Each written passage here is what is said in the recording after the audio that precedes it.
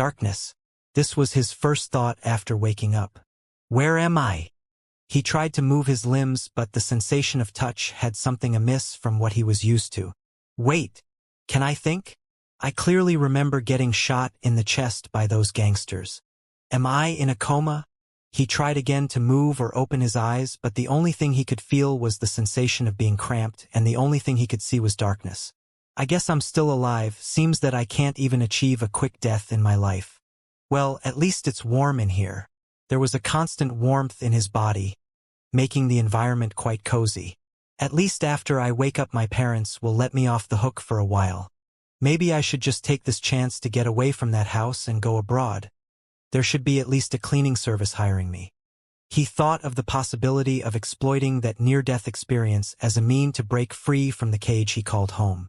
He considered how his parents would react once he said to them that he will drop the university to be a dishwasher. Dad will not make too much trouble for me, but Mum will surely go crazy. Nowadays the only thing I can do home without starting a fight is reading.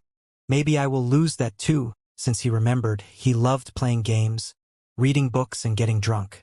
He found anything else boring, and this seriously affected his school career since high school. So, the situation in his house grew more and more difficult for him to sustain, as his parents would rather yell all the time than accept that the university wasn't fit for him. I guess a big part of that situation is my fault. After all, I've spent most of my life being drunk or isolated in some book. Not a good job as a son indeed. Thinking this, regret emerged in him.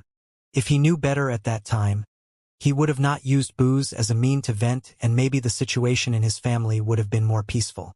Well, I can't change what has already happened, and I didn't really have many options to keep myself cool while pretending all the time. When he was 14, he figured out that something was not entirely right with him. He would see his friends going after girls or pretty clothing, emphasizing love and social status in a group of people. Yet, he only felt curiosity towards sex without ever being able to really bind with someone. As for human society, he saw it as a bunch of rules created by humans in order to force them to live together. Aren't those rules created by men? As a man, I should have the right to ignore them and live the way I want to. Time kept on passing while he was thinking, without him noticing that his thinking speed was way lower than usual. In the end, it's a world ruled by money. If you have it, you can do whatever you want. If not, you can only end up in one of the gears of society, accumulating money till the moment you die. What a pitiful way of living. Forced by the rules of humans to work in order to accumulate pieces of paper, while those have value only thanks to the same rules you are obeying. True freedom is only achievable by gathering enough paper. Is there even value on living a life like this? His reasoning would stop from time to time as he would sleep or try to wake up his body. In this way, days passed.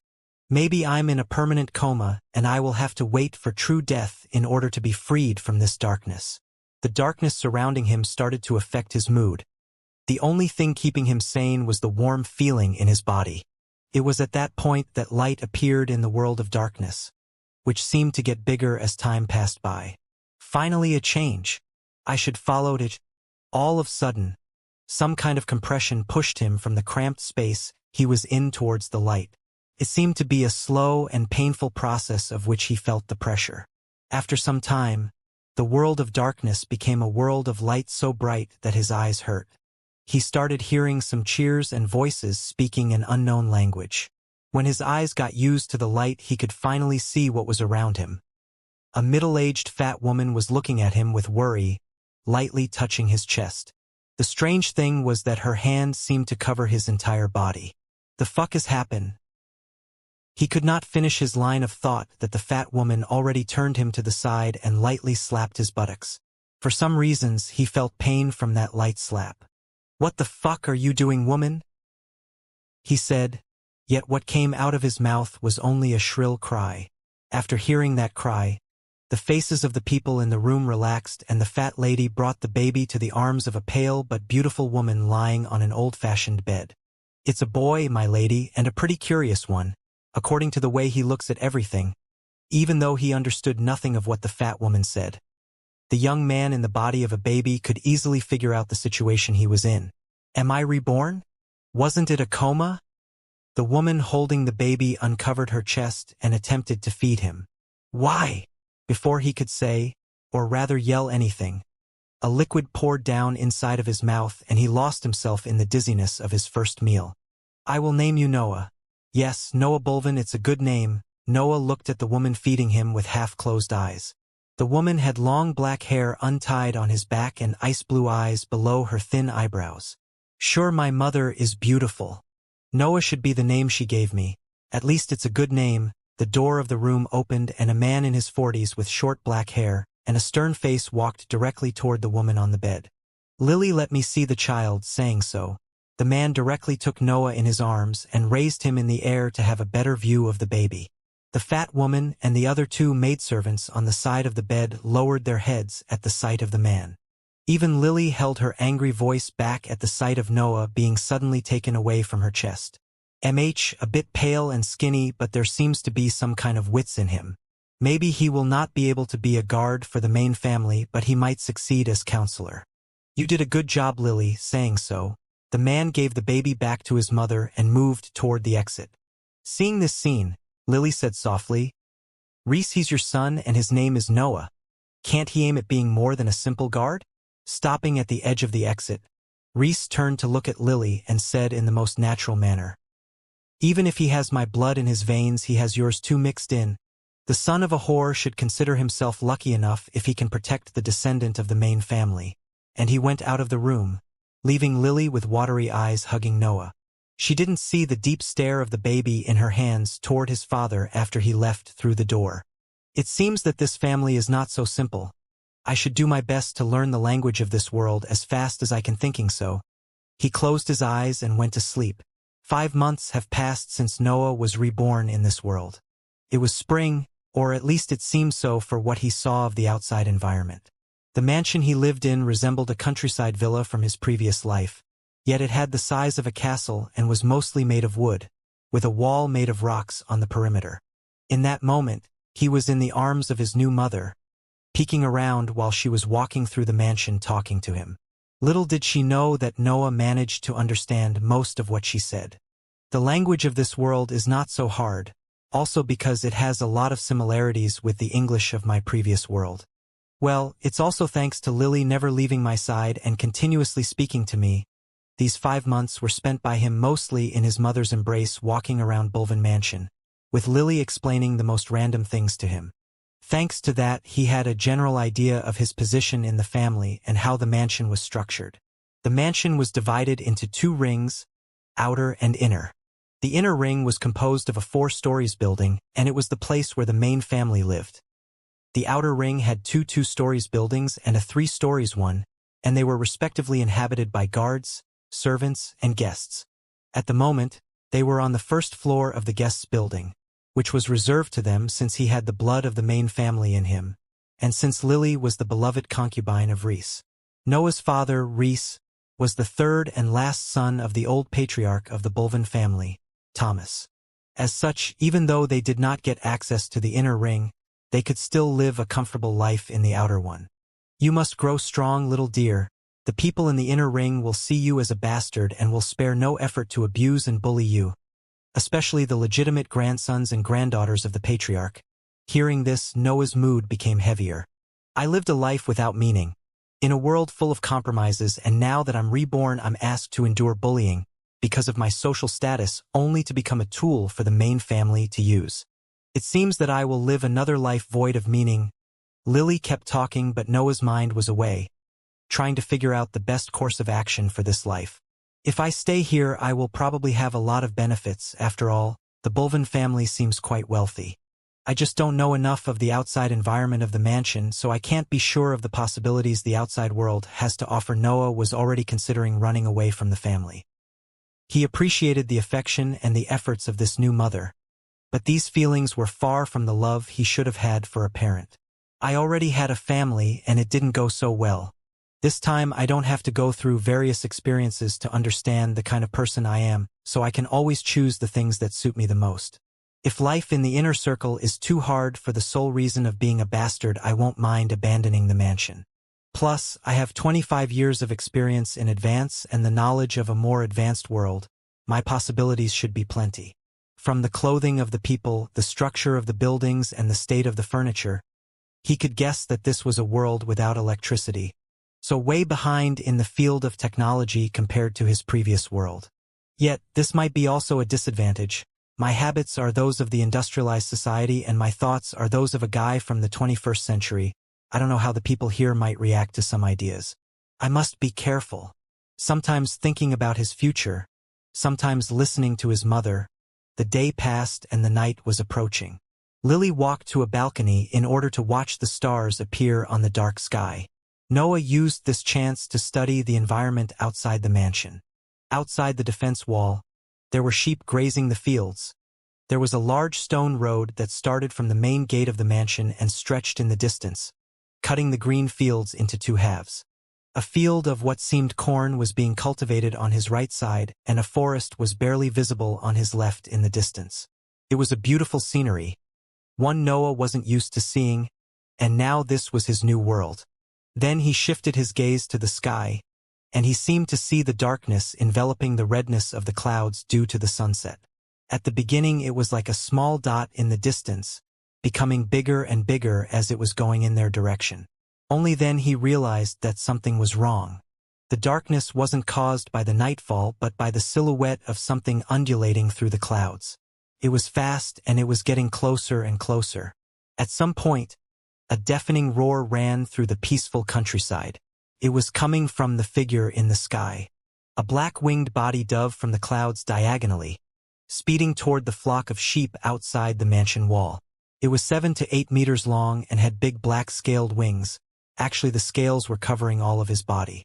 It dove at such a high speed that Noah could not make out the time difference between its exit from the clouds and its nearing to the terrain where the flock was. Suddenly, the wall illuminated with purple and runes appeared on its surface. It emitted a steady but loud hum, and the purple color of the wall spread toward the countryside in the direction of the flock. The beast seemed disturbed in its descent and tried to halt itself mid-air, spreading its wings. But its speed was too high and it inevitably fell on the ground where the purple halo was going, creating an immense pit. The moment the purple halo touched the dragon, smoke rose from the pit and another roar, one of pain, sounded in the dusk. The dragon rose to the sky again as fast as possible and stared with venomous eyes at the mansion. Smoke kept flowing out of his belly like from an open wound. Apparently, the purple halo had injured the dragon. Filled with hatred, the dragon inhaled and then spat out a tongue of red flames toward the mansion that took the form of a lance as it kept nearing the outer ring. Lily was frozen in fear seeing the lance of fire coming in her direction, while Noah was still too stupefied by what he was seeing in order to even recognize the danger he was in. Before the flames could reach the outer wall, though, a figure appeared mid-air in between them. He raised his right hand and mumbled something, then the lance of flames hit something like a wall of air. The attrition between the flames and the shield lasted for some seconds before the flames were extinguished and the floating figure was visible again. He was an old man, with a straight-combed long white beard reaching his waist and unbound long hair flowing in the wind. He was wearing a Chinese kimono with large sleeves, yet the right one was now burned, showing his slim but sturdy arm. He looked at the dragon right in its eyes and the dragon did the same. That standoff lasted for about 10 seconds before the dragon roared once again and turned to leave at high speed through the sky, in the direction of the forest. The old man waited a bit more in the air over the wall, looking at the direction where the dragon went. After being completely sure that the beast was gone, he sighed and disappeared. Lily was still frozen by fear and did not notice that was holding the frail body of Noah too tightly. This pain was what made him return to reality as he left a small groan to wake his mother from the reverie. Lily returned to reality too, softening the grip on Noah, and she was about to say something before being interrupted by an aged and deep voice. "So, this is my latest grandson, am I right?" Noah didn't believe in the existence of the soul during his previous life. Living was after all about empirics and reality. No place for religious or spiritual thoughts. But after he was reborn, he started considering the idea that there was much more than the eye or the advanced machinery could see. As he was staring at the old man gently standing on the edge of the balcony, seemingly appeared out of nowhere, His mind fell into chaos. There was a dragon appearing and going after a sheep. So this world has dragons in it. Then the wall lighted up and hurt the dragon, right?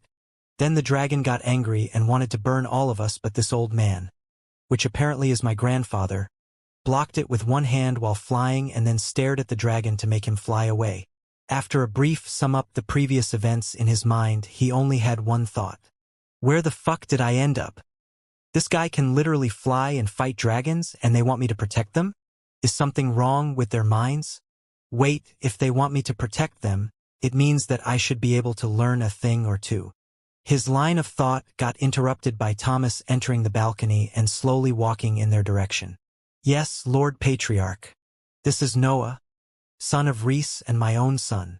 Lowering her head, Lily gently exposed Noah to Thomas in order for him to have a better look at the baby. Maybe Lily wanted to use this occasion to impose a tinge of love in Thomas for his grandson, so that he could protect him in the future. Or maybe she was just scared stiff at the sight of the old patriarch that she could do nothing else but to expose her son with trembling hands. Noah, in the meantime, was staring at the old man with fervent eyes.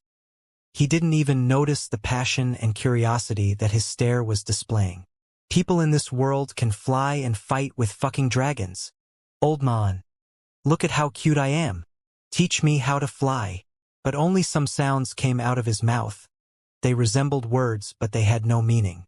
So Noah stretched his little arms toward Thomas, in order to appeal to his feelings, putting a face of happiness at the sight of the nearing patriarch. You fight dragons, but you still love your kin, right? Needless to say, the whole dragon incident left a deep impression on him.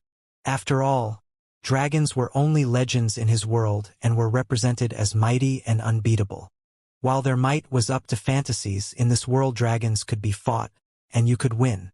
Oh, looking at the baby happily stretching his arms toward him, Thomas could not help but show a trace of warmth on his serious face. Then he picked up Noah from his armpits and stared at him with a slight smile.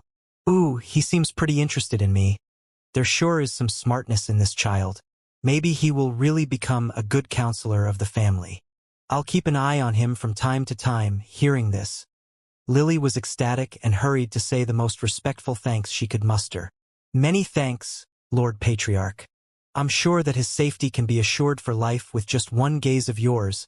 She bowed, saying so, with both hands forming a praying form. There is no such being that could do that. Here, take Reese's son and bring him back to his room. Today's events are not for a child this little to see. Thomas handed Noah back to Lily and disappeared from the balcony. Lily could not stop her excitement after he left and kept cheering Noah. Have you heard? He will keep an eye on you. The patriarch of the Bulvin family will keep an eye on my son. Ha ha ha, this is wonderful. And he said that you could become a counselor. This is wonderful too. Not only my son will be protected by a mighty cultivator, he might also be away from the battlefield for life. As a mother of a bastard son, Lily knew that the possibilities of Noah were not the brightest compared to the other descendants of the main family, so she was suddenly relieved when she heard some assurance from the patriarch. Carrying Noah back to their sleeping quarters in the center of the first floor, she did not notice that the baby in her arms was silent and that his eyes were growing more and more determined. A counselor, my ass. What's the point in giving advice to people with such powers? Any problem can just be blasted out like the old man did with the lance of flame. To think that a power like this actually existed. I must get my hands on it. I might have to risk a bit though. It seems that the purity of the bloodline is kept in high regard inside the Bulvin family, so showing some talent might attract unwanted attention from the main family descendants. Yet, I need some information to really understand what's going on. From all the books he read, he could imagine that the fight for succession or even the envy of someone with a higher status than him might end up in blood. I already died once, and it was by accident. I don't want to be put in a political scheme and end up dead again, being powerless about it. A never-felt determination ran through his little body, while Lily was preparing to put him in his cradle. A world where power is not given to men from the society they created. A power that seems to come from the inside of each individual, a power that belongs only to themselves.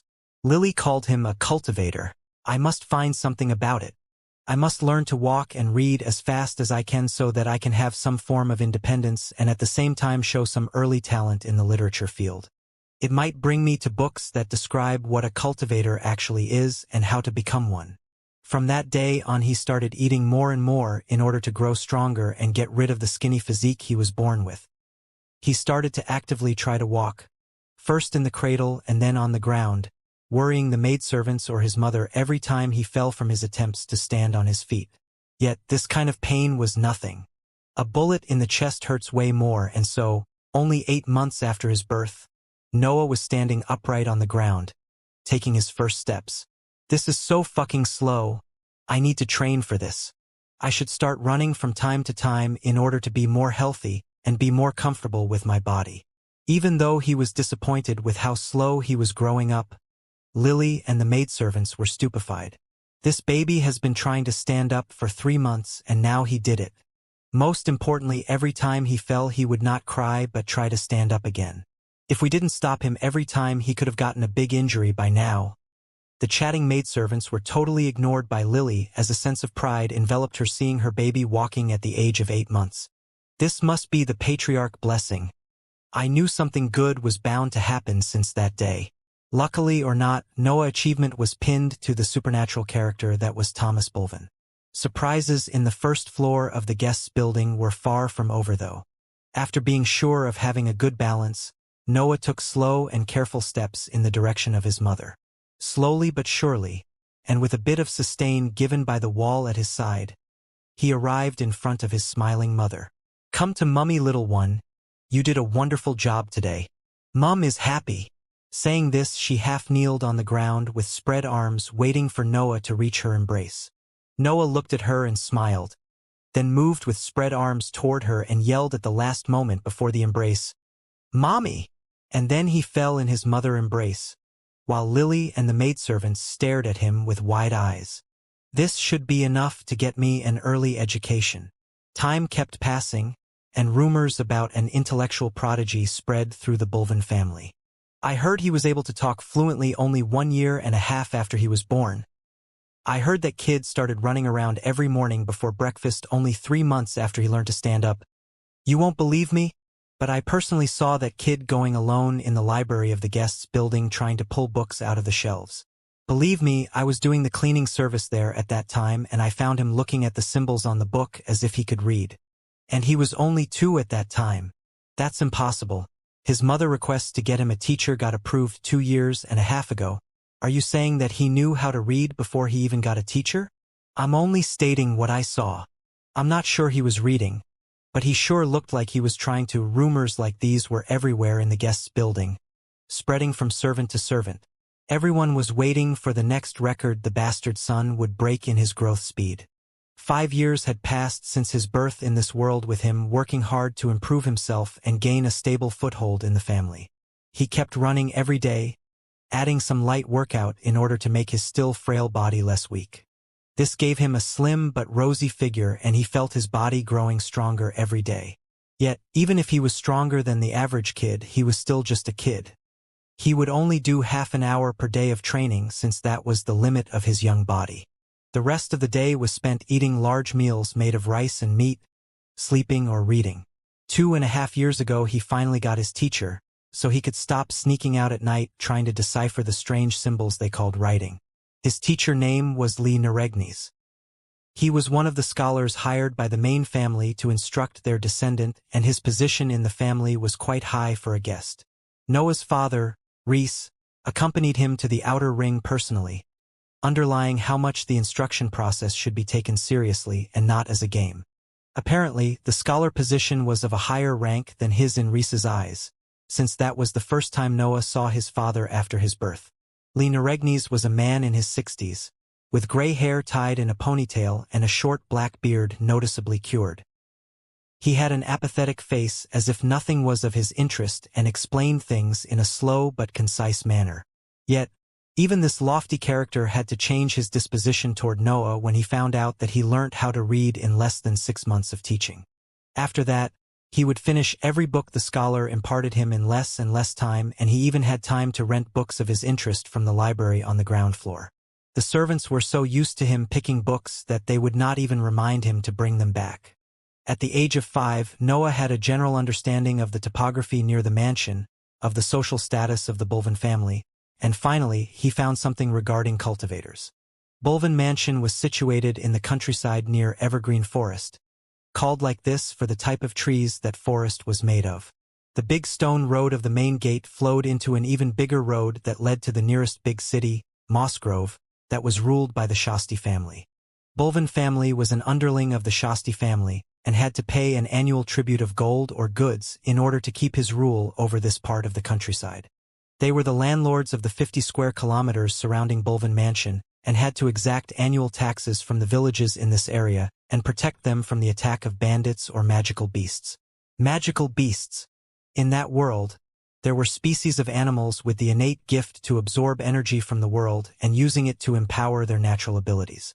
The lance of flames used by the dragon years ago was a type of usage of the energy of the world that empowered its already powerful flames, giving them more range of attack and destructiveness.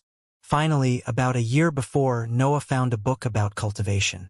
It was an old and heavy book, written by a cultivator that wanted to spread the notion of cultivation to the common people, and that later became a classic of literature. The cultivator's name was lost with the passage of time, but the name of the book was still known to all people of culture as Yin-Yang System. According to that book, the energy of nature is called breath of heaven and earth, and cultivators and magical beasts absorb and store it in order to empower their bodies, prolong their lives, and use magical techniques. The breath can be used as a mean to empower the body and the martial techniques, or can be linked to someone's own mental energy to release elemental attacks. The 7 elemental types are light, darkness, fire, water, earth, wind, and thunder, and someone's aptitude to one of these is decided at birth.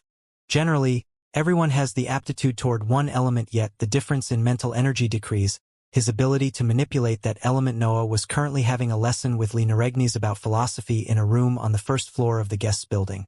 But his mind was constantly wandering on the topics described in the Yin-Yang system.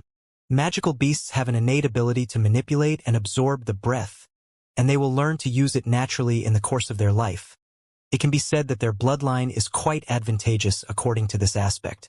Yet, heaven and earth are fair, so most of them lack the intellect to better use their gifts. Humans, on the other hand, can make a lance out of rocks and bow and arrows out of a tree, but they need techniques in order to absorb and use the breath, and even special devices to understand their aptitude toward an element. No wonder this book wasn't destroyed by cultivators and managed to survive till now. Even if you know the general theory behind those powers, you can't do much without the proper techniques. The best this book can do is give a better understanding of the supernatural to normal people. Heaven and earth are fair, he says, yet if you are born in a poor family, you can just dream about obtaining techniques. Even for me, born in a family with cultivators, it's hard to say if I'll ever be able to take a look at these magical techniques. Fair my ass. Even though Lee was engrossed in his exposition, he started to notice that Noah would just nod at him in answer every time he would look at him, while his eyes had been staring fixedly at the same point of the book in front of him for 1 hour. A bit enraged, Lee took a wooden stick from behind his back and thrust it at Noah's left arm. Snap! A slapping sound ringed, and Noah lifted his head to stare at his teacher while holding the spot where the stick had just hit. Are you still thinking about that cultivation nonsense? How many times do I have to tell you? Don't waste your time. You are just a bastard of a medium-sized noble family. Even if the Bulvin family had some techniques, they are not meant for you. Moreover, literature is the real representation of humans. Cultivation is just about killing and getting killed. There is nothing noble in that. Lee berated him. Apparently this was not the first time Noah's mind wandered. Actually, it was since he finished the Yin-Yang system that he completely lost interest in the instruction of literature. After all, he reached his objective of finding out more about the world of cultivation, so these lessons became only a boring obligation. But teacher, even the wisest man has to bow his head to the weakest magical beast. If you don't have the power to protect yourself, all your knowledge is useless. Snap! Another hit of the stick landed on Noah's right arm. To teacher Lee's helplessness, Noah would just hug his arm and let out a little grunt while no trace of fear ever appearing in his eyes. What's wrong with this kid? I instructed the son of the patriarch's firstborn, and even now that he turned 25 he still fears my stick. This kid though. These were the thoughts of Lee Naregnes, incapable of taming a 5-year-old kid. Never mind. Just go to rest and don't wander in the library all night like your usual. I'll see you again in 2 days and you will better have forgotten about all that cultivation garbage. Massaging his temples, he said that while pointing the exit door to Noah. At his words Noah got up, picked his books, bowed and then left the room. Noah's life kept going. His black long hair kept growing so his mother would often comb them for him. Lily kept managing the first floor of the guests' building, occasionally meeting Reese deep in the night. She would often beg him to do more for his son, explaining Noah's interests in cultivation and martial arts, but Reese would always refuse, hiding behind the rules of the main family. I can't do anything about him, Lily. The rules are fixed. His position allows him only to get access to the low-level techniques, and that is only permitted if he shows some merits in the family guard and completes some mission. You can send him there and see how it goes. Lily's face darkened hearing these words. Truth was that Noah wasn't spending his time in the library anymore since he had turned 8. He would rather go to the guards building doing chores in exchange for some combat tips. With the most pleading voice Lily could muster, she asked Reese. Our son is smart. He has already figured out that he cannot find anything relevant about cultivation in the library and shifted his attention to the guards hoping to obtain something valuable. He is only 10 now. He must be 13 to officially join the guards. But he has been doing chores for them for 2 years now only to get a better starting point. Can't you give him anything?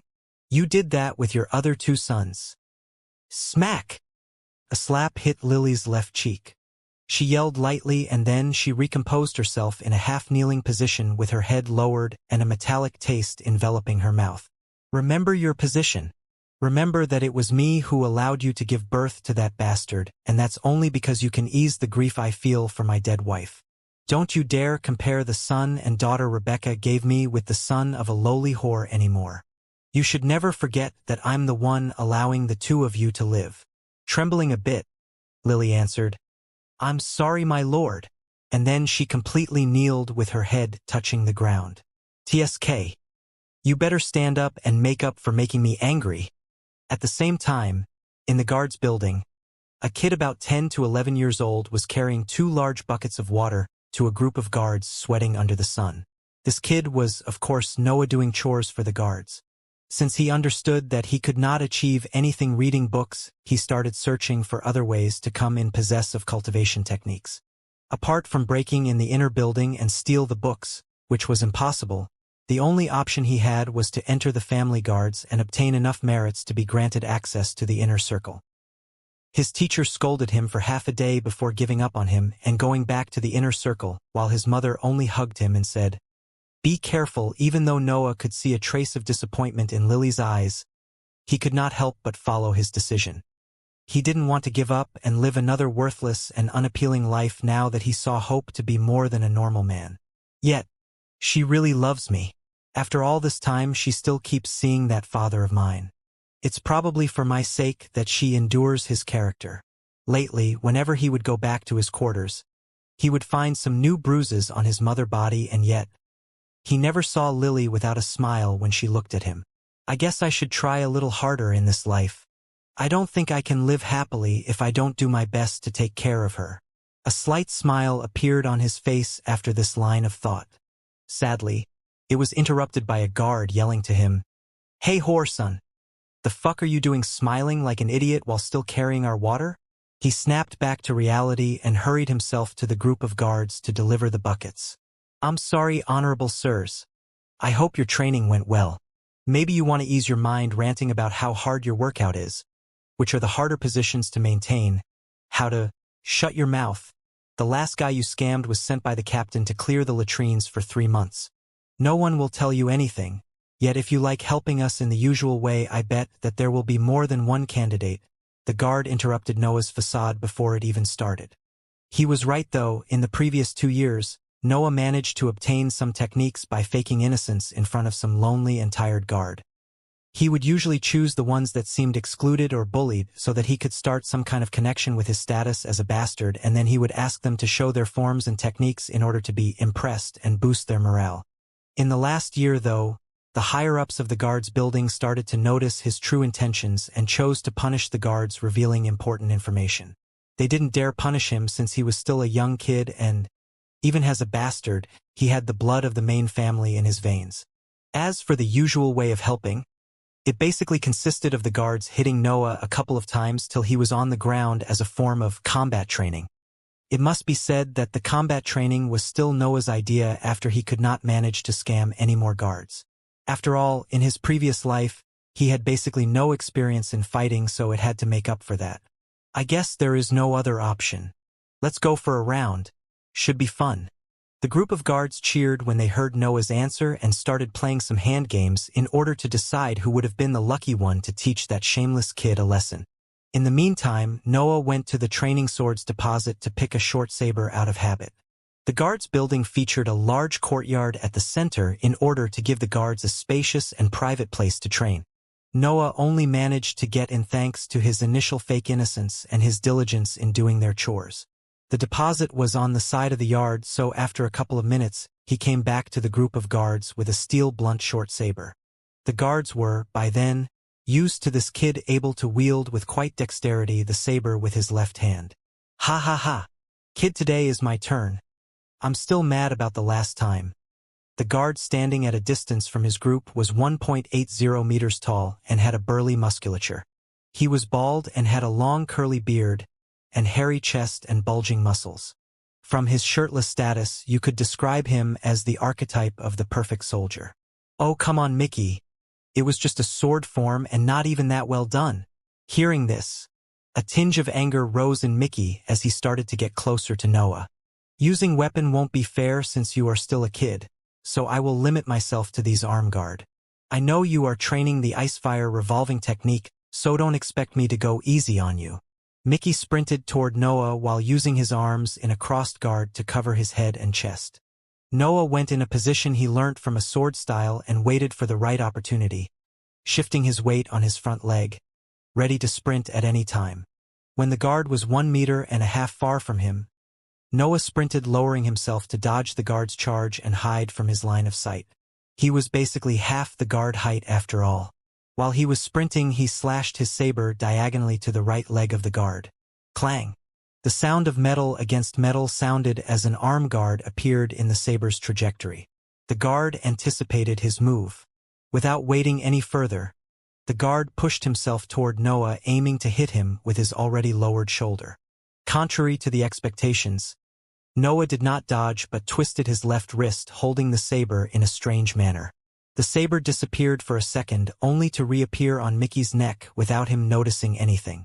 I finally did it in real combat. I guess it's time to lose. Thinking this, Noah let go of the saber and let the burly man hit him in the chest. He flew for 2 meters before landing on the ground. Then he kneeled and coughed a bit of blood.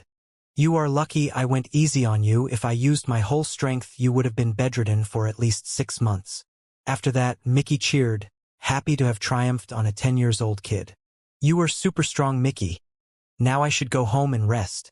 Your mighty strength is hard to digest, Noah said, getting up and hurrying towards his building.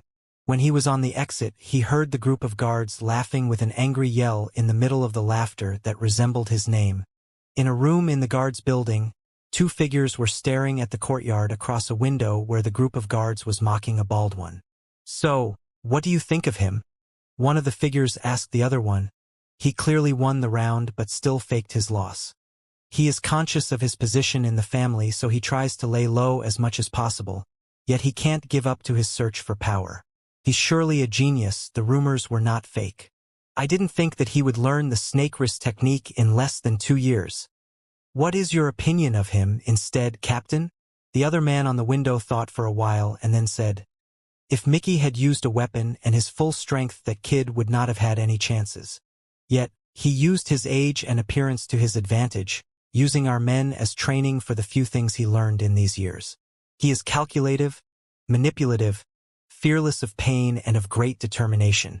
That incident with the dragon 10 years ago must have twisted his mind to no small degree. To think that a kid can be so relentless in his greed for power scares me a bit. Silence ran through the room as the two men kept on staring at the guards in the yard. That group, in the end, got bored of mocking Mickey and agreed on a round of wine to end the day. So, what should we do with him, Captain? If that guy is left free like this, it's just a matter of time before some major trouble will happen. It's pretty obvious that he will not stop his research for techniques. I just don't know how far he is willing to go. So, what should we do, Captain? The other man repeated. After working together for so many years, they had a tacit understanding of how their conversations went. Seeing the captain thinking with his eyes closed, he kept silent, waiting for his orders. The captain opened his eyes, and with a light sigh he said, "We train him." In the meantime, Noah returned to his quarters and found out that his mother was still closed in her room. Light moans could be heard if you listened closely. He chose to take a bath to wash over the dust from the chores of the day. Then he ate an abundant meal and went to sleep. Around midnight, a servant came to his room to wake him up with a bowl of water. After sending the servant away, he washed his face and put himself in a cross-legged position on the floor, breathing in a strange but rhythmic way. Seeing how smoothly the process went, you could see how Noah was used to this process. His body muscles would bulge from time to time only to return to the normal size with a slight increase of volume. After about an hour, he woke up from his meditation with traces of sweat on his body. The ice fire revolving technique is only a way to strengthen the body through forcibly absorbing yang energy during midday and yin energy during midnight, far from the standard of a cultivator. Plus, my body is now saturated with energy, so my limit is the strength of a 14 to 15-year-old boy until my body grows up and allows me to absorb more energy. Then he got up and picked a short metal saber from under his bed. Flicking his wrist, the saber disappeared and appeared in another position from a different angle. After he did this exercise with both his hands for a while, he put the saber back under his bed. Then he lied on it and fell into deep thought. The snake wrist technique is just a trick to surprise your enemies and finish them in one hit. It's not really worth being called a combat technique. Its usage is even limited by the quantity of breath I can hold in my wrists. The other forms that I learned from the guards are either part of a set or are about weapons that I still cannot wield. What should I do now? The guards are wary of me by now and they won't reveal any kind of information. Do I really have to wait 3 years before officially applying for the family guards? This is way too slow, especially since I can't make valuable progress in these years. His stream of thoughts kept going for a while as he started to consider more illicit ways. I might steal some books from the guards, but that would require me knowing which techniques are worth the risk, who has them in the form of a book, and it also would require me to escape from the mansion after that. There is the death penalty for crimes about cultivation and similar. Lily's face, smiling to him, appeared in his mind. A little grip formed in his throat. I don't think I can leave after all. To be more precise, I don't want to leave. Apart from my mother's problem, the technique issue still remains. I know this family has the techniques, but I'm unsure of the situation of the outside world. Light struck his window, the sun was rising. Never mind. Maybe I'm being too greedy. I always knew that I would have had to catch up with the lucky brats in the main family at some point. My body is still growing and the ice fire revolving technique can keep up till I reach 18 years of age. In the worst case scenario, I can still be admitted in the inner circle through merits in the guard and scam some of the other descendants of the main family. No, the worst case scenario is me scamming them and being killed out of their anger. Life here is too peaceful. I'm starting to forget my position. I won't be surprised if there is some servant giving information to the inner circle after the display of abilities in my early days. Are you done with your reasoning? I'm getting bored of waiting. Hearing this voice, Noah's body stiffened as he sprinted to the opposite point of the room toward the exit door. Then he bumped into something and fell on the ground. Some blood went down from his nose into his mouth. The object he ran into was the body of the person talking that moved towards the door before he could. I can't escape. He was ready to turn back and pick the saber up from under the bed when the man said with a nonchalant voice, "Relax. I'm not here to hurt you. Actually, I think you might like my offer." After he talked again, Noah stopped and thought for a bit. Then he slowly turned around to take a look at the man. He looked like an average man in his 40s, 1.70 meters of height, no beard and some slightly long blonde hair. He had a playful face and a slight smile. "Who are you?" Noah asked. "I'm the vice captain of the guards of the Outer Ring, William Chally. I'm here by order of the captain of the guards. We want to recruit and train you before you make some mess." Noah was a bit speechless when he heard the words coming out of William's mouth. After a moment of pondering, he asked, "What kind of mess might I ever be able to do? Some guards voluntarily gave me some pointers on how I should train."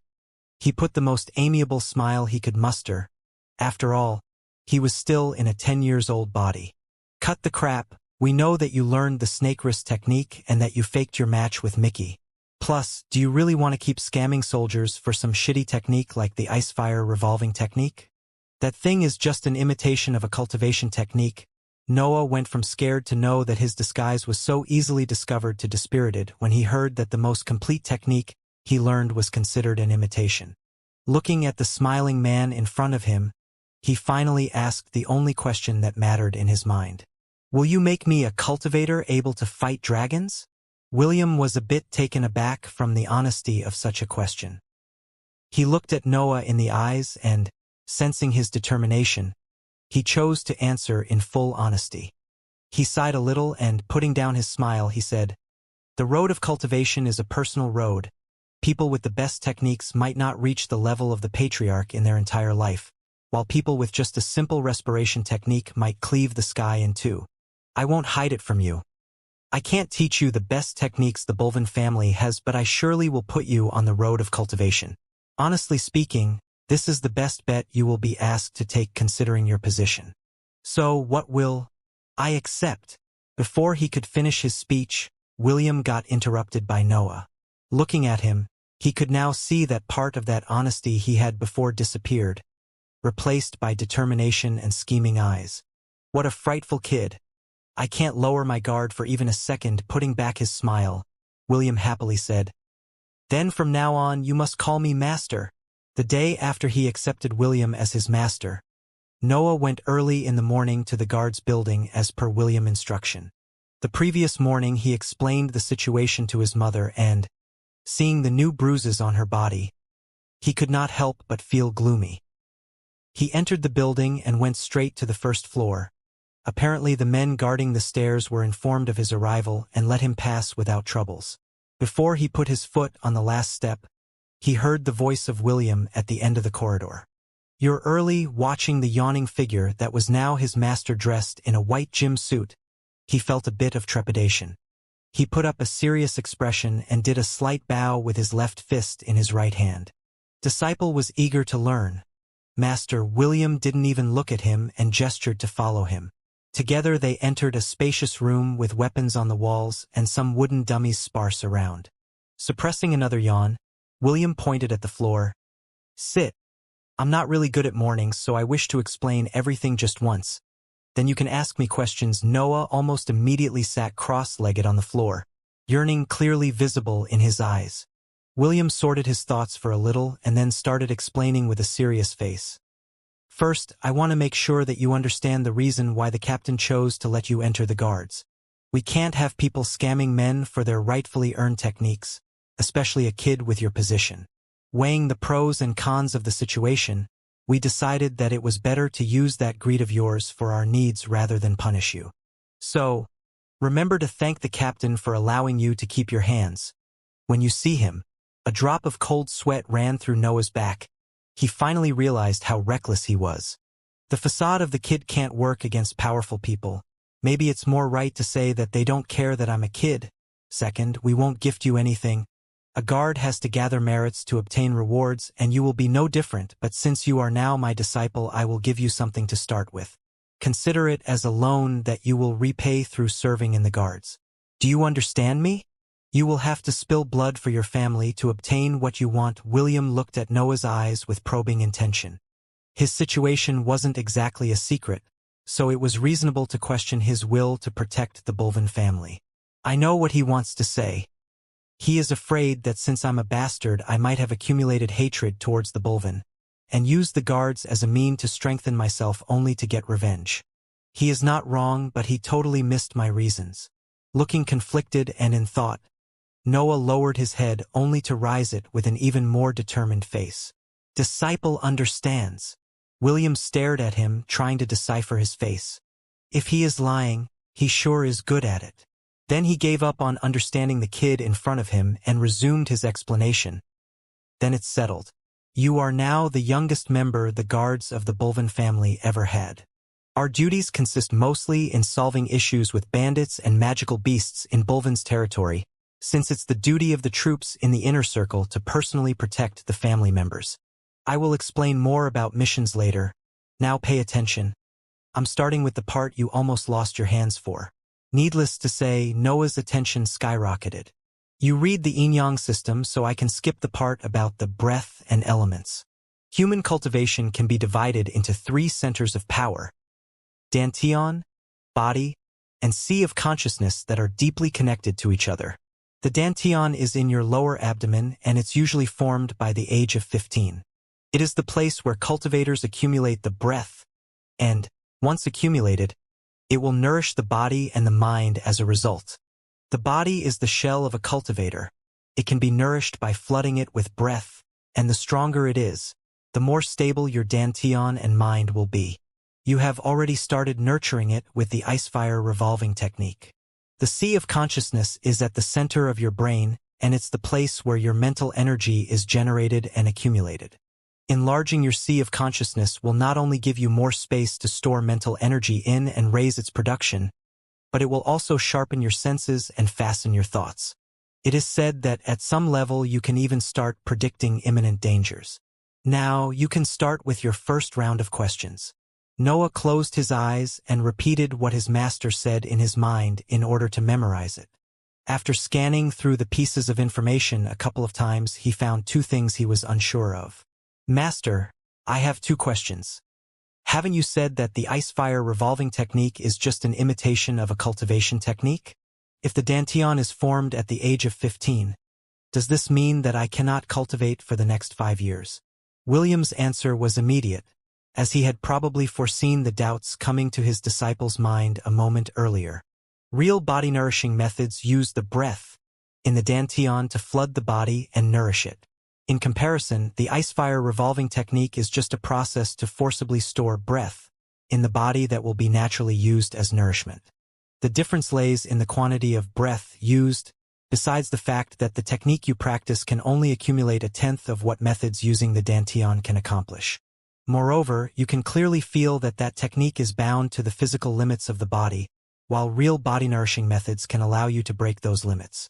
As for the other question, yes, the usual age at which a human has completely formed his dantian is 15. Yet, as I told you, the 3 centers of power are deeply connected.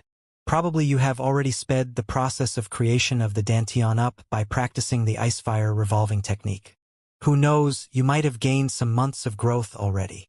Hearing this, Noah's eyes lit up. This means that I can speed the process up by training the other 2 centers of power. Wait, something is strange. Doesn't that mean that when someone trains all 3 of them at the same time, his growth will be exponential? A confused expression appeared on his face.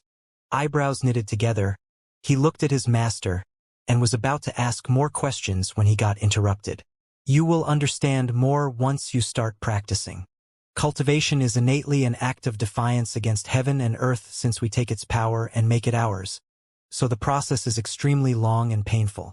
Therefore, since the 3 centers of power are connected, if it's true that empowering one will affect the other 2, it's also true that leaving behind one will slow the growth of the other 2. But as I said, you will understand it once you step on the road. William then sat on the ground and took out a pile of sheets from beneath his suit. I will give you a training method for the Sea of Consciousness and let you choose a martial art and a body-nourishing method that doesn't need a dantian out of the ones I sorted out for you. These sheets are only the general description of the techniques, so come closer and read them carefully. Remember to pick those in line with your personality and needs. Before he could even put the sheets on the ground, Noah was already sitting on his knees in front of him. This fucking kid didn't even run this fast when he was running away from me, releasing a soft sigh. William added, Take note that you will have to change the body nourishing method once you form a dantian, and that the martial arts use breath to express their true power. So for now you are limited to the one you accumulate in your body. After the last warning, he laid the sheets on the floor, with body nourishing on the right and martial arts on the left, and watched with a slight smile this disciple of his reading them with fervent eyes. It seemed he could consume them with just one stare. He sure has the will of a cultivator. I wonder how far he can go. Noah chose to first sort out the pile of sheets on the left, the one having the martial arts. 5 sheets. Bulvan sword style, a two-handed sword style created by the Bulvan family, balanced in both attack and defense, perfect for soldiers. Breath will empower the thrust attack, able to shatter rocks. Rank 1. Phantom saber style, a one-handed saber style made of peculiar moves hard to defend against, good attack and poor defense. Breath can make any of the willing body parts disappear in order to catch your enemy unprepared. Rank 2. Flow of the sword, a two-handed sword style focused on deflecting your opponent's attack and counterattack at the right time. Excellent defense. Breath can create a shield of air for a period of time. Rank 2. Twin saber style, a one-handed saber style wielding 2 sabers, focused on speed, can defend and attack at the same time. Breath will enhance the perforation ability of the sabers, allowing the wielder to cut without the need for the blade to touch. Rank 2. Iron palm style, a weaponless style that uses hands as a weapon, excellent attack and maneuverability to strike. Breath will harden the hands of the user, making them able to stop blades or release a shockwave to hurt the internal organs of the opponent. The hardening of the hands can be permanent with training. Rank 2. Noah fell deep in thought. Master, why is there a rank on the side of the arts? As if expecting the question, William seriously explained, the rank represents the potential of the technique when using the breath. It basically defines how strong their effect and destructiveness can be. There is a rank for every technique in magic, and there is a rank even for cultivators. But I will explain the cultivator's part once your dantian is formed. Noah started to think again, looking at the sheets in his hands. I guess I can already reject the Bulvan sword style since it's rank 1. The iron palm style seems cool, especially for the permanent hardening part, but I got quite familiar with the saber in these years, so I should stick with it. Saying so, only 2 sheets were left in his hands. The phantom saber style should be where the snake wrist form came from, so I'm actually advantaged in learning this one, but it feels like it's a killing method against men. Will a dragon fell for the invisibility trick? Like this, only 1 sheet remained in Noah's hands. I choose the twin saber style as a martial art. William happily smiled and kept on nodding. Good choice. Since you need to wield 2 sabers, it will be a bit harder at the beginning, but you will soon understand that it is a style which fits every situation. Noah shifted his attention to the group of the body-nourishing methods. He didn't notice that the smile on William's face had disappeared, being replaced by a worried expression. Maybe I expected too much from a group of methods without the need for a dantian. Every technique seems similar to the Icefire revolving one, they just add some peculiarity like more strength or more speed. At least they are all rank 2, so they should be better than my current one. He was almost ready to choose a nourishing method that would enhance his speed when he reached the last sheet. Rank 3. The worry on William's face grew, as he stared with pleading eyes at the kid in front of him. Please don't choose that one. That is not a technique but pure torture. He didn't want to put that method in the block from which Noah had to choose, but his captain thought differently, so he had no choice. William, we have to respect his desires. If he gets in the guards and then finds out that we kept that method hidden from him, he might lose trust on us and revolt. Such were the words his captain said to him the day before. Still, I don't think that a kid can understand the kind of pain we are talking about here. While William was lost in worry and thoughts, Noah was reading incredulous the rank 3 method in his hands. Forging of the 7 hells, the peak body nourishment of the ones that do not require a dantian. It equals the methods that require a dantian in terms of power. So if the user survives the treatment, he will obtain a rank 3 body capable of blocking rank 1 martial arts and rank 0 magic spells almost without harm. In addition, since it's a body shaped by the breath, it will have a better attunement with it, speeding its recovery and its manipulation. The treatment consists of breaking a fixed number of acupoints in a specific place in order to create an absorption vortex that will force the breath of heaven and earth to enter the body and reconstruct the acupoints. Then the man must rest and let the newly acupoints shape and nourish the body for a period of time. Then he must repeat the treatment 6 times. Warning: extremely dangerous. The user must not lose consciousness during the process in order to manipulate the breath, or else there might be an error in the reconstruction process causing permanent paralysis or death. Warning: extremely painful. Raising his head, Noah finally noticed the worried expression of his master. Master, I think that in order to choose properly I have to understand in a better way the difference in ranks between the different arts. William tried to hide his worry with a slight smile and said, Sure. Try to look at it in this way: the more variables you add into one attack, the more powerful it is. The weakest of all is the body, which consists only in a strengthening, like reinforcing a wall. Then comes the martial art, which is a mixture of body and breath, so of course its power will be 1.5 times higher than the simple body. In the end, there are magic spells, which use a specific element of the breath you accumulate in your dantian mixed with mental energy to create spells, so they will be the most powerful and destructive. Generally speaking, a cultivator's highest rank is the body, while the level of his cultivation and mental energy is pretty similar. For now, just consider the dantian level as a form of fuel. The higher it is, the stronger its effects will be once used for martial arts and spells. Noah shifted his gaze back to the sheet in his hand. The advantages of this technique are pretty awesome. I just don't know if it's worth the risk. How much does it take for a man with a dantian to obtain a rank 3 body with the orthodox way? William hesitated a bit before answering, and then he simply chose to tell the truth.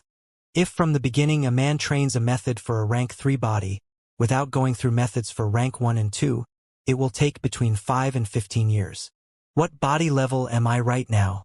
How much will it take with the orthodox methods once I get a dantian and while training a rank 2 method in the meantime? How much with this technique? A tempest of questions came out of Noah's mouth. If he had to risk his life, he wanted to make sure that the benefits were way higher than the dangers. Right now, your body is below half rank 1. Since your body is still growing and you trained in a method without the need of a dantian, the results will be lesser if compared with the benefits provided by the techniques of the same rank which instead need a dantian. The same will go for the rank 2 methods below you.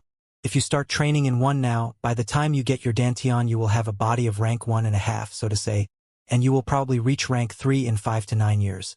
If you use that torture instead, it might take you between 3 and 5 years to complete the process. Noah was a bit stupefied. The orthodox method didn't seem too slow at all. He was confident that with his rigid schedule, he would have achieved the rank 3 body in the shortest possible time, wasting about 4 to 5 additional years, but also avoiding such an extreme risk of his life. He was about to reject the idea of going through the 7 hells technique when he looked at his master's eyes that seemed filled with shame.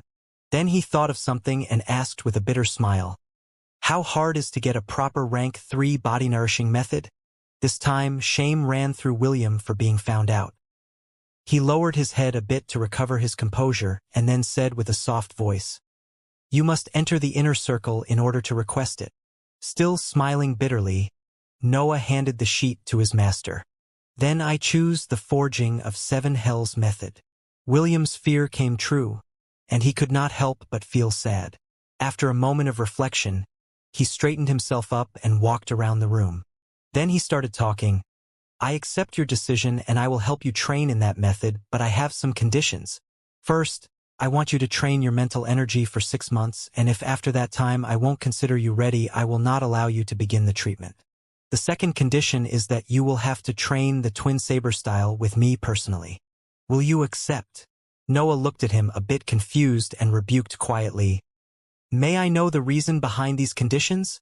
William stopped in place and answered, "To withstand that kind of pain and still be able to manipulate the breath, you'll need a way stronger mind than the average man.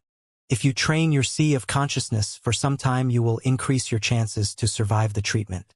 As for the second condition, I will be practicing torture on a kid and I don't really feel good about it. At least I will vent a little by training you, and you might even raise your tolerance of pain during the process." Noah was a bit taken aback from this answer. especially concerning its last part.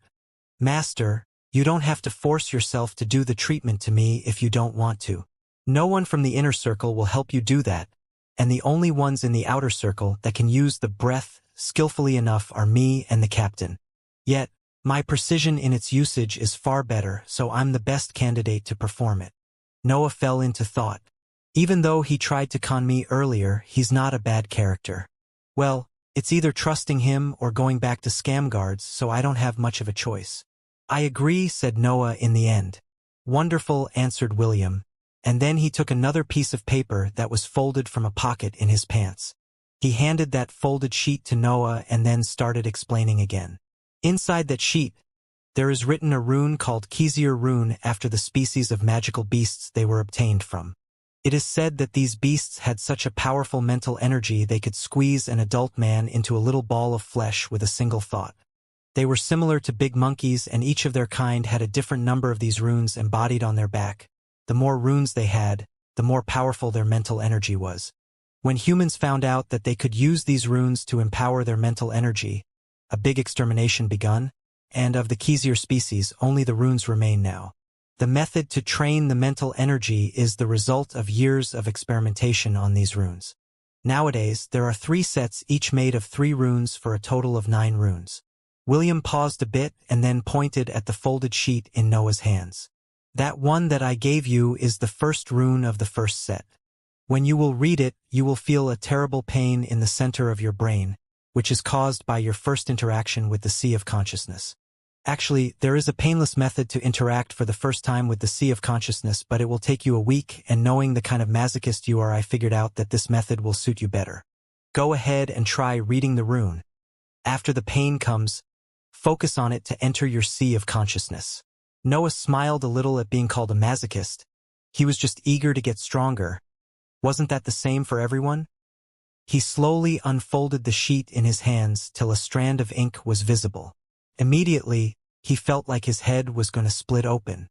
He groaned, enduring the pain and hiding again the rune, and then he focused on the origin of the pain. He felt that he was in another world. The feeling of being on the ground disappeared, and there was no smell, only the constant noise of sea waves was present. He opened his eyes and looked around him. He was sitting cross-legged in the air, his figure half-transparent. Above him there was darkness, separated from him by a spherical barrier. Beneath him there was an azure sea, with slight waves on its surface. After some seconds of pure amazement, he found himself back in the room with William staring at him. It seemed just 1 instant had passed. "Master, can you explain?" asked Noah, completely stupefied by this out-of-body experience. "You have just seen your sea of consciousness. Consider it a personal dimension, where your thoughts, emotions, and mental energy are stored. The bigger that dimension is, the more influence it will have on the material world. The water inside it represents your ability to think, so be careful when you train mental energy or cast spells because it will deplete that water, and once you are out of it, your ability to think will be greatly affected until the sea of consciousness is replenished. You might even faint in that situation, and if it happens too often, you can even damage your sphere. Once the sphere is broken, your mind will shatter and you will just be a living body with no will or thought." William was talking with a really serious face in that moment. It was hard to imagine how many men had shattered their own sphere trying to push their limits or overexerting themselves. The training method of mental energy is pretty simple, just memorize the rune.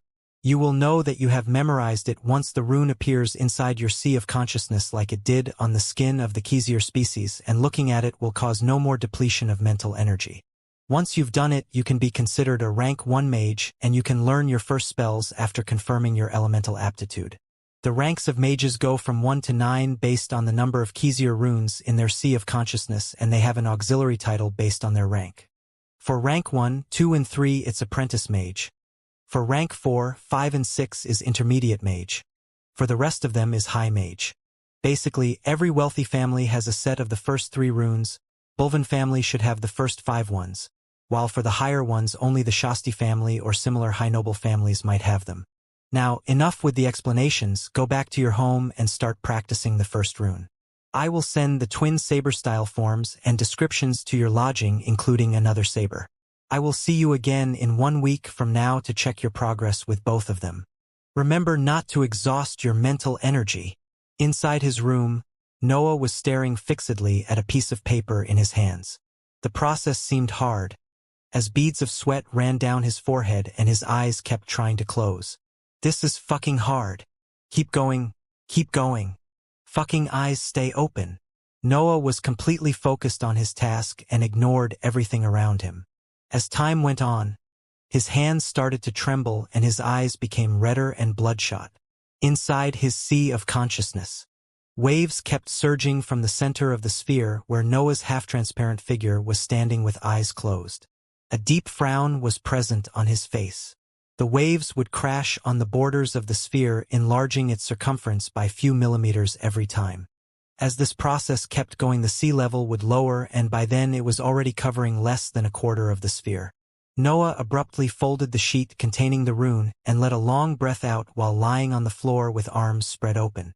I feel that my head is about to explode. My sight seems confused, and even thinking makes the pain increase. Terrifying.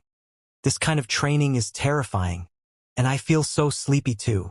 Some knocks sounded from the door of his room. Noah cursed a bit in his mind, only to feel again an increase of pain that made him curse again. He stood up by first leaning against the floor and then against the walls and eventually went open the door. The figure of Lily appeared on the other side of the exit with a radiant face, carrying 2 old books and a case. Some guards took these to the building. They said that the vice captain sent the dash. She interrupted herself, seeing the state her son was in. He looked incredibly tired. His face was ashen and his eyes were half closed and completely red. She noticed how he was using the door as a support to keep himself standing. She hurriedly jumped on him and put her shoulder below his armpit as support. She then moved towards the bed yelling, "What happened to you? Is that William right? Or is it the guards? I'm gonna talk to the captain right now." I'm gonna dash before she could finish her venting. Noah sat on the edge of the bed and raised a hand to stop her from yelling any more than that. His head ached like hell, but he forced himself to talk because he felt the need to explain something to his mother. "Mom, don't worry. It's just a special training that will make me able to do magic one day. I exaggerated a bit because it was my first time doing it, but I will feel better after I get some sleep. Don't worry. The guards are nice to me. They don't do anything against my will." Lily halted from talking anymore and looked at her son. Touching his black hair and looking at those icy blue eyes, she felt warm from Noah's resemblance with her. She then sat next to him and hugged him, caressing his head. "This son of mine is so stubborn. His precocity is only surpassed by his determination." Looking at the kid in her embrace, she observed how carefully defined were his muscles and the high number of calluses on his hands. A bit of pride for such a hard-working son invaded her, and so she broke the embrace and put him in front of her, hands locked on his shoulders. "Okay, I won't do anything, but you must promise to be more careful. I don't want to see you in this pitiful state anymore. And don't work too hard. Remember that rest is also a part of the training process. And don't you dare anymore to skip your lunch, otherwise there will be consequences. Do you understand me, young man?" Noah felt extremely warm in hearing these words. But his focus was elsewhere. 1, 2. And that's only as far as I can see. He was counting the new signs of violence on his mother's body. It was a habit he picked up when he saw the first one appear on Lily, by the time he had requested for a teacher. "Okay, Mum. I promise. I'll be careful," Noah said while forcing a smile. Lily looked at him for some other time and then stood up, leaving the books and the case she was carrying on the bed. "I have to go now. I will ask the servants to bring you a big meal. Always remember that your health is the most important thing. As long as you're alive, you can do anything." She then kissed Noah on his forehead, and after a last look at him, she exited the room. Noah kept looking at the direction his mother went, the smile disappearing from his face and his bloodshot eyes acquiring a coldness that he rarely showed to others. 324 visible ones till now. Daddy is increasing his ratio.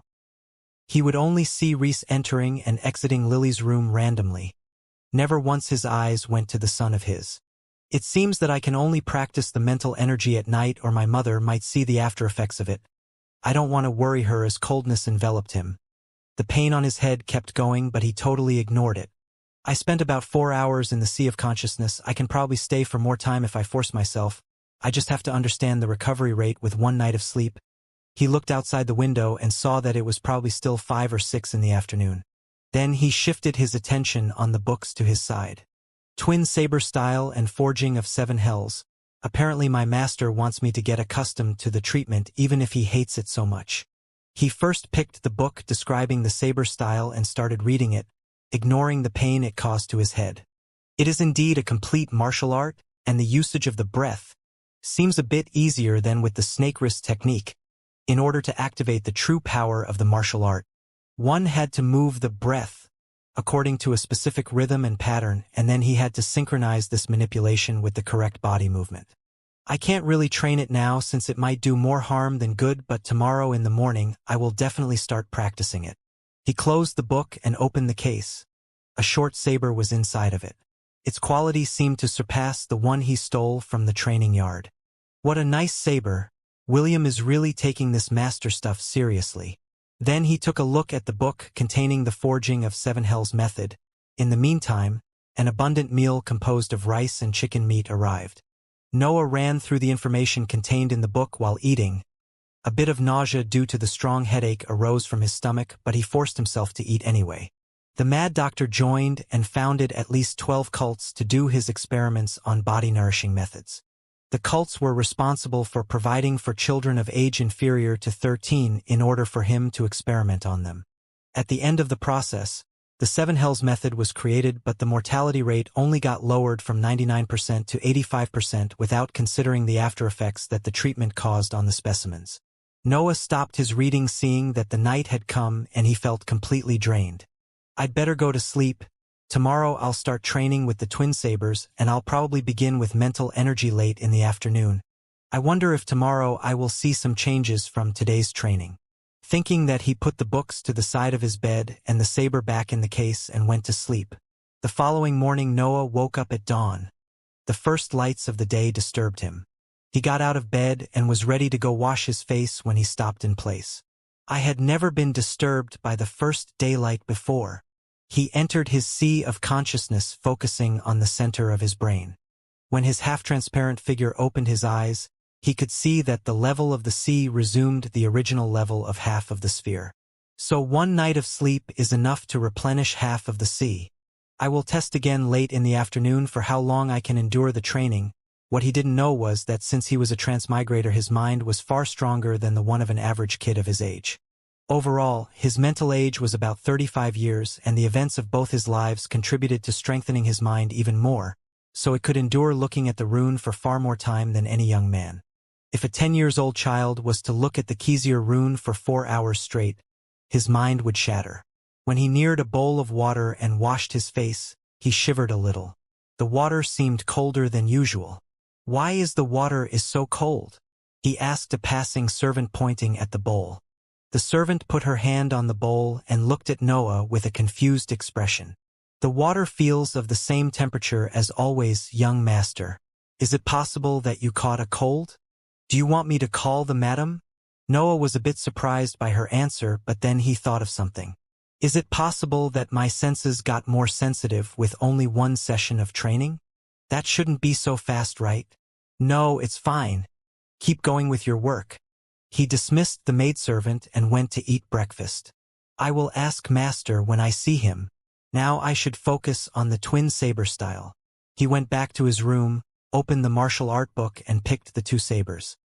He did the same thing he used to do whenever a guard would give him a martial form or a technique, closing himself in his room and practice till those movements became a habit.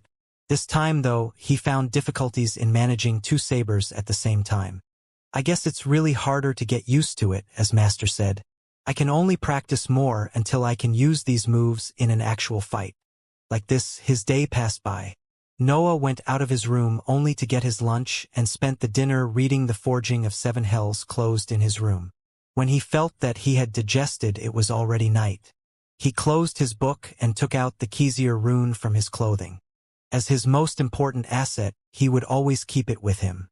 He stared at the rune sitting on his bed and kept going until the level of the water inside his sea of consciousness dropped below 1/5 of the sphere. Then he folded the sheet. Some retches ran through him, but he suppressed them with his eyes closed until they were gone. Only then, he looked outside the window to understand how much time he had spent training. About 4 hours again, even by reaching my absolute limit. It seems that practicing all day has its toll on the mind. Otherwise, I'm confident I could have held for about 5 hours. Even though he had reached the limit his body could withstand, of about 1/5 of the sphere, he stayed in the sea of consciousness for the same time as the previous night. He added another question to the list of those he had to ask his master once he saw him. If tomorrow morning I wake up completely fine too, I will keep going like I have done today. Training all day is tiring and this terrible headache is discouraging, but I can hold on. What is a bit of sweat and pain if compared with power? Reaffirming his determination, he lied in bed completely exhausted both in body and mind and slept soundly. In the morning, Noah woke up at dawn again, as soon as he noticed the light on his window. Checking that everything went smoothly in his sea of consciousness and that apart from some soreness from his limbs he had completely recovered, he chose to repeat the same actions of the previous day. He trained from morning till mid-afternoon in the twin saber style, read the Forging of Seven Hells while eating dinner and digesting it, and practiced with the Xianxia rune during the night till his body was on the verge of throwing up. Like this, the day of his meeting with William arrived. In the same spacious room from the week before, Noah was sitting on his knees looking at his master standing in front of him. He was waiting for William to finish his yawn before asking him to clarify some of his doubts. Master, ever since I have begun training my mental energy, I can notice the light of the morning through the window during my sleep. Moreover, everything seems colder or warmer than it used to be, and I'm pretty sure I can hear some servants whispering in other rooms if I concentrate enough. Noah never slacked off in those days, and the changes in his perception grew every day more evident. William was a bit surprised when he first heard that, but then remembered how stubborn his disciple was when it came to training. He thought that he should impose more limits on his training habits before Noah hurt himself due to exhaustion. It seems that you practiced really hard on the Xianxia rune. I remember that when I first started practicing my mental energy at the age of 15, I could not keep going on for more than 2 hours before collapsing. I remember the captain called me a rare genius. Haha, don't worry. As you grow up, your mind barrier will solidify and become sturdier, allowing you to train for more time. Noah was speechless, staring at his master with wide eyes. William put a proud expression and thought, "Yes, that's right, your master is a genius. Are you comparing yourself with me right now, right?" A slight smirk was on his face as he thought that he had finally obtained some respect from the kid. Wait, is he saying that he collapsed only after 2 hours? A rare genius, him? What is the double of a rare genius? Maybe because my mind has already undergone another life it can be considered as a fully formed mind, so I can train for the same period of time of grown-up men while being still 10 years old. Isn't the same as saying that as long as I don't slack off, no one of my very age will ever reach me. Noah's mouth became a little dry and then he gulped. Trying to shift the focus of the conversation away from the hours of training, he questioned William about another one of his doubts. How much did you take, Master, to memorize the first rune? William's smile grew and said with a proud smile, About 6 years, but I could have done it in 5 if it wasn't for the captain always sending me in missions. So, if I keep going like this, I might actually become a rank 1 mage in 3 years. Maybe the process will be slower due to my still unformed dantian. Yet it's extremely good. Noah already wanted to drop this talk with his master and go back to his room to train. He was eager to understand what it felt like to cast magic spells. William dropped his prideful pose and looked at him smiling. You have trained in the twin saber style too, right? Yes, Master, Noah answered, remembering the main reason he had come for that day. Do you want to show it to me? Yes, please. Master, don't go easy on me. Noah stood up and picked 2 training sabers from the wall behind him. Don't worry, I won't, William said, putting his left hand behind his back and raising his right one to his chest, the side of the hand pointing at Noah. Immediately, the atmosphere in the room changed. The atmosphere became heavier. Noah felt a little like suffocating.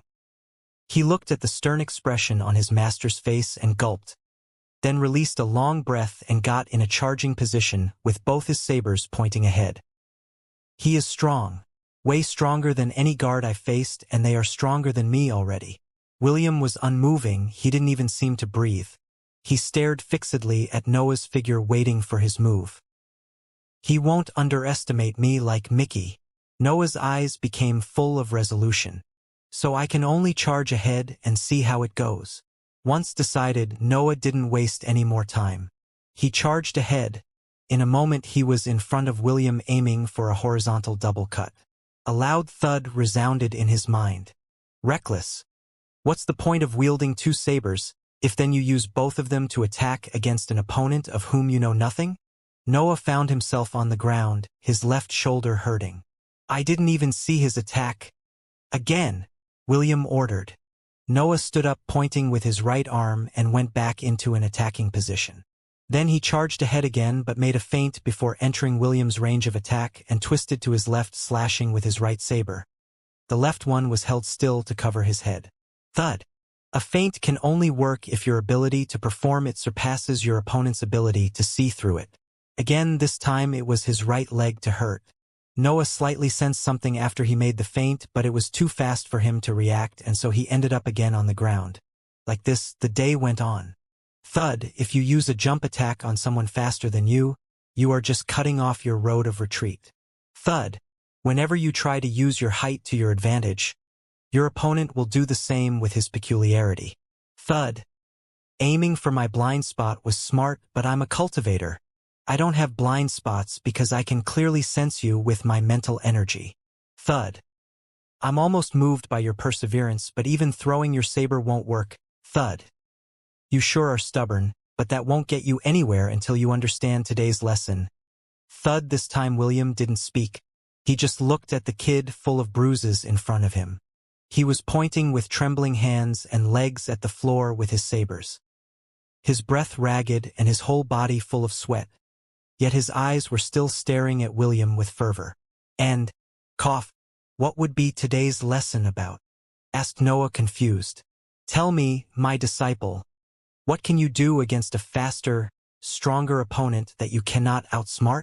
Noah lowered his eyes and thought for a long time. Then he answered with a questioning tone. Nothing? William half smiled, sighing softly. Quite, but not totally right. The only thing you can do is giving up. You must understand that sometimes you simply can't win, even if you put your everything on the line, no matter how unfair it can be. Noah looked at his master's smile. He had nothing to say, he was right. Today I wanted to make you understand this and also train you a bit, but your stubbornness carried on for 3 hours, so it's better to call it a day. I'll see you again in a week at the same hour and in the same room. Now go to rest and don't do works that require your body. And then William left. The atmosphere relaxed and Noah could not hold on the sabers anymore and fell on the floor. He coughed a couple of times and then went in a cross-legged position. Foo! He strongly exhaled with his eyes closed and then tried to resume a normal rhythm of respiration. A smile appeared on his tired face. He is incredibly strong. From start to finish, I never saw his movements and only sensed them a little. This mental energy stuff is incredible. A cultivator is incredible. I wonder if he would be able to stop a bullet from my previous world. Ha ha ha. I love this. The more I see a cultivator, the more I want to become one. So much strength in just one man. A hand to stop 2 swords. A hand to stop a dragon. I want to train more. I want to get stronger. I want to forge my life with my own power. Who cares if I die again? This is the first time I feel so alive in 2 lives. Then, the image of Lily appeared in his head and his smile became more complicated. I guess I should first solve her situation, otherwise I won't be at peace. The smile disappeared and he opened his eyes. Resolution was literally pouring out of his expression. Either way, I need strength to do both things, so my course of action can only be more training. He stood up with difficulty and carried himself back in his room. He ate a large meal and studied both the manuals till after dinner. Then he carried on looking at the Xianxia rune. The next morning, he woke up with his body hurting all over the place, but he didn't care. He stuck with his schedule with even more passion. Steadily but surely, he was becoming stronger. The next week he arrived even earlier at the appointment with William. This time he actually had to wait for his master to come. When he entered the room, he looked at the disciple staring at him with expectations and could not help but to shake his head. And here I thought that he learned something last time. He yawned shortly and then took a wooden stick from the wall behind him. Today we will exchange defense and attack, and I will point out every mistake you make by hitting you with this. He pointed at the wooden stick in his hands. Come on, start attacking me. Noah hurriedly stood up and took 2 training sabers.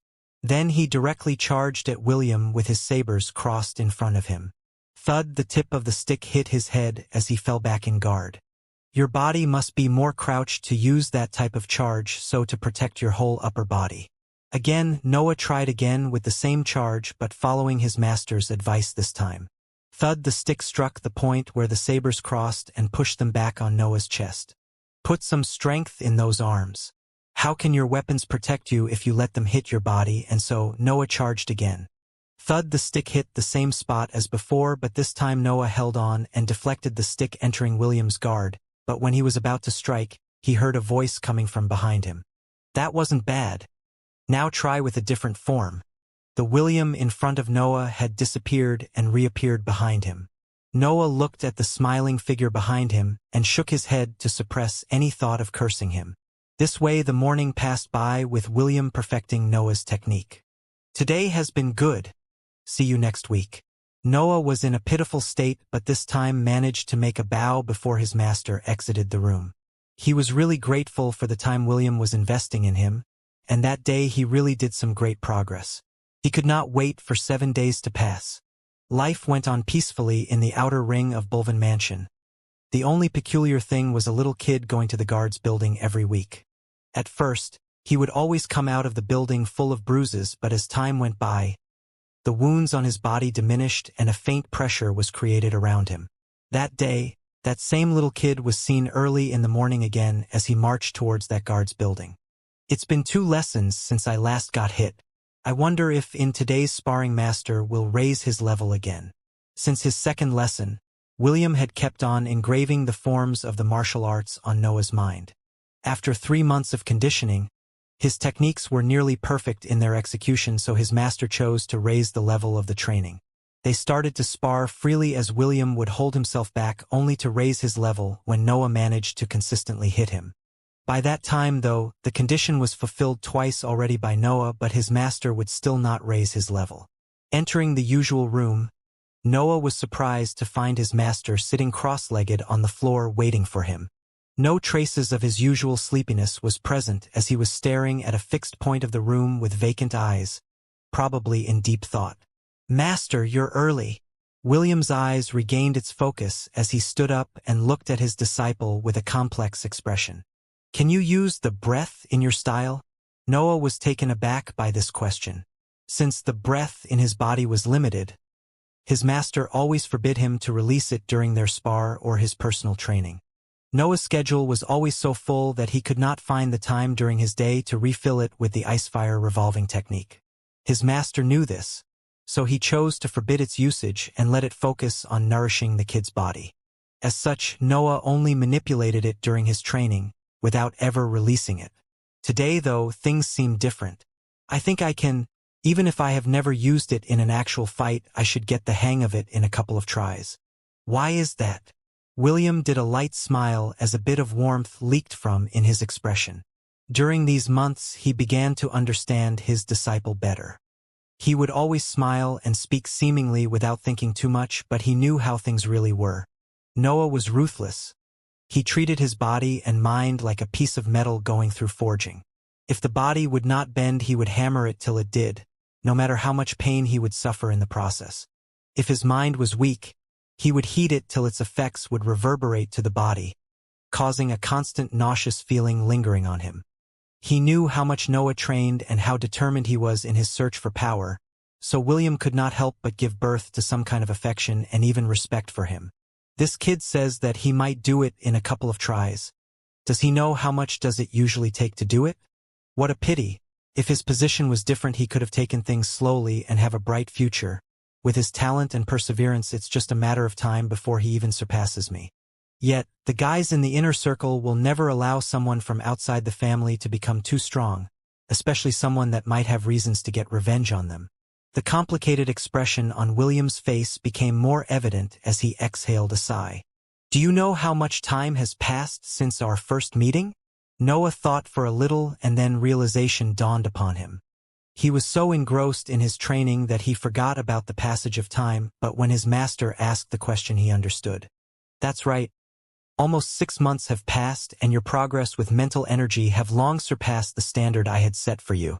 Next week we will begin the treatment, so the breath in your body is not that useful anymore. It's better to start with the real martial art so to have some advantages if you manage to survive next week. Noah's expression became serious. The time has indeed come.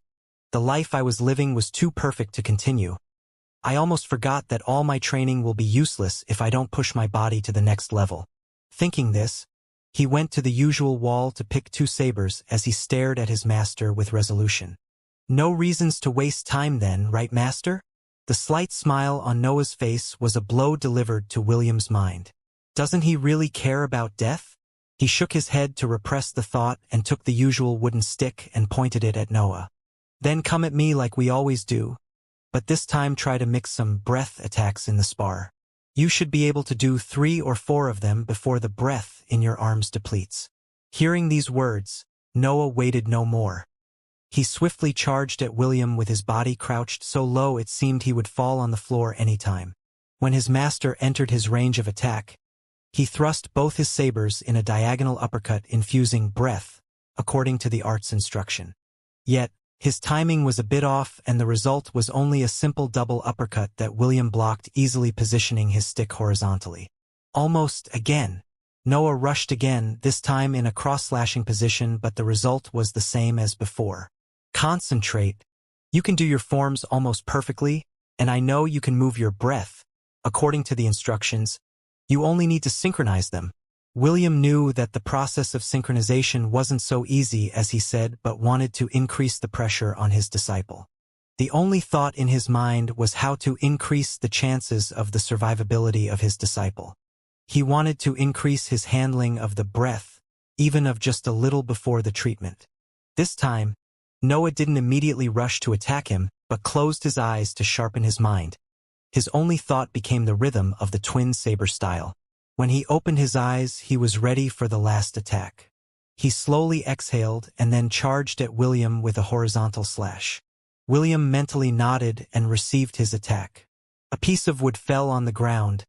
It was half of the stick in William's hands.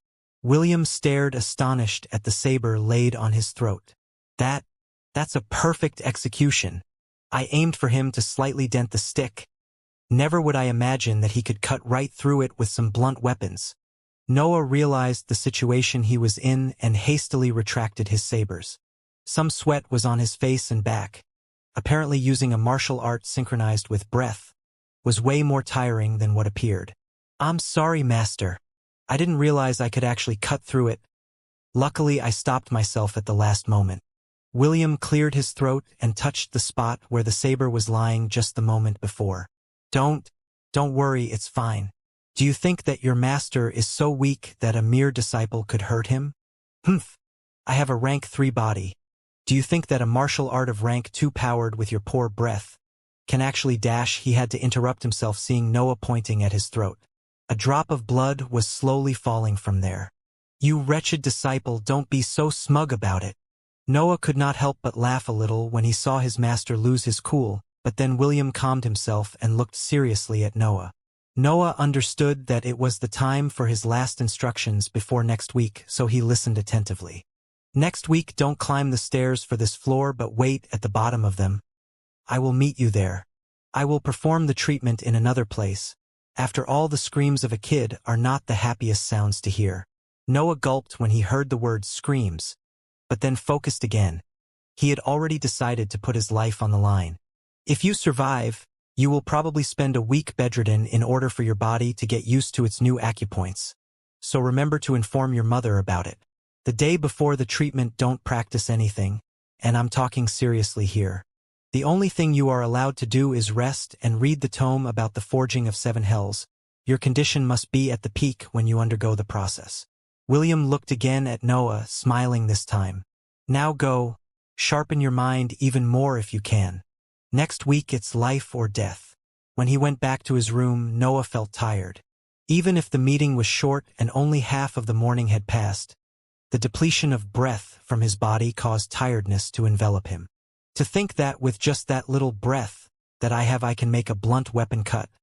I wonder how much more powerful the twin saber style can be with an actual dantian. It's understandable why cultivators give so much importance to the dantian. If it can accumulate a higher quantity and quality of breath, every technique will be exponentially more powerful. The difference will be really too big.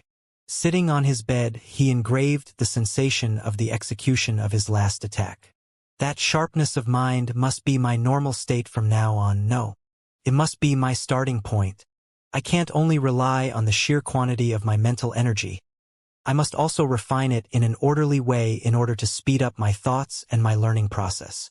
One of his biggest secrets was that his mental energy was progressing at an astonishing rate. In these 6 months since he started training it, he raised the time he could stay in a training session by half an hour. The effects of this increase were evident as he would learn faster every lesson his master imparted him, and his ability in manipulating the breath became more precise and smooth. Inside his sea of consciousness at the center of the sphere, there was a slight disturbance in the space above the sea. It seemed that something was about to appear but could still not consolidate itself. During this week, I must completely focus on the forging of 7 hells and on increasing my mental energy. Training in the twin saber style will be used as a form of rest when I need to take a break. I can't lose any more time.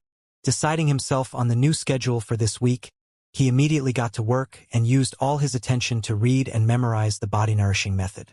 At night, he practiced hard on the Xianxia rune. In the morning, he spent some time in meditation, trying to maintain the sharpened state his mind experienced with his master. Then he would practice the forms on the twin saber style for about 2 hours. The rest of the day was dedicated to the memorization of the nourishing method, and the night was used to increase his mental energy. Like this, days went by till the day before the appointment with William. As per instructions, Noah didn't practice the martial art nor trained with the Xianxia rune, but spent the day reading the 7 hells tome and focusing his mind to sharpen it. During lunchtime, he went to see his mother. Noah lightly knocked at his mother's door, saying with a firm voice, "Mum, it's me. I have something to talk to you." After some moments, the door opened and Lily's figure appeared with a radiant smile and said, "It's so rare of you to look for me. I believe that if it wasn't for your need to eat, you would spend all your time training." Noah instinctively looked at her body before focusing again his eyes on her face. For more since the last time I saw her. His father was growing more violent as time passed, and Noah had the sensation that it was linked with his success in entering the guards. It is actually about training. I will go on a special training with my master tomorrow, and he said that it will take a week or so for it to be completed. So I'm not coming back here starting tomorrow. Lily instantly got worried and wanted to ask more about this training, but then realized that her son had somewhat changed. His eyes were more focused. His presence was more imposing. He seemed like a rock standing in a river, constantly resisting the flow of water. She knew her son. She knew that he had decided to take part in this training and that nothing would make him change his mind. So she limited herself to touch his cheek and ruffle his hair a bit. "Promise me that you won't do anything reckless or dangerous." "Don't worry, Mom. My master will be with me all the time, and he is really strong, so there is no real danger that can affect me." "I don't care. Promise it to me anyway." His mother's plea was resolute and unmovable. "Okay, Mom. I promise. I'll be careful." He lied as her mother kept on staring at him. Then she hugged him and adjusted his clothes a bit. "Then you are free to go, but remember not to force yourself too hard. The job of a mother is to take care of her children while they are still young after all." Back in his room, Noah was inside his sea of consciousness. He was not training, he was simply focusing all of his mental energy on the treatment of the following day, reviewing the various steps and setting his mind for the task. When he thought that it was enough, he left his mental sphere and laid on his bed. "Now that I lied to her, I really can't allow myself to die. And then he went to sleep. The following day, he went to the appointed place where his master was already waiting for him with a stern face. He lightly nodded, seeing the focus and determination in Noah's eyes. Do you have some questions before we move? Noah thought a little and then asked softly, is the place where we are going really soundproof? No one will hear me, right? Shouldn't he worry about his life? Is he worried that his mother might hear him? Yes, the place where we are going to is the underground prison of the Outer Ring. We are used to keeping and torturing prisoners there, and no one has ever noticed. Even some of our men don't know where the place is, so you can rest assured. Noah nodded, erasing the last doubt from his mind. Then I'm ready. William nodded and then started moving toward the bottom of the corridor. While we go there, I want you to repeat the procedure to me, so I will be sure that you won't make mistakes. Noah started explaining. The forging of 7 hells is a treatment consisting of destroying 7 acupoints on the back of the specimen in order for the body to naturally create an absorption whirl that will accumulate the breath of heaven and earth on his back. Since the absorption process is chaotic, the specimen must be conscious during this process in order to direct the breath in the place where the 7 acupoints were destroyed and reconstruct them with a mixture of their leftovers and breath. The specimen must also use his mental energy to hold together the newly created acupoints until they solidify and connect completely to his body. The last step is to endure through the transformation the new acupoints will cause to the body of the specimen, and then wait for his new body to be completely filled with breath, in order to go through this process for 6 more times. William stopped at the end of the corridor and tapped on the wall in front of him in seemingly random points. The wall then went back on itself and slid to the right, showing a dark and rocky passage that went downward. We are almost there. Now explain to me the dangers and advantages of this method. Saying so, he started walking through the passage and Noah followed. The biggest disadvantage is the high mortality rate of the treatment, since one mistake in the process might cause the specimen to die. Then there is the difficulty of the process, since the specimen must actively control the breath while his body is being destroyed and reconstructed. There is also the problem that the destruction process can't be made by the specimen itself, since the acupoints are on his back and there is the need for a skillful helper. The specimen can't, also, practice any different body nourishing method before finishing the 7 cycles of the treatment, since the acupoints on his body are still fragile and can't withstand any different process of nourishment. Last is the worthiness of using such a process, since the specimen can just wait for his dantian to be formed and then use an orthodox nourishing method instead of risking his life. It is said that the Mad Doctor, the creator of the method, had his dantian severely damaged but didn't give up on cultivating, and that's why he came up with this method. Noah kept explaining while he was following William down the rocky passage. His master would only nod every time he finished a sentence. A sound came from behind them as the source of light was cut. It was the wall closing again by itself. Only then Noah noticed some little lights at the bottom of the passage that were wooden torches fixed on the walls of this cavern. With his already quite strong mental energy, it was not a problem for him to keep going down even before his eyes got used to the darkness. The greater advantage once completing all the 7 cycles is that you will obtain a rank 3 body extremely sensitive to the breath, so it will enhance your usage of martial arts and vastly strengthen your senses. The reason the body can be considered of rank 3 is that after 7 cycles the quality of breath will equal a dantian 1, so the level of nourishment will be the same.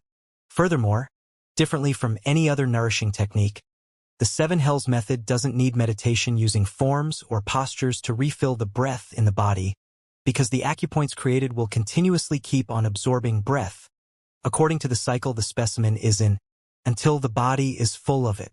At last, when the treatment is over, the body will work like a smaller dantian, so the cultivator's absorbing process will be faster and his storage space will be bigger. It is to underline that most of these advantages will diminish in effectiveness once the cultivator steps on a higher realm. While Noah was speaking, they passed a number of metal cells, mostly empty. Only some of them had chained people inside. They were no more than skin and bones. After some time they turned right and passed through a metal door, entering a room full of torture tools. William pointed at a rusty metal table with metal handcuffs on both its sides. Take off the upper part of your clothes and lie down with your belly pointing the ground. I will tie you to the table and give you some piece of cloth to bite. Then we will begin." As Noah was about to take off his clothes, William put a hand to his shoulder and asked hesitantly, "From now on there is no turning back. This is your last chance to stop yourself from doing something you might regret." Noah smiled a little, seeing how concerned William was, and honestly answered, "There has never been a way back for me, master. Not since this bastard, son of a whore, had the stupid dream of becoming strong." Then he undressed, and with his half-naked body, he lied down on the metal table with spread arms and legs and his back pointing at the ceiling. William felt a bit of pity. Heaven and earth were fair to everyone, giving them talent and methods to become strong. Yet humans were greedy and monopolized the methods in order to obtain even more power. If it's power you seek, you must serve under those that can teach you how to obtain it. I wonder what would have I done if I were in this kid's situation. Observing this 10-and-a-half-year-old kid lying on the table used to torture prisoners, William steeled his resolve and got near to him. First, he chained both his arms and legs to the handcuffs, and then he took a piece of cloth from inside his sleeve and put it in Noah's mouth. "I'm going to begin. I will destroy the 7 acupoints in the order described by the mad doctor, then you will be on your own. Good luck." William put his hand on Noah's back and concentrated. He scanned the body, searching for the precise position of the acupoints, and, once he found them, he gathered 7 slivers of breath from his dantian and inserted them on the boy's back. "I'm gonna start." Noah tightened his grip on the chains, ready for the wave of pain.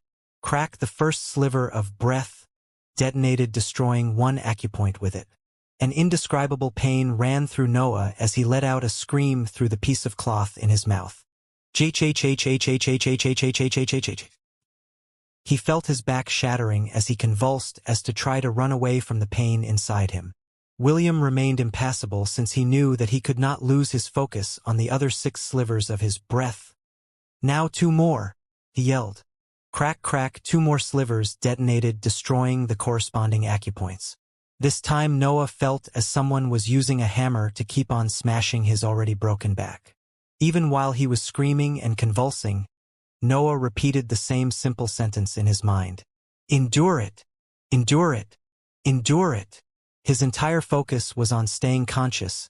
During this process, his extraordinary progress with mental energy showed its fruits. But William could not wait for him to get accustomed to the pain. 3 more. Crack, crack, crack! Noah stopped trying to control his body. Or to say it better, he could not control his body anymore. If it wasn't for William holding him down on the table, he would have probably torn his own hands and feet out from the shackles. Traces of blood appeared on the cloth inside Noah's mouth as he kept on screaming without an end. He entered a frenzied state where he could not understand if he was thinking of something or yelling it. Yet the sentence in his mind was still the same. "Endure it! Last one! Crack this time!" The pain didn't increase, but a familiar feeling dawned on him. Is this death? So it's a race between the death of the body and the reconstruction of it. Bring it on! The world was being created, and William kept on holding down Noah's body in order to let him focus on the reconstruction. Through all the pain and the feeling of his body dying, Noah finally felt the presence of the breath on his back. It was being accumulated at high speed and was lingering over him. Now, ignoring all other sensations, he solely focused on the breath, drawing it towards the 7 places where his acupoints once were. The breath entered the now empty spaces and accumulated until they were full. After the spaces were full, Noah used the remaining breath over him to close off the space around the new acupoints, waiting for them to form. Little by little, the breath mixed with some bone shards started to solidify and to link themselves to his skeletal and circulatory systems. Another wave of pain assaulted Noah as the newly acupoints forcefully fixed themselves on the already existing parts of his body. But he was ready for it. He kept holding on, with his life slowly sliding away, going toward a darkness that he knew too well. Then the first acupoint ended its solidification process and completely fixed itself within Noah's body. A wave of strength ran through him as the acupoint started working.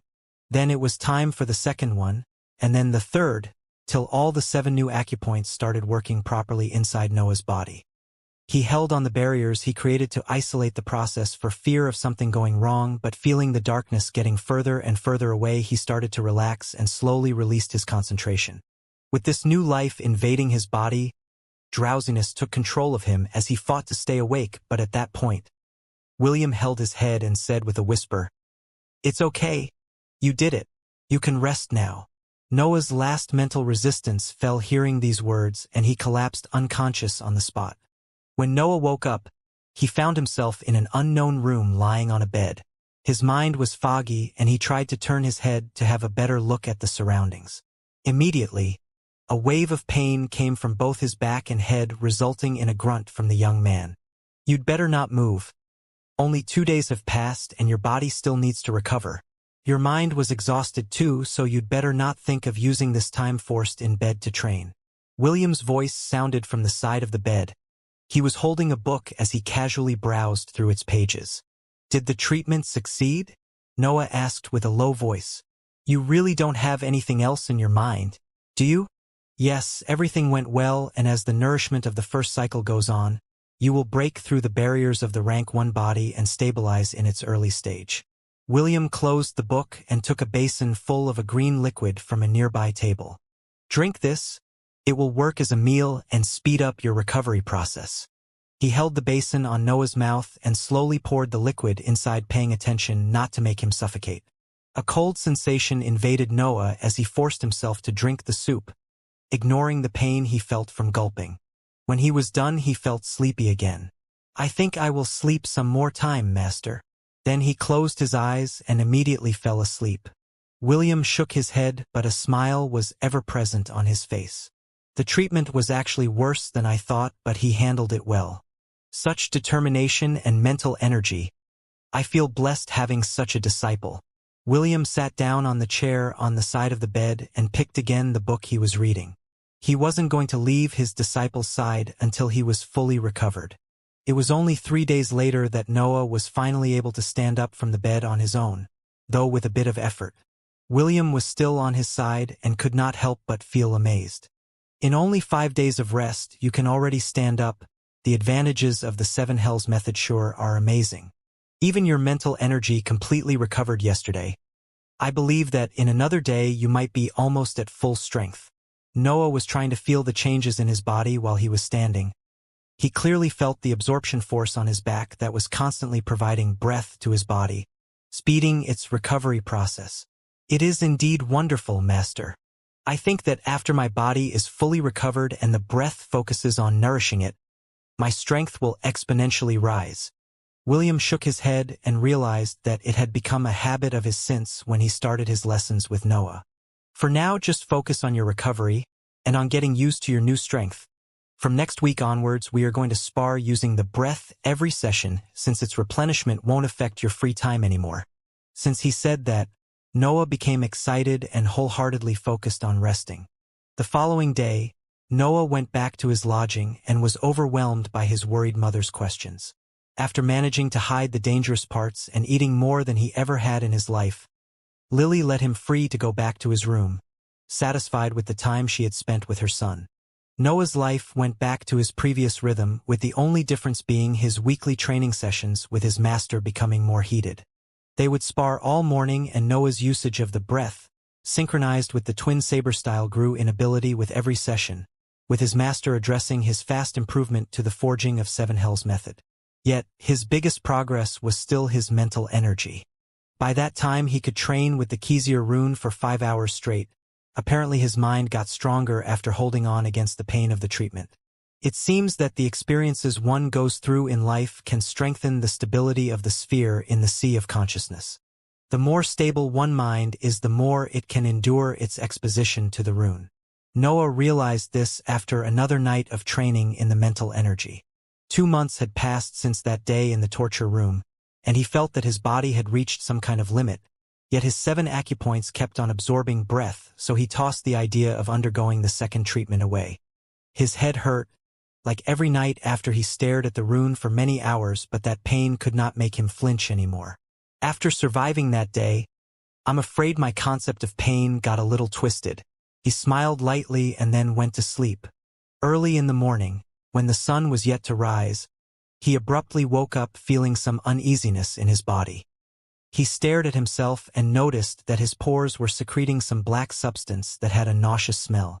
Not knowing what to do and thinking that it was an after effect of the Seven Hells method, he hastily jumped outside the window in his room and ran toward the guard's building. Falling from the first floor only caused him a little discomfort as he activated the breath in his body to reinforce his lower body. He ran way faster than he had ever done in his life, but he was too worried to notice it. When he arrived at the first floor of the building, he hastily called for his master. "Master, help! There seems to be a problem with my body." William was a cultivator of the age of 41. He had cultivated for more than 20 years. A person like him would notice when someone ran near his room but would usually ignore it since he loved to sleep. Today, though, he was forced to wake up listening to the call for help of his disciple. He hastily left his room and looked in the direction of the voice. Noah was covered from head to toe of some black liquid that had a terrible smell. From his expression, you could see how worried he was. William, seeing him in that state, smiled at first but then got a bit angry at himself. Shit! I totally forgot to explain it to him. If I told him earlier, I could have kept on sleeping. Well, how could I know that it would have been so soon? He yawned and then rubbed his still sleepy eyes. Seeing the relaxed attitude of his master, Noah calmed down a little and patiently waited for an explanation. "So what's the problem?" William said, a bit irritated. Noah was surprised. "Isn't it obvious?" he thought. I woke up in the night with this dirt coming out of my body. Could you please explain what is happening to me, dear master?" William put a surprised expression and acted like he didn't notice anything until Noah mentioned it. "Oh, that. Well, your body advanced to rank 1. Eh?" Noah was first surprised, then happy. Only now did he inspect his body. His 7 acupoints were absorbing breath at full speed, and the limit he felt last night disappeared. His body felt light but was sturdy and full of strength. He also seemed to have a better perception of the breath inside his body, as it felt a little empty. Now that I think about it, I've never run so fast in my life, and my sight seems to have improved. Logically speaking, my other senses should have had an improvement too. He kept staring at his dirty body with curious eyes. He had to stop cause his master scolded him. "What are you doing still here? Go take a bath, you stink." William pointed at a door at the start of the corridor while holding his nose with the other hand. Noah happily bowed and went hurriedly through that door. Inside the room, there was a large basin that Noah supposed was used as a bathtub and some buckets full of water. He washed himself carefully and then took a white kimono from a pile in the corner of the room. When he went out, his master was waiting for him in the corridor. He was dressed in a tight dark green gym suit with a sword sheathed on his back. "Since you woke me up, you will have to come with me. I have to retrieve some special herbs for a mission. The only problem is that a group of 4-eyed wolves has recently made the place where the herb is found their lair. Those magical beasts are just rank 1 and even of the lower level, so you should be able to easily take them down even if their number is around 15. I could do it by myself, but it's about time you have an actual fight, and you can even familiarize with your new body since you are at it. Go to your room to pick your sabers and meet me at the main gate of the defense wall." Noah was instantly excited and almost forgot to make a bow when he was about to leave.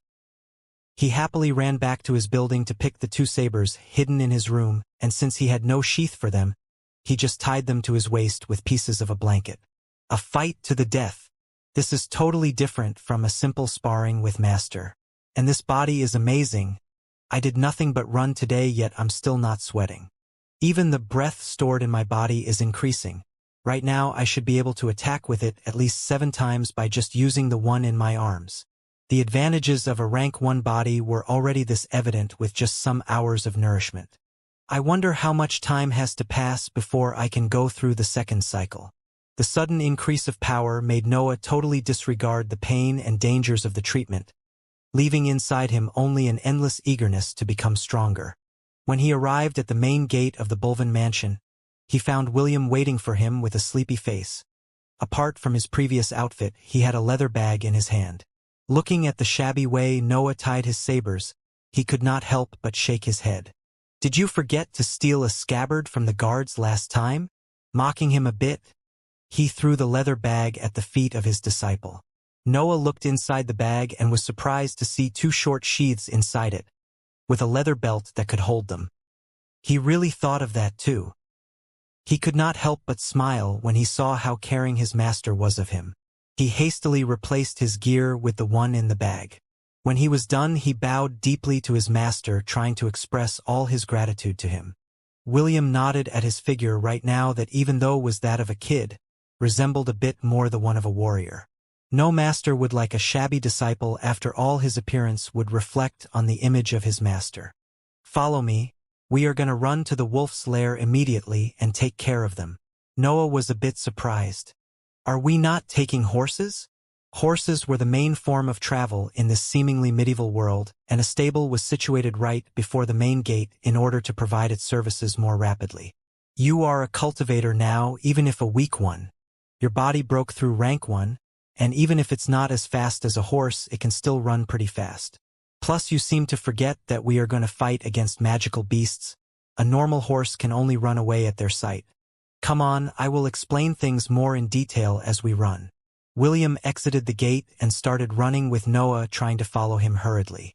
This was the first time in his life that Noah left the mansion, and he could not help but look around with curiosity and the green fields surrounding him, at some mountain in the distance, and at evergreen forest.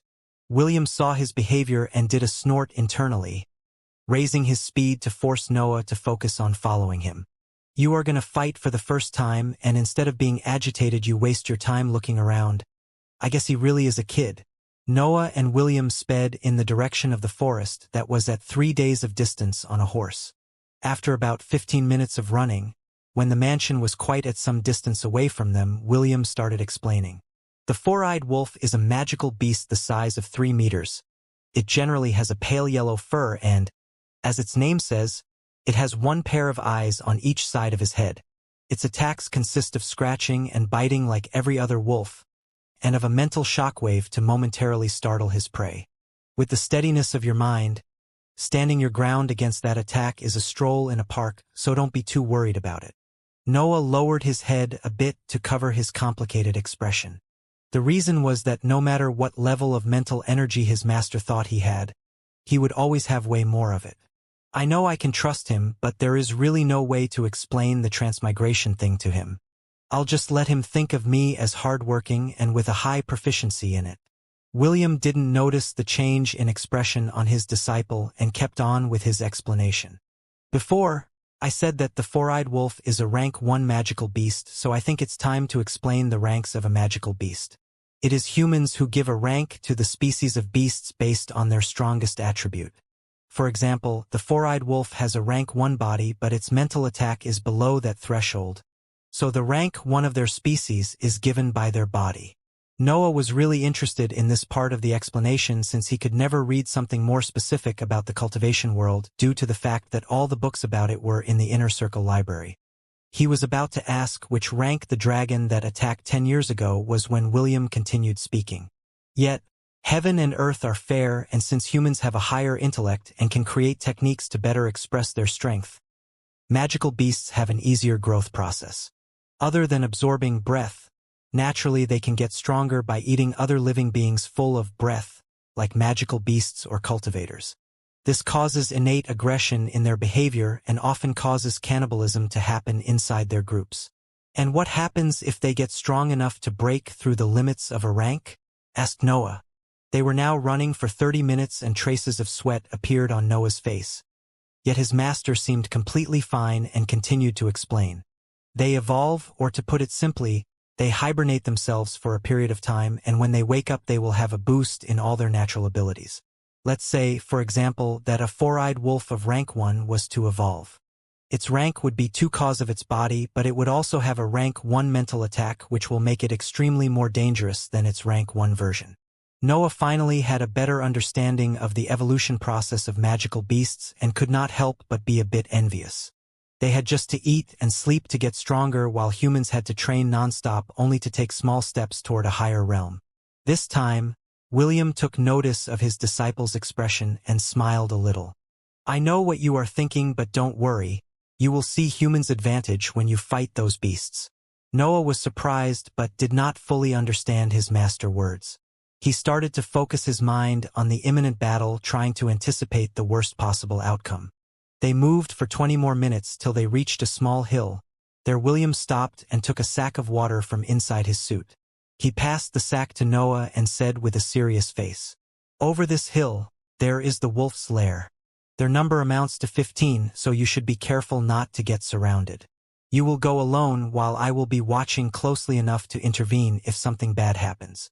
Remember all our training and don't be stingy on using the breath until you have a complete understanding of your strength. Catch your breath a bit and then go.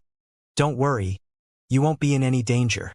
Noah became even more serious in hearing these words. He took a small sip from the sack and sat cross-legged on the floor to steady his breath. He looked inside his sea of consciousness, where the faint shape of some lines was forming at the center of the sphere, and checked that he was at peak condition. Do not hesitate, do not make mistakes. Be wary of your surroundings. 15 wolves to go. He exhaled with force and then stood up.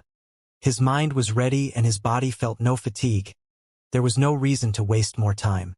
He unsheathed his sabers and started climbing the hill, paying extra attention to anything that got perceived by his senses.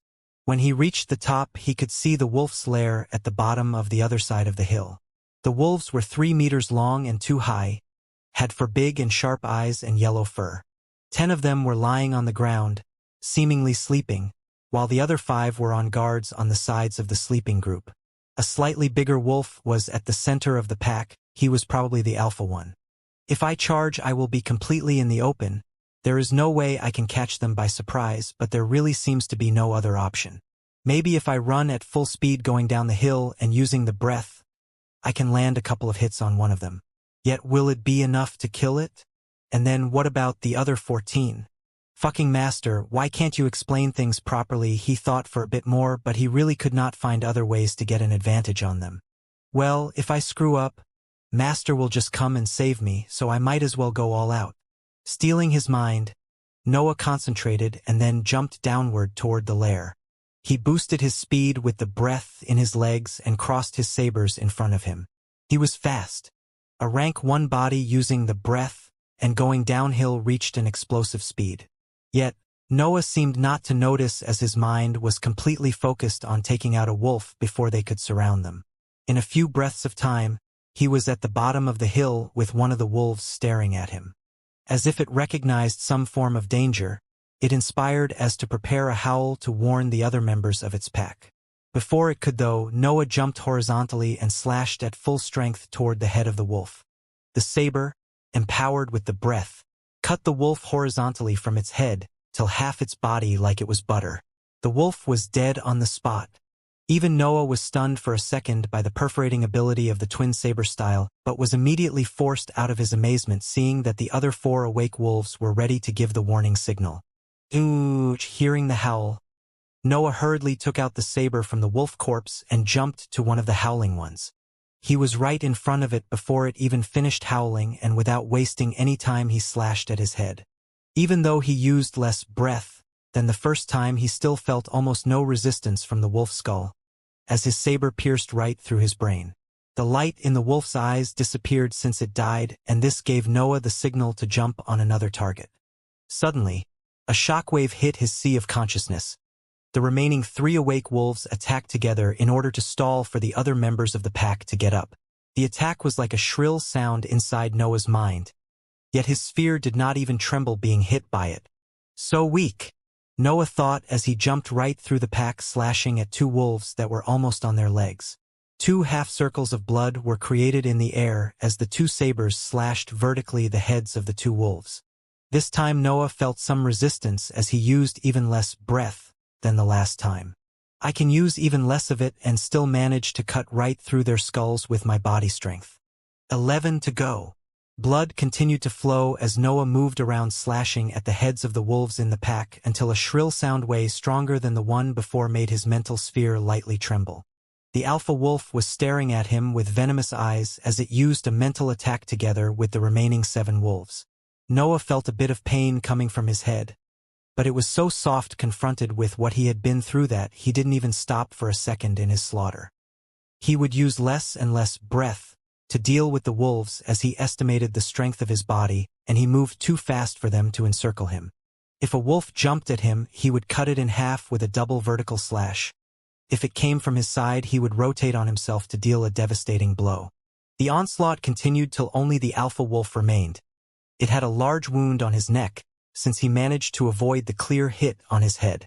This one is a bit stronger than the others, after all. It was the only one that dodged one of my attacks, even if barely. Well, I must consider that I'm getting tired, so my speed is diminishing. Next time, I must aim for the stronger ones first. The wolf was still looking at him with anger, but there was fear now in its eyes. Noah slowly got closer while the wolf retreated. Yet the wound on his neck was too serious to heal on its own. The wolf so tried a desperate attack, jumping with its jaw open toward Noah. He watched the fangs of the wolf getting closed and then dodged at the last time to his right, delivering an upward slash to its neck. The body of the alpha wolf fell on the ground and its severed head rolled for some more distance. After killing all of the 15 wolves, he finally had some confidence in his ability. Noah breathed roughly. Now that the battle was over, he was overwhelmed by the tiredness of his body. Even if he decreased the quantity of breath, as he got used to killing the beasts, he still had almost none left. He constantly used the one in his legs to boost his speed and agility, and still used a bit of the one in his arms to activate the perforating ability of the twin saber style. He sat on the bloody ground to rest a bit and allow his acupoints to refill the breath in his body. "You did a good job for your first time." William arrived from behind him, smiling and carrying some flowers in his hands. "So now you know why I told you that you would have been fine?" Noah nodded and answered shortly. "I use a rank 2 martial art. With just their rank 1 bodies, they stood no chances." William nodded. "Yes, martial arts and magic spells are what make humans the overlords of the world. A rank 2 martial art can damage a rank 3 body. The same goes for a rank 1 magic. Of course, if you don't have the corresponding quantity and quality of breath, you won't be able to fully use the potential of the techniques, and you will be heavily limited in their usage." Noah reviewed the battle he just had in his mind as he was waiting for his body to recover. "I indeed wasted a lot of breath during the battle, and no one of the wolves could keep up with my speed, so it was a one-sided battle. But I might run out of breath if an enemy keeps dodging, and that's if I consider my opponent a magical beast. Against a cultivator with the same martial art rank as mine, how would things go?"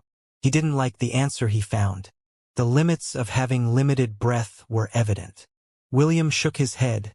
He could vaguely understand what his disciple was thinking. "You don't seem to realize that no other kid of your age can slaughter a pack of rank 1 beasts without even getting hurt, right? I almost forgot that I'm not even 11. He really did forget his age in this world for a moment. His morale was lifted a bit. The duo waited for 10 minutes before Noah stood up and nodded to his master, signaling that they could go back. When they could see the main gate of Bulvin Mansion, William got closer to Noah and spoke with a low voice.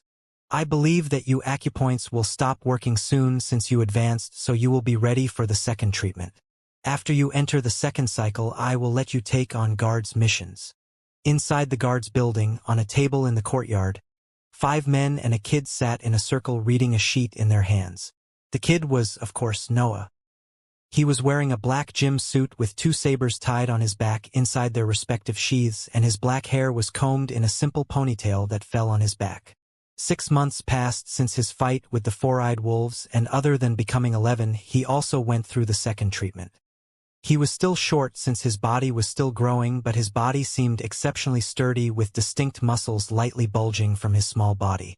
"Even though by now I've been in the second cycle for the same time I did with the first one, my acupoints are still working at full speed. My body should be in the middle tier of the first rank right now," he thought before focusing again on the sheet in his hands. Written on it, there was the description of a mission and the reason for this group of guards gathering together. Liluan Village, 5 days of travel by horse going south.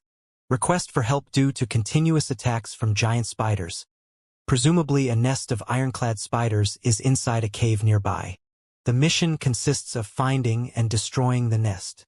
Noah raised his eyes from the sheet and looked at the frowning faces of his companions for this mission and waited for their group captain to explain further. The group captain was called Mason and was a senior member of the guards of the Outer Ring. He was a tall man in his 50 IES, with a long black beard and short red hair. His weapon of choice was a big two-handed axe. Mason was waiting for everyone to finish their reading before nodding when he noticed the other 5 people looking at him. First, you must know that the ironclad spider is a rank 2 beast, and apart from a really hard body, it doesn't have any notable abilities. The only problem is that they reproduce at a really fast rate, so their nest will probably be filled with newborns of rank 1. We will take the classic approach for the mission. Get to the village, find clues about the nest, extirpate little by little their population. Any questions? No one seemed to have any objection until a guard of the group stood up and pointed at Noah. He had only one eye and a deep scar that cut the now hollow eye cavity. He was a little shorter than Mason and was bald with a short beard. Yet, even though he was pretty tall, he was also quite fat and sweaty. I have only one question, Mason. Why the fuck are we taking a kid with us? Some of the other guards in the group seemed interested in Mason's reply as to indicate that they had the same doubt. Noah didn't even look at the fatty as he waited for the captain answer. The vice captain vouched for him, so he can come and help us. And Baylor, when this mission starts you must refer to me as captain or group captain. Mason answered calmly, but at the words, help us, the fatty named Baylor exploded into laughter. This one was good, group captain. You could have just said that part of the mission was to babysit this kid cause his mother was busy serving the inner circle. Ha ha ha, help us. While he said so, he neared Noah as to put his arm around his neck. Don't worry, little kid. We will take good care of you, and maybe you can make me meet your mother in Xianxia. Baylor stopped talking, or to better say, he had to stop. A saber pointed at his left eye, and the kid he was trying to hug with his right arm disappeared. A threat sounded from his left side. Try to touch me, you fat pig, and I'll make you blind. Noah was staring at him with icy eyes. The coldness he was emanating was intensified by his now extraordinary mental energy. It caused pressure to fall on Baylor's mind as his legs went soft and he kneeled on the ground. Yet, the saber always followed his remaining eye like it was attracted by it. Noah kept looking at him, applying mental pressure on the guard's mind. Then he moved the saber toward the powerless guard and retracted it only when it was about to cut him. After that, Noah sat back on the table as if nothing happened. The guards were surprised but nodded internally at such a show of power. They were soldiers, after all, they respected power. The captain didn't seem to care too much as he was used to these kinds of events being among soldiers all his life. Since everything is settled, the meeting is over. See you tomorrow at dawn. I will take care of renting the carriage, but remember to take some provisions with you. Clearing that nest might take more time than we imagine. The group got dismissed and everyone went their way, yet Baylor took a bit more to get up since his legs still had no strength. That fat idiot. I really hope he won't cause problems to me in this mission. At least, the other guards should trust my abilities a bit now. Noah was still irritated by Baylor's previous act. He didn't know if it was the mocking of his mother, his daringness even though he was weak, or simply his aspect. On the bright side, I'm finally going to fight rank 2 beasts. I was getting bored of only sparring with Master. He went back to his room and packed things for travel. He ordered the servant to make some portions and checked that everything was ready. He had only one doubt. Should I take the Xianxia rune with me? I can't train in it since I would be exhausted after every session and I can't allow me to be weak while in a mission. He was about to hide the sheet under the bed when he thought of something and happily put the rune in his suit. If I train for only a couple of hours, it should be fine, right? If his master was to listen to him saying something like that, he would probably beat him up. 2 hours were nothing for Noah as the second treatment made his mind even firmer. The next day he was the first to arrive at the courtyard. As the other members of the group arrived, they would nod at Noah and wait for everyone to gather. The only exception was Baylor, who did not even try to hide his resentment and hate for Noah. Noah didn't care enough to pay attention to him, and when the last man arrived they moved together toward the main gate to pick their carriage. When they were on the road, Mason, from inside the carriage, cleared his throat to get everyone's attention. In order to have better teamwork, We should introduce ourselves and our weapon of choice. The guards of the outer ring were a group of soldiers that amounted to a bit more than 100 people, so it was safe to say that they knew each other at least superficially. Is he doing this for me? He wants to get on William's good side. As Noah thought, Mason was trying to do a favor to him because of his relationship with the vice captain. I'm Mason, one of the eldest in the group of the outer ring. I use a big axe.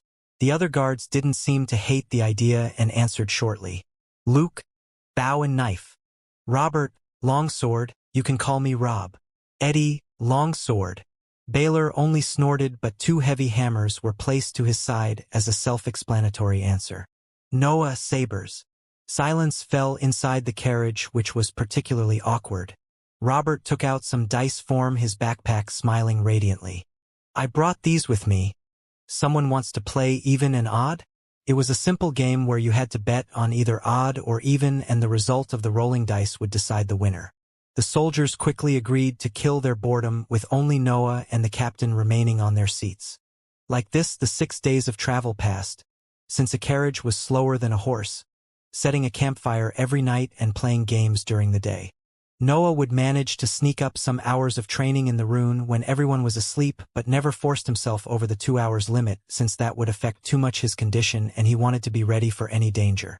On the evening of their 6th day of travel, the shape of a village appeared in their sight. There was smoke coming from it, and the light of torches was creating a red halo in the darkness. Something is wrong, said Mason. Get out of the carriage. We run there and check the situation as soon as possible. The group of 6 got out and ran at full speed toward the village. Noah was the fastest. Even though he didn't have the most powerful body of the group, he was smaller and had a lighter weapon, so he sped like a bolt, leaving the other soldiers behind.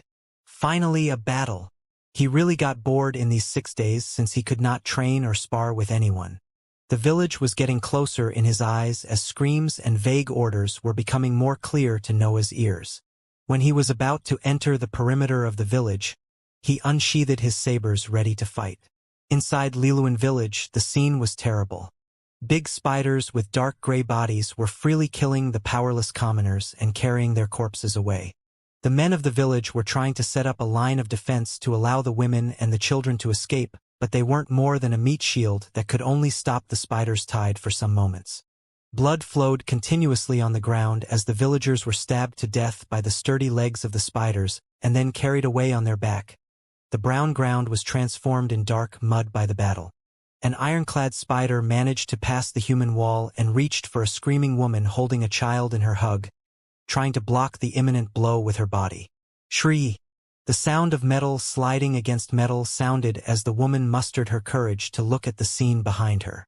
A little kid, not older than 12, was staring at the spider corpse at his feet.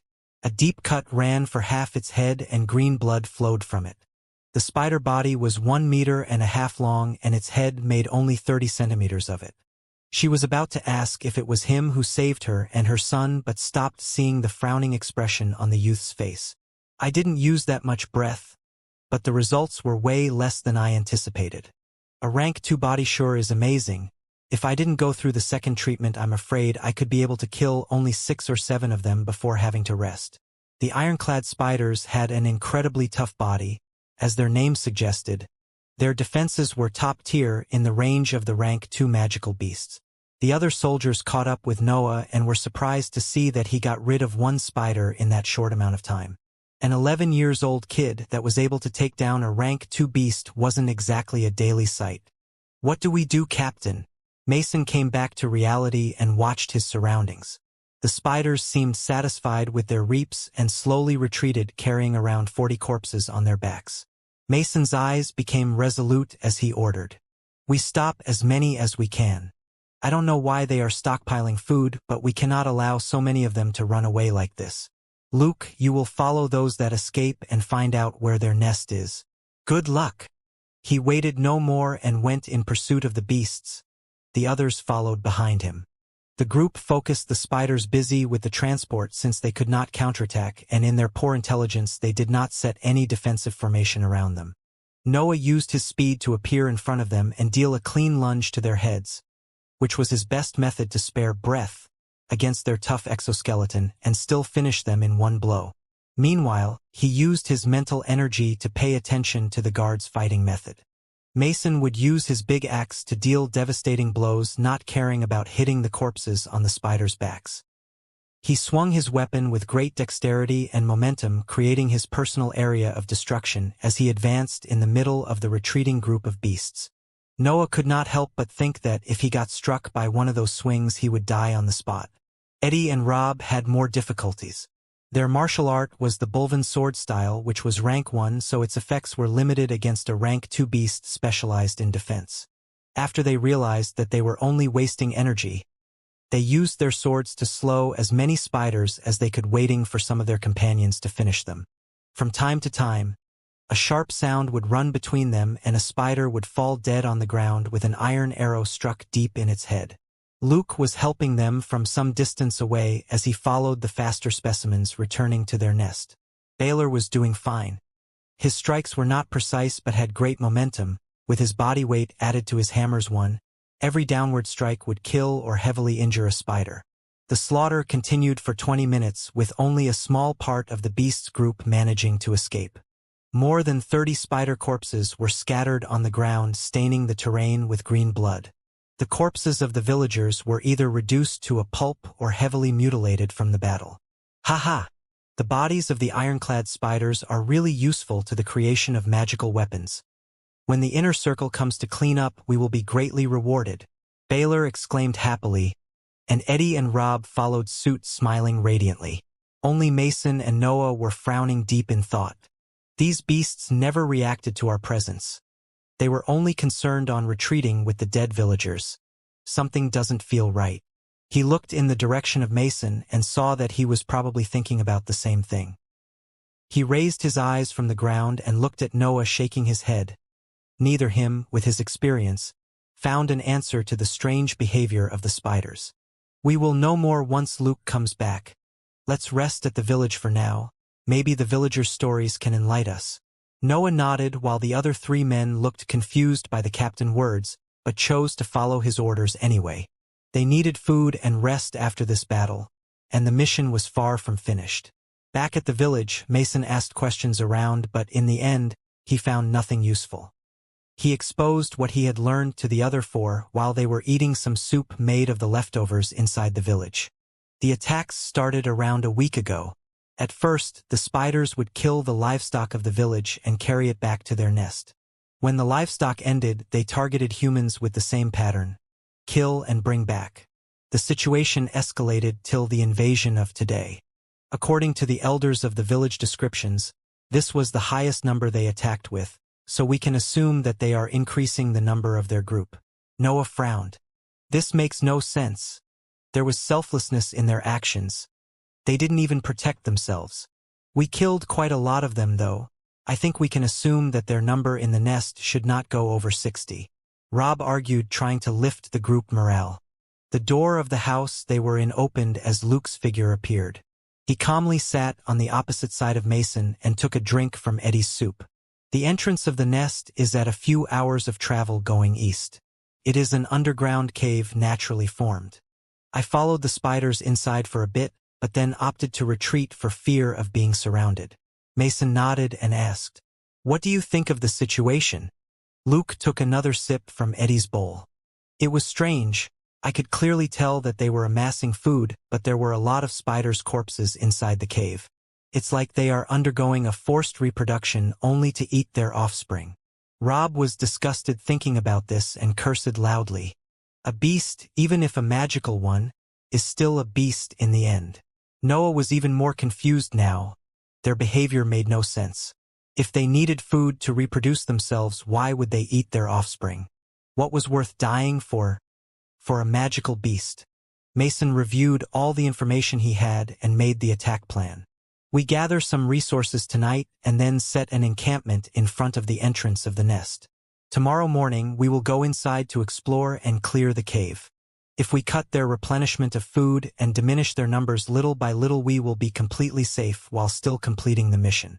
Get ready, we depart in 1 hour. No one objected. So they got ready, and by midnight they had set a fireplace 50 meters from the entrance of the nest. They took turns to keep a night watch. When it was Noah's turn, he could not suppress the faint sense of danger that the cave made him feel. No matter how much he reviewed the information he would always feel that he was missing something. Selfless magical beasts, continuous accumulation of food, cannibalism. What is actually happening? Nothing that could link all these pieces of information came to his mind. He calmed himself and sorted his mind. He was ready for the battle coming in the morning. At dawn, a group of 5 men and a kid stared at the entrance of an underground cavern 2 meters wide and 3 meters tall. It went downward till eyes could see and was completely silent. The passage will go on for about 1 kilometer and then will divide itself in different directions. I only know in which direction the spiders went last night 'cause I stopped there. Luke explained. I will be in the head. The rest of you follow tightly. Mason ordered and went in. The rest of the group followed with Noah at the center of it. The passage was made of rocks and terrain and didn't seem too stable, and, as they moved on, the light of the sun could not reach their position. The passage was growing darker, which made the group advance slowly. Mason was being very careful of where he stepped since he knew that, in the enemy's nest, even a little sound could cause a catastrophe. The passage got larger after some time and they could stand side to side. Then they arrived where the cavern split into different branches. Luke pointed at one of them and Mason went directly inside. They walked for about an hour before the passage split again. The light was scarce and the air was stifling wet, but the group had to wait until Luke found some traces of the beasts to decide in which direction they had to explore. There are no conclusive traces. Well, there are signs of their passage in all 4 the directions. I advise we take the rightmost since there seems to be light coming from there. Mason thought a little and then decided on following Luke's advice. They moved again, and after another hour of march, the cause of the faint light coming from the end of the rocky corridor showed itself. A big basin occupied a space of some hundreds of meters square and, at the center of it, a lake was situated which glowed with faint blue light. Water that glows? Noah was surprised. He never heard of anything like this. He looked around to see if any one of the group knew something. Mason's eyes were wide open like his mouth hung on his jaw. Noticing Noah's gaze, he recomposed himself and talked in a soft voice. I might have an idea of what that is, and if I'm right, we could not need to work anymore for the rest of our life. Yet, to be sure, I must look at it closely. Everyone's attention was piqued by Mason's words as they started to stare at the lake with greed. Strange. The concentration of breath seems higher than the surface. Noah could feel his acupoints slowing their work as the air had a higher percentage of breath in it. Before he could investigate any further, Mason moved toward the lake. On the walls of this big space, there were countless holes of different dimensions, and on the ground, there were countless bones belonging to different species. Ironclad spiders' legs, human skulls, those should belong to a sheep. As they were getting closer to the edge of the lake, the numbers of bodies' remains grew as it grew the concentration of breath in the air. When they reached the lakeshore, Mason could not hide his excitement anymore. Yes, I'm sure. Inside the lake, there must be a breath blessing. It's a legendary mineral that can attract breath. The inner ring will pay any price to get it. Imagine our rewards if we bring it back. Everyone stared at the center of the lake, trying to find this legendary stone with their eyes. They didn't notice that the sound of crawling started to resound in the basin. Noah was the first to pay attention to the sound as his alertness and mental energy were the highest in the group. They are coming. He unsheathed his sabers without hesitation. The men were started awake by Noah's warning and cursed loudly when they heard the sound coming from every direction. Spiders crawled out from the holes in the walls. They were of different dimensions, as some of them were still rank 1. Yet, at least 50 of them were rank 2. Don't panic. We might get wounded, but we can handle their numbers. Mason yelled, looking at the 100 of magical beasts surrounding them. Suddenly, the bones on the shore of the lake rose as a figure that was hidden beneath them was revealed. It was 3 meters long and had 8 long and sharp legs. 3 pairs of eyes were on the sides of its face and 2 big pincers protruded from its mouth. Rank 3. Luke yelled, but the mighty beast did not hesitate. It shot one of its legs at Noah that blocked it but was sent flying for a couple of meters. "Run," ordered Mason, as the group moved in the direction they came from, uncaring of the spiders in their path. Noah jumped on his feet and followed them a bit behind. "Fuck! My hands are still trembling from that blow and I think my saber's cracked a bit. Why the fuck I didn't reach this conclusion? It was obvious. The only reason a magical beast would be so selfless is that something more powerful than it gave the order. I'm so stupid. I have to run." He sped through the pack of spiders like he was a shadow, crouching and jumping to avoid their legs. The other guards had already reached the passage and were swinging their weapon to force the blockage of spiders. When Noah arrived, they had already proceeded and new spiders came to block his escape. Without wasting any time, he executed the best forms he ever did in his life and killed 2 rank 2 spiders on the spot, only to continue speeding toward the passage. Inside it, more spiders were crawling out from the walls using their powerful legs to obstruct the road, but Noah didn't care. He let them scratch and cut his skin in order not to waste any time. When he arrived at the place where the first passage was, Baylor was there preparing to enter. He didn't seem in a good condition as wounds were all over his fat body and blood flowed out of them. He looked at Noah speeding toward him and smiled. "Don't worry, young man. I'll definitely tell everyone of your brave attempt in holding back those beasts to allow our escape. And don't worry about your mother. I'll be sure to console her properly, ahay." Noah's eyes widened hearing these words, but he could only look as the man in front of him raised his hammers and struck the wall on his side. The passage walls could not hold the impact and crumbled in front of him, while Baylor was speeding on the other side. "New!" A rough yell came out of Noah's mouth as his only way out was destroyed in front of him. "Fuck! Fuck! Fuck! Fuck you, you worthless pig! If I ever come out of here alive, I'll make sure to kill you personally." He could not contain his curses. Meanwhile, spiders kept coming in his direction, leaving him no time for desperation. Noah turned to face the spiders coming from his back. He jumped on them, dealing 3 fast slashes. 3 rank 1 spiders fell on the ground, cut in half. His mental energy was aiding at full speed his decision-making while he brainstormed about the situation. "What can I do? That rank 3 beast must have been in hibernation in order to evolve, so it can't still control his body properly. That's why I survived so easily its attack, but I don't think I can face it even with this." 2 other strikes were shot out from his figure. A rank 2 spider had its head pierced while the rank 1 was halved. There must be another way to the main corridor of the surface. There were other branches that we didn't enter. Maybe one of these passages leads to them. Once finding that his theory was possible, he didn't waste any time and ran into the leftmost corridor. Hordes of spiders kept going for him, but he would just kill them with the least amount of breath needed. He was too focused. In this time of life and death, his mind steeled like never before. Even though he went through the treatment twice already, that only required to endure the pain. This time had to find a way out, kill everything that threatened him, and still conserve energy in case the rank 3 appeared. This pressure made his sea of consciousness as a whole focused only on survival. The passage had many branches, but most of them had a blue light at the bottom of it that Noah linked to the lake, which is to say the rank 3. That's why he never took them. Sometimes a branch that went upward appeared. Noah would take them and find himself back in some places he already passed. Once he even found a corridor that led back directly to where he came from. The cave was like an underground maze, and since there seemed to be no patterns in its passages, he could only test all of them from the ones that felt safer to the ones with the blue light at the bottom. At no point during his exploration spiders stopped from appearing. Even though most of them were newborns of rank 1, they still required a little bit of breath to be dealt with because their defense was high. Noah was helpless about the situation, and even with his acupoints working at full speed in an environment with a higher concentration of breath, the one inside his body kept on diminishing. He found himself again standing where Baylor destroyed the passage. "I mostly explored every ramification in the other passages. Only one left.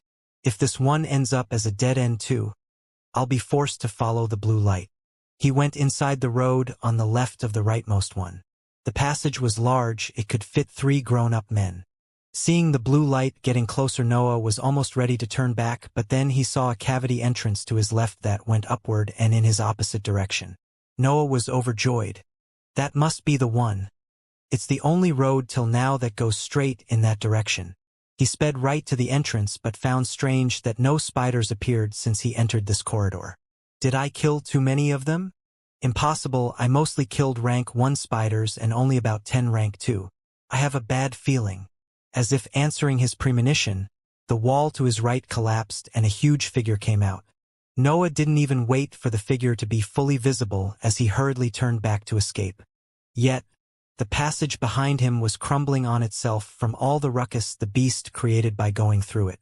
He slowly turned to face the figure that was standing still, blocking the only road left. The rank 3 ironclad spider was standing of 4 of his legs with half his body raised in the air.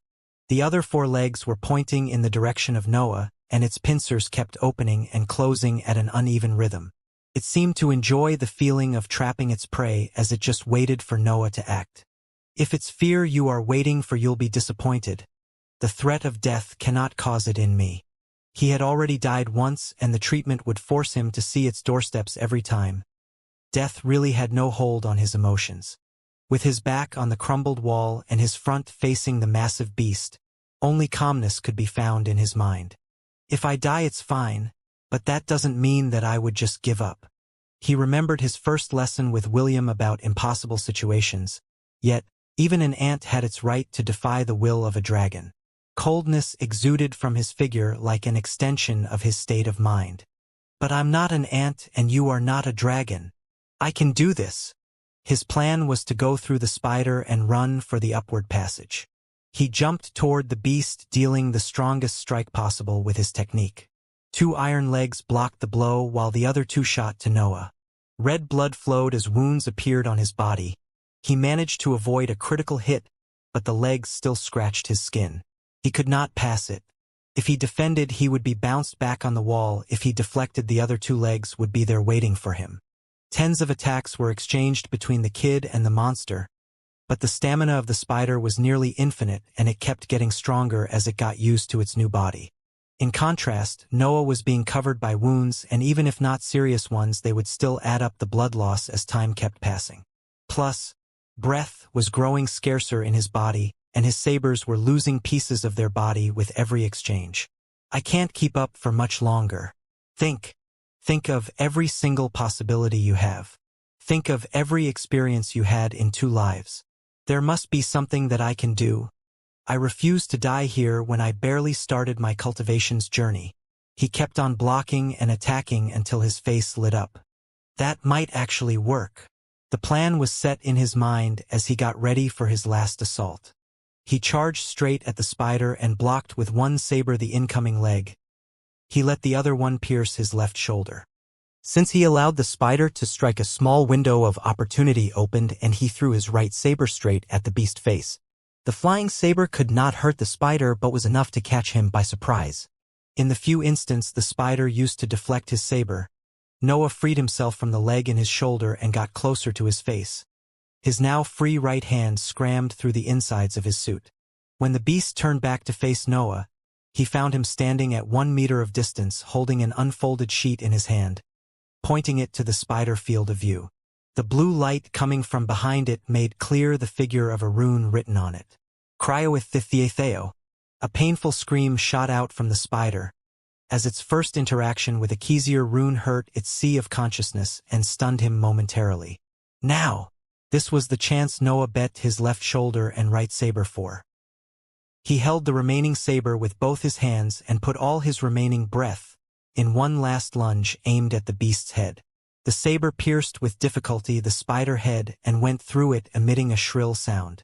After it came out on the other side of the head, the blade shattered from the cracks it received in the battle and from the amount of breath it had to withstand. Noah fell on the ground feeling completely drained. Thud! A loud sound came right on Noah's side as the spider too fell on the ground. Its body was not moving anymore. It was dead.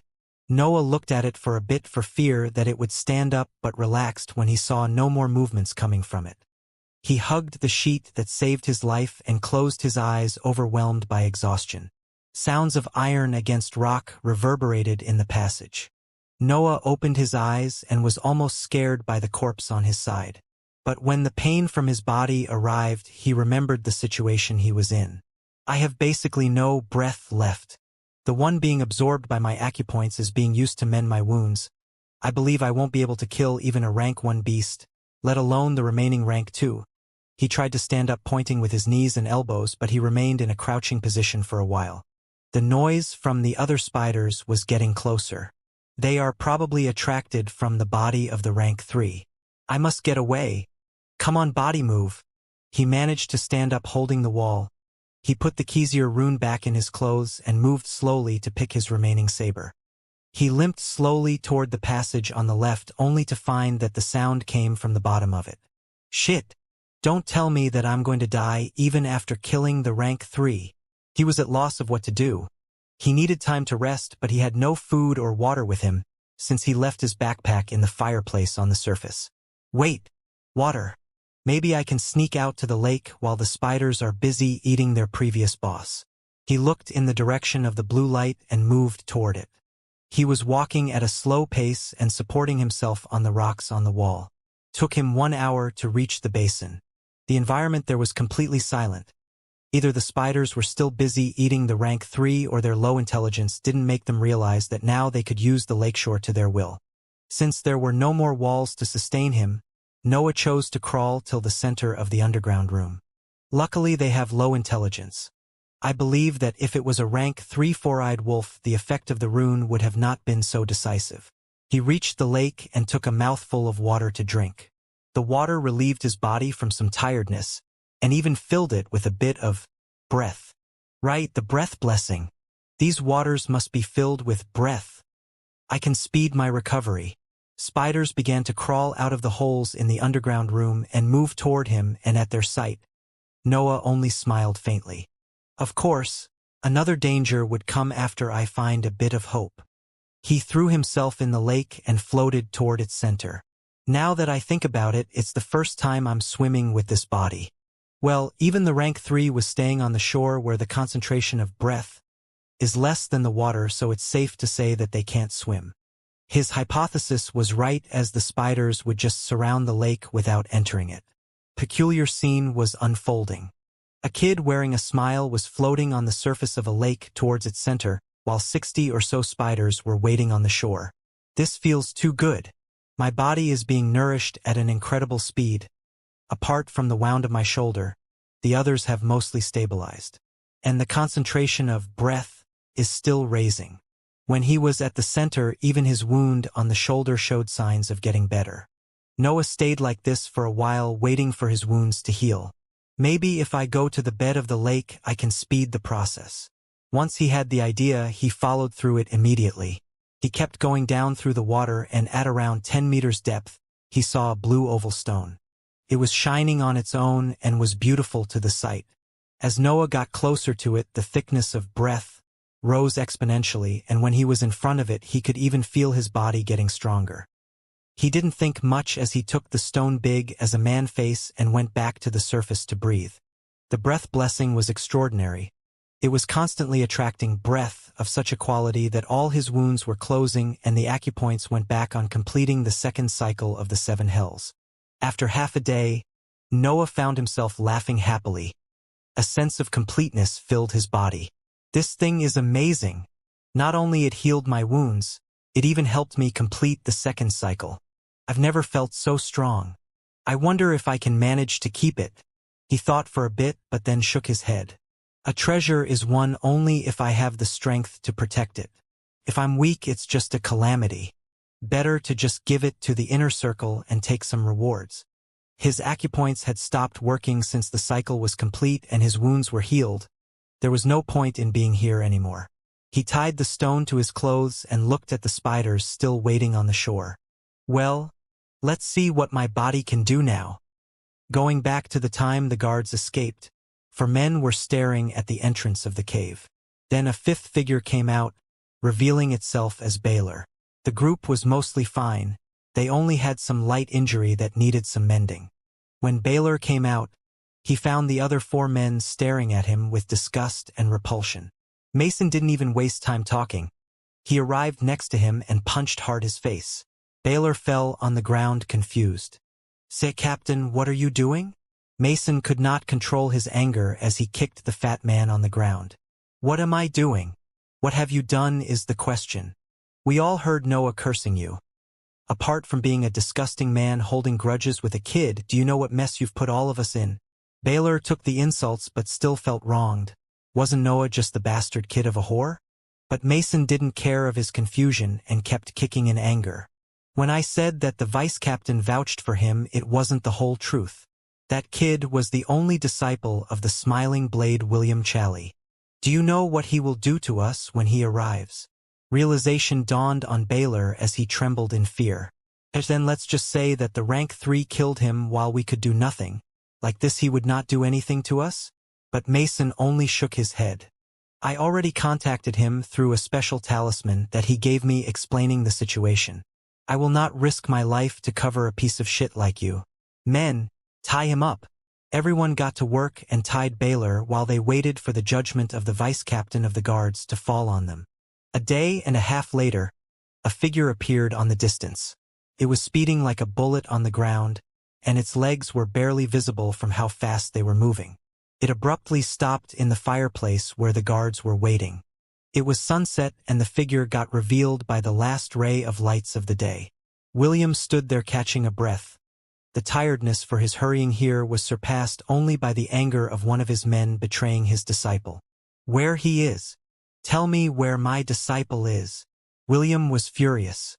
After all the pain his disciple went through only to get a bit stronger, he got betrayed on his first mission by a worthless soldier. Mason stood up and explained with his head lowered.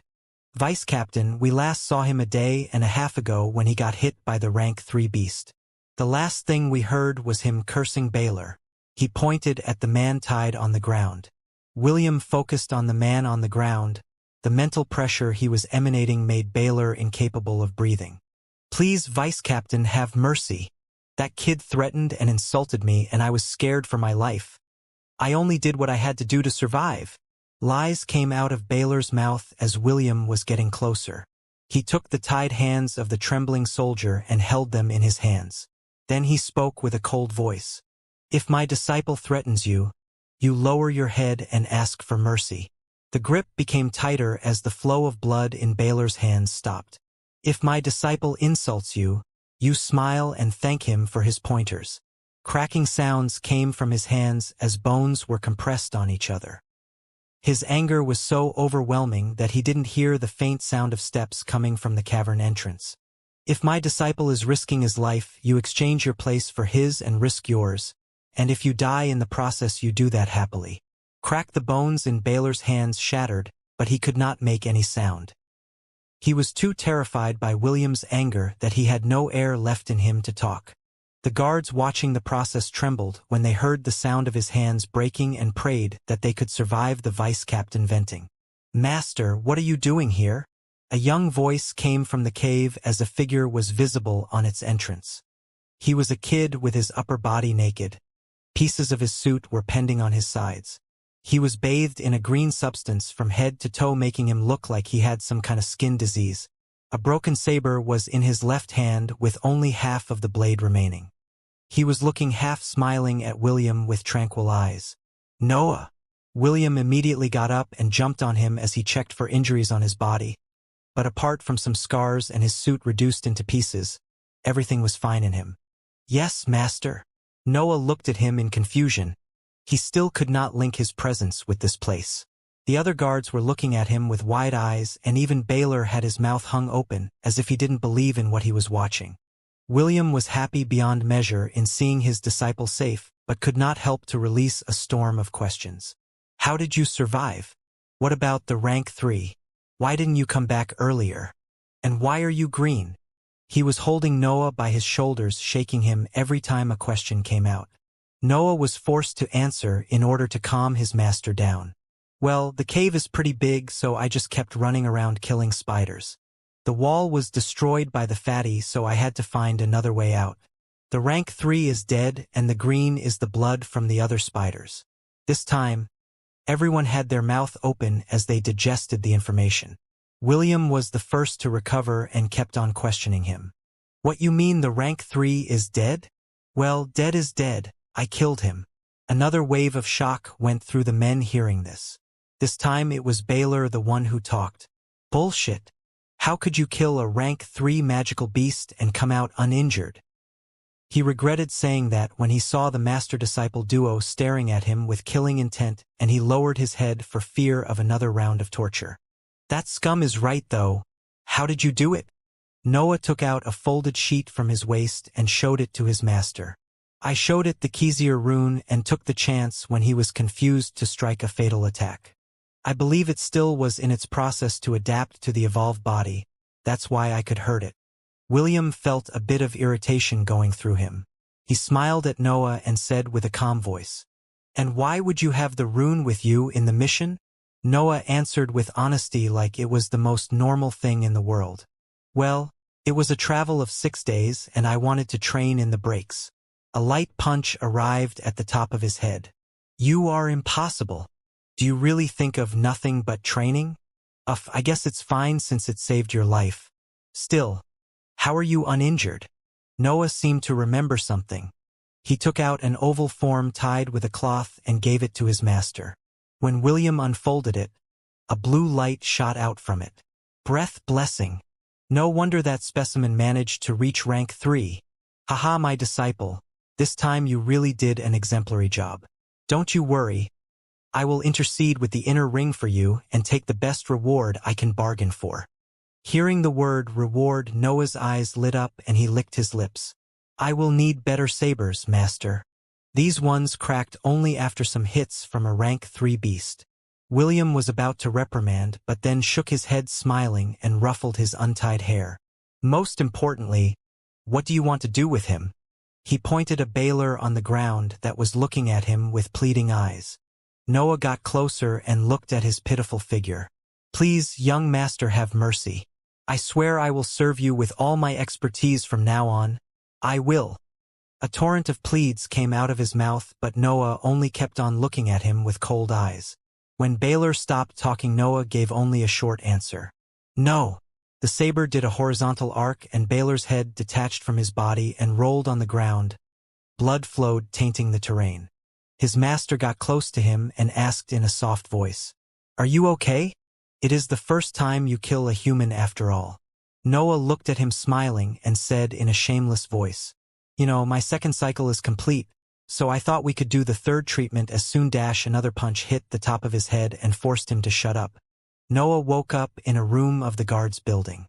2 weeks have passed since he came back from the mission, and 4 days ago, he went through his third treatment. His back still hurt a bit, but his mental energy had recovered. He would train if his master didn't take the rune from him, worried that he would not focus on healing. His worries were right on point. My body should reach the limits of rank 1 at the end of this cycle. I wonder how much will it take. What a pity. If I had that stone, I could go straight for rank 2 this month. The breath blessing was delivered by William to the inner circle, so it was probably gone forever from his grasp. He focused his mental energy on aiding the healing process since he had nothing to do while eating the food left on the table nearby. The door of the room opened as William went inside the room with a bigger smile than usual. He was carrying a leather bag and a big wooden box. Haha, my dear disciple. Good morning. I bring good news. He placed the box and the bag on the bed and pointed at them. These are the rewards I got for you, and I have to say that they are awesome. You won't be disappointed. Noah didn't waste any time and started opening the box. His master made him curious. In the box there were 2 sabers inside their respective sheaths. Their hilts were clean shiny. They seemed brand new. He picked one of them and unsheathed it. The body of the blade was black and sharp. They were specially forged for you from 2 legs of the rank 3 ironclad spider that you took down. They are not magical weapons, but surely are top tier between the normal blades. Noah was unconsciously smiling, looking at the blade and swinging it around. He would get up and try it if it wasn't for his body still needing rest. He sheathed the saber and looked at the bag. An old book was inside, and when he looked at the first page his eyes widened as he could not hide the shock he was feeling. He looked at his master in disbelief. Is this really for me? William's smile grew even more as he nodded. Your master is amazing, isn't he? He wanted to brag a bit, but Noah's eyes went on the book as soon as he saw him nodding. William just shook his head and waited for his disciple to finish his reading. Nails of the Kamaitashi, rank 3. Martial art created imitating the rank 4 magical beast Kamaitachi. Highest speed and perforation between the arts of the same rank. It allows the user to cut at an unbelievable speed and precision surpassing every protection. The user might also cut things at some distance away from the blade and, at full mastery, it can shot wind slashes through the air. Limited to 2 weapon wielders, Noah raised his gaze from the book. The Kamaitachi is a weasel-like beast that runs the wind and cuts to death without the victim even noticing. It should fit you really well. He took the folded sheet containing the rune from his clothes and gave it to Noah. Next week we begin to spar again. I believe you will want to test your new techniques. Noah looked at him and bowed, deeply uncaring of the pain on his back. William ruffled his hair and got out of the room, leaving him alone to concentrate on the book. Having finally something to do, Noah's days of recovery passed rapidly. His weekly sparring with William continued, but he noticed a problem with his new martial art. His breath was insufficient to express its potential.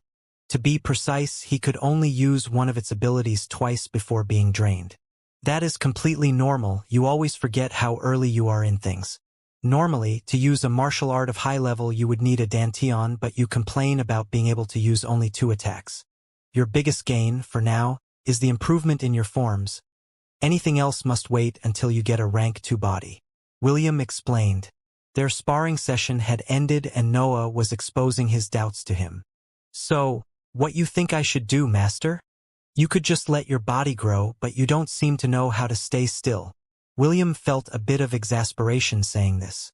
You can gather battle experience doing missions. I believe you should be fine against any kind of rank 2 magical beasts. Months passed by. Noah alternated between his usual schedule in the mansion and his travels outside it to clear magical beasts' nests. There was a pack of 4-eyed wolves with a specimen that reached rank 2, but they were wiped out in half a day. A horned snake appeared in the vicinity of a village in the north.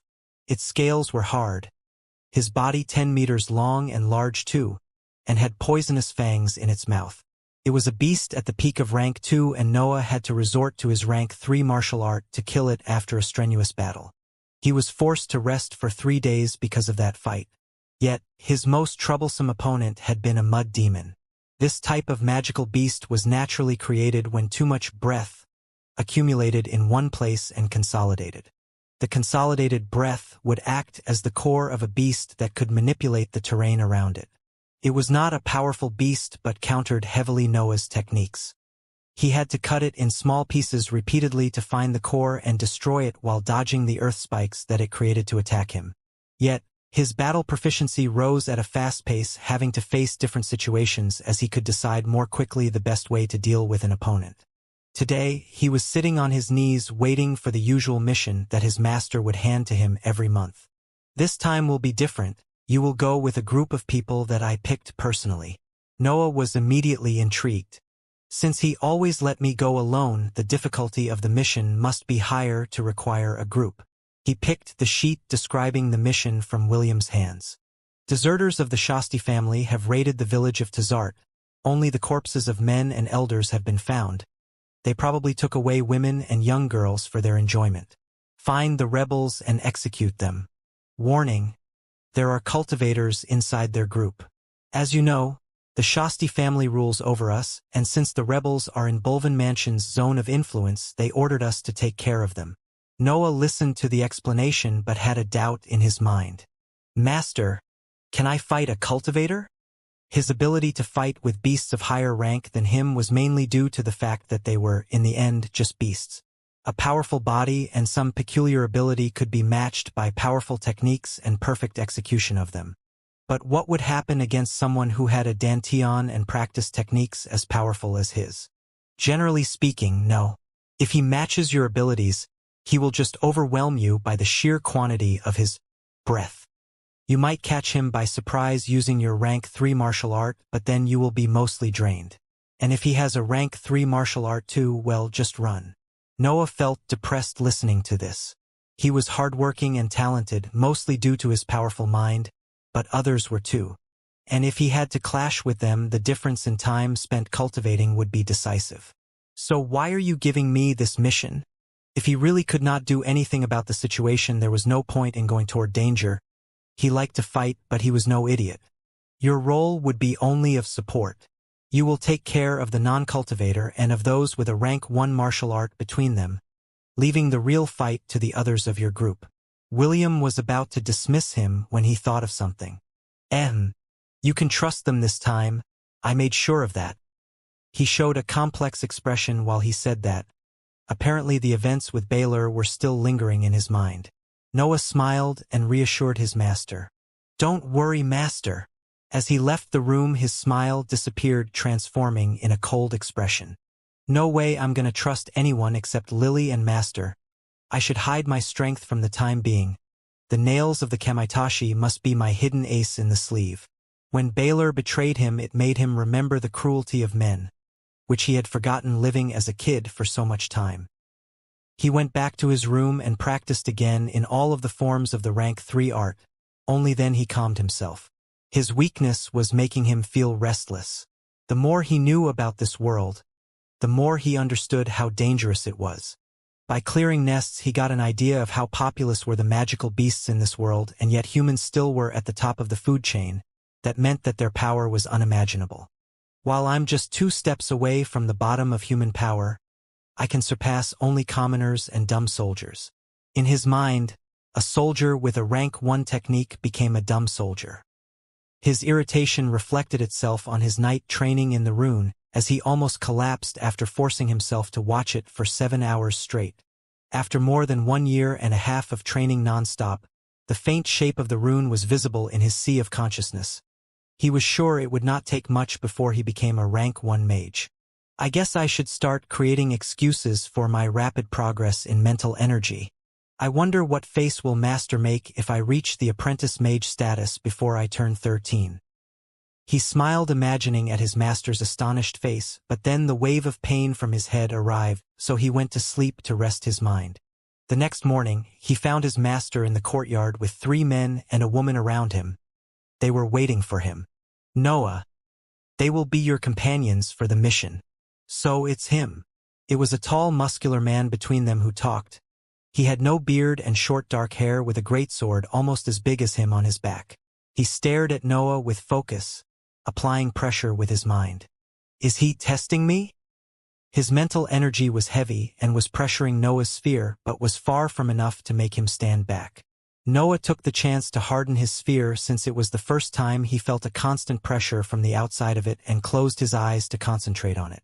The man mistook his behavior as his attempt to resist the pressure and felt challenged.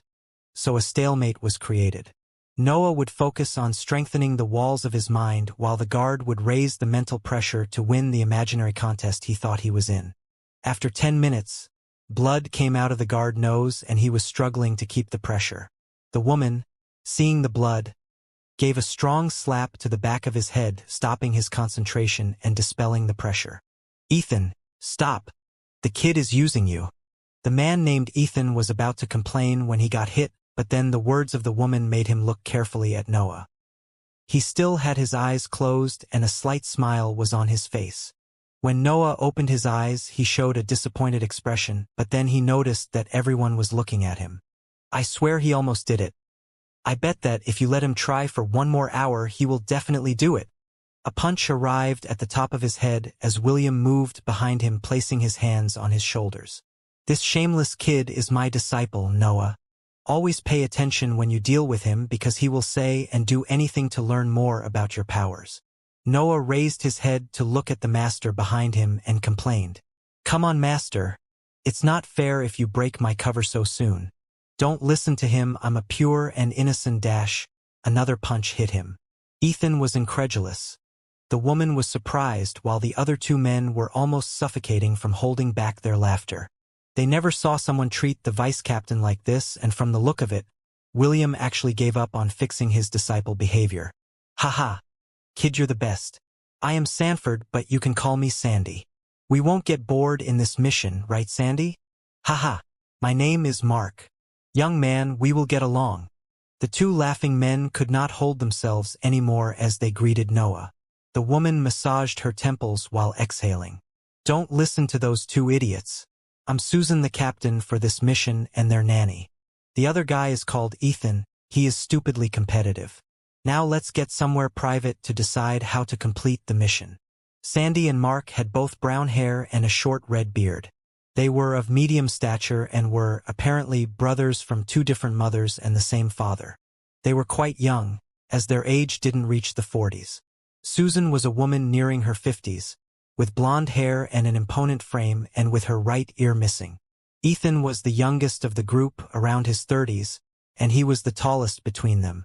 They were in a room inside the guards' building, sitting around a circular table with cups of hot tea on the side of each of them.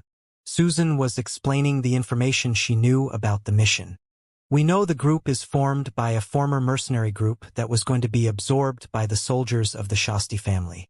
Some of them, unhappy with the status of a stable soldier, rebelled and became robbers. You all read the report about Tazart village. I don't believe they could have cleared all their traces while kidnapping so many women. Of course, our best option is to start investigating from there. Everyone nodded. What about their number and capabilities? And what do we do if they use the hostages? It was Noah speaking. He wanted to make sure that he was ready for anything in his first battle with cultivators, even if he didn't have to participate. We have some description of the strongest of them, and their group should amount to 20 people in total. As for the hostages, we save them if we can. We cut through them if they are used as shields. Noah nodded. He was happy with her answer. In this world, the weak are to blame while the strong are to revere. I won't endanger myself to save other people I don't care about. A village would be wiped out because, by chance, a pack of magical beasts found it in their way. Weakness was indeed a sin in this world. Having cleared his doubts, Noah listened carefully to the questions of the other soldiers. They set up the priorities of the mission, the plan of attack, and everyone's role. Noah had to clear anyone trying to get closer to the other four, leaving the cultivators to fight themselves with no one interfering. Since everything is settled, let's set off immediately. We will see each other again in 2 hours. The group got dismissed and went to prepare for their mission. Meanwhile, on the side of a small mountain covered with trees, 20 or so men were camping near a campfire. It was winter, so the temperature was low, but these men didn't seem to care too much as they were doing a line to enter the bigger tent of the camp. Cries and pleads could be heard from the tent, but the men outside it would just laugh and lick their lips, eager to enter. 2 men got outside of the tent and proudly announced, "Now, there are no more virgins inside." Disappointed sighs and curses were spat out by the men still in line, but then were suppressed by a yell coming from higher in the mountain. "Shut up, you beasts! I'm trying to concentrate here." The men shut up, but soon whispers sounded again on the mountain. "I heard that the boss managed to steal a magic spell scroll from the old captain. Sure, he is still in the process of learning it. He doesn't want any distraction. He let us raid the village just to make us happy and stop complaining. What a pity, though. He had been a mage for such a long time, and the only way he got a magic spell was with the rebellion. You chose to rebel too, remember? Well, we are mercenaries. We follow gold and women." The deserters talked for some more time and then went back to enjoy the contents of the tent. For days later, a carriage appeared in the outskirts of Tazart village, or what remained of it. The houses were burned to the ground and not a living being could be seen inside it. A group of 3 men, a woman, and a kid got out of the carriage. They were, of course, Noah and his group. "Ah, man. You are too boring. You did nothing but meditate and practice during the trip. Aren't you in the age when you want to talk about women? Sanford, don't try to corrupt the kid. He still has time to become a waste of air like you. Captain, you are so mean. I'm just trying to educate him to the way of manhood." Sandy and Susan bickered. They basically did it through all the trip. Mark would just laugh on their side at every word they spoke to each other, while Ethan tried to imitate Noah in his compulsive way of training. "Don't tell me that you become an idiot when you start cultivating your dantian?" These were his thoughts about cultivators after 4 days of travel with them. Now that I think about it, even Master isn't too normal with his constant smile. He was considering the possibility that cultivating could have some side effects on the psyche of the practitioner. They neared the remains of the village and looked around it in search of clues of the deserters. Dead bodies were still on the ground, left there since the raid. As the report said, no females were among the corpses and signs of dragging were present everywhere. What is there in that direction that can hide 20 lustful men? Mark asked the question while pointing where the traces of dragging went. A mountain, answered Sandy. Cliffs here, mountain, Ethan pointed out. Susan massaged her temples to hold back from yelling at the three of them. They must have gone there. We should hurry while they are still busy using the hostages. Noah could not help to feel a bit of wariness toward the heartlessness of Susan after her proposal. Oh, something is coming. Yes. They must have been attracted by the smell of blood lingering on the ground. It was the first time that Noah wasn't the first to notice something approaching. Are they already mages? Looking at Sandy and Mark staring in the distance, he followed their line of sight, focusing on a dark dot few hundreds of meters in the distance. The dot became 2 dots and then 4. Then the silhouettes of 6 thunder wolves were made clear. Kid, you take care of them, have fun. Sandy patted Noah's shoulder and sat on the ground like he was waiting for a show to being displayed. The thunder wolves were all rank 2. Generally speaking, wolves types of magical beasts had all the ability to coordinate their attacks together. This particular one could send bolts of lightning from its mouth or coordinate with the pack to create a massive thunder that could destroy everything in its path. If it was shot from 6 rank 2, its power could match the top tier of their rank. Mark sat next to Sandy and they started betting on Noah's performance. Even Ethan this time didn't show his usual competitive side and just sat on the ground looking annoyed. A fight with those magical beasts was not worth his interest. Susan remained standing but just kept looking for more clues around the ruins of the village. These guys. Noah felt a bit irritated. Each one of them should be able to wipe those wolves in one hit, yet they chose to let me do it. Basically, I'm here to clean the trash. The wolves kept getting closer and their tails were accumulating electricity to release into an attack. You know, I really hate being tested, said Noah to the group, while unsheathing his sabers and jumping towards the wolves. His attention was on the tails of the wolves since it was from them that you could understand when the lightning bolt would arrive. During the period of clearing nests, William gave him a slim bestiary to memorize. It had general information about magical beasts below rank 3, with some advice on how to dodge their most powerful attacks. In the case of the thunder wolves, it was when their mouth opened to release the electricity accumulated in their tails. There was no such thing as the perfect attack in this world. Everything must have a weakness. In the thunderbolt case, it was the long preparation required and its poor maneuverability. In Noah's style, it was a limited area of effect. A bolt shot from one of the wolves' mouths in Noah's direction. He hastily moved diagonally to avoid it and then resumed in his original direction. The bolt passed near him and hit the ground. A 1-meter large hole was formed with smoke coming out of it. The special ability of a rank 2 magical beast was not to be underestimated. Another bolt shot out, but Noah avoided it, sliding below it at high speed. Then he jumped to end up in the middle of the pack. From the sight on a normal human, Noah only stopped in place for few instants between the 2 wolves on his sides before moving toward the other 4. Even the 2 beasts got a little confused by his behavior and tilted their heads to follow the kid entering their group. At that moment, a red line appeared on the 2 wolves' necks, followed by an eruption of bright red blood. 2 beasts' heads fell on the ground, accompanied by their now headless bodies. Oh, that is indeed the speed of the Kamitashi style. When William told me that he gave a rank 3 martial art to a kid, I almost was sent to the prison for mocking him. I wonder how much power of the technique he can express. Sandy commented from his position on the ground, while the other 2 men nodded in approval. Even though Noah's attack was fast, it could not fool the eyes of cultivators on their level. Only Ethan seemed to frown a bit. He clearly saw one of the attacks but completely missed the other one. Meanwhile, Noah was still in the wolves' pack. This time the beasts were preparing a coordinated attack since the death of 2 of their companions made them realize the danger they were in. But it was too late. If they used immediately their most powerful attack while Noah was getting closer, they could have had a chance. But now that he was among them, their fate was written. Noah seemed to casually stroll between the magical beasts, but every time he passed one of them, their head would be severed and fall on the ground. In less than a minute, the pack was no more, only headless corpses were around him. My forms are on a completely different level. If previously they were on the level of a middle-tier rank 2 magical beast or even lower, now they are definitely on the upper tier. It's just a pity that I still can't cross the boundaries of the rank 3 because my body is still weak. Like usual, he would analyze the battle and his techniques to fix any mistake he found in it and to evaluate his power level. The events with the ironclad spider were really too fortunate. I don't think I could have killed him if he hadn't just evolved. Noah was still standing in thought when Susan came back to the group sitting on the ground. The village has nothing of worth left in it, and since the kid finished clearing up the beasts, we should get going.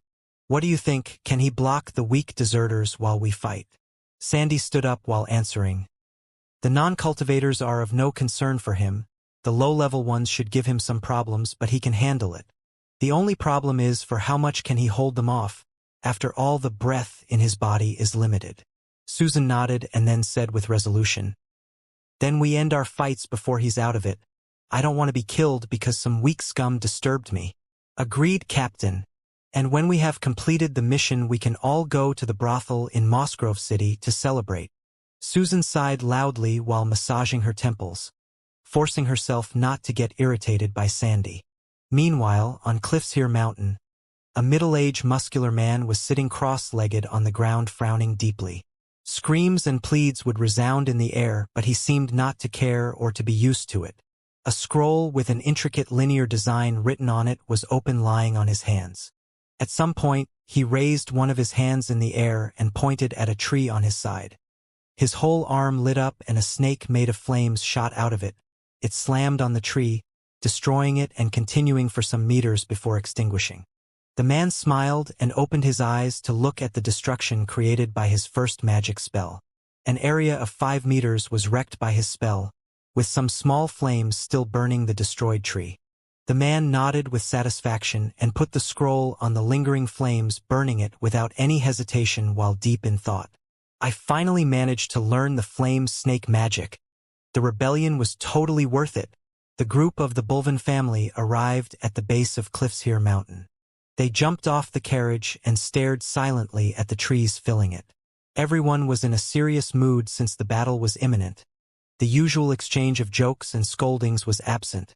Only concentration could be seen in their eyes. Even if they could arrive sooner if they ran all the way here, they prioritized their physical condition.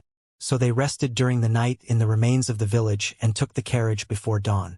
It was still some hours before midday, but even though the sun was high in the sky, the field of view in the mountain's path was limited by the numerous trees on it. Mark was the first to break the silence. "They will obviously have sentries around their camp if they are still here." Everyone nodded. "The terrain is not in our favor, but we should have better scouts. Once we find them, we can prepare a plan of attack," Susan said. Sandy put his arm around Mark's neck and proudly announced, "The best the outer ring has to offer." Noah finally understood why they were able to spot the Thunder Wolves before him. "So that's why. I wonder if they are just good scouts or if their mental energy is so high that they can take on that role easily." He was continuously trying to figure out the real strength of his companions, but they rarely showed any clues about their powers. With the exception of Ethan, he didn't even know what kind of weapon they used. "You two go ahead and point the way, we will follow." After Susan's order, they entered the mountain forest following Mark and Sandy. They would often go in 2 different ways before regrouping and point a direction on the ones following them. Few hours passed by, with no one in the group speaking a word during their exploration. Then, Sandy and Mark went toward them, signaling to be silent. They crouched on the ground and spoke with a soft voice. "We found the encampment a few minutes in that direction. It should be them since there were screams of women coming from there. The common soldiers are tired and sleepy. I believe that they did nothing but torment those women these days. You are lucky, Noah. Since it was his job to take care of the non-cultivators, this was good news for him." Apparently, no one cared about the fates of the hostages at this point. "What about cultivators?" asked Susan. "There is the one in the highest place of the encampment that must be the stronger of them. We could not find more about him for fear of being discovered. There are 5 of them worthy of our concern after him. The others are just weaklings for the kid." Sandy and Mark would explain things by dividing the explanation between the two of them. Noah was almost certain that cultivating would cause some brain damage by now. He thought that he had to ask his master about this matter once he came back. "How do we proceed?" he asked, and everyone's gaze went on Susan since she was the captain of the mission. "I will jump straight in the middle of them and face the strongest guy. While they are busy following me, Mark, Sandy, and Ethan will ambush the cultivators trying to lower their number while Noah will storm between the weaklings. Once the situation stabilizes, we go hunt for the remaining ones. Remember your roles." She is actually planning to be the bait. Noah was doubtful but still decided to follow with the plan. After all, if Susan wanted to take the danger on her, so be it. They moved toward the perimeter of the encampment, and when everyone was ready, Susan jumped out in the open, speeding toward her target. "Just follow us, kid," Sandy said as he and Mark took out a short knife from their clothes. Ethan unsheathed his greatsword, so Noah did the same with the sabers on his back. The normal soldiers didn't notice Susan's figure as she was too fast. It was only when she was halfway through the camp that someone gave the alarm. "Enemy attack!" The camp fell into chaos as the soldiers went to pick their swords left on the ground. When Susan was nearing the top of the encampment, a man jumped out from a tent and directly swung his sword at her. Susan raised her hand and the sword got deflected by it. The sound of metal against metal resounded in the air. "Now!" yelled Mark, and the group still hiding in the perimeter of the camp shot out in the open. Sandy and Mark went directly in Susan's direction while Ethan did an ample half-circle with his greatsword severing 3 soldiers in 2. Then he went in the same direction of the other 2. Noah was the last one to appear, and he took advantage of the confusion created by his companions to sneak out inside the group of deserters. Blood spilled and heads flew as he ran through the group. The more he killed now while reaching Ethan and the others, the less he had to care about later when the surprise effect dispelled. When he appeared on the other side of the encampment, 5 soldiers fell dead on the ground. On this side, Susan was still deflecting different weapons with her hands while trying to reach her target. Sandy and Mark took out one of them with their excellent teamwork, but then got encircled by 3 cultivators, limiting their movements. Ethan was fighting a tall man with a big axe alone. At some point, Susan did a palm gesture with her hand that released a shockwave that stunned momentarily the 2 soldiers that were fighting with her. She hurriedly grabbed the head of one of them and squeezed tightly. The head of the unfortunate man was reduced to a meat pulp while Susan didn't even look at him before resuming her original direction. The other man on her side was too scared to react to the woman speeding through him. Noah turned back to face the other soldiers, unleashing another wave of seemingly invisible attacks. Ethan used a destructive move to shatter the big axe and then thrust his greatsword into the tall man's chest. Sandy and Mark were nimbly dodging every attack the 3 men were unleashing on them while delivering fast strikes as a counterattack. All 3 of the deserters had their wrists and arms wounded as a result. Noah killed another 3 of them, leaving standing 2 men that blocked his attacks. Only 7 deserters remained alive, with 3 of them injured. At that point, a ball of flame fell from the highest point of the encampment and stopped on the ground in the middle of the battlefield. Susan's figure was barely visible between the flames. The battlefield became silent. Susan was the strongest of the group from Bulvin Mansion, and right now she was convulsing on the ground, engulfed by flames. "Fuck!" Noah was the first to react. He hastily slashed the throat of one of the men in front of him while he was still stupefied by the unexpected event, and then got ready to run away. He didn't know much about magic spells, but he was sure of one thing. If that man can do that attack again, we are doomed. I must retreat. I will never be the last one to escape again. He swore this to himself since the events near Liluan village. If you have to escape, be the first to do that. This was the main reason why he was the first of the group to react. He was constantly wary of any unexpected thing that could happen, like a rank 3 magical beast rising from a shore made of bones, or a misleading report not mentioning a mage in the group of deserters. Before he even managed to turn back though, a shockwave ran from the flames, extinguishing them.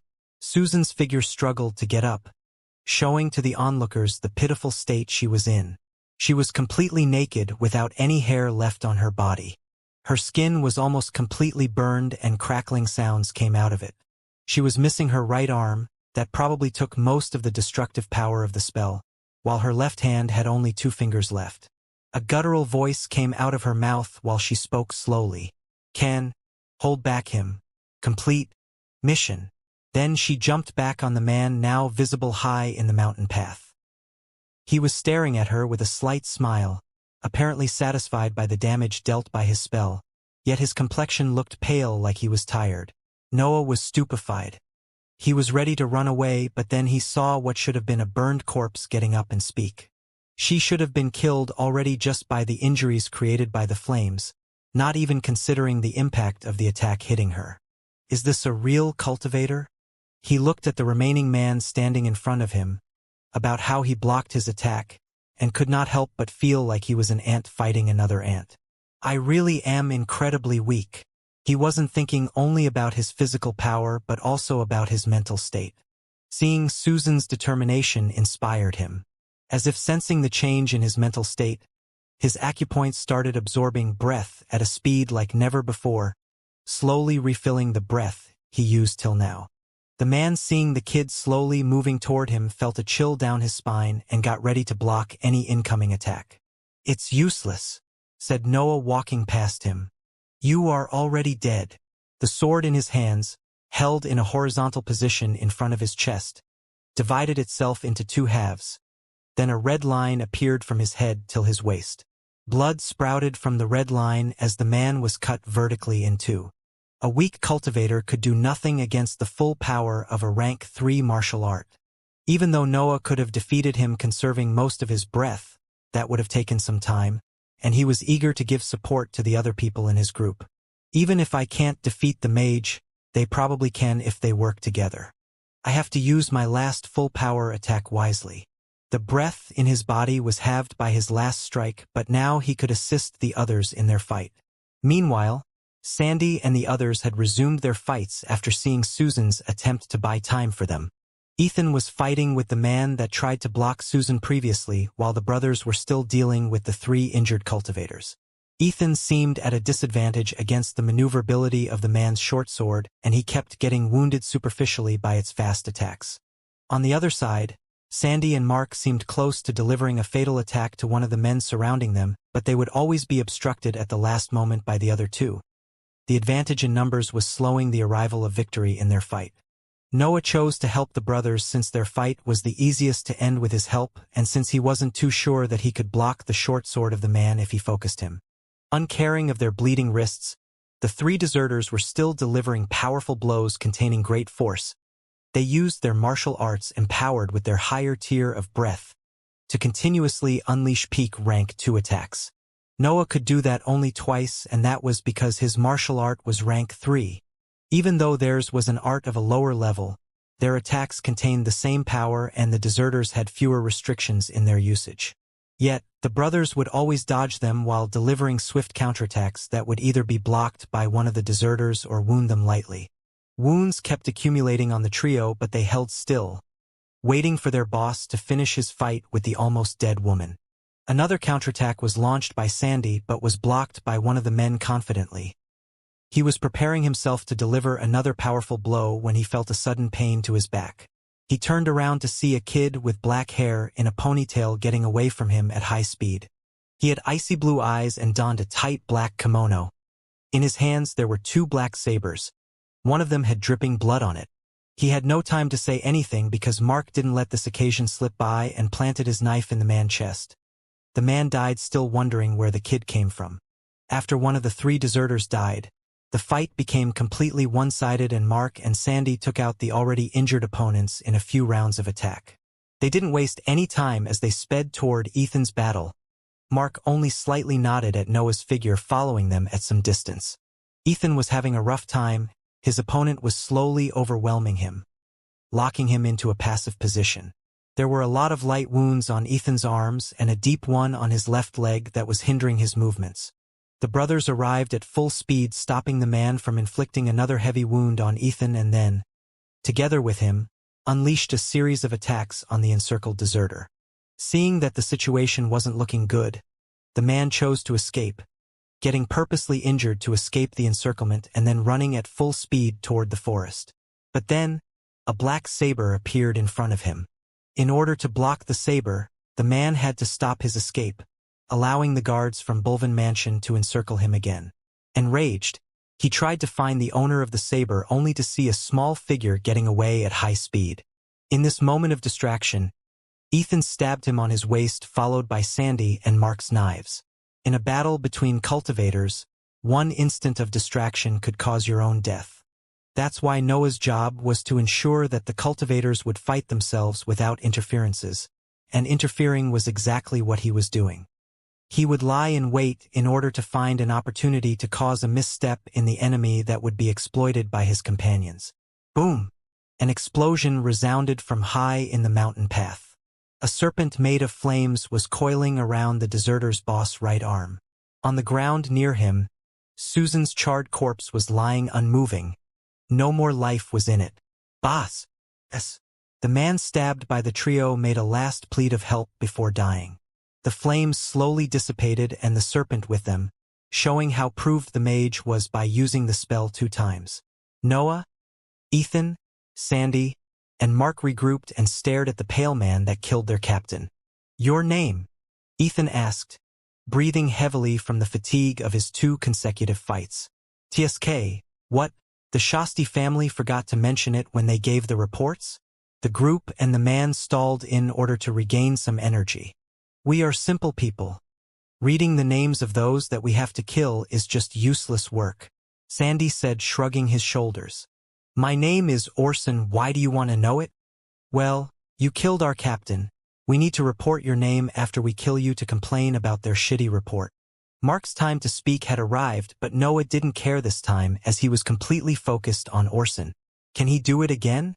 Any one of us that gets hit by that spell will probably die." But Susan managed to make him use it 2 times. "Can he do it a 3rd time?"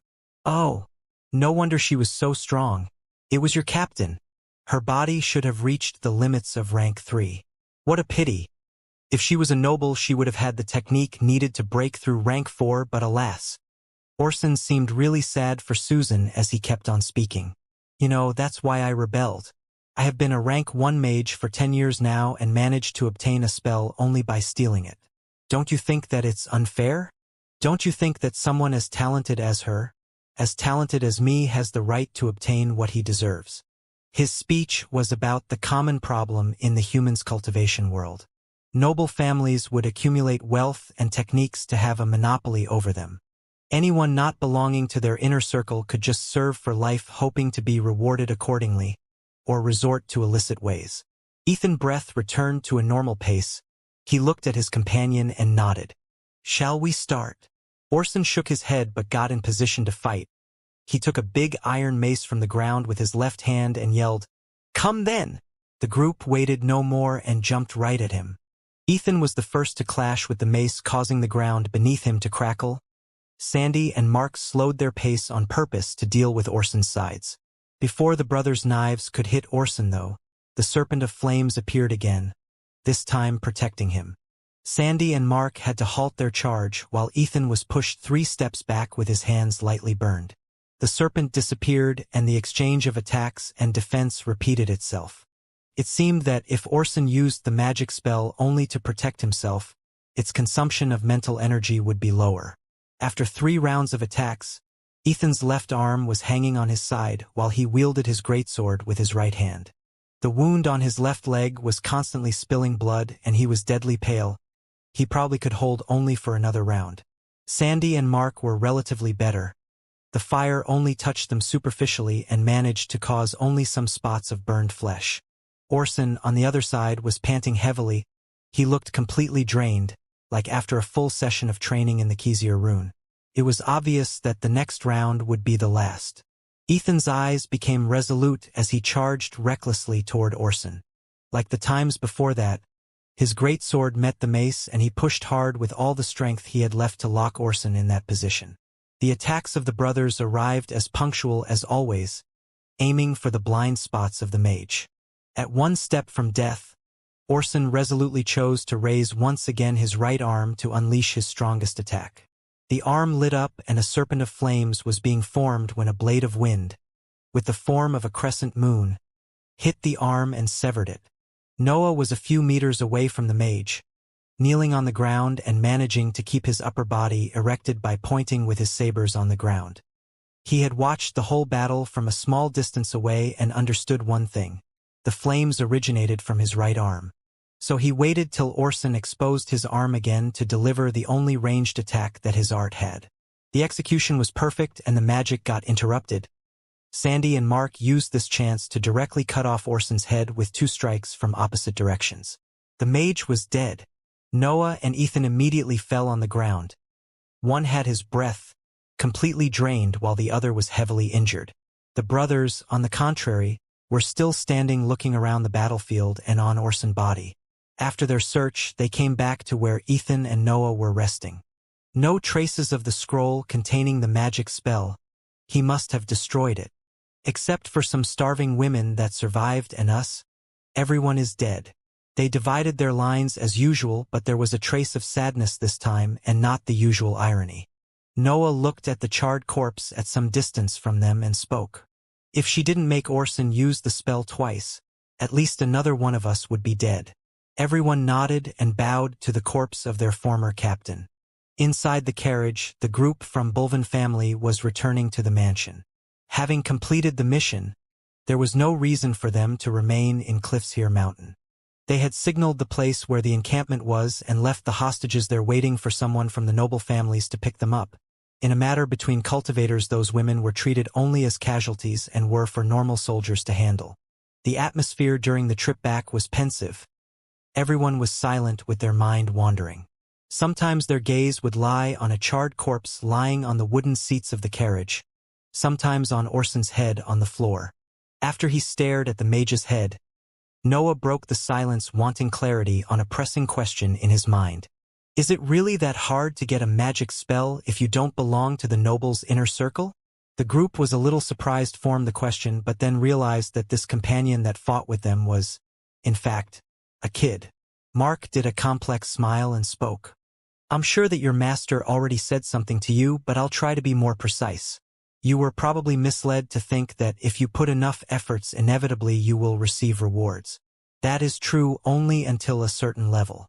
He pointed at the corpse on the ground and continued. Susan was the 3rd strongest in the outer ring, below your master and his captain.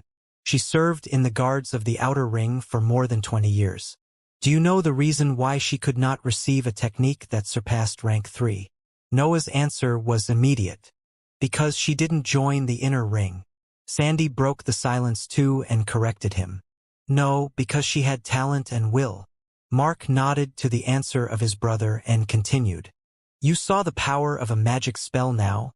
What would happen if the nobles gave that kind of power to someone that might become stronger than them? One single cultivator having a magical spell could kill and injure 5 of them, with some of them stronger than him in other aspects. The answer this time was obvious. Rebellion. Mark nodded, his smile becoming more complex. Exactly. That talented person might not welcome the control of the nobles' families anymore after he obtains the power to fight them. You probably thought that you could find some ways around it since you got rewarded with a rank 3 art, but let me tell you, that was the most valuable reward they could give you. Remember that you gave a breath blessing, which is one of the most precious treasures for low-level cultivators. For it, and you had your master help in the delivery. I'm afraid that if you lacked one of those, you would have received only some amount of gold as a reward. Noah remembered how just by standing next to that blue mineral his injuries were healed and his 2nd cycle was completed. That was indeed a good stone. No wonder they gave me such a high-tier martial art for it. With magic spells, the process is more complex. Mark kept explaining. The first issue is that you need to be at least a rank 1 mage to learn it, otherwise your sea of consciousness won't be able to bear the pressure of its diagram. Many cultivators would rather train in other aspects that give an earlier increase of power than spend hours looking at a rune for many years. This greatly reduces the number of people that can strive for a magic scroll. After that, there is a problem with the aptitude of a person. If your aptitude doesn't match the element of the spell, its power will be immensely reduced. Mages would rather serve a noble family that has accumulated a sufficient variety of spells rather than going around stealing scrolls only to end up with something that they would rather not use. I believe that Orson chose to rebel when he finally found the spell matching his aptitude. So his aptitude was fire. I won't know mine until my dantian is formed, which means that it's useless to search for a way to get spells until then. The last thing is the rarity of your element. The most common spells are of the fire and water element, followed by wind and earth. Thunder has a spot over them surpassed only by light and darkness. Of course, the rarer the element, the stronger would be the spell compared to those on the same level. This was the first time Noah heard something like this. He could not help but interrupt Mark's explanation to ask, "Why is there such a division?" Mark had to think for a bit before continuing his speech. Well, truth is that the creation of spells is a process that went on for thousands of years, and only top cultivators with a specific talent in magical diagrams can attempt to draw them. According to the common knowledge, the rarer one element, the harder is to create diagrams of it. That's why there are fewer spells of them, and that's where they took the name rared. Mark then pointed at himself and his brother. Our element is thunder. Even if it's a rare element, with the accumulation the Bulvin family has, they should have some scrolls of it. Yet, do you think that they will give them to us even if we enter the inner circle? Sandy didn't give time for Noah to answer and spoke directly. The answer is, probably no. With the character that we have, the inner circle will never allow us to have that kind of power. They simply don't trust us. Why do you think we are still wandering in the outer circle doing these kinds of missions while we both have reached the level of rank 1 mage? So they were indeed mages and not simply talented scouts. My brother is right. Our power would increase too much with a spell of a rare element in our set of abilities. Because of that, the inner circle would not let us in and will just leave us to age in the outer circle. Noah was confused. Then why do you still serve the Bulvin family? Mark's smile showed only helplessness at this point. Because it is the only place where we can receive something for our cultivation, and in the bigger families there is only more competition for rewards at our level. The only option would be the academy in the royal city, but alas. He winked at Noah. They only enroll people below 18 years old. Since Noah found a way inside the cultivation world, he completely disregarded any other type of knowledge. Not that he had time to study anyway with his rigid schedule. He only had a basic understanding of the political power system of this country and of the environment near his family's mansion. The subdivision of power was similar to the feudal system from his previous world. Small-sized noble families would pay taxes to the medium-sized ones in order to keep their territory. Like this till the large-sized noble families that answered only to the royal family. Any large-sized noble family would be in control of a city, like the Shasti family with Mossgrove City, and would run it according to the orders of the royal dynasty. Yet, Noah's mind was mostly oblivious to any names concerning these topics. He focused so much in cultivation that he only barely remembered that this nation was called Utra. So there is an alternative. I would have known more if the cultivation topic wasn't so hidden to the public. I need to have 1 or 2 backup plans for when I leave the family. If there was one thing Noah was sure of, it would have been his departure from the Bulvin family in the future. He knew that his possibilities were limited in that environment due to his status as a bastard, so he had no plan to stay. He would rather be a fugitive like Orson than spend his whole life serving nobles, hoping one day to be rewarded. Unfortunately, I'm still weak. I should wait for my dantian to form, and for my aptitude to be determined before thinking of running away. I would also need a general plan on how to become stronger without the noble's support, and there is the situation about my mother too. There were no immediate solutions to his problems, so he just chose that he would think about them when he had a clearer understanding of things.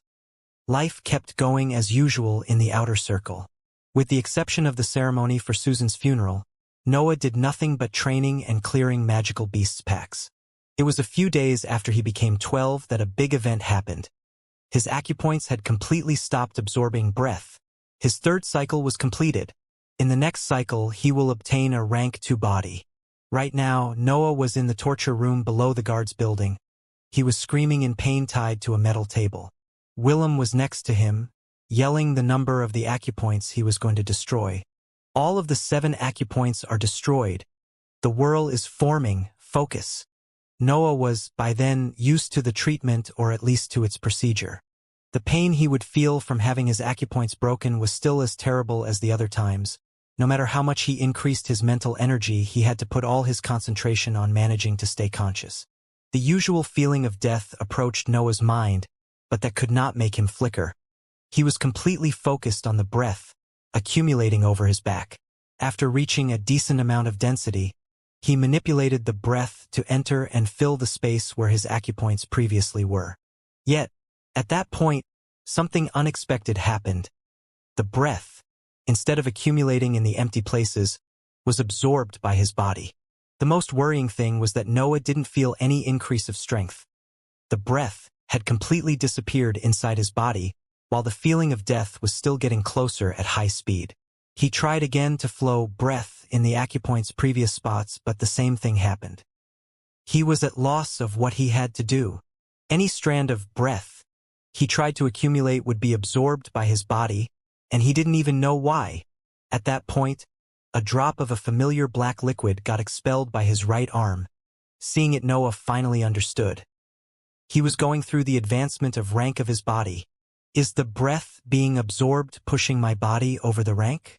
Does this mean that I can't form acupoints until my body advances? He could not think of any different explanations, and he had no time to ask William because of the darkness getting closer in his mind, so he just went all out with the absorption process. He continuously absorbed breath, without even stopping to check if his acupoints were forming. The black liquid began to be ejected from his body at high speed. William was holding him down, watching this process with worry. He understood that his disciple encountered some kind of problem, but there was nothing that he could do to help, so he just let his hands getting stained by the black substance while keeping him still on the table. Meanwhile, Noah was being entirely covered by the liquid as he hurried in the absorption process to avoid being engulfed by the darkness. Then, finally, breath began to accumulate, forming his acupoints. He hastily isolated the newly formed acupoints, waiting for them to solidify and link themselves to his body. He completely disregarded the pain caused by the connection process and focused only on the barriers incubating the mixture of breath and shards of bone. The mixture, in the end, became solid, and he felt an immense wave of strength running through him. Like the previous times, he waited some more time before releasing the barriers around the newly formed acupoints in order to be completely sure that the treatment went well. His body felt extremely strong. His mind was tired and his mental energy was almost completely expended, but there was no pain coming from his back. He gave a powerful pull with his arms and the metal chains tying his hands broke. Then he did the same with his legs and the chains holding them shattered. He stood up on the metal table trying to sense his body, but his mind was too tired from the pain he had endured to size his new strength precisely. William, in the meantime, was smiling warmly, looking at him. He was proud of this disciple continuously surpassing any difficulty with determination and bravery. Noah got down from the table and bowed to his master. It was the first time he could do that right after finishing the treatment. "Thanks a lot, master." "Oh, right. It seems that since my body broke through, I won't need to be bedridden this time, so we can spar tomorrow. I'm eager to feel the strength of my new body." The smile on William's face disappeared, replaced by an irritated expression. "You damned workaholic. Tomorrow you will clean this room to get rid of the filth that your body expelled, and you will do extra missions to repay my handcuffs." When Noah woke up the next morning, he clearly felt the increase of strength of his body. He had taken a bath before going to sleep to wash away the filth his body secreted during the advancement of rank, and now he was standing in his room, sensing attentively any change he could feel. The most immediate thing was that his muscles increased in size and were more defined. Not an inch of fat was present on them, giving to Noah's figure a slender and sturdy appearance even though he was still quite short. Yet, the biggest changes happened inside his body.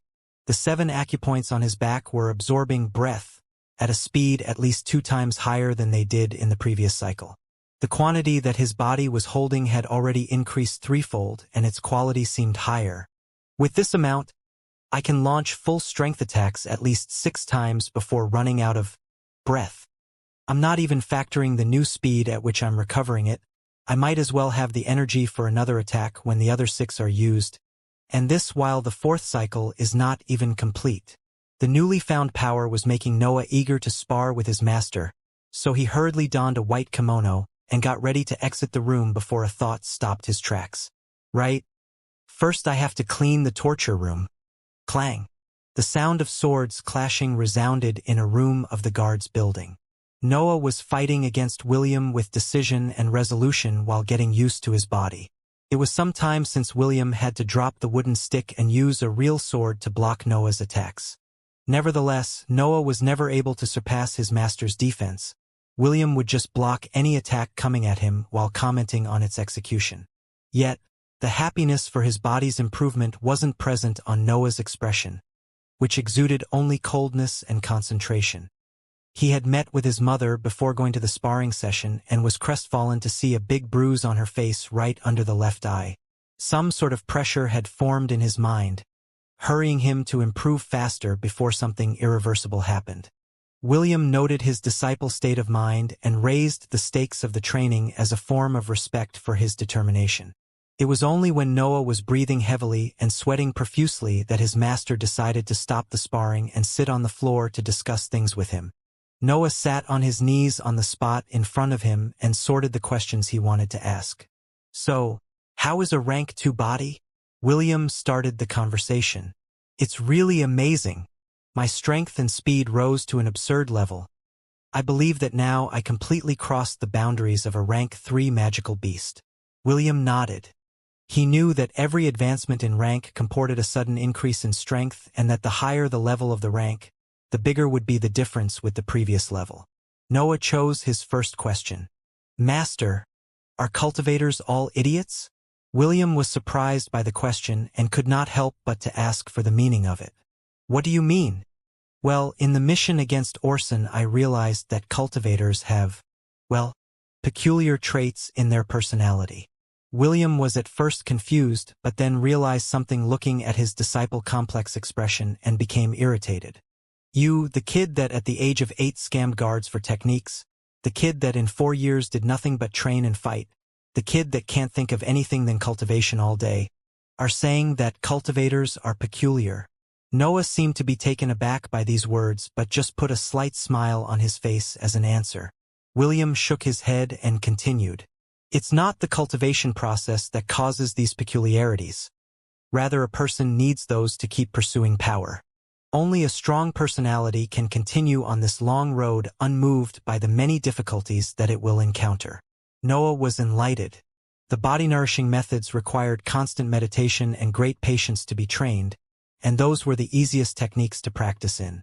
Most of the people would just grow bored or tired of such methods. No wonder they could not pursue higher powers. Who would be willing to practice every day in a martial art till his body was exhausted? Who could spend hours looking at rune that would cause him pain and exhaustion? Only strong-willed people. And they generally had some particularity in them that were unwilling to abandon, like Noah's stubbornness in his search for power or Sandy's uncaring attitude. I think I understand now. There is another thing, though. Noah was about to ask about the academy in the royal city, but then a doubt crossed his mind. He held back from speaking the last part of the sentence and changed its subject at the last moment. Can I take a look at the information about cultivators in this country? The knowledge about this topic is quite hidden and I wouldn't even know where to look for it. William was astonished but then nodded for a few times with a radiant smile on his face. You finally want to know more about this country's history. Don't worry. I'll bring a book from the inner circle on our next appointment. To think that I would live till you asked me something not concerning training. Noah had a guilty smile on his face. It was only after he left the room that he could finally relax. I almost made a mistake. I know that Master cares about me, but what would happen if he understood that I want to leave the family? Will he help me or will he punish me? Just to be sure, it's better not to disclose anything with him until the forging of 7 hells is completed. Plus, I don't really know how to get to the royal city anyway. Noah went back to his room while deep in thought. He didn't really like hiding things from William since he helped him so much, yet his future came first. He could not accept to be a simple guard in his life. He wanted to be free to soar the sky without anyone having the power to obstruct him, and to do that he needed a power that he could not find staying in the mansion. It seems that it's really my nature to disappoint those that love me. I'm sorry, Master. but there is no chance that I'll simply accept my status as my fate. I hope that you can understand. Out of habit, he picked his sabers and practiced. The breath in his body was replenished by a quarter since the sparring had ended. There was only one imminent problem with Noah's lifestyle. He kept on training and fighting, but one aspect was pressing him. How the fuck am I supposed to tell Master that the rune in my sea of consciousness is almost complete? It has been only 2.5 years since he started the training for his mental energy, but with the advantage his rebirth gave him, he had almost become a rank 1 mage. Well, I'll think about it after this mission. At least there were no problems with the 5th treatment. About 1 month ago, he successfully completed his 4th cycle and entered the 5th one. Apparently, the cycle right after the body's advancement was the easiest to complete, followed by the middle one that required a long time of nourishment, to the last one that forced the practitioner to break through ranks during the treatment. I should be able to obtain a rank 3 body some months after I turn 13. I hope that the last treatment will be similar to the 4th. Since the unexpected event during the treatment, Noah reflected more on the various cycles of the 7 Hells method in order to be ready when another unexpected situation appeared. After all, one misstep during the process will cause his death or a permanent injury. During these months, he also expanded his knowledge of this country thanks to the many books his master kept on giving him, and, in the end, he found the information that he wanted. The royal city takes the name from the dynasty that runs it, and since 2,000 years ago, it has been called Elbas. Any noble family that manages to take control of the royal city will become a dynasty. 2,000 years ago, the Elbas family waged a war against the previous royal family and won. Since then, they never lost to any rebellion against them. One of the reasons why they resisted for so much time was the creation of the academy. The academy is the best training ground for the descendants of the noble families and for young talents. It was made by the Elbas family as a mean to get any talented individual of the younger generation closer to the royal family, since you can get a prestigious position in the royal city once you graduate from the academy. It's a smart move that increases their power while lowering that of the noble families at the same time. That's why they invested so much in it, giving access to many techniques and spells to its students. The problem is that I can only enter there through a competition. The academy enrolled twice per year and only through 2 methods: money and strength. You could either pay an exorbitant sum of gold and precious materials, or you had to win a competition set up by it against other contenders. Needless to say, Noah's only option was the 2nd method. I even prepared a couple of escape routes for when the time comes. I can only hope that it will be near the time of one of the enrollment competition. After obtaining the information about the academy, Noah had just to inspect the maps about the continent of Utra to plan some escape routes toward the places where the selections would be. While he was brainstorming about his recent discoveries, Noah was speeding through Evergreen Forest. His mission consisted in finding a group of bandits that assaulted a merchant caravan that transported body parts of magical beasts. He had to execute the bandits and retrieve the goods. His master assured him that they weren't extremely powerful cultivators and that he could choose the reward for the mission between the stolen merch. The report said that this group calls themselves Grey Shadows, and they have 7 members. In the last year, they operated in the zone near Evergreen Forest, so their base should be here, but even after some investigations, they have never been found. I guess that Sandy and Mark are busy somewhere else for Master to choose me for this mission. With his strong mental energy, Noah was one of the best candidates for this mission since he could sense clearly the environment around him. It was his 2nd day inside the forest, but he still had to find traces of the bandits. Even though the surface of Evergreen Forest was bigger than the one the Bulvin family ruled on and was full of dangerous magical beasts, the area near its perimeter was relatively safe since the Shasti family would periodically send soldiers to clear it from dangers in order to make the merchant route safer. Master said that if I find nothing after 1 month of search, I can just give up and go back to the mansion. So its solitary mission had begun. Noah would travel during the day looking for traces of the Grey Shadows and train at night in the Kezir rune. He liked this type of mission because it allowed him to learn how to survive in the wilderness. He took it as a preparation for his big escape in the future. After 1 week of exploration, he still ended up with nothing. Noah didn't really want to fail the mission, or to say it better, he didn't want to give up the free reward from the bandits' deposit. He stood on a tree deep in thought until he had an idea. What if I follow a caravan? The idea seemed worth a shot, so he moved toward the perimeter of the forest in the direction of Mossgrove City. He waited there for 3 days, letting past the caravans that were too small or looked like they weren't carrying anything important until he finally found the perfect target. It was a big caravan made of 2 different carriages. It had a big red emblem inscribed on its side representing a tiger with wings on his back. Noah supposed that it belonged to one of the middle-sized noble families in the Shasti's domain. One of the carriages was ridden by a group of soldiers that alternated the coachman role between themselves, while on the other one a bald fat man without any beard and a young girl were in the rider's position. That one looks like the ideal target of the gray shadows. The soldiers don't look that strong, but for a noble family to send them to protect a merchant, it means that the goods they carry should have some value. Mental energy could be used to scan the surroundings but also to evaluate someone's strength. Yet, before becoming a mage, its precision would still be somewhat lacking. To evaluate these soldiers, though, Noah's level was more than enough. So it's decided, I'll follow them. The caravan took a path inside evergreen forest. Noah was jumping from tree to tree, following it at quite some distance. He was waiting for the moment the gray shadows appeared. He was quite bored. All he could do was wait for something to happen or to enter his range of perception. A big contrast with his usual days spent on training until he had to sleep to recover. Meanwhile, on the caravan, Quinn was a merchant that took on his family's job at the age of 16. He was talented in the art of trade and managed to raise his position till being the preferred merchant of the Merger family, a middle-sized noble family under the domain of the Shasti family. Right now, he was doing a trip back to Merger Mansion, situated on the other side of the forest not far from its perimeter.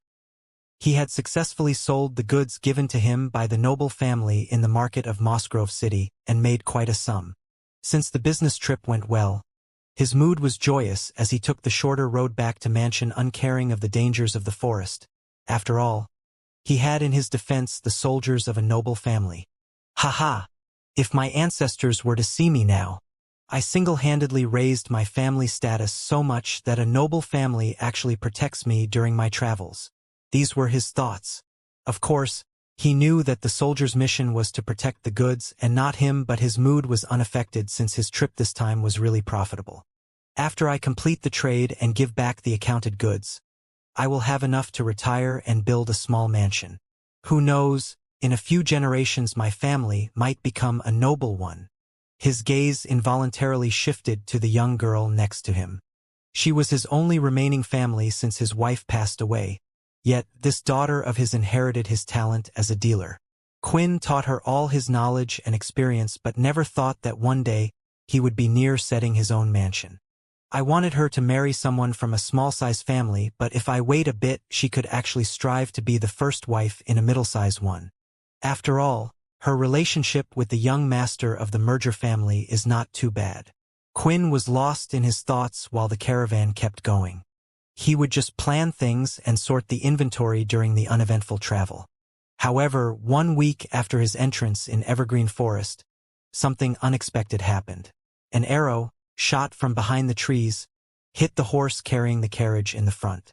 The horse fell dead on the ground immediately as 3 figures came out from their hidings. The soldiers got enraged and jumped off the carriage yelling at them. How do you dare to assault the carriage of the Merger family? You must be tired of living. The 3 figures had gray hooded cloaks that completely covered their faces and large sleeves that hid their hands. One of them started laughing when the soldier threatened them. Ha! Did you hear him? Second shadow, third shadow? He actually thinks that we are scared of them. Another one answered, First shadow, don't you worry, they will soon understand. Like it was some sort of signal, the 3 hooded men directly attacked the soldiers, throwing knives and unsheathing short swords from their sleeves. The soldiers blocked their attacks and started to encircle them. There were, after all, 5 soldiers against the 3 of them. The advantage in numbers was showing itself. At that moment, though, another arrow shot from behind the trees and hit one of the soldiers' legs, and 2 more hooded men came out from their hidings. With the injured soldier, the thieves were having the advantage, yet they didn't seem too focused on killing their enemies. Quinn was hiding with his daughter inside the carriage since the assault started. He knew that the goods were the soldiers' core mission, so he smartly chose to hide between them. He was quite relaxed in the whole process since he had complete confidence in the power of a middle-sized family. Don't you worry, simple thieves won't dare to kill anyone wearing the emblem of a noble family. Even if they resorted to a life of crimes, they still fear the power behind nobles. He was consoling his daughter when a voice interrupted him. He's right, cutie. We are too scared of the powerful cultivators protecting them. However, that doesn't mean that we will simply run away when we see their emblem. Quinn was startled. A hooded figure was at the end of the carriage looking at the goods. He did a hand gesture and all the inventory was sucked inside his sleeve. Many thanks. The thief lightly bowed and then hurried outside the carriage. In a few instants he had disappeared between the trees. Quinn lost all his strength at this sight and released a weak statement. I'm ruined. Turning back time a bit, Noah was still following the caravan. It had been 7 days, but there was still no sign of the gray shadows. This is so boring. Don't tell me that it was the wrong decision to follow this caravan, and that they went after the poorer ones. Noah was hiding at the top of a tree, but doubts were starting to accumulate in his mind. He got ready to kill some time by looking at the rune when he sensed something getting near the position of the caravan. He completely switched his state of mind to total concentration and stared at the unfolding of the events on the ground. He saw a hooded man shooting an arrow to kill the horse in the front carriage, and then 3 men engaging a fight with the soldiers. He saw the soldiers slowly going into a passive position when the other 2 men appeared, but he waited. He had to know how they were going to steal the goods and where they would put them. As for the fate of the caravan, he couldn't care less. At that point, a fast figure went inside the rear carriage and came out after a few instants. Some seconds later, the merchant came out of the carriage crawling on the ground and pointing in the direction of where the figure went. The merchant's skin was pale and he seemed devoid of any life. Quinn's condition made Noah understand the situation. The goods have been stolen. Once the realization lightened up his mind, he wasted no more time and jumped directly in pursuit of the figure in the forest. If someone looked from above the forest, he would see a black dot running at high speed on the top of the trees. Noah was jumping from tree to tree at high speed toward the faint presence that he felt with his mind. When the figure entered his field of view, he slowed his pace to make sure that he would not be noticed. The member of the gray shadows kept running for about an hour deep in the forest, unaware of a black figure hiding in the trees behind him. Then he stopped in a seemingly random location and hid in a bush, probably waiting for any pursuer to show up.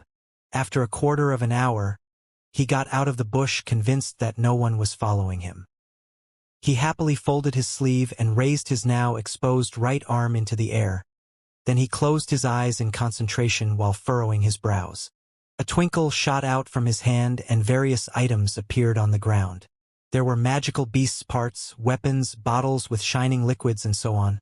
All of those had appeared out of nowhere.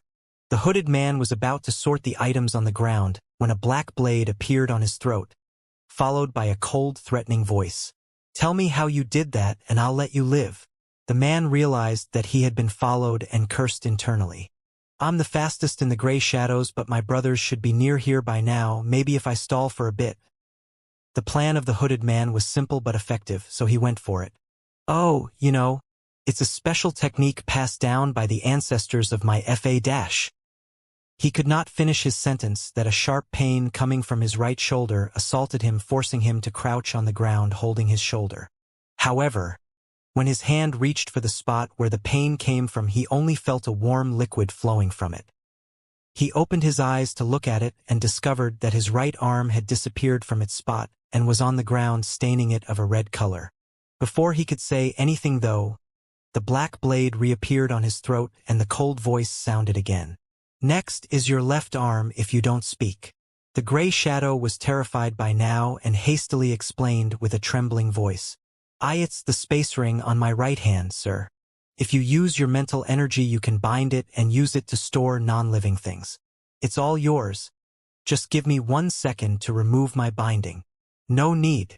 The cold voice sounded one last time and the head of the thief fell on the ground, severed by its body. Noah gave a look at the severed arm on the ground and found a plain-looking silver ring. He took it in his hands and focused his mental energy to inspect it. A type of connection was created and the half-transparent image of the ring appeared in Noah's sea of consciousness. When Noah focused on the ring, he could see a separated space of 30 cubic meters inside it full of precious material and similar. He was amazed. He shifted his gaze toward the items on the ground and just by willing it, they got sucked inside the space of the ring. He tried to do the same with the corpse of the thief and the same thing happened. Then he concentrated again on one of the items inside the ring and it suddenly appeared in front of him. He put the item back in the separated space and inspected the ring carefully. From every perspective it looked perfectly like a normal ring. Only by inspecting it with mental energy you could vaguely sense that something was off with it. This thing is amazing. There is no way that I give it back. If I just hide it under my clothes, no one would be able to find it. While he thought of this, he sensed 6 presences coming from the forest in his direction. Right, let's solve this issue first. The remaining 6 members of the Gray Shadows arrived in the spot where Noah once was and got perplexed seeing the stains of blood on the ground.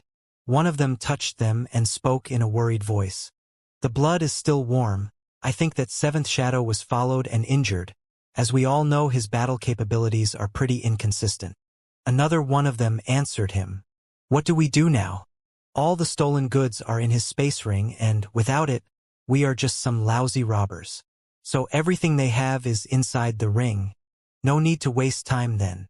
Noah was back in his hiding position at the top of a tree listening attentively to the conversation of the thieves to make sure that there were no more secrets to uncover.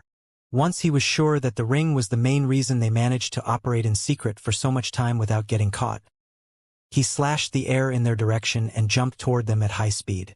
The slash created a blade of wind that crashed on the remaining members of the Gray Shadows, catching them by surprise. 2 members of the group got injured instantly and were about to unsheath their weapons when a black figure passed next to them. Their heads detached from their bodies as if they were only leaning on it. Noah touched the ground and released 4 more wind slashes in the direction of the remaining 4 hooded men. Then he followed the slashes without even waiting for them to hit. Every time he moved, someone's head would be severed. He was using his rank 3 martial art at full strength. Since he entered the 5th cycle, the limit on the usage of his full strength got raised to 10 attacks, so he wasn't going to hold himself back against 6 enemies. In less than a minute, the Gray Shadows were all dead and put inside Noah's space ring. I have less than 2 weeks left for this mission. I might have a plan on how to get the highest benefits from it, but I must first clean this place and go deeper into the forest to make it work. Noah hurriedly dug out the terrain that got stained by blood and put it in the space ring. Then he refilled the holes and checked again to be sure that he left no traces of his battle. This should be enough. Now I need to find a suitable place in the forest to create a fake deposit. As he thought that, he ran in a straight line toward a deeper part of the forest. Deep into evergreen forest, in an area not cleared by the Shasti family. Noah was standing in front of the entrance of a small cave. He found this place after a full day of running into the forest. He entered the cave and carefully inspected it. It was large 50-meter squares and was quite dark. It seemed perfect for his intentions. Noah unloaded the contents of the space ring in the deepest place of the cave to create false proofs that this spot was, in fact, the deposit the Gray Shadows used. Then, he placed the bodies of the band of thieves on the ground with their respective heads near the bodies. To better create the facade of a battle, he slashed randomly on their corpses until he was satisfied with the scene being displayed. He was about to nod in satisfaction when a thought crossed his mind that made him reveal a complex smile. To think that it was less than 2 years ago that I first killed a human, while now I'm falsifying a murder scene to steal some items. Since the events with Baylor, he never hesitated again to kill any of his enemies. He never thought too much of it since he had no time to think about it, but now the situation was different. He was actively covering his tracks to gain benefits from it, but the thing that made him depressed was something else. I don't feel anything. He kept on looking at the torn corpses but could not find an ounce of disgust or guilt inside him.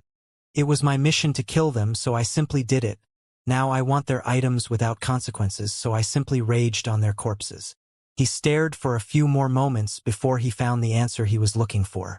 Life has no meaning, the one of both humans and magical beasts. Yet, in a world where one being can stand at the top of all things, life's meaning might be found in power. If you are an ant, you can be swept away by a dragon that was simply passing by. If you are a dragon, you might be denied a meal by one hand gesture of a cultivator. Power stands above any definition of good and evil. And to obtain power, Noah's eyes in this moment of realization became extremely dark and cold. I must be willing to create mountains of corpses. A light chuckle came out of his mouth. I guess I'm a bad man after all. In the end, he smiled. This process of completely accepting himself left his mind clear of doubts, and he felt freer than ever. Now, let's inspect the goods. Noah neared the pile of stolen items on the ground and started sorting it. He looked through all the magical beasts' body parts first. There were tails of thunder wolves, legs and pincers of ironclad spiders, and many others of which Noah didn't recognize the species, but they were all separated in a different group away from the pile. I can't keep those. Even if I hide them in the space ring, their usage is limited, since I don't know anything about how to forge a weapon or vendors willing to buy them. He was sure of one thing. The less he stole, the fewer were the possibilities of being discovered. Next, it was the turn of the weapons. They were in great number and seemed all newly forged, but their quality matched at most the one of his own black sabers. I think I can take some of these. I won't necessarily use them, but they can be traded more easily. They can be my reserve funds. 10 to 12 of them should be a fair number. Noah took various weapons of different types and put them inside the space ring, and then moved the remaining 40 or so in the group with the beast's body parts. In the original pile of items, only boxes containing pills or bottles with strange liquids remained. Are these drugs? Their effect should be good if they were stored with the other items. He took some pills in his hands and sniffed them one by one. Sometimes he would feel a nauseous smell that almost made him faint, sometimes a faint odor that made the breath in his body restless. These things are powerful. I can't take them carelessly. Let's put them away for now and focus on those with a description. There were only 3 drugs that had a description attached to them. The first he picked was a box with dark bottles in it. Beast's Essence. Concentrated blood of magical beasts refined to be used by humans. Smear it on the crucial spots of the body nourishing technique to increase the ratio of absorption of breath. Its effects mimic the innate absorption ability of magical beasts to increase the speed of cultivation of the body. The effects will diminish if used too many times. There were 12 bottles in the box, yet they instantly disappeared inside the space ring when Noah finished reading their effects. He didn't hesitate for even an instant in his decision of stealing them. Then he picked a small box that contained 3 red pills. Inner Fire Pill. Ingesting it will create a burning sensation that reinforces the sphere in the sea of consciousness. Helps to stabilize the mind in the training for rank 1 mage. Noah looked at the 3 pills for a bit before deciding to put them into the pile of items on the ground. My mental energy is already nearing the level of rank 1, and the constant pressure I undergo during the treatment has the same effects. Even if I can have a small increase in mental stability, they are not worth the risk. The constant worry in Noah's mind was that if he stole too many items, he could become one of the suspects. Since these goods have been in the hands of the Grey Shadows for about 1 year, it was normal to think that they have used some of them, yet Noah still wanted to play it safe and not take unnecessary risks. Last one. He picked a tiny case that looked more refined than the others. Only 1 big brown pill was inside. Earth Pill increases the density of breath in the Danteon. It helps in breaking stages inside 1 rank of the cultivator. It has a 100% success rate of breaking through the liquid stage and an 80% success rate for the solid stage. If used on a rank 2 Danteon, the success rate diminishes by 60%. This was Noah's first time hearing about stages in the ranks of the Danteon. Actually, it was the first time he had any information about the cultivation of the Danteon at all. In a cave, deep into evergreen forest, a young man was sitting on the ground with his upper body naked. He was smearing a black liquid on his back while looking at a sheet with a complex rune written on it. This beast's essence is good. I'm sparing weeks of nourishment using it, and I still have 8 bottles left. The young man was of course Noah. He was using his remaining time for the mission to make use of the goods he chose to keep. I bet that the Earth Pill will be amazing too. In the end, he was too tempted to not keep the brown pill for the Dantian. After a few hours, he stopped his training in the Xianxia rune even though he was far from his limit. He never forgot that he was still in the wilderness. He had to be ready if a sudden attack of a magical beast arrived. I bet this smell is keeping them away. He looked in the direction of the corpses that were now starting to decompose. The smell they emitted was awful, but Noah didn't care. They had to stay in their spots to create the perfect scenery of a battle. Noah had already made a plan to appear as innocent as possible, and to carry it out he needed 3 days. So he decided to use the days left before them to increase his strength as much as possible. I can use 2 bottles of Beast's Essence per day. In 4 days I'll be out of them and I can start preparing for my return to the mansion. I wonder how much of the 5th cycle I can complete. A few days after the medicinal bottles were emptied, Noah was carrying a huge pile of items tied together with the clothes of the dead members of the Grey Shadows. He wasn't going to lift it since its form was too uncomfortable to raise up, so he simply dragged the goods with an improvised rope. This will leave a good amount of evidence that my version of the story is the real deal. Some days later, Quinn was feeling desperate. He was camping on the perimeter of Evergreen Forest near Mossgrove City waiting for the orders of the Merger family.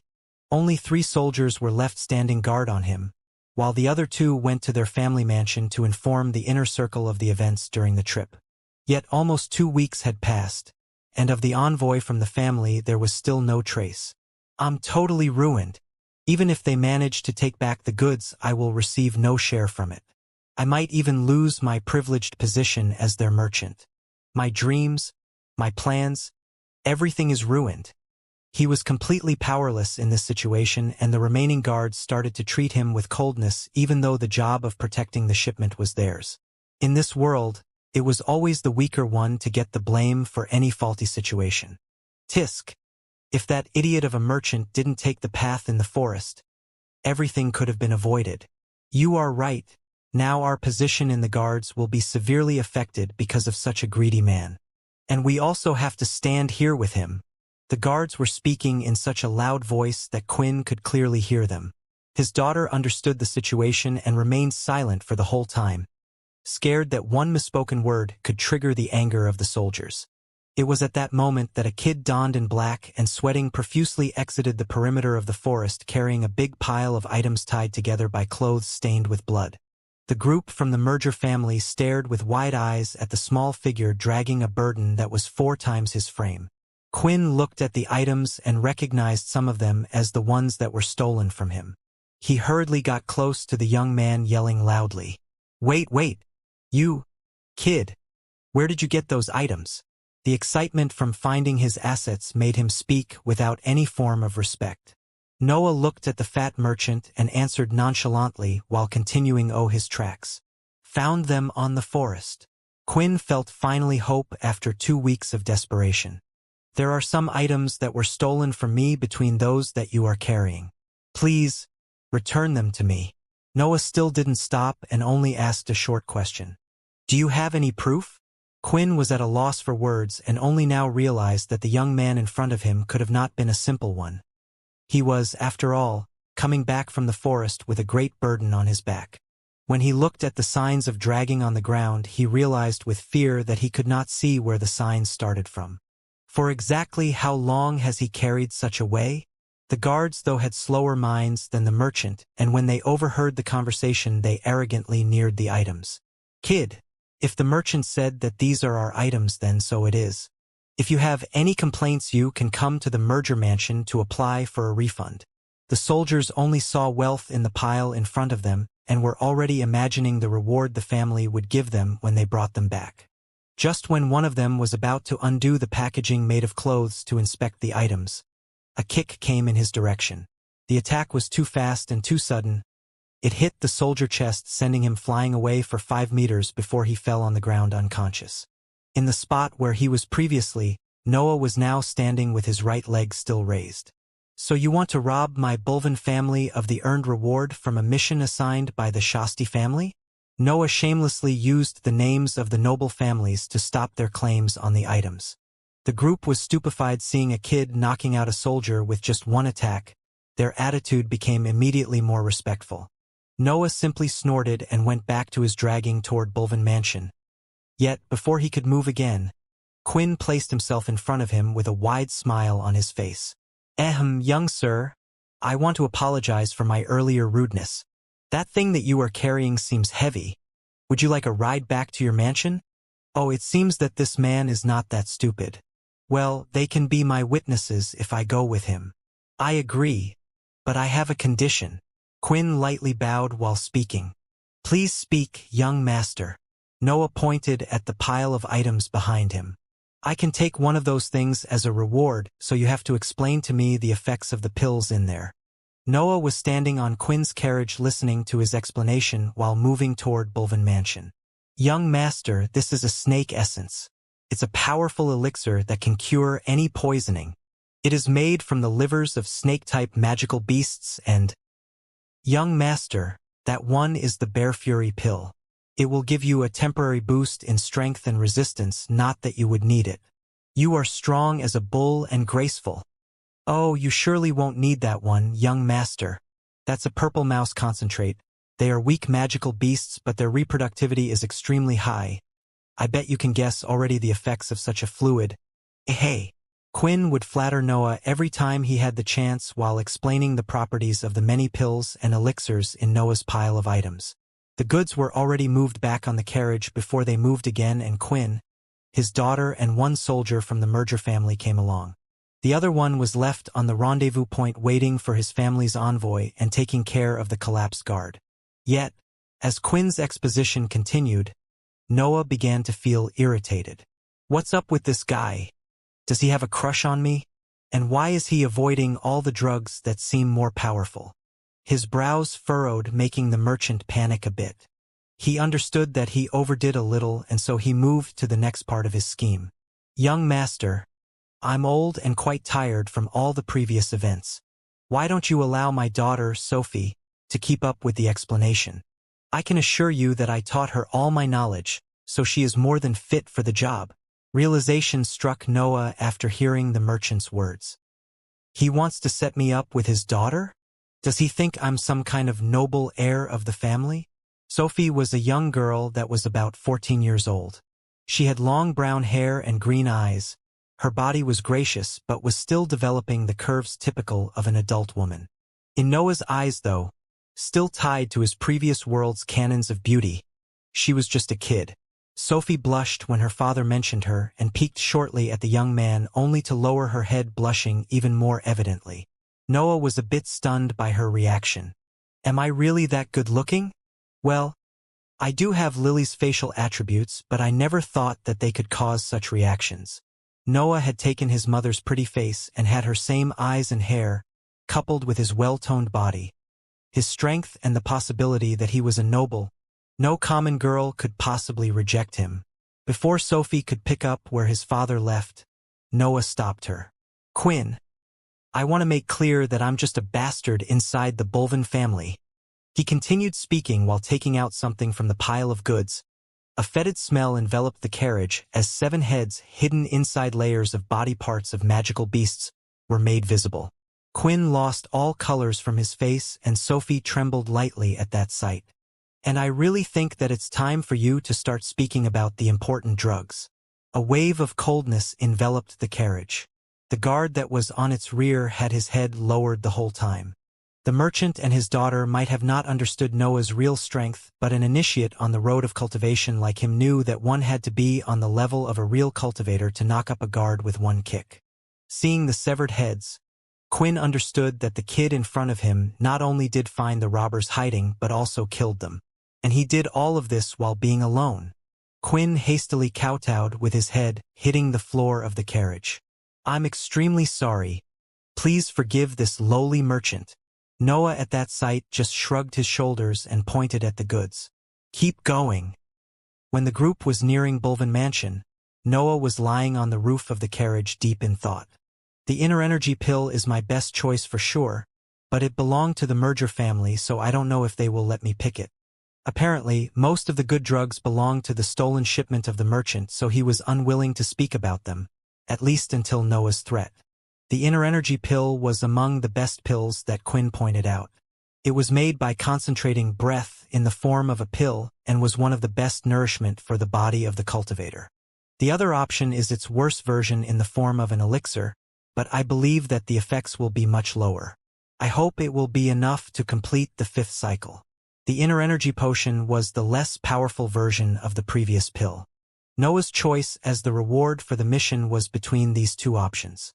My 5th cycle is almost complete anyway.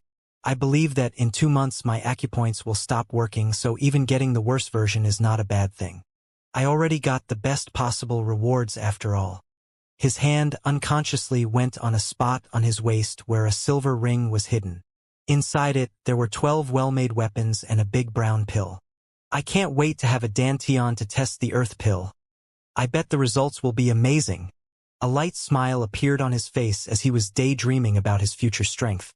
But he was suddenly forced to awake by a rough voice yelling in their direction. "You there, stop. This is the territory of the Bulvin family. You must first state your name and your business with the family if you want to proceed."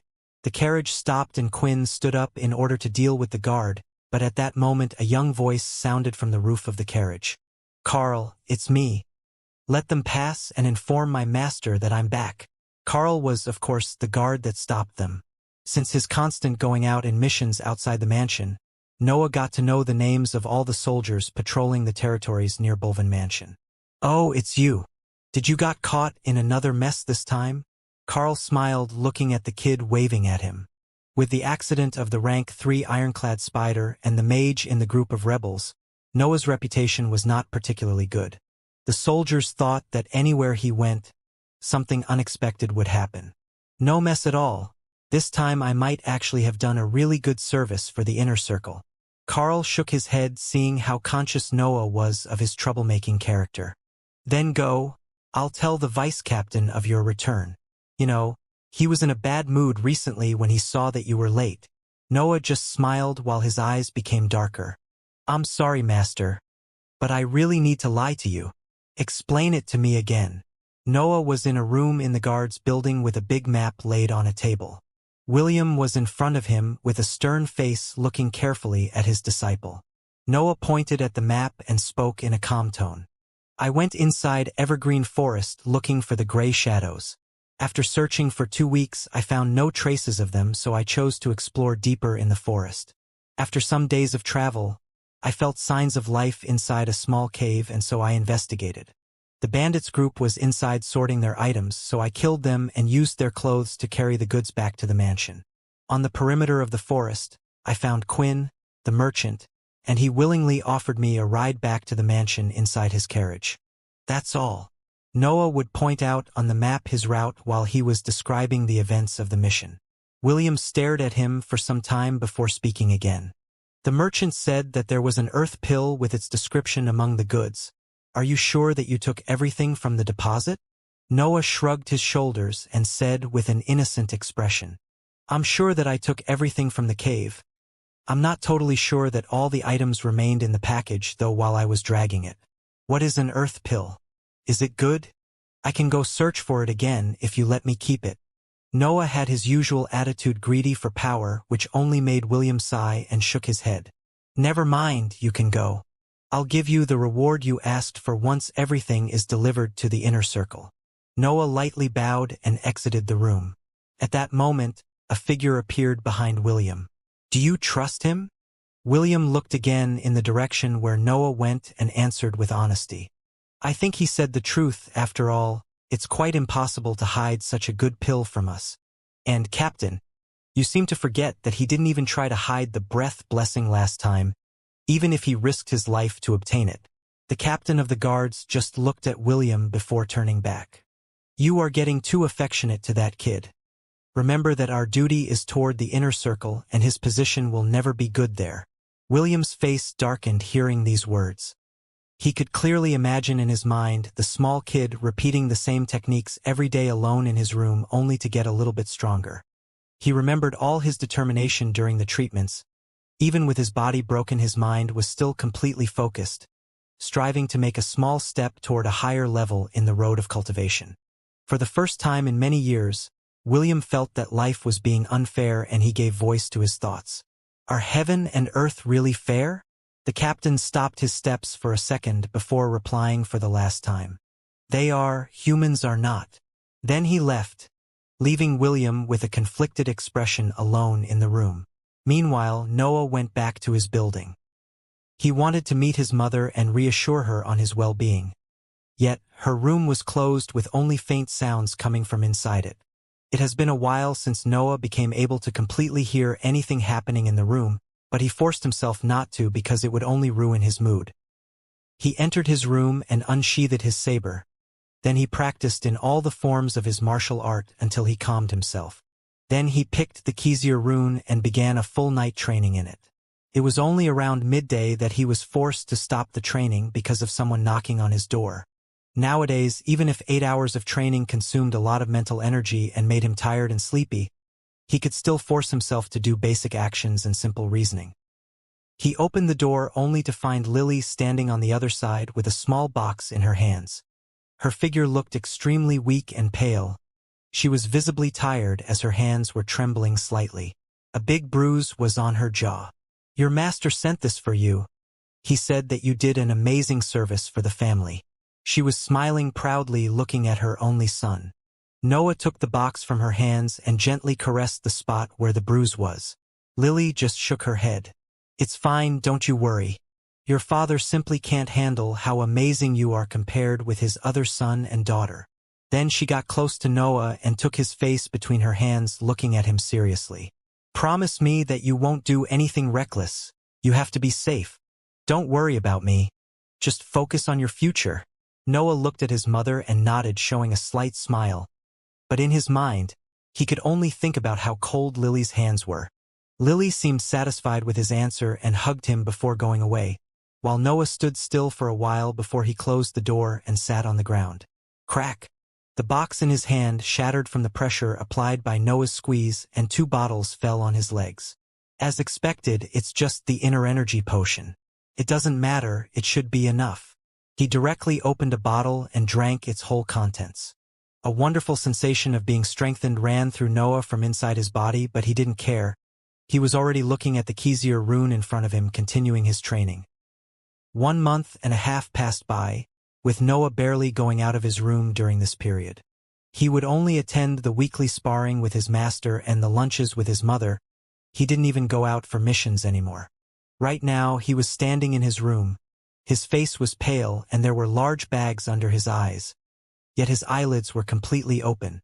There seemed to be some source of light inside his pupils as his eyes shined in the darkness of the room. So, that's what it feels like.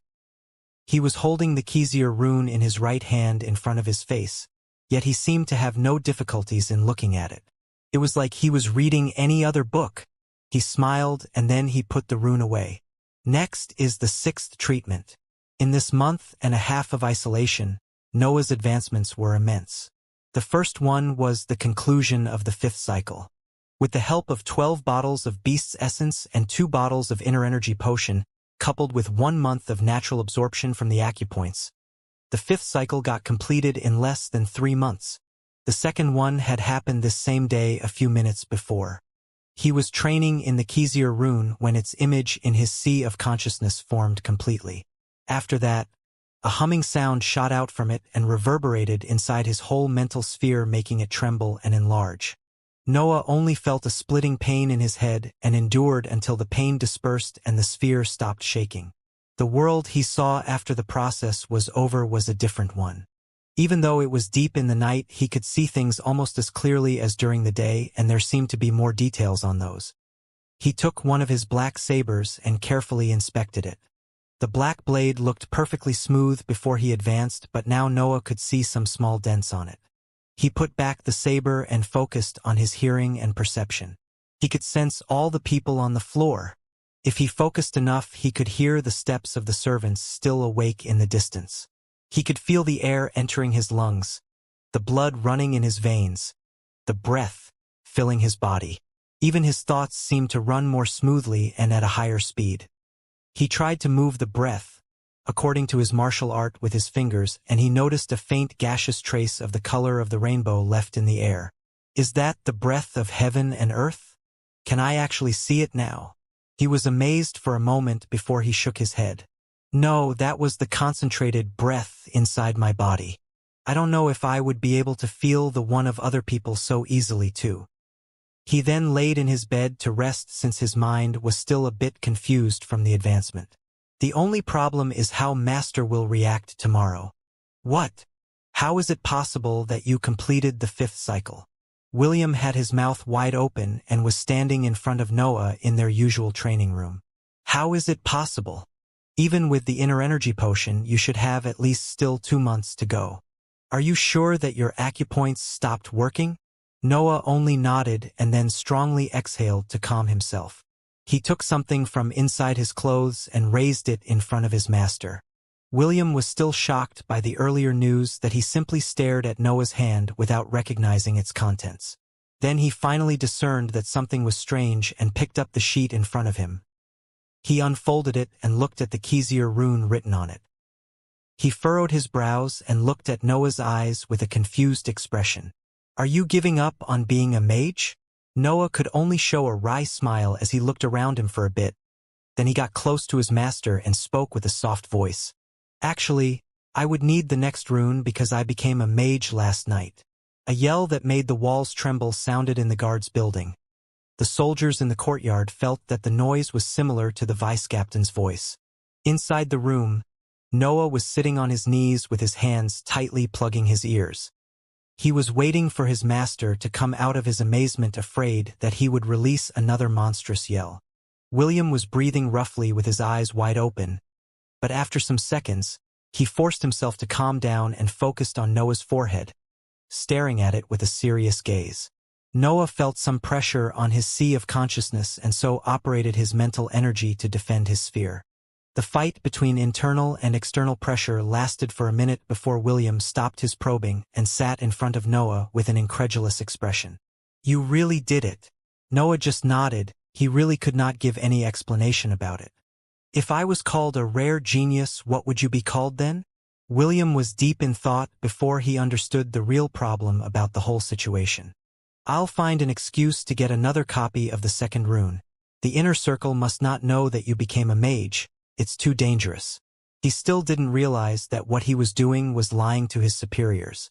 Then, after you pass the 6th treatment, it's better if you always be outside doing missions. The possibility of the family giving you a magic scroll is low, but it's better to accumulate merits before you know your element. You never know. They might actually acknowledge you as a real descendant. William was planning the best course of action for his disciple, uncaring that his words were an act of treason themselves. Noah, looking at the mumbling man in front of him, could not help but feel some warmth inside his chest. He is really a good master, if only his position wasn't so tied to the Bulvin family. I should at least make sure not to make trouble for him when I'll run away. William stopped his planning when he noticed his disciple staring at him with a simple and honest smile on his face. What are you looking for? Noah only gave a simple answer. Thanks. William was a bit stunned but then smiled, shaking his head.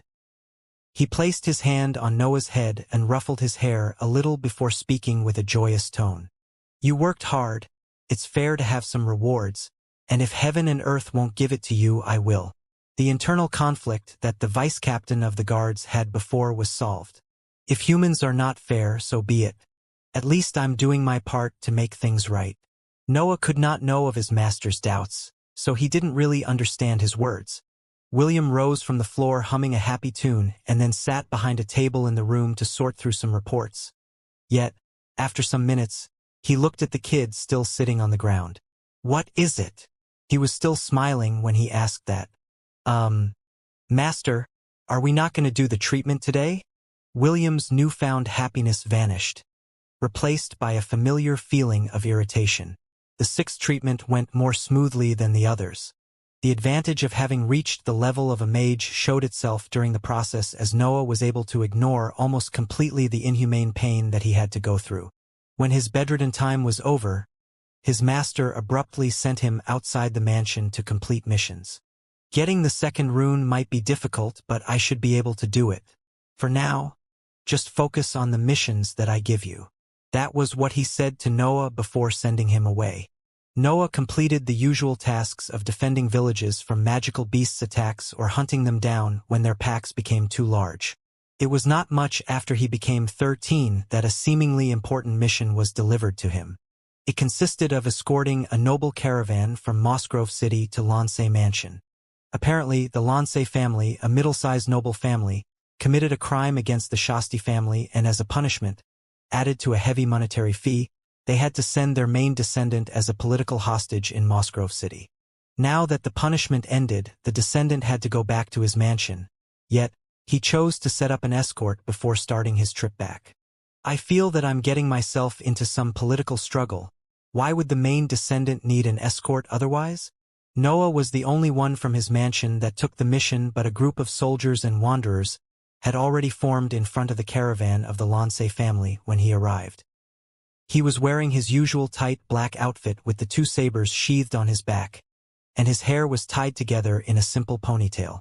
As he moved toward the group, the soldiers looked in his direction and started to laugh and taunt him. "What are you doing here, little kid? Are you lost? Hey, look. Those are some nice blades. Why don't you lend them to your uncle here? I will give them back after the mission is over. This mission should not be so bad since a kid showed up. Ha ha ha. Look, he is coming to us. Are you mad, young boy?" It took Noah one instant to understand what he had to do, but he could not help to feel irritated by their words. Every fucking time. How is possible that weak people are always so stupid? I'm getting tired of being treated like a kid. He neared the soldiers while enduring their taunt, and when he was in front of them, he just put his hand in front of him in an handshake gesture. "Nice to meet you. My name is Noah. I hope we can take care of each other." Noah was smiling innocently and had a pure and clear tone of voice. He was the perfect image of innocence. His words caused another rain of laughter from the soldiers' group while one of them returned his handshake. "Don't worry, little kid. We will take good care of you."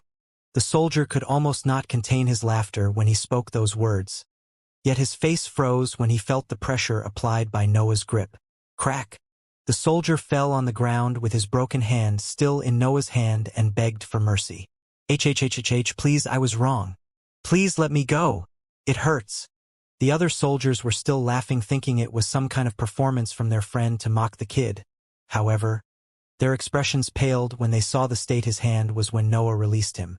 The hand was completely soft. It seemed that no bones were inside it. Noah turned his gaze toward the soldiers and pointed at two of them. "You and you, I believe you mocked me earlier. Come here. I need to congratulate with you." He still had the same innocent smile as before, but it only caused fear to appear in the eyes of the witnesses this time. The two soldiers looked around them just to notice that the group was stepping away from them. One of the two tried to apologize. I am sorry, I didn't know my place."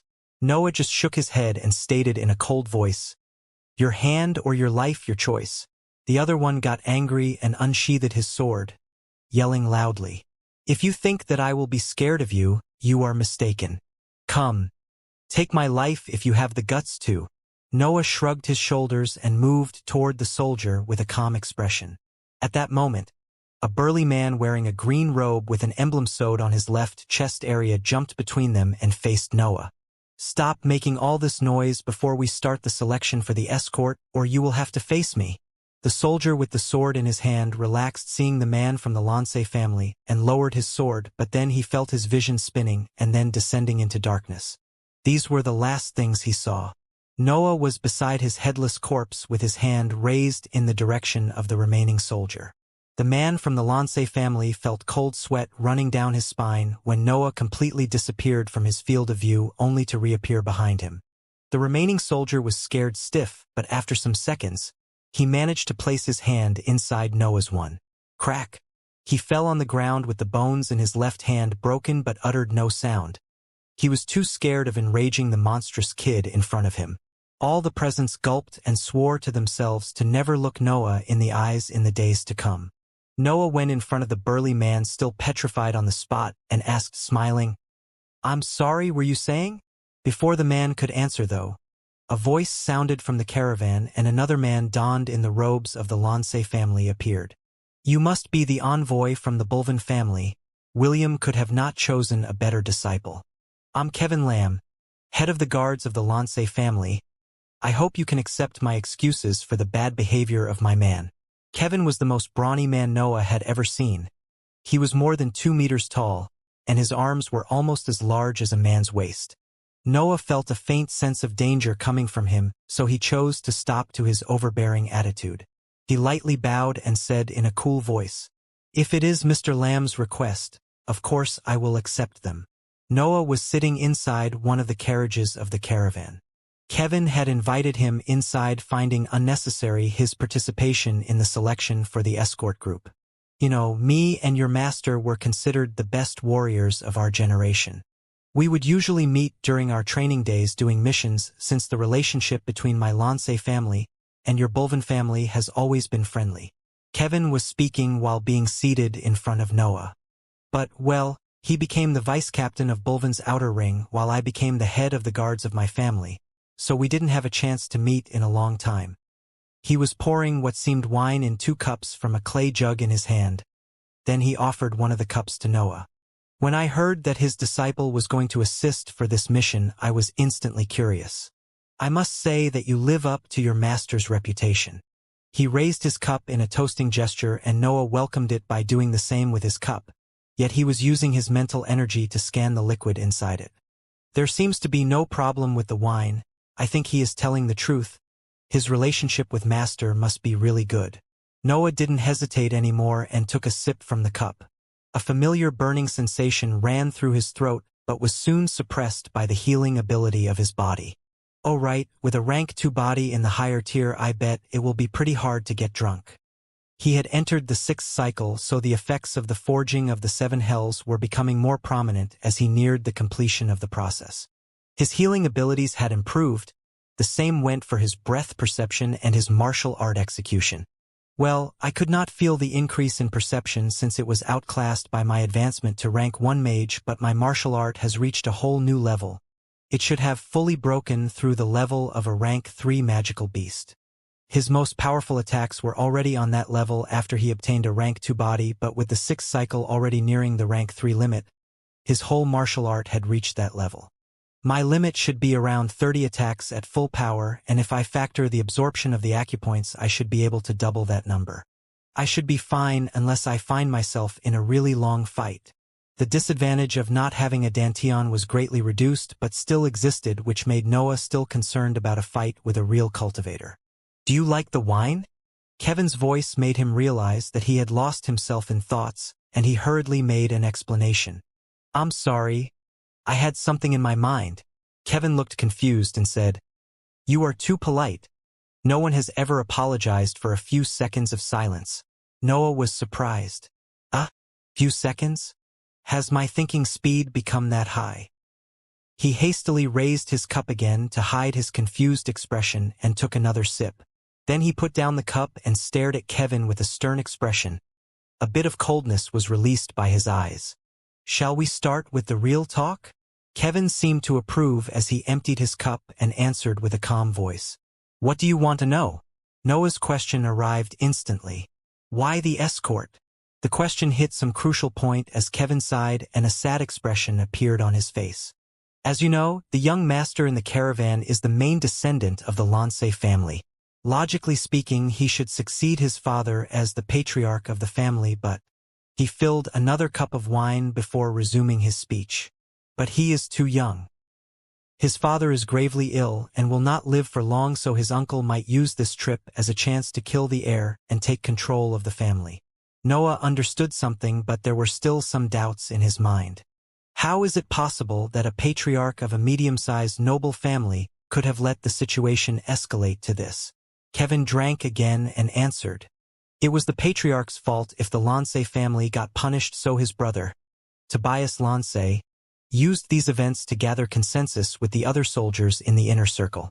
The only corp that remained loyal to Benedict Lance, the patriarch, is the one with me in this mission. The situation was far worse than what Noah imagined. And what bringing back the heir can even do? They can just kill him once he is in the mansion. Kevin put down the cup and got near to Noah. His voice became extremely low. "This is a secret of the inner circle. So if I ever find out that you disclosed it to anyone, I will make killing you my lifelong mission. Do you understand me? A dense killing intent was released by Kevin. The soldiers and wanderers that were going through the selection outside the carriage trembled as the atmosphere became incredibly stiff. Noah simply kept looking at the big man in front of him, but a trace of admiration was formed his mind. He is a veteran of the battlefield. I can't even imagine the number of lives he has taken. The stalemate lasted for a whole minute before Noah made up his mind and nodded. Kevin stared at him for a few more seconds before he revealed the information. Lansei Treasury is protected by a special formation. I don't know much about formations, but I know the rules behind this one. Only the current patriarch or his descendants can control it and can determine the fate of every item inside the treasury. Benedict Lansei already gave the control of the formation to his son, but he must first get there to accept it. If he was to die before that, the control of the formation would directly go to the next in line of succession, which is to say Tobias Lansei. There is such a thing in this world. The branches of cultivation are really various. He remembered how when he was still a child, the mansion's wall wounded a dragon. That should be a formation too. They seem some really powerful things. I should ask Master about the various applications that cultivation has once I go back. Are you saying that the formation will know if the heir dies? Noah's question was answered by a slight nod from Kevin. He fell deep in thought before asking with an expressionless face, "What do I gain from helping you? Magic scrolls and various techniques are off-limit. As for resources, I believe we can work out a deal." Kevin's answer was immediate. He knew too well the difficulties of getting stronger without a noble status. Noah had suspected such restrictions, so he demanded what he needed more at the moment. "I need potions or pills for the nourishment of the body. The level must be the same as the inner energy pill." Kevin furrowed his brows. He was surprised that such a young man knew of the existence of the inner energy pill, but he was principally impressed by the fact that Noah directly requested something of that value. "I don't have the authority to promise such a good reward." Noah shrugged his shoulders at the answer. "Then bring me to someone who has it." Another stalemate followed by, with a giant man and a kid staring at each other in silence inside the carriage. At some point, Kevin nodded. "Follow me, and please remember to be respectful." Kevin jumped off the carriage with Noah following close behind him and went for the second-last carriage of the caravan. He knocked at the door and bowed, speaking in a firm voice. "Young master, it's me." A young voice came from inside the carriage. "Come in." The door opened and Kevin went through it, indicating to Noah to follow. A young man donned in green was sitting inside the carriage with a chalice in his right hand. He had curly blonde hair and some traces of beard. He was around 14 to 15 years old and had a pale complexion. A bit of arrogance was exuded from his expression. Noah looked attentively at the heir of the Lansei family and could not help but feel disappointed. He is so weak. What's the point of being a noble if you don't even make use of your status to increase your strength? No wonder his uncle is so close to deposing him. There was the faint presence of breath around him, which meant that he had at least trained in some body nourishment technique, but, apart from that, he had only his status to protect him. Noah was still staring at the young man when he felt an angry gaze looking at him. He turned in its direction and saw Kevin staring at him as he was waiting for something. "Oh right. A weak noble is still a noble." Noah lightly bowed. "Greetings, heir of the Lansei family." The nobleman seemed to notice Noah's presence only after he spoke and looked with an inquisitory gaze toward Kevin. "He is Noah, the disciple of a good friend of mine. He will be a good asset in this mission." Kevin spoke and then he turned to Noah. "He is Basil Lansei, son of Benedict Lansei, the true heir to the title of patriarch." Basil put the chalice down and asked with an annoyed tone, "Why did you brought him here? What's the matter?" Kevin bowed. "He is asking for a reward that I don't have the authority to promise." Basil snorted. "Humph, once I get access to the treasury, I can make sure that you won't have to work anymore in your life. There is no need to come here in person." Kevin continued.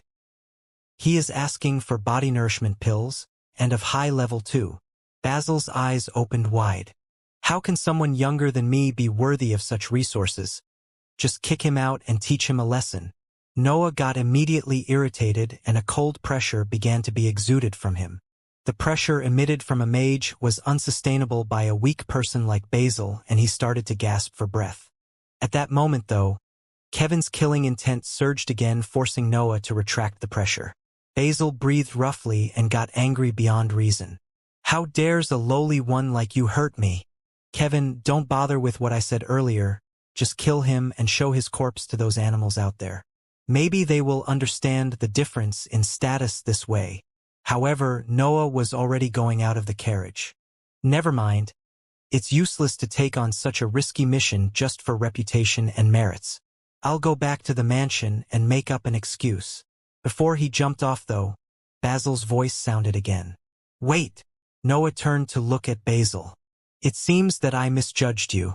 I indeed need strong people for this mission, since we will have to go against the guards of my uncle. We can work out a deal. But first, you have to apologize for your behavior from earlier." So he does have some intelligence between all the noble crap. He looked in Kevin's direction and saw him smiling proudly while nodding at him. He presumably managed to persuade the young noble with his words. "No." Noah's answer was firm. Kevin's smile froze, and even the young heir was at loss for words. He only managed to stammer a weak question. "Why? Because you are weak? Noble or not, you don't deserve my apologies." Basil got angry again and was about to yell when Kevin placed his hand on the nobleman's shoulder. "Young master, I know that he is rude, but we really need all the help that we can find. Only once you get your position as a patriarch you can act as overbearing as you want." Noah just shook his head hearing these words. "Don't tell me that even the descendants of the Bulvin family are like this. Maybe my theory on the idiocy of weak people is right." The discussion between Kevin and Basil went on for a while, with Noah's irritation increasing for every second that he was forced to hear more of it. In the end, Basil agreed to Noah's request, and Kevin hurriedly carried him away before he said something that could ruin again his young master's mood. When they were back in the previous carriage, Noah could not help but mock Kevin. "A mighty cultivator like you being forced to be the nanny of a spoiled kid. You sure have it rough." A slight smirk was on his face as he looked at the big man massaging his temples to calm himself. "It's not entirely the young master's fault. He grew up with the descendants of the Shasti family bullying him all the time, and when his moment to do the bullying finally came, he met with a man like you. Don't worry. When we reach the mansion, I'll personally make sure that you get what he promised." Noah nodded. He believed in Kevin's words. Meanwhile, the trial for the escort mission outside the caravan was over. They were ready to set off. The caravan began to move in the direction of Xianxia Mansion. Their speed was slow due to the high number of people moving by foot around the carriages. The caravan had 4 carriages, and the men that had passed the elimination process of the selection amounted to 40. So it was impossible for all of them to find a sitting spot. Coupled with the 10 soldiers belonging to the Xianxia family, their appearance resembled a small troop going to war. With their speed, it would take them about a month to reach their destination. Noah was sitting on top of the roof of the second carriage, but whenever he looked at the group below him, he would just shake his head. Do they even realize in what mess they got themselves into? We will have to fight against the guards of the inner circle of a noble family. The Xianxia family might have declined, but their sheer number of cultivators still surpasses ours. They will be just used as cannon fodder. Before he accepted, Noah stormed Kevin with questions about the plan to be sure that it was actually feasible. When he heard about the quantity of the cultivators under Tobias Xianxia, he was about to give up on the mission, uncaring of the promised rewards. 25 cultivators against 10 of them and a bunch of meat shields. It would be impossible to do if not for the fact that we only have to get Basil inside the mansion for the mission to succeed. If the 2 groups were to fight, the only outcome would be a total defeat. However, Kevin revealed to him that once Basil entered the gates of the mansion, he could already take control of the formation. With the resources accumulated by the Xianxia family for years at stake, Tobias would either have to abandon his plan to become the patriarch and run away or forsake his status as a noble. After all, nobility was about wealth and techniques. If we use the non-cultivators as a shield and run straight to the middle of their defense, we might actually do it. That's why Noah decided to stay. He was sure that with Kevin's frame, breaking through a line of defense was a feasible task.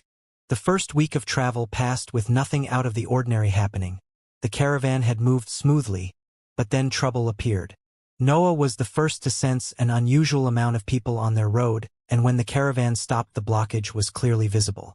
50 or so men were blocking their path, yet there were no cultivators among them. They were dressed in commoners' clothes or rusty armors, but their weapons seemed newly made and of good workmanship. Noah jumped off the roof of the carriage and walked in the direction of Kevin, that was already staring at the group with a bit of anger in his eyes. When he sensed Noah next to him, he spoke. "They must have been hired by the young master's uncle from nearby villages. He wants to probe us. If I send my men to fight them, we will reveal most of our abilities. But if I send the non-cultivators, their numbers will decrease, endangering the plan. I never thought that Tobias would be so ruthless to actually send people to die just to investigate us." Noah was looking at the troop of commoners, but internally he was sneering. "Aren't you doing the same? It's not like most of your newly recruited men will survive anyway." He sighed a little and then replied, "Then we just have to be more ruthless." Noah unsheathed his sabers and walked toward the enemy troop. "If I take care of them, we will reveal almost no information, and we will keep uninjured your precious meat shields." Kevin felt a bit of shame from Noah's comment but did not reply. He just watched the kid getting near the group of commoners. When Noah was at 20 meters from them, he stopped and then spoke loudly. "Anyone that still wants to live will better step away from this path. After I count to 3, all those still in front of me will die." A kid was threatening 50 or so grown-up men. However, before they had any chance to laugh, a chill ran through them as they saw the kid's eyes emitting a suffocating coldness. 1. All these commoners were recruited from villages that suffered from the Lance family's punishment. They were poor beyond reason. 2. Since the Lance family had to pay a huge fee to the Shasti family, they heavily raised the taxes on the people in their domain, bringing them on the verge of starvation. 3. Because of that, not one of the villagers stepped back in front of the dreadful kid. They had already taken part of the payment from Tobias, and if they managed to survive, that sum would duplicate. What followed was a massacre. From the point of view of the weak soldiers around the caravan, Noah was just walking between the enemy lines. However, anyone he passed near to would just fall on the ground with their throats sliced or their chests pierced.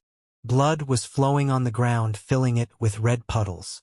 No one noticed that some of the best weapons of the villagers disappeared before touching the ground and were sucked in a spot on Noah's waist. When Noah came back to the caravan, his leather shoes were drenched in blood and were leaving vivid red marks on the ground where he walked. An indifferent expression was on his face, like he had just come back from a simple walk. "The stronger I become, the less I consider weak people as humans. I guess that the emotional detachment from normal humans is just a natural cause of my power rising." The soldiers moved away from his path and left a road for him to go back on the roof of the carriage. Noah casually jumped on it and threw away the dirty shoes, leaving his bare feet in the air hanging from the roof. Bleg Basil was outside his carriage, puking on the ground. He had secretly watched Noah's battle and could not hold back the wretches he was feeling. Kevin hurriedly went next to him and brought him back to the carriage under the disappointed gaze of his soldiers. They were comparing internally this young noble with the ruthless kid on top of a carriage and could not help to shake their heads, concerned about the future of the Lance family. In a basement inside Lance Mansion, a man in his 50s with curly blonde hair was watching a map with some pawns on it. At some point, a soldier appeared behind him and kneeled on the floor. "Lord Tobias, the spies in Basil's escort have sent the report. None of Kevin's men joined the battle. Only a kid went to fight and killed all of the peasants. They now have resumed their trip toward our direction." Tobias nodded, not even turning back to look at the soldier, and moved one of the pawns on the map. "Did you find the carriage where Basil is staying?" "Yes."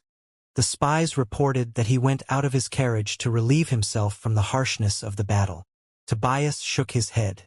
"That kid is too weak. The patriarch's bloodline has gotten too soft. No wonder we are in this situation." He sighed and then pointed on the map. "Send the mages to intercept them on Twilboya Cliff. Put an end to my nephew's dream." Meanwhile, on the caravan, Noah was lying on the roof of a carriage concentrating his mental energy to scan the surroundings. They were nearing a place called Twilboya Cliff, which in Kevin's opinion was the perfect place for an ambush, so he was wary of anything out of the ordinary that entered his perception. Lance Mansion was in the opposite direction of Bulvan Mansion from the point of view of Mossgrove City, so Noah didn't know much about the environment of this region. At some point, he felt someone getting close to his side. He turned to look in that direction and saw Basil clumsily trying to climb to the top of the carriage where he was. Noah waited patiently for the nobleman to succeed in his climbing and smiled a little when he saw him sitting next to him. "Can I help you with something, Mr. Heir?" Basil nodded and answered, "I want you to reply to some of my questions." Noah became slightly interested. "Go ahead. I don't have much to do anyway." He had yet to receive the second Kezir rune, so his training had momentarily halted. "How did you kill those men?" Noah was momentarily confused and pointed at the sabers on his back with a questioning look. "No, I mean, how could you do that so naturally?" Basil corrected himself, and Noah finally understood the meaning of his words. I believe you won't feel bad about killing animals to feed yourself. It's the same with humans on my road toward power. They stood in my way, so I killed them." Basil was bewildered seeing a man younger than him speaking in such ways about human life. But you won't die if you don't have power. It's not the same. They were just hungry commoners fighting for food." Noah looked at him with scorn. "Weren't you the one that wanted to show my corpse to the animals defending you?" Basil became silent to Noah's reprimand, and a bit of shame appeared on his face. I was just imitating the way the people in the Shasti family acted. I never saw a corpse before your fight." Noah shook his head. "He is still a kid after all. I'm the strange one since my appearance doesn't reflect my real age." He thought for a bit, and then he answered with sincerity. "If a dragon was to pass by right now and attacked us, we would all be dead. Good, evil, and all the other human constructs would be reduced to ashes by a random event. You say you won't die if you don't have power, but that is false. Those villagers were weak, so they got exploited until they chose to go against a group of cultivators. Their end was decided the moment they accepted your uncle's deal. You are weak, so your family is hunting you down due to the status you were born with, and all you can do is hide in a carriage hoping that Kevin will be strong enough to protect you." Basil lowered his head hearing these words, but Noah's speech wasn't over yet. "If you care about something, you should be strong enough to defend it. If you want something, you should be strong enough to aim for it. If you are weak, you should aim to become stronger. If you want to become stronger, you must have the resolution to climb mountains of corpses. You should have understood by now that the cultivation world is not a nice one." Basil nodded and expressed the last question he had in his mind. "Killing 50 innocent men to protect one only for some small increase in power, aren't you afraid that the world will consider you a demon?" This question made Noah fell in deep thought. He ran through all the experiences he had in this life. The battles with the magical beasts, the sparring with his master, his mother's smile, the various missions until only one image remained in his mind. There was an elderly man floating in the air. He had one hand raised to block a lance of flames launched by a dragon. In the eyes of a baby, he looked like a god free from any restriction, untouchable by normal humans. I wonder how much will it take for me to reach that level. Noah had unconsciously raised his gaze to the sky, staring at a fixed point with vacant eyes. A pure and boundless yearning for power made itself clear inside his mind, and then he answered, "So what?" Basil was about to ask more before a chilling sensation enveloped him. Noah was still looking at the sky, but his eyes were dark and cold, like a beast looking at its prey. Seeing no changes in his attitude, Basil gave up on asking more questions and climbed down the carriage to go back to his original lodging. Noah stared at the sky for a long time before he moved his gaze toward a small mountain next to a cliff in the distance. If the world will call me a demon, so be it. If it will give me the power to save my mother and to pursue the road of cultivation without restrictions, I will gladly forsake my humanity. The caravan continued on its road to Twilboya Cliff, unaware of the spies in its group or of the battle that was waiting there for it. Twilboya Cliff was a deep gorge next to a small mountain called Twilboya Mountain. A narrow passage divided the two, and, Since the caravan could not climb the mountain, it was its only possible road. When the caravan neared the passage, a faint pressure dawned on the escort group. They were aware that if Tobias had set up an ambush here, the battle would not be an easy one. They had the disadvantage of the terrain while the enemy could attack from the mountain and retreat at will. Kevin was staring at the gorge with some solemnity, and Noah could not help but go next to him to ask more questions when he saw that expression. "What's down there?" Noah asked, following Kevin's gaze. "It's not sure. We know that the concentration of breath is high at the bottom, but the place is magical beasts territory. The last time someone tried to clean the gorge and put their mansion there, the cultivation world lost a medium-sized family." Noah gulped a bit. The cliff had become incredibly scary in his eyes. "What's the plan for the ambush?" They were against a man aiming for the title of patriarch of a medium-sized noble family. If the gorge was the best place for him to attack, Noah was sure that an attack would be there. "We can't retreat, and we can't allow them to push us in the gorge. I'll charge ahead as soon as I see an enemy, while you, with some of my men, will be in charge of defending the young master's carriage. The others are free to use their lives to give me the time to kill everyone." A thick battle intent exuded from Kevin, which made Noah tremble a bit. "I really did the best choice by apologizing back then." His confidence in holding his own against Kevin was reduced by a large amount. He was the head of the guards after all. The caravan entered the passage, and the escort group set up a battle formation around it. Noah was on the roof of Basil's carriage with his eyes closed, sharpening his senses to sense the enemy approach. The passage was not long, only about a day of travel with their speed, yet every minute it passed in there seemed to last an eternity. The concentration of breath had already increased when they entered the passage and seemed to reach its peak when they were in the middle of it. At that moment, though, something happened. A bullet made of water hit one of the cultivators near Noah and pierced his skull. The man fell lifeless on the ground. No one on the caravan had seen the attack coming, and a suffocating silence followed the death of the soldier. "Mage!" Noah broke the silence with his warning as he hastily unsheathed his sabers, staring in the direction of the mountain. He didn't feel the enemy attack coming, which meant that the assailant had bigger achievements in mental energy than him. The escort group was about to fall into chaos when Kevin's yell calmed them down. "Get in position. Push toward the mountain. Follow me." He took the vanguard position and charged toward the mountain, wielding a huge hammer with both his hands. Another water bullet was shot in his direction, but Kevin simply swung his hammer and shattered it, and then he jumped toward the area where it came from. 2 more bullets were fired, only to get blocked by the hammer. Then Kevin swung it downward, hitting the ground in front of him. Boom! An explosion rang out, and a 5 meters deep hole was created on the side of the mountain. "Irvin, come out and fight me face to face." Kevin yelled, seemingly to the air, but then a figure appeared between the smoke raised by his blow. "You never change, Kevin, always charging ahead." "I'm afraid that this time it won't work, though." A short man donned in green robes came out of the smoke and faced Kevin. Irvin raised his hand, and 2 more water bullets shot out from it. Kevin just deflected them and charged in his direction with an oppressing, killing intent.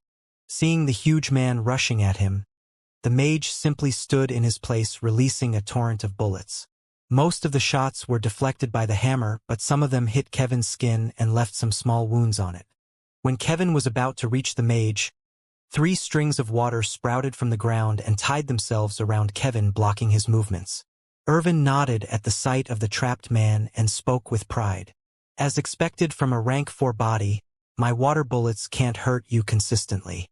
If you were the one to kill, the situation would have been really troublesome, yet your life is of no importance to Lord Tobias."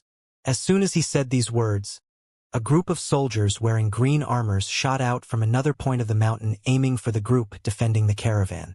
Irvin had used himself as a decoy to draw out the stronger person of the escort, weakening deeply the defenses of the caravan.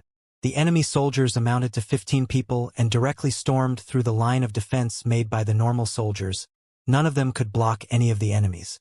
The normal soldiers that were on their path were instantly killed or gravely wounded by just one swing of their weapons. They are all cultivators. Noah, from his position on the carriage, could clearly see that his moment was imminent and sharpened his mind like never before. A tinge of battle intent could be discerned in his cold eyes. Finally, a real battle against a cultivator. I really want to see how far I am from their level.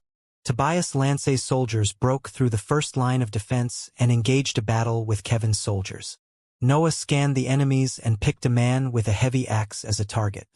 He sent a wind slash at him, following it to deliver a melee attack when the soldier tried to block it.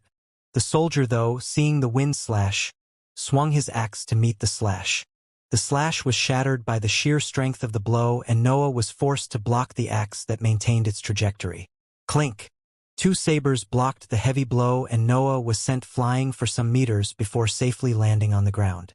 The soldier turned in his direction and was a bit surprised to see that the kid easily blocked his swing, but most importantly, that he was smiling looking at him. Noah had never fought for real against a cultivator. His fights with William were only spars, and against Orson's group, he was just playing a supporting role. At that moment, though, he was facing a real cultivator alone, and that made him feel extremely excited. Finally, someone that doesn't die in one hit.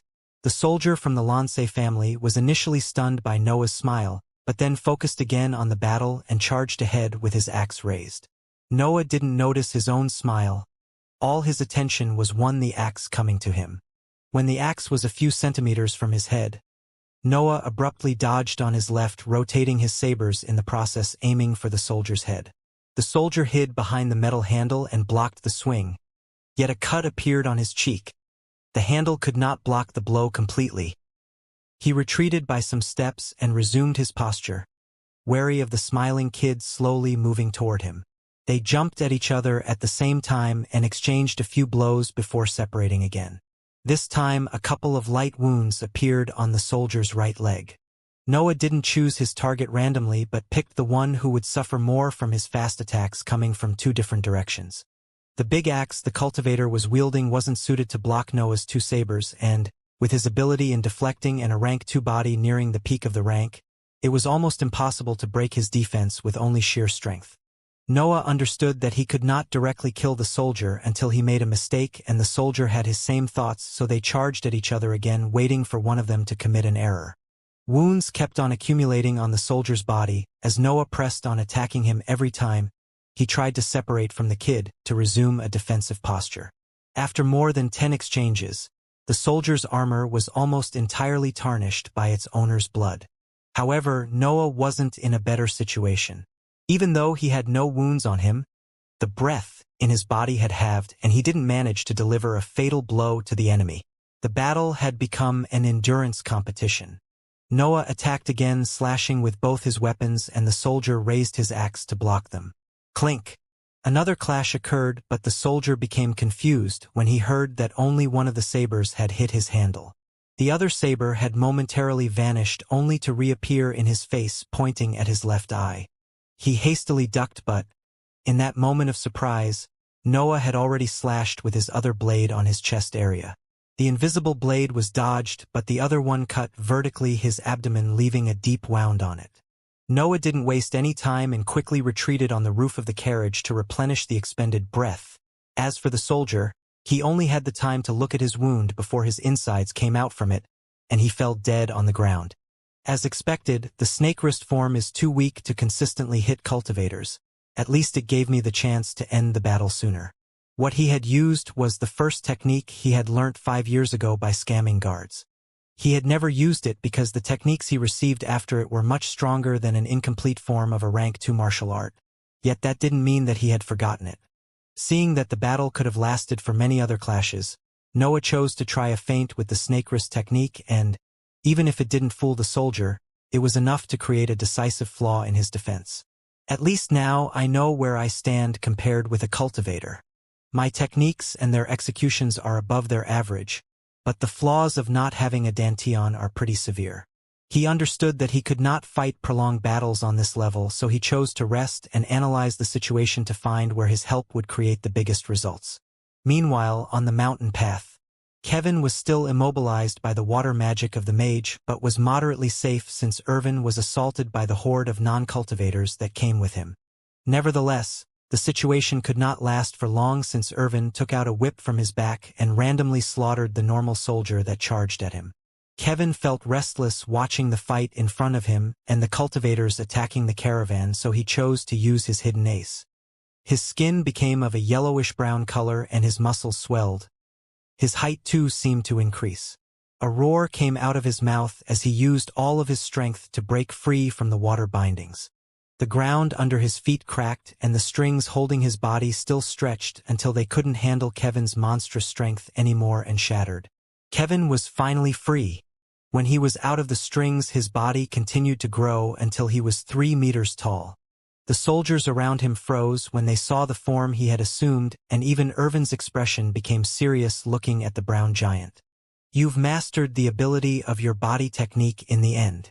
Kevin didn't reply to Irvin's words and slowly walked in his direction, wielding the big hammer in one hand. The mage shot 2 water bullets, but when they hit the brown skin, they only left some small white marks on it.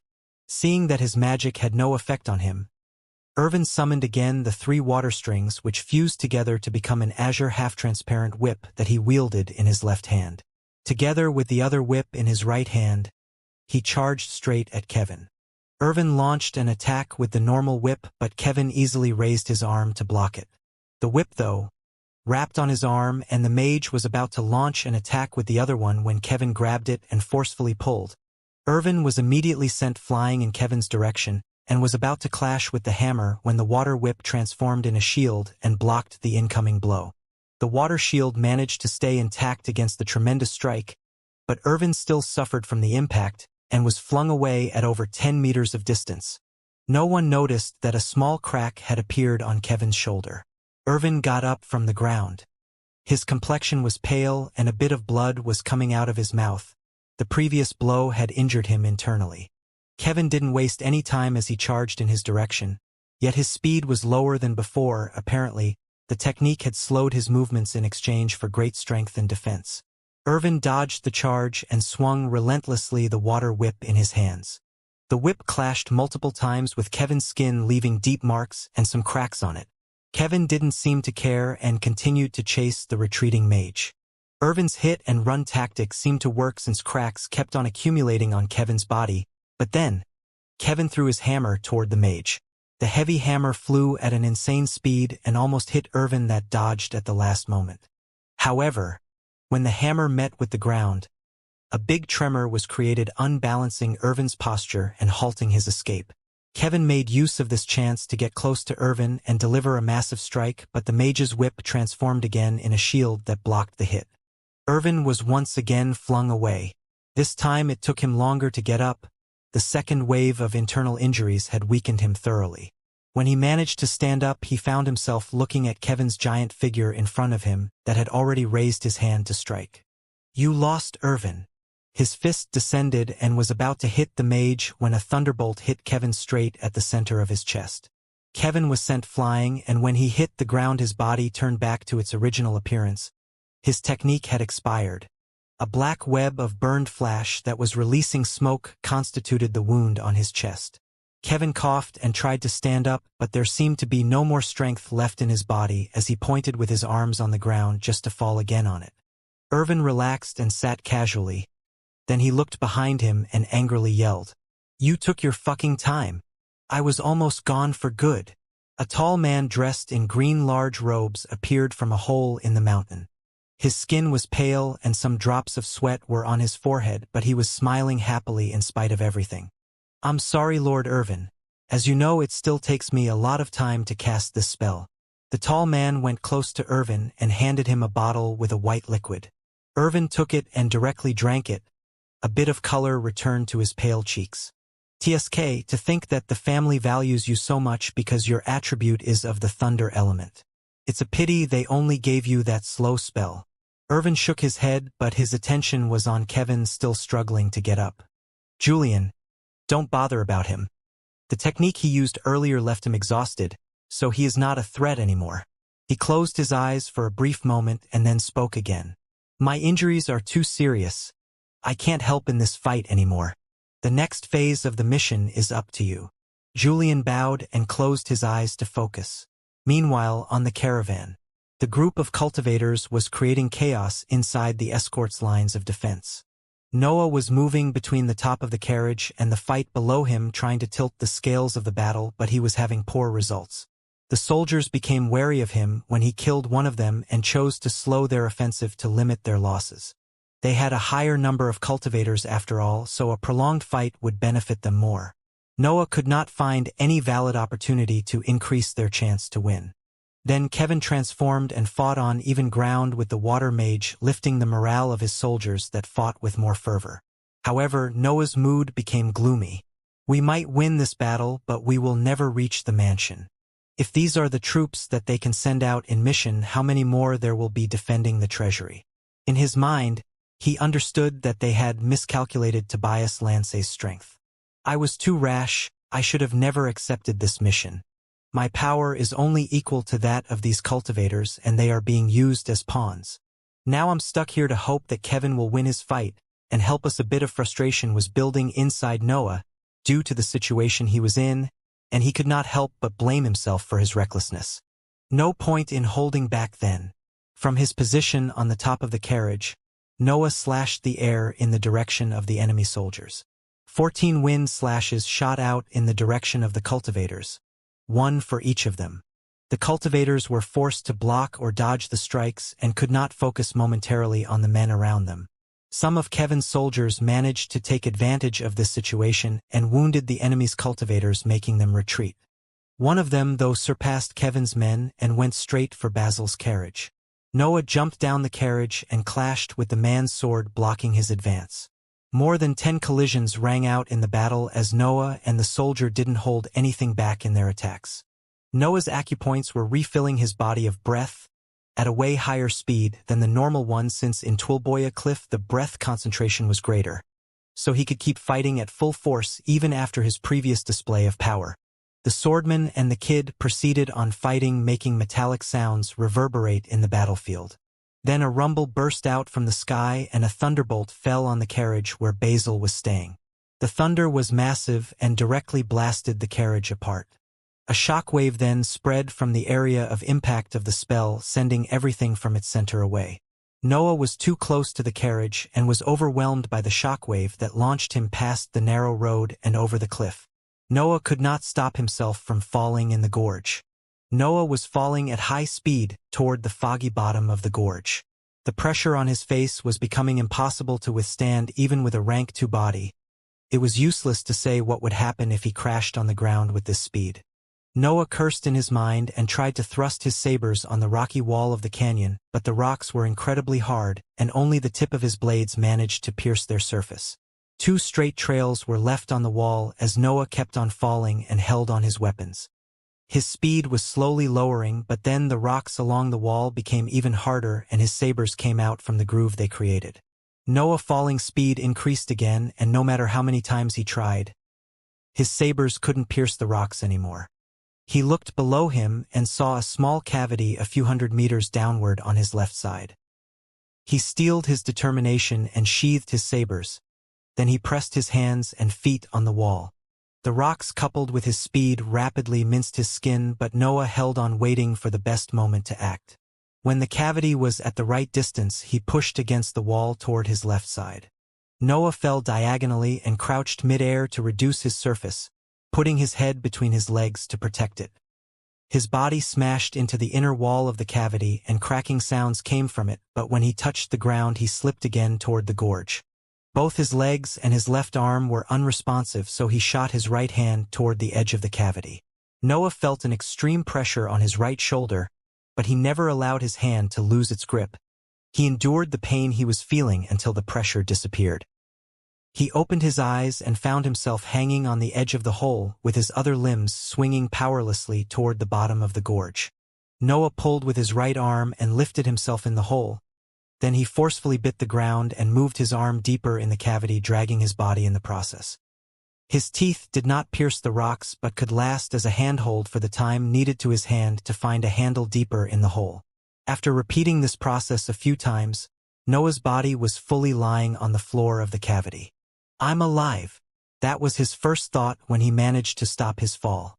He used his remaining strength to check a place on his waist under his clothes and smiled a little when he took out a silver ring from it. He relaxed at the sight of the ring and collapsed after one last thought. I can survive. Noah was woken up the next day by a wave of pain coming from his body. He looked around him and remembered the events of the battle.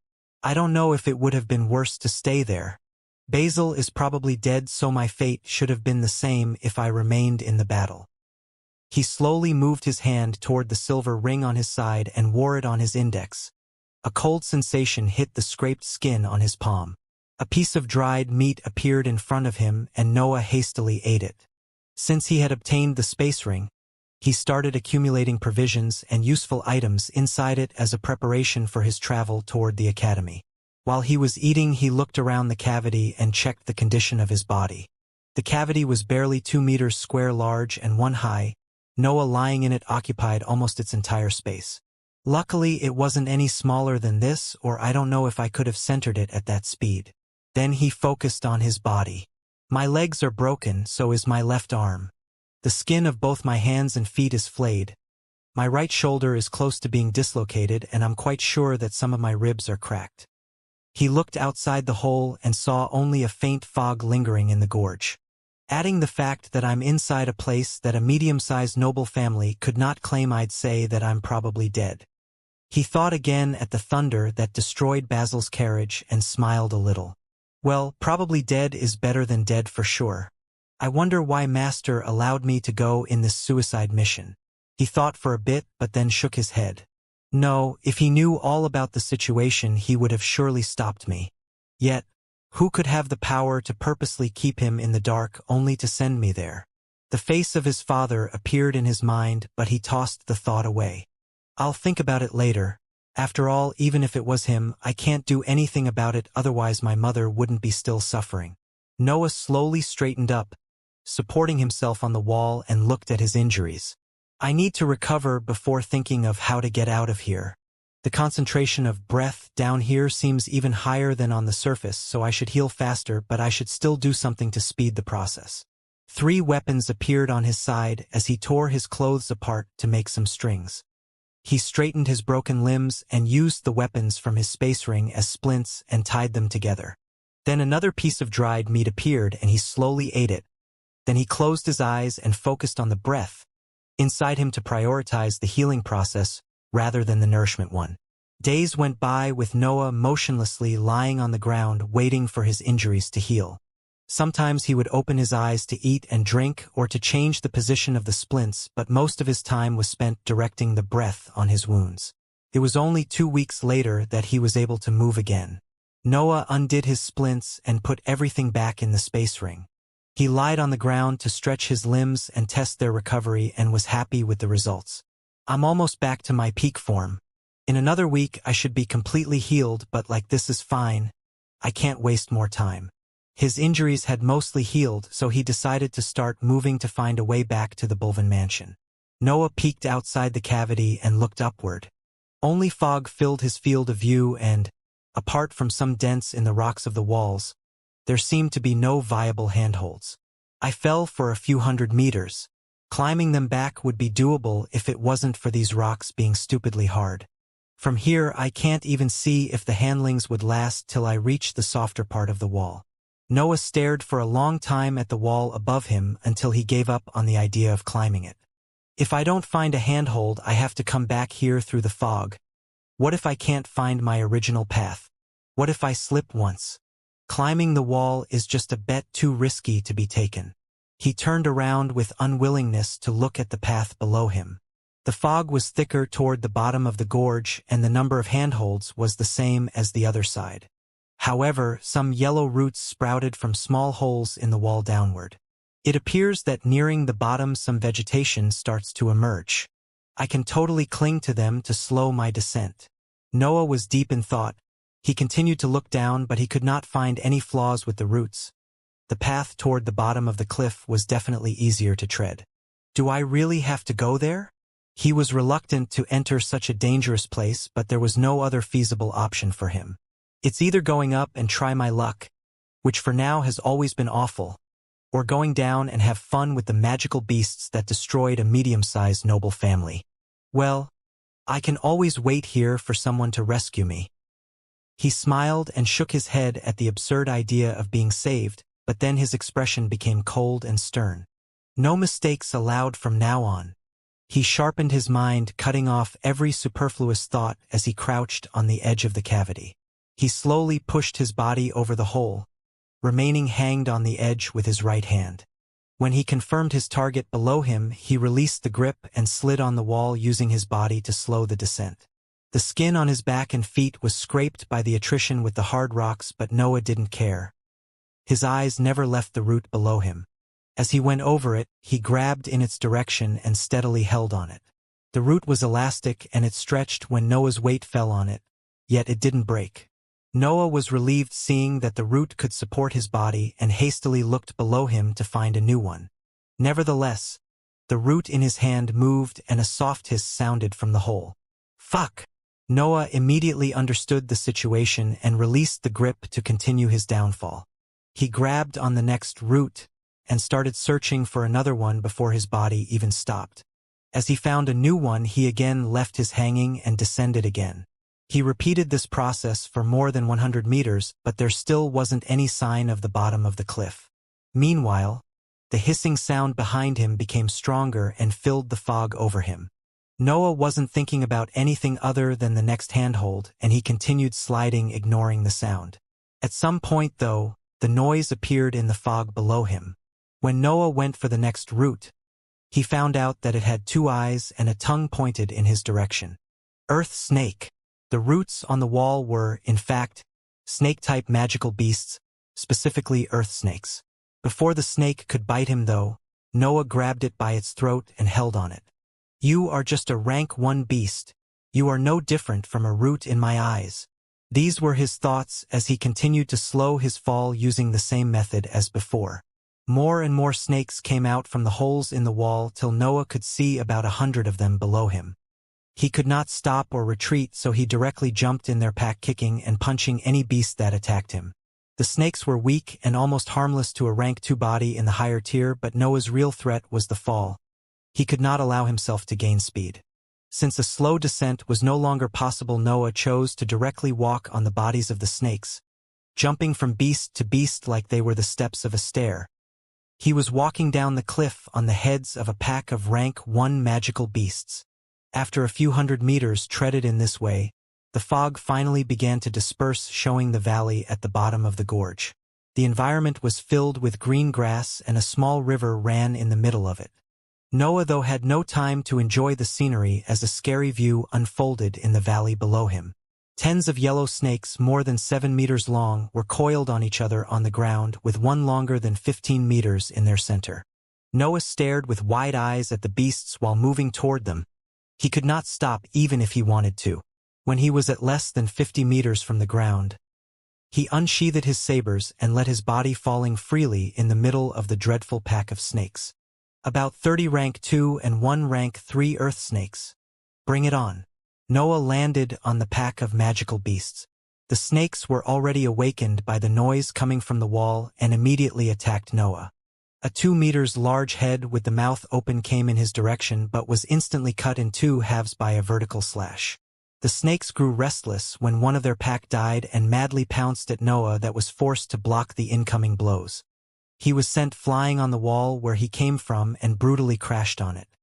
He could not waste any time as the rank 1 snakes were jumping at him from the holes above and the rank 2 ones were encircling him. Generally speaking, a group of rank 2 magical beasts could not hurt Noah in a normal situation. However, he had to jump straight in the middle of their pack due to the fall, and the snakes were already prepared for his arrival. There was also the problem with the type of magical beasts they were.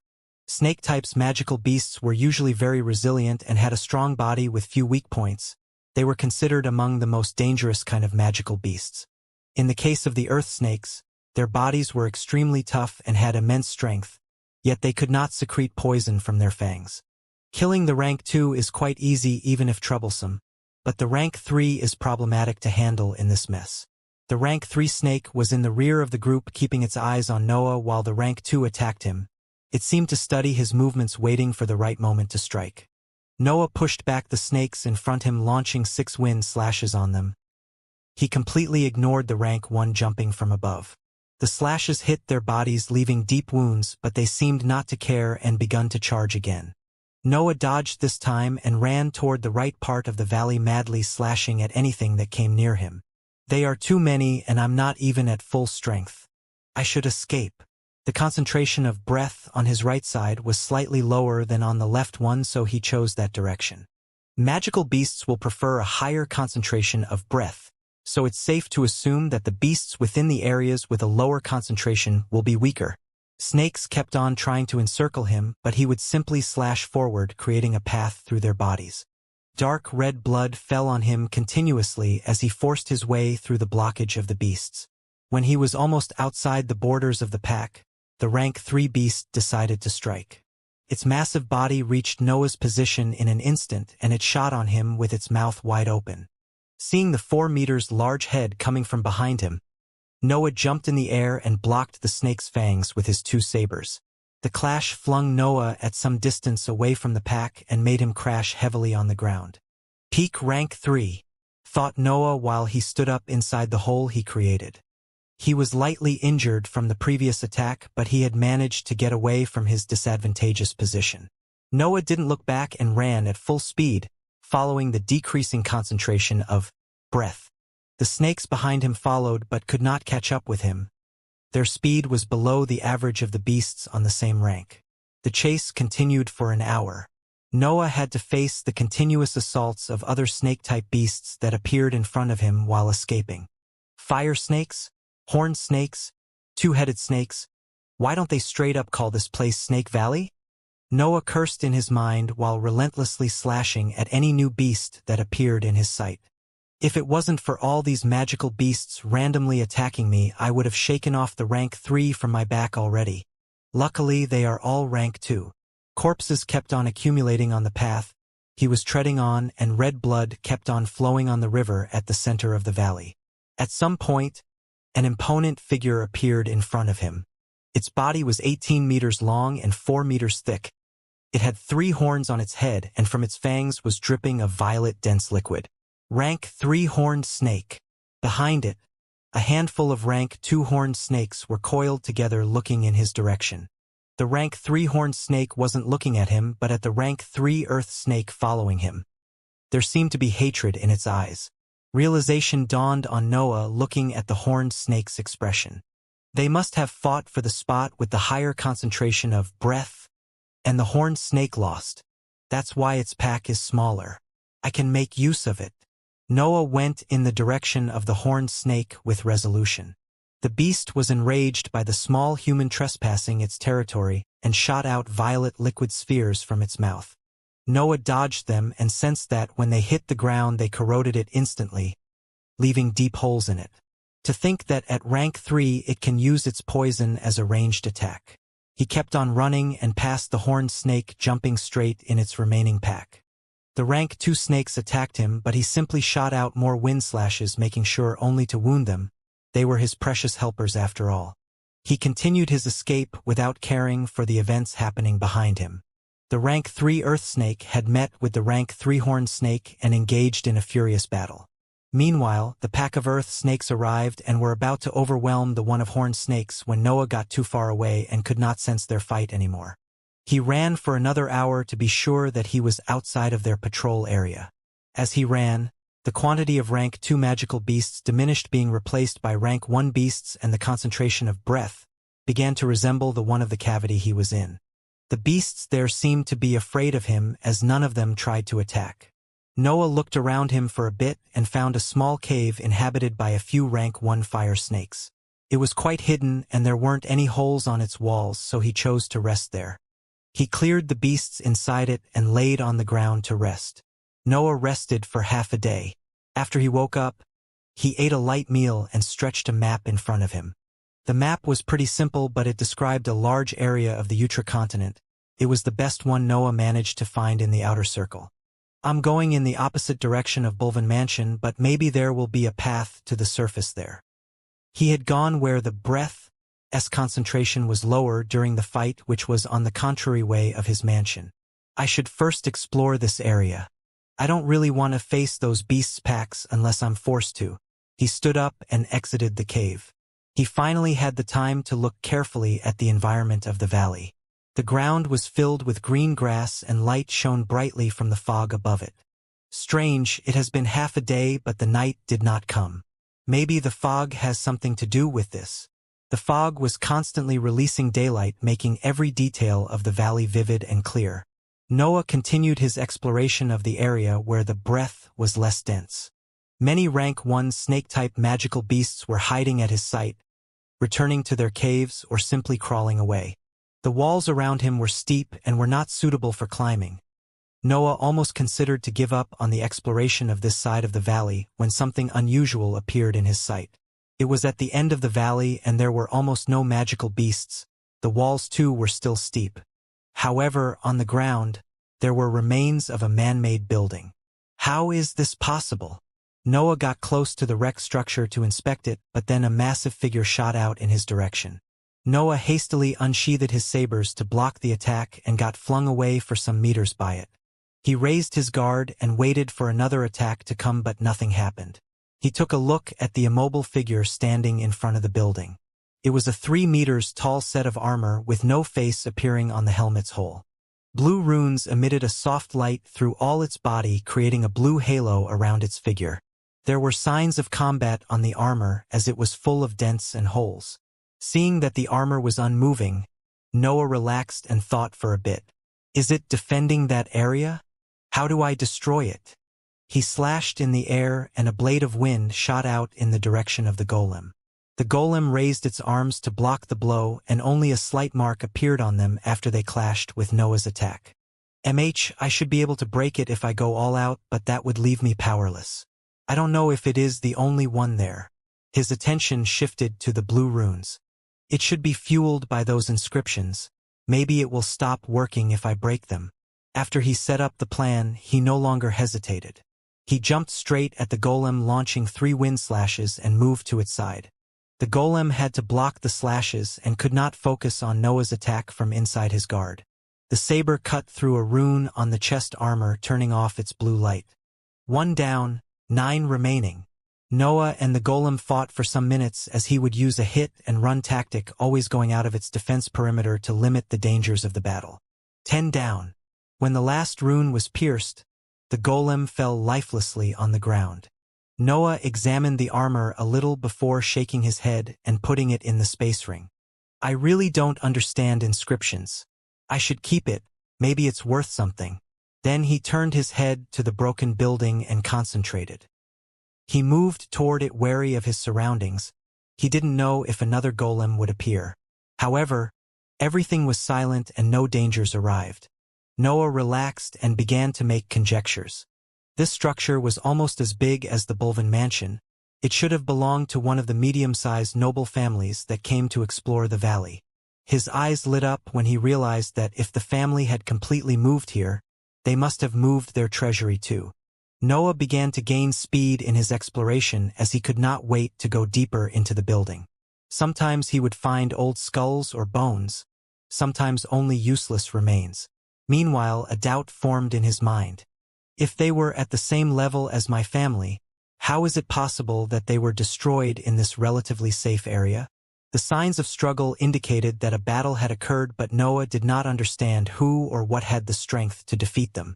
Even the pack of earth snakes could not do it, so how did they die? He arrived at the inner part of the mansion while thinking that.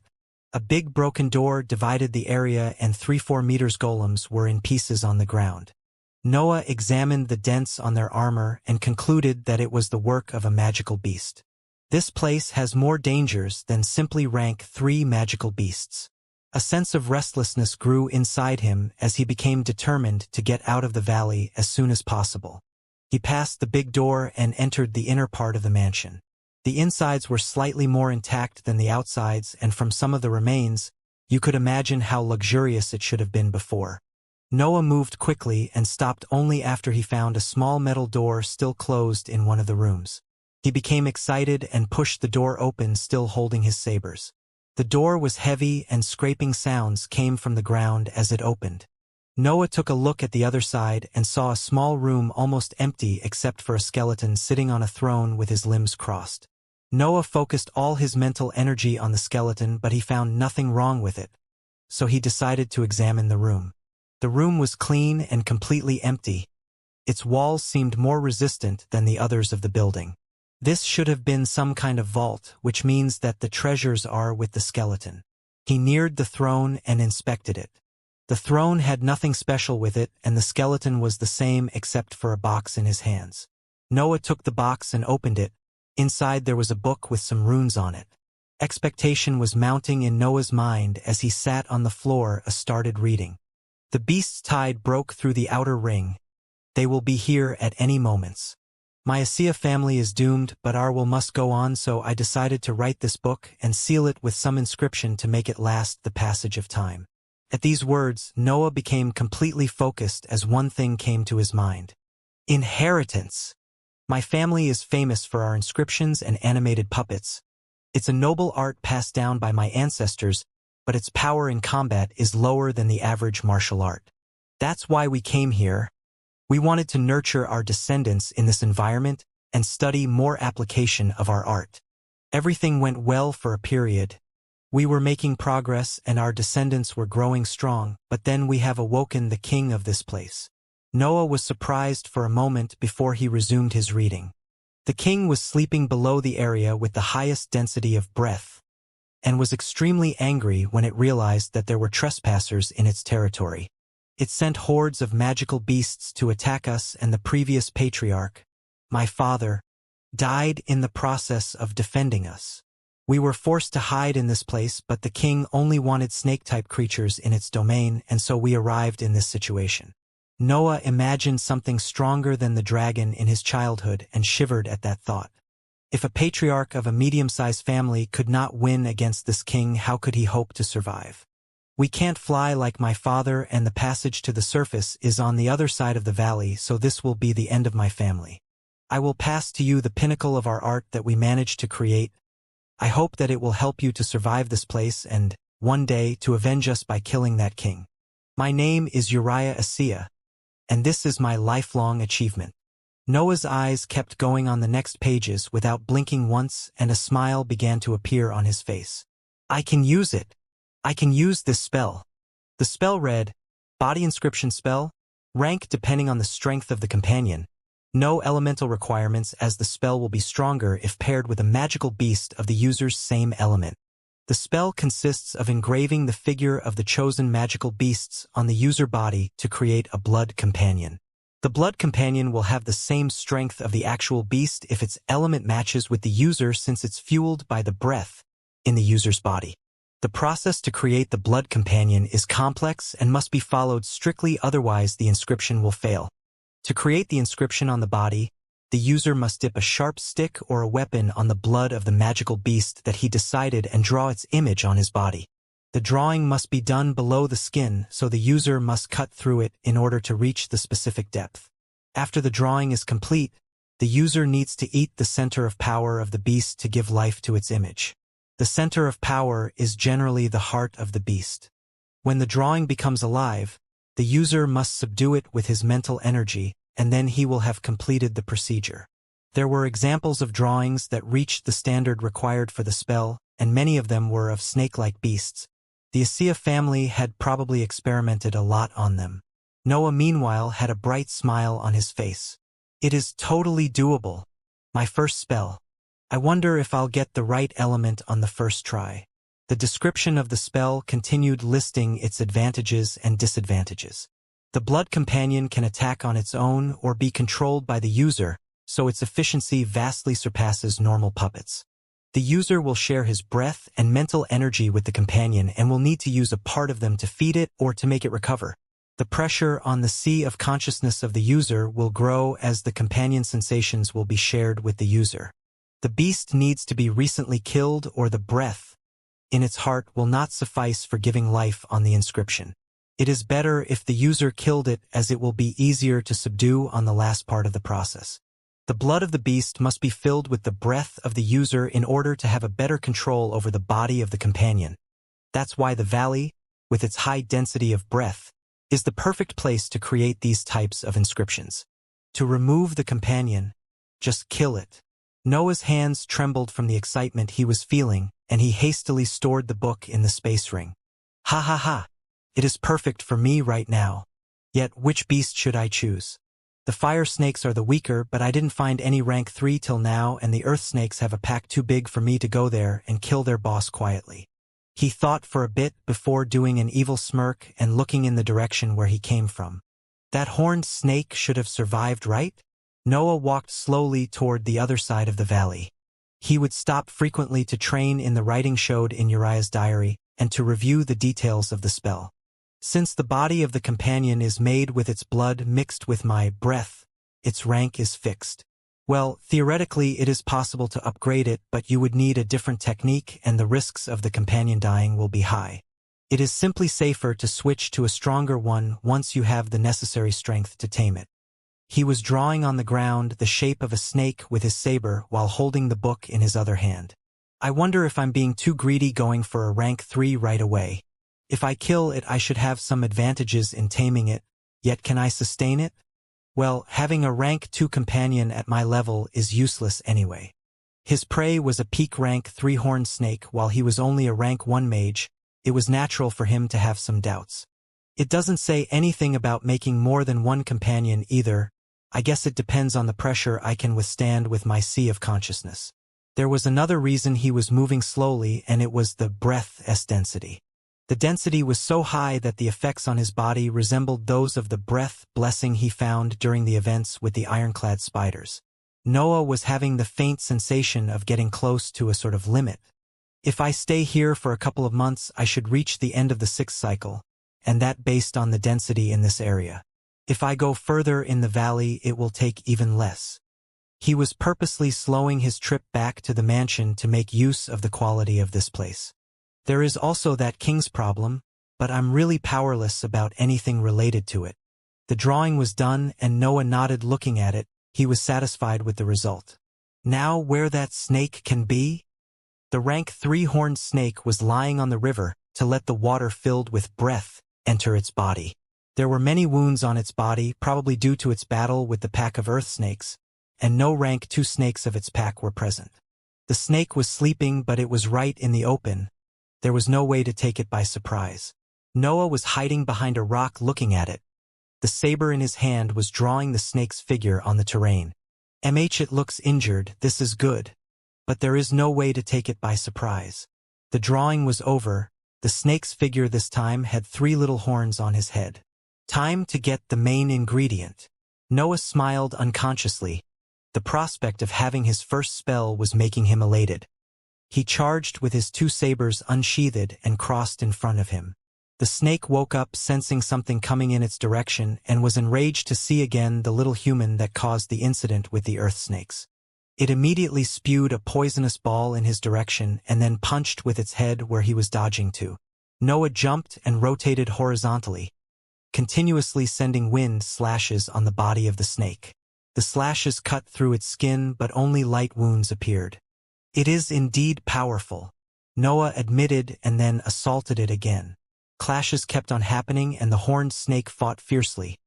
But new wounds appeared on its body on every clash and, added to the old ones, they were starting to affect the massive beast. The horned snake tried a desperate attack, launching a poisonous projectile at melee range, but Noah used this chance to jump over its head and pierce it with both his sabers. The sabers stabbed deeply into the snake's skull as it started to thrash its body around the valley to remove the human from above its head.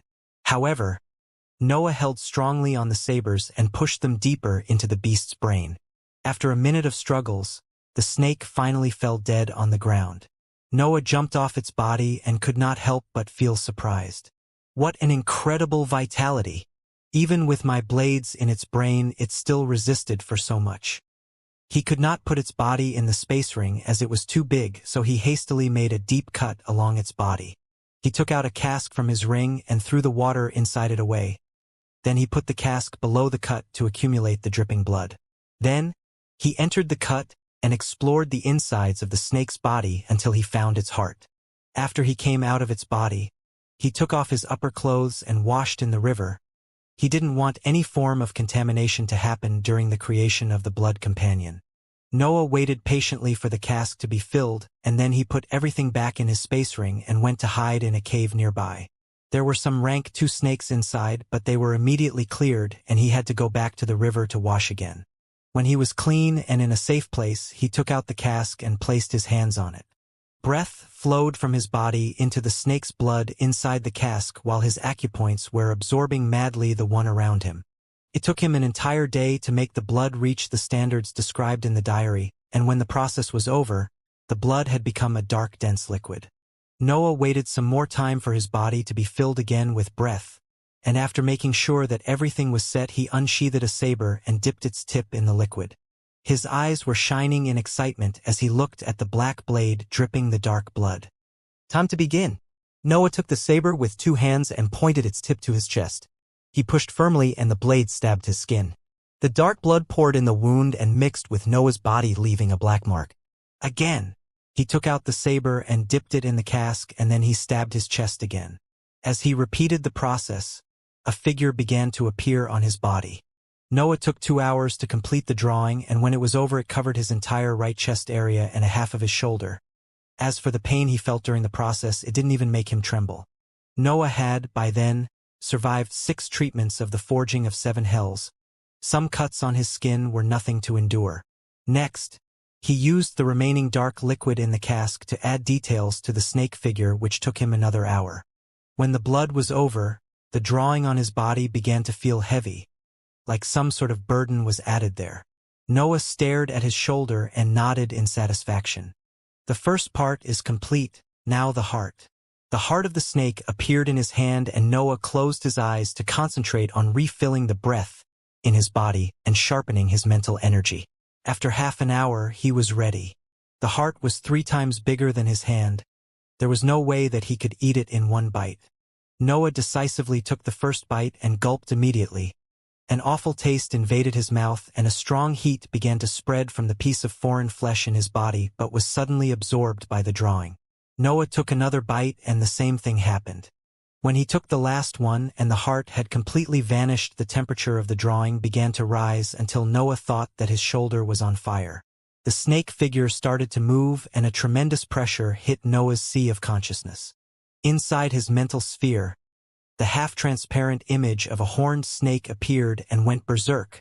The snake directly headbutted on the sphere, making it tremble. It seemed that it wanted to break out at any cost from that confinement.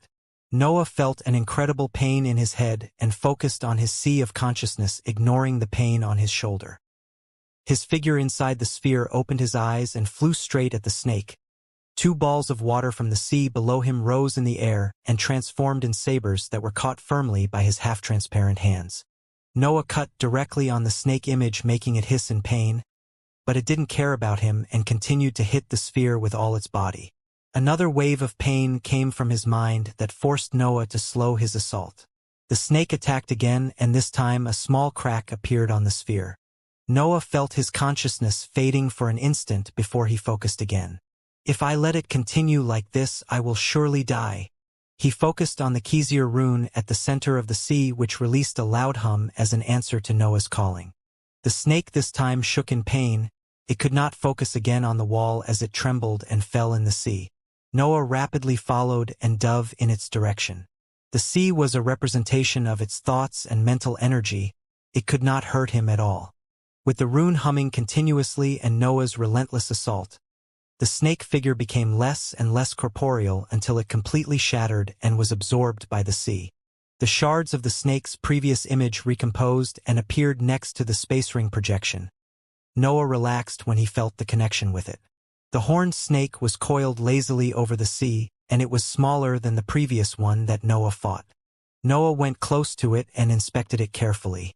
The snake sensed his presence and opened its eyes, raising its head to stare at Noah's figure. After a few seconds of them exchanging stares, the snake lowered its head and Noah felt that it had surrendered. He patted its head satisfied and came out of his sea of consciousness. Meanwhile, the snake drawing had stopped burning but was now moving freely along his body. Noah felt his companion moving and tried to control it with his mental energy. The snake followed his order and moved to the chest area, but some of the breath inside his body was expended, and the crack in his sphere released a wave of pain due to the usage of mental energy. I'll experiment later with this guy. Now I have to heal from the injuries. Luckily, I thought of using the rune at the last moment otherwise. Another wave of pain came from his mind. It seemed that the crack was pressuring his sphere.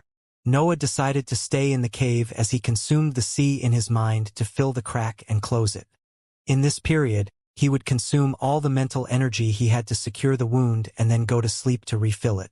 It took him 1 week to completely heal his sphere. Wounds on the sea of consciousness sure are troublesome. I had to focus on the crack for the whole time, incapable of doing anything else. Well, at least now I have succeeded.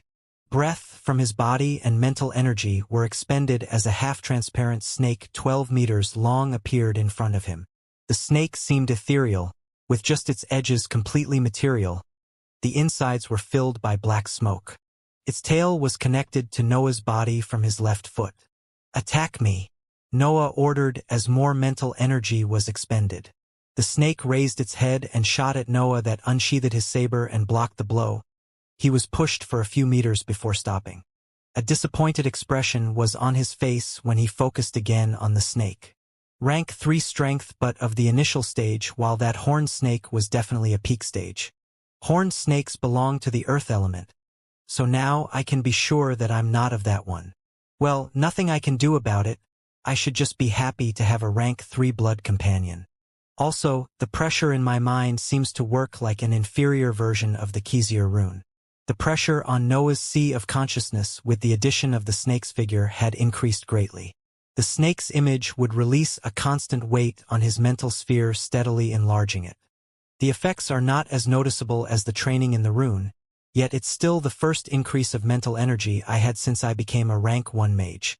Since William had yet to give him the second rune, his training had halted in that field. However, with the new burden in his mind, his sphere was finally enlarging again. It's a pity that I can't create another companion. I feel that my mind has reached the limits of what it can withstand. He controlled his companion for a bit to get used to the new ability and to familiarize himself with its peculiarities. The snake shared all its senses with Noah. It was like having a mind inside his mind, and that was what caused the constant pressure.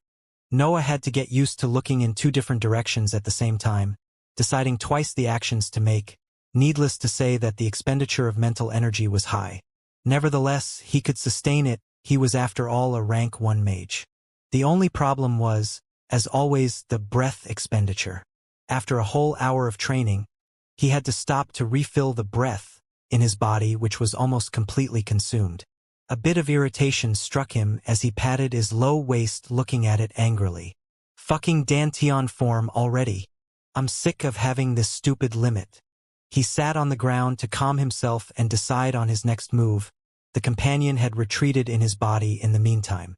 First, I have to get used to my new combat strength, and I can do it by fighting some beasts during my trip to the other side of the valley.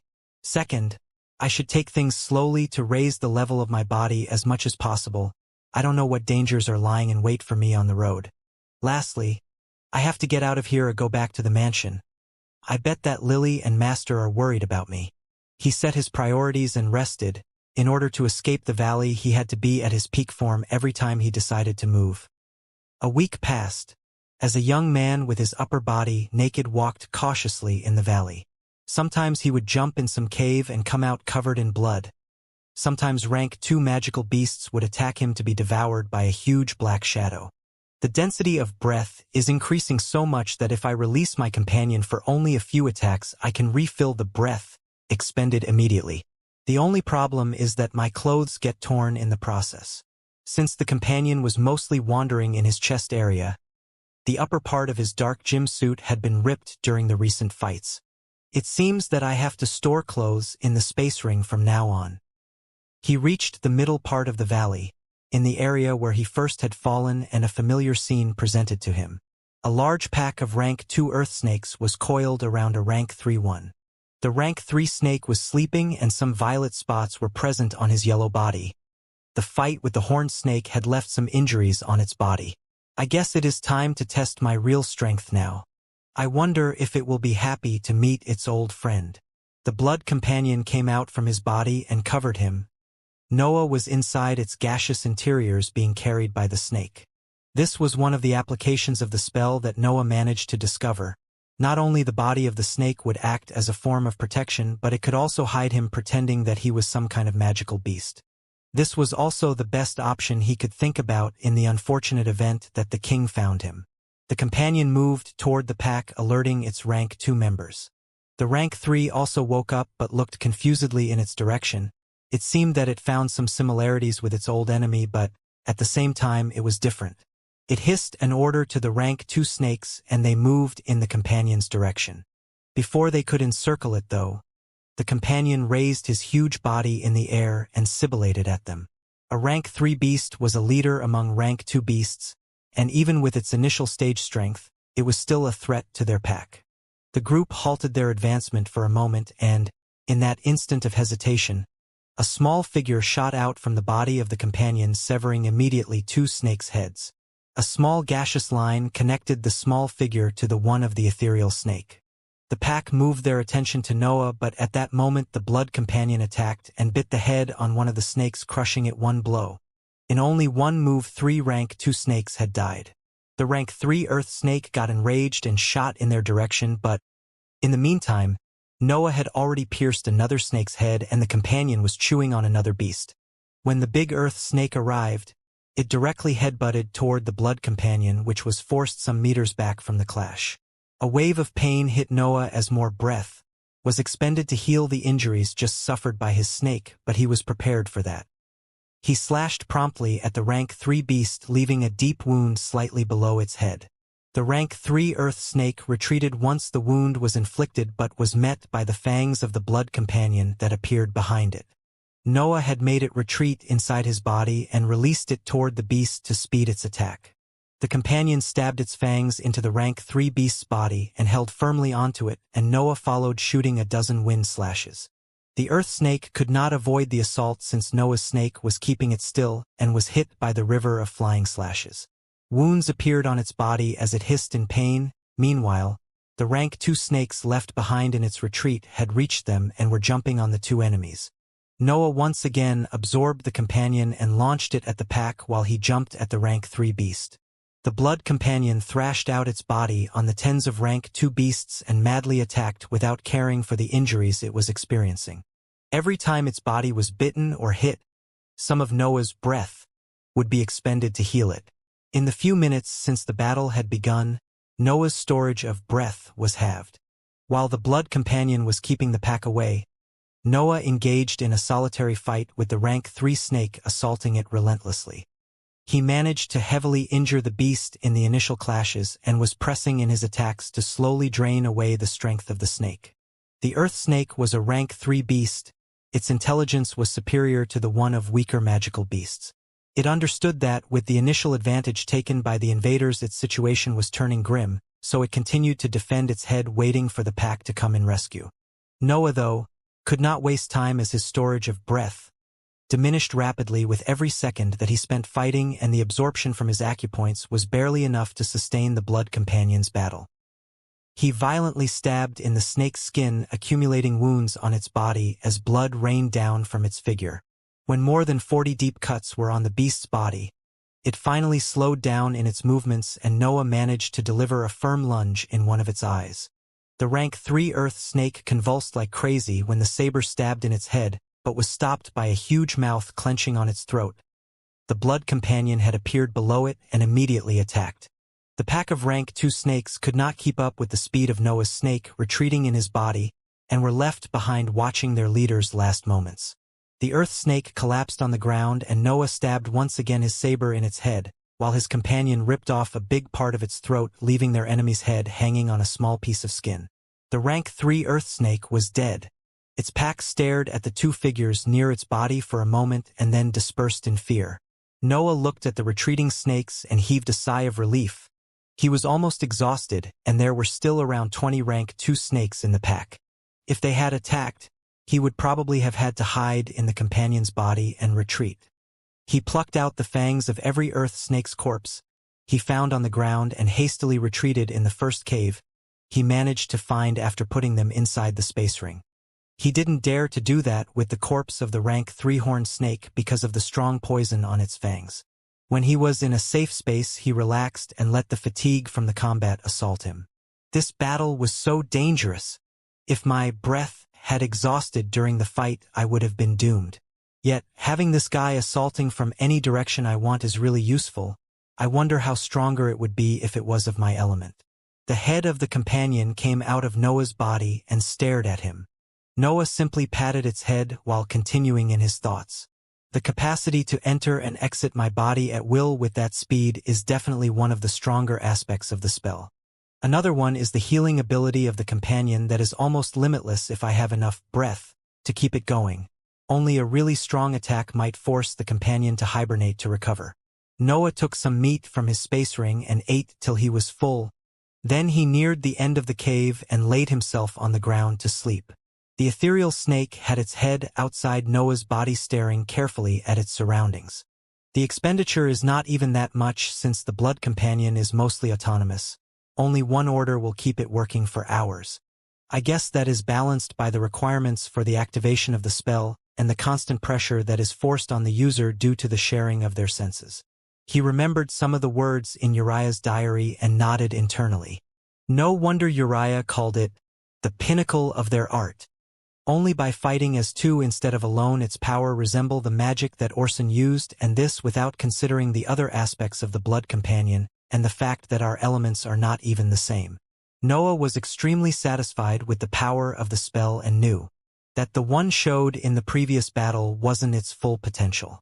When I get the Danteon and find out my element, I would have to change companion, otherwise I would be wasting the real strength of the spell. He turned to look at the snake's head that was guarding him and smiled a little. I guess I should give it a name while I keep it. Let's go with Wuxia in honor of those that created the technique. Then, Noah closed his eyes and slept, with his companion now named Wuxia rigorously guarding him.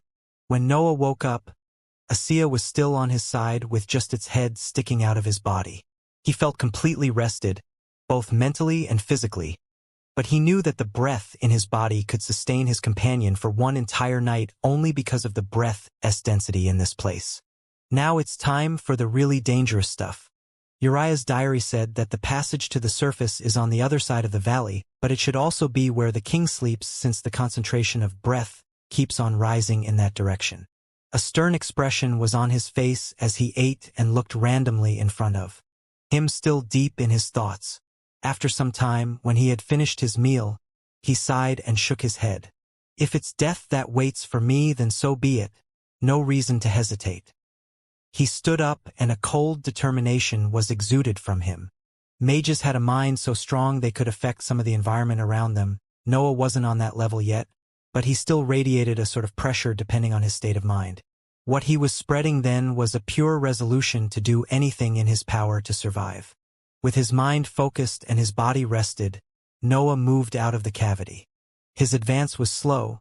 He was wary of anything that moved outside of his perception, and he would stop every time to carefully inspect the area in front of him. I'm not going to make another mistake like the one with the roots on the wall, and with this pace I can even raise the level of my body a little before reaching the other side. Noah would take any chance to increase his strength before going into such a precarious situation. However, something unusual came to his attention during the trip. There is not even a single magical beast. No snakes were present in this area of the valley. It was completely void of any beast's life forms despite the density of breath being way higher than before. Noah continued his slow voyage full of doubts. Every time he felt slightly tired, he would find a cave and rest, only to move again when his strength was at its peak. For days passed without him encountering any threat. Maybe I'm lucky and all the magical beasts are somewhere busy with something.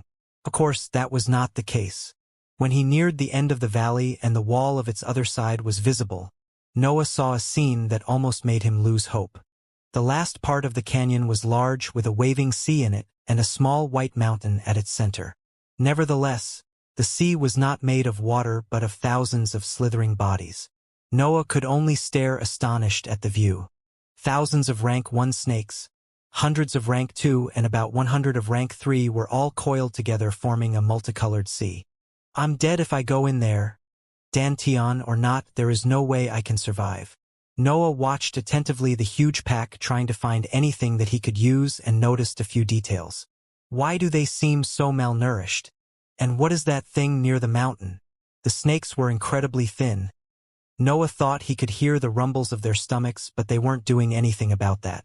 Sometimes a snake would bite a beast near it and continue on its way like it did the most natural thing in the world. Most shocking thing was that the snake that received the wound would just allow it, uncaring of its body being eaten. There also seemed to be relief in those that were hurt and fear in those who ate.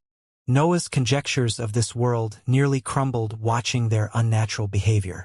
Near the mountain at its base, a big yellow pile of what seemed snake skin was rhythmically emitting soft rays of light. What is all of this? Noah decided to study the mass of snakes for some time before determining his next action.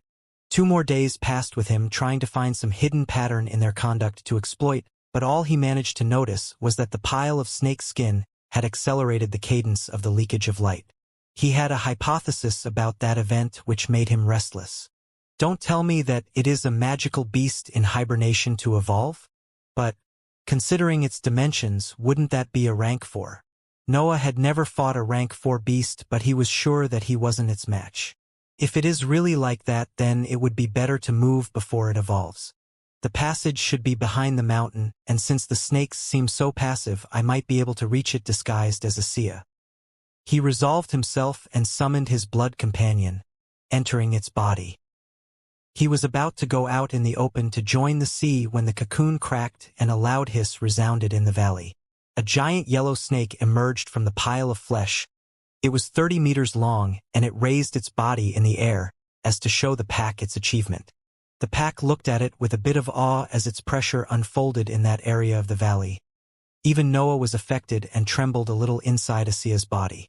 At that moment, though, a tremor ran through the canyon and rocks began to fall from the walls due to the earthquake.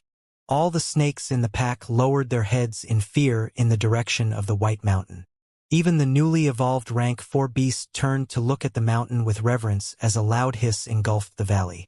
Noah felt pain in his ears as the sound hit him and had to focus completely on them to avoid becoming deaf. When the noise stopped, everything was silent. None of the thousands of snakes were uttering a sound. Noah looked in the direction of the hill and, in his bewilderment, he saw that the mountain was moving.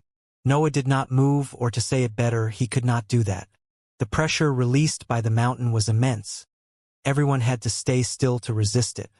Then, the mountain showed a reptilian head large 7 meters that went in front of the rank 4 snake that had just evolved. Only then Noah could make out the true form of the mountain. It was a colossal snake more than 50 meters long, and its skin was so white that it seemed to shine on its own. Looking at it, he wondered how it was possible for a being to reach such splendor with a material body. The snake appeared like some sort of godly existence, surpassing anything Noah had ever seen in his 2 lives. The rank 4 snake looked majestic on its own, but in front of the king of the valley, it was just another member of its pack. What is that monster? Noah managed to have this sole thought before his mind underwent another shock due to the following events. The king and the rank 4 stared at each other for a long time before the rank 4 lowered its head in submission. The king then opened its mouth and laid its head on the ground, waiting calmly. The rank 4 snake looked at it for a moment before entering the king's mouth on its own will. It was 30 meters long, and it took a while before its body entered completely in the king's mouth, but the latter just remained still during the whole process. When the body of the newly evolved snake disappeared, the king closed its mouth and raised its head to look at the pack below it. It released a soft hiss that made Noah shake in the distance, and that set off a change in the behavior of the snakes. They started to eat each other violently, uncaring for their own lives. Blood flowed endlessly as the epitome of cannibalism unfolded in front of Noah. It was only when their number was almost halved that the king hissed again to make them stop and coiled on itself to resume its sleep.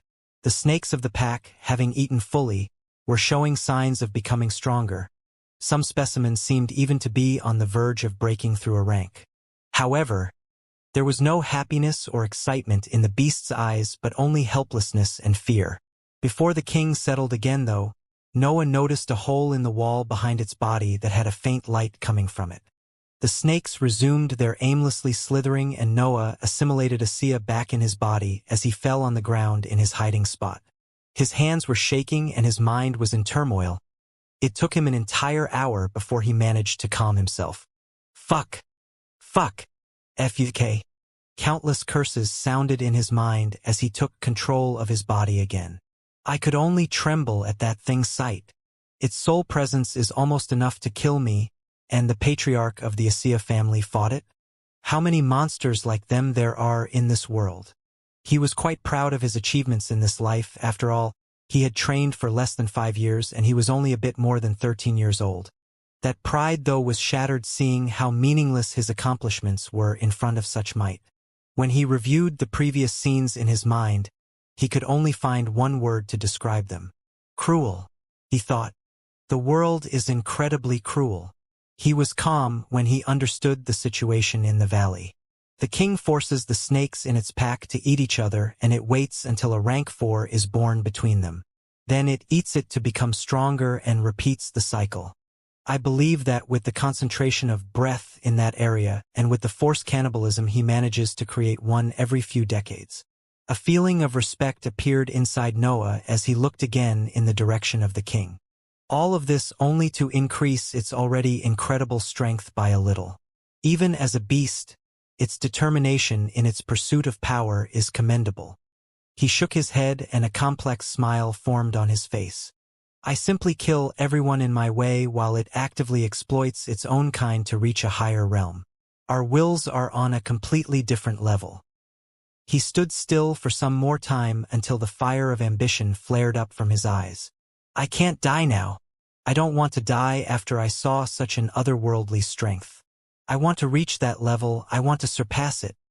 He moved his gaze away and entered the closest cave he managed to find. First I'll complete the 6th cycle. 1 month went by. Noah spent his days meditating to increase the absorption rate of his acupoints.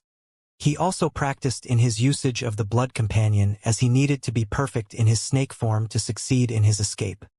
He had seen the hole in the wall behind the king and that was the only way to the surface that he could think of. Uriah wrote that the passage is there and since that one is the only cavity I could see, I have to bet on that. The rest of his time was spent looking at the pack of snakes. There were no changes in their behavior during the month that passed and since they had eaten recently, only some of them had resumed giving small bites to those around them. He had looked attentively to all the rank 3 in the pack and ascertained that no one of them was ready to evolve. When he woke up one day, he was happy to find out that his acupoints had stopped working and he felt that his body had reached a familiar limit. His 6th cycle was complete. He was ready to leave. Noah reached his usual observation spot and looked toward the pack. The snakes were doing their typical efforts in resisting the hunger to avoid any increase in their strength. Yet their will to live wouldn't allow them to simply starve to death. Everything looked the same as the other days, so Noah decided that it was time to move. He could not increase his power any more than that. It was better to move before something unexpected happened. Noah entered Xianxia's body and slowly slithered toward the mass of snakes. The beasts in the pack were a bit surprised to find a new specimen joining them. No one would force himself to undergo their kind of life. Nevertheless, they did nothing and just watched for a moment as the black ethereal snake entered the coiled crowd. Noah sank inside the sea of bodies and began to move using his mental energy as a compass to not lose his way. He had to reach the wall at the end of the valley, and he would rather avoid bumping in the king's body in the process. His advance was slow as he preferred to maintain the same pace of the specimens around him. Noah's trip across the sea of snakes had begun. He didn't dare to be on the surface, but the presence of the king disturbed his orientation, so he had to systematically emerge to understand his position. Sometimes he would feel a sharp pain due to Xianxia's sensations as the other snakes around it took small bites of its insubstantial skin. However, he simply ignored it. He had already considered this situation while formulating his plan. Every time he was bitten, he would sink deeper into the pack to heal his companion. Repeating this cycle, he was slowly getting closer to his target. He was completely immersed in snakes' bodies, and the king radiated a constant pressure that made him nervous. Noah felt like suffocating inside the pack, but Xianxia's protection managed to make him keep going. It took him half a day to crawl across the thousands of beasts, and he felt extremely tired due to the constant stress he had to endure. However, the scene that he saw on the other side was disheartening. There were no snakes on the back of the king's body, or rather there could not be. The cavity radiating light was right in front of him, but he could not go for it recklessly. The king had its head pointed in the hole's direction, and every time he breathed, pieces of terrain would crumble and the ground would corrode. Even in its sleep, its breath could kill any weaklings. Noah saw a rank two-headed snake slip from the pack and ending in the area in front of the king's head. Its body was shredded into pieces as soon as the king breathed out. A conical area of death started from the king's head and ended at the entrance of the passage in the wall. Now I know why no beast is escaping. They simply can't. The last dilemma that bothered him when he created the plan was solved. With its strength, it should be able to subdue snakes more powerful than rank 4. Does it immediately eat them because they might manage to escape? The constant pressure it radiated forced the snakes to stay in the pack, and its breath closed their only way out. The real question is, can I survive till I reach the cavity? If Noah entered the area of death from its closest point to the passage, the distance would be around 100 meters. With his speed and the rate at which the king exhaled, he would need to survive 2 to 3 attacks. I don't have any other option. I will first replenish my mental energy and then go in. The breath in his body was not a problem since he completed the 6th cycle, and since the density of breath in this area was the highest of the valley. However, the mental energy he had to use to move to the other side of the pack was plenty, and he needed to refill it before crossing the last hurdle. Luckily, I only need to give an order, and Xianxia will do that autonomously until I have breath to support its actions. One of the strong points of the body inscription spell was that the user had to spend only a bit of mental energy when commanding the blood companion. The rest of the time it will just act on its own following the order. That meant that, apart from the initial expenditure and the pressure from sharing its senses, the mental energy's cost was extremely low. In a place where the breath was so concentrated, the blood companion could work almost endlessly with just a bit of mental energy.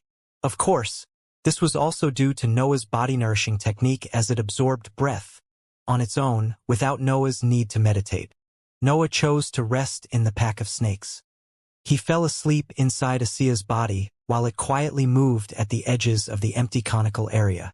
The pressure from the king was still there, so it took longer for the water level inside Noah's mental sphere to rise till it occupied half of it. When he woke up, he was met with the familiar scene of snakes' bodies coiled on each other. Life or death is all in those 100 meters. Xianxia moved toward the edge of the pack, in the closest place to the cavity.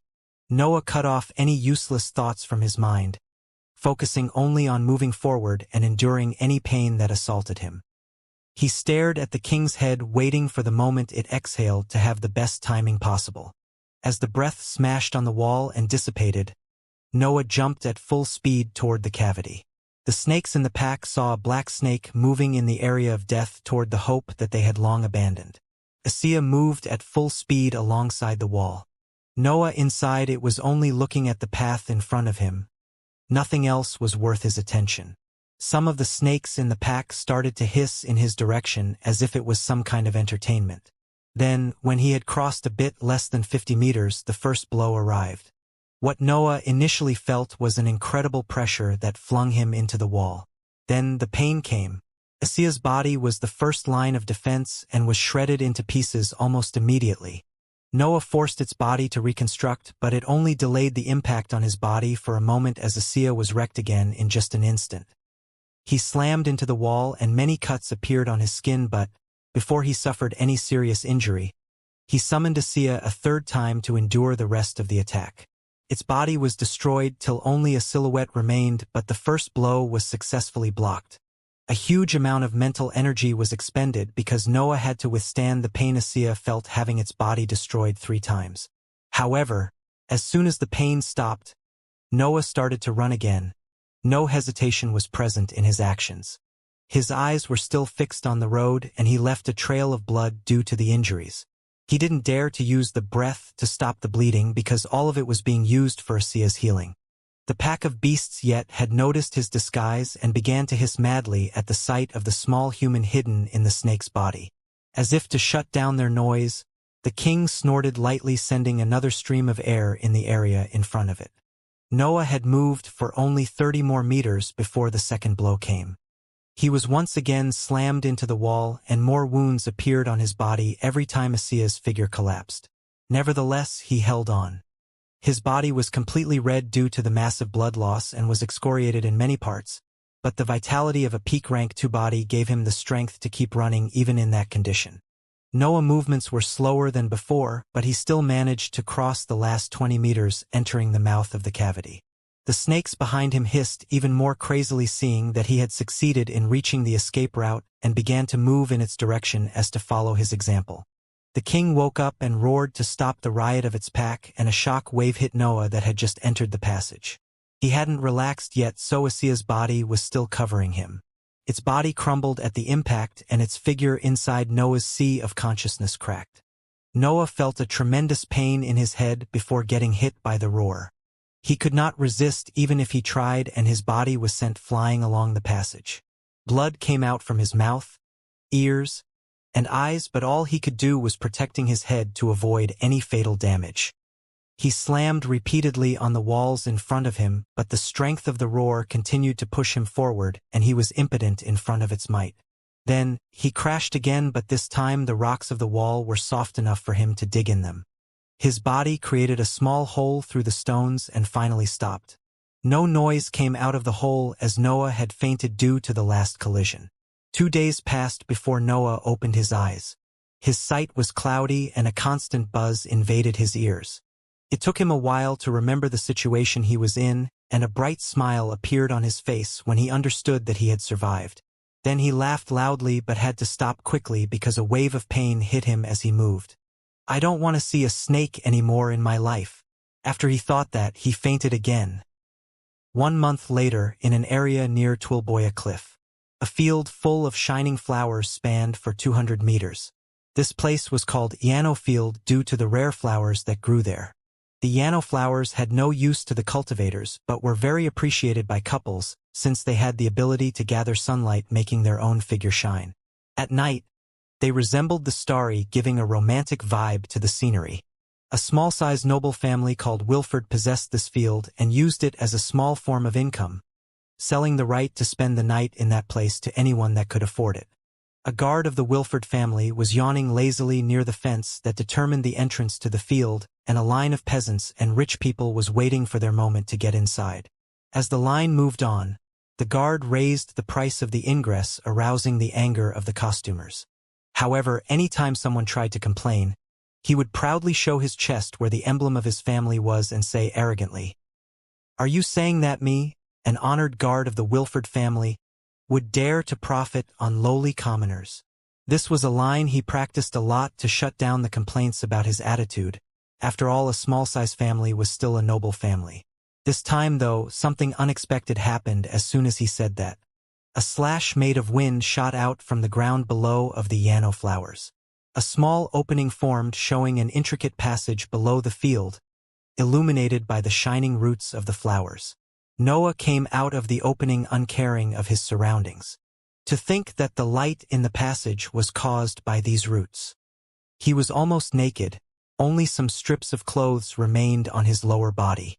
He looked around him and found the guard with his mouth open looking in his direction. Noah raised the saber in his hand to point at him and spoke in a calm voice. "Hey you, where's this place?" A carriage with the emblem of the Winford family moved in the direction of Bulvin Mansion. When Noah came out of the ground, the guard wanted to obtain a refund for the damage he had caused on the field, but it was enough to say the name Bulvin to receive his apologies and a ride back home. That and a little threat, of course.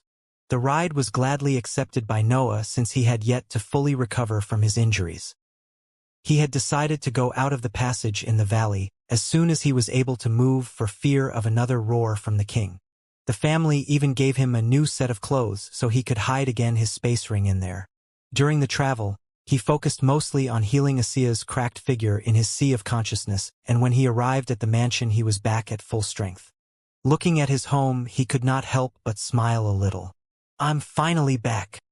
Turning back in time a little, about 2 weeks after Noah fell in the canyon, William was reading a report in the guards building. As he continued to read, his hands began to shake and an angry expression formed on his face. Then, the reading stopped and the sheet he was holding disintegrated. Fucking nobles. They sent Noah into a trap. He hurriedly went outside of the mansion and ran in the direction of Twilboya Cliff. It took him a week to reach the gorge, but all he saw were corpses and remains of the battle. He searched all the bodies, but he could not find Noah's one. The report said that the caravan was assaulted here, but he is not among the corpses. He fell deep in thought as he analyzed the situation. It's unlikely that he was taken hostage by the Lance family. They have no use for him. Where is he, though? His gaze eventually fell on the cliff and William's eyes widened. Don't tell me that he decided to escape in the canyon. That is one of the danger zones of this area. He neared the cliff and stared at the space below it. Only fog occupied his field of view. If you really are down here, may the heaven have pity on you, my dear disciple. He stayed in that position for a whole day praying for Noah's well-being. Then he shook his head and sighed, going back on the road for his mansion. It's better to hide this news from his mother. Months passed and his worry began to transform in helplessness. He forbid every guard to speak about the incident, but ultimately, some rumors about Noah's situation began to spread. Many believed that he had escaped and joined the Lance family in exchange for cultivation resources. Others that he was taken as a prisoner to trade with the Bulvin family. Lily, however, had a bad feeling about Noah's condition as she noticed a change in Reese's attitude. He would visit her less frequently and was less violent during their nights spent together. Her worries accumulated, but she could do nothing but harass William with questions. Nevertheless, she soon understood that even William knew nothing about her son's situation. The waiting was becoming suffocating, but nothing could be done. Then, after more than 4 months from Noah's departure, the happy news came. Noah had returned to the mansion. Lily and William ran immediately from their respective buildings to the front gate of the mansion. William was the first to arrive and stood in place looking at the smiling youth on the carriage of the Wilford family. The youth had long black hair and shining blue eyes. He was wearing large clothes that didn't seem fit for his stature, and 2 sabers were sheathed on his back. A mature look was exuded from him, and William could not help but smile radiantly at that sight. He has grown.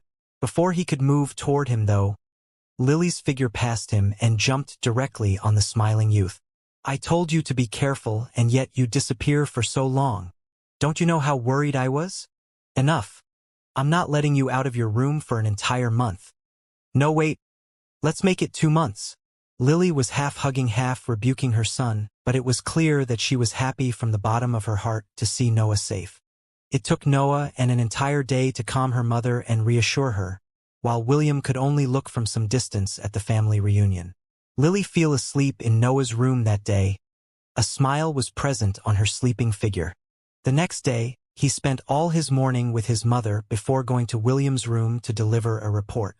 William too was smiling unconsciously, but his face became stern when Noah described the environment of the valley. He said nothing about the Xianxia family or the spell, but he had one doubt since he escaped the canyon. Master, which rank the king was? William was still digesting Noah's speech when he heard the question and fell deep in thought.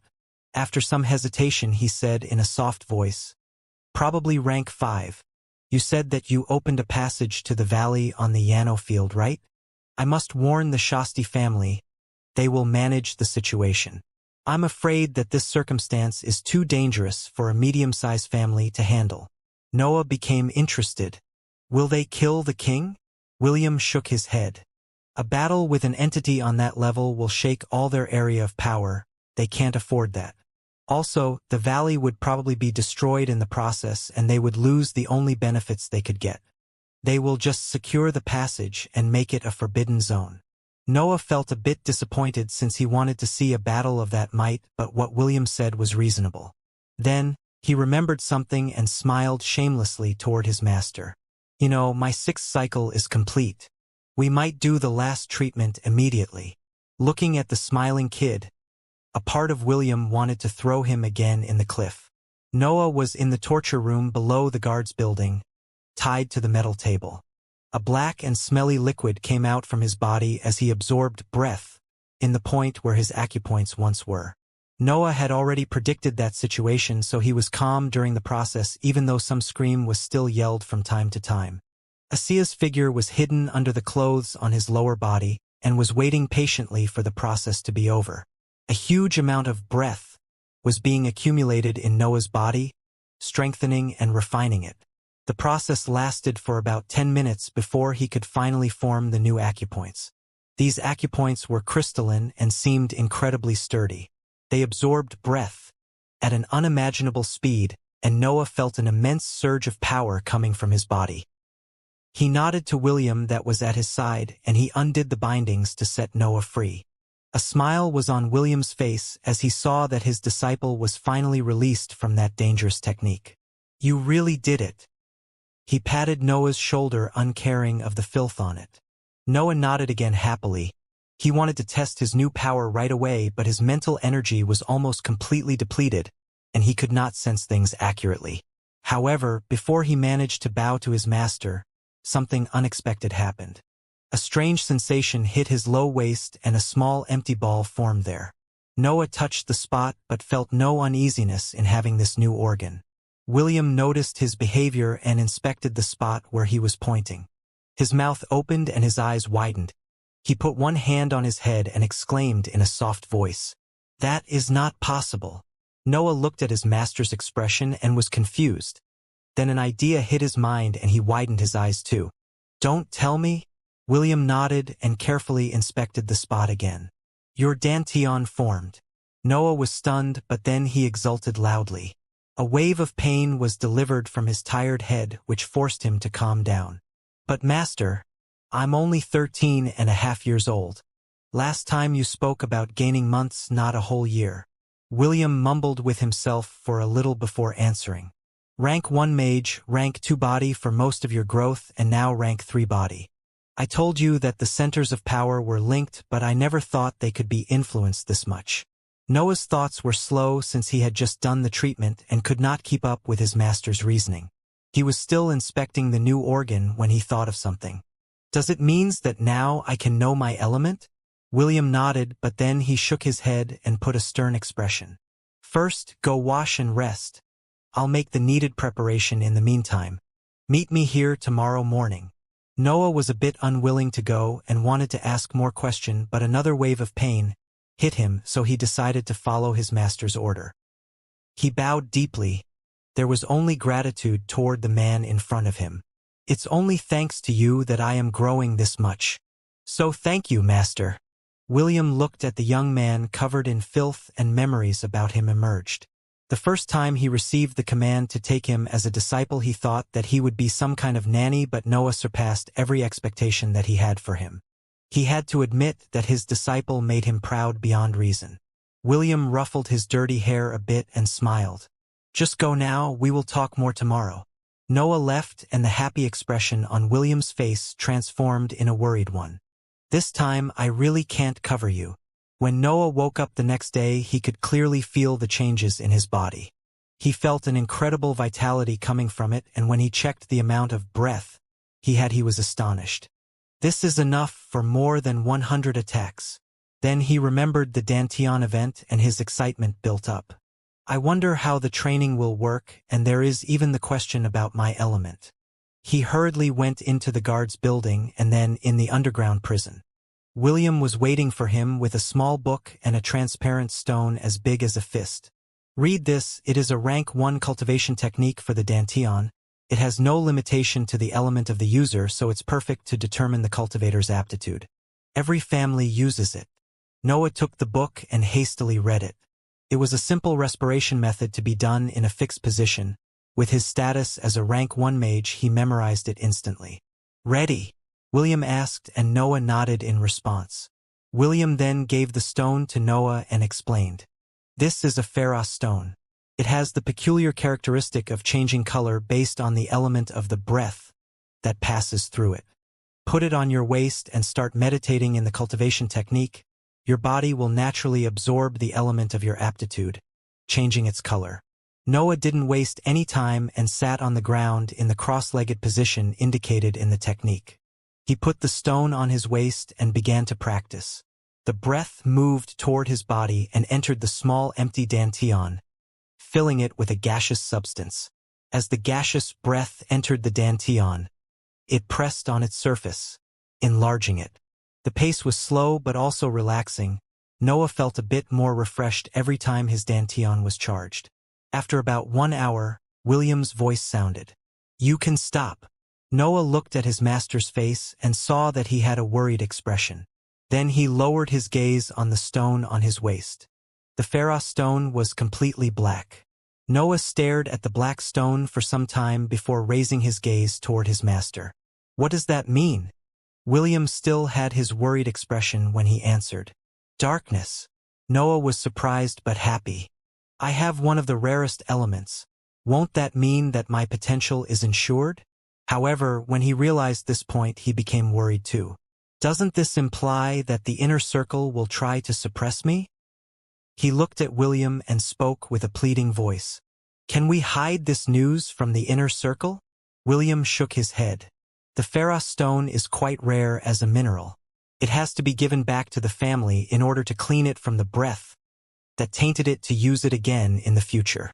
Then he lowered his head and continued.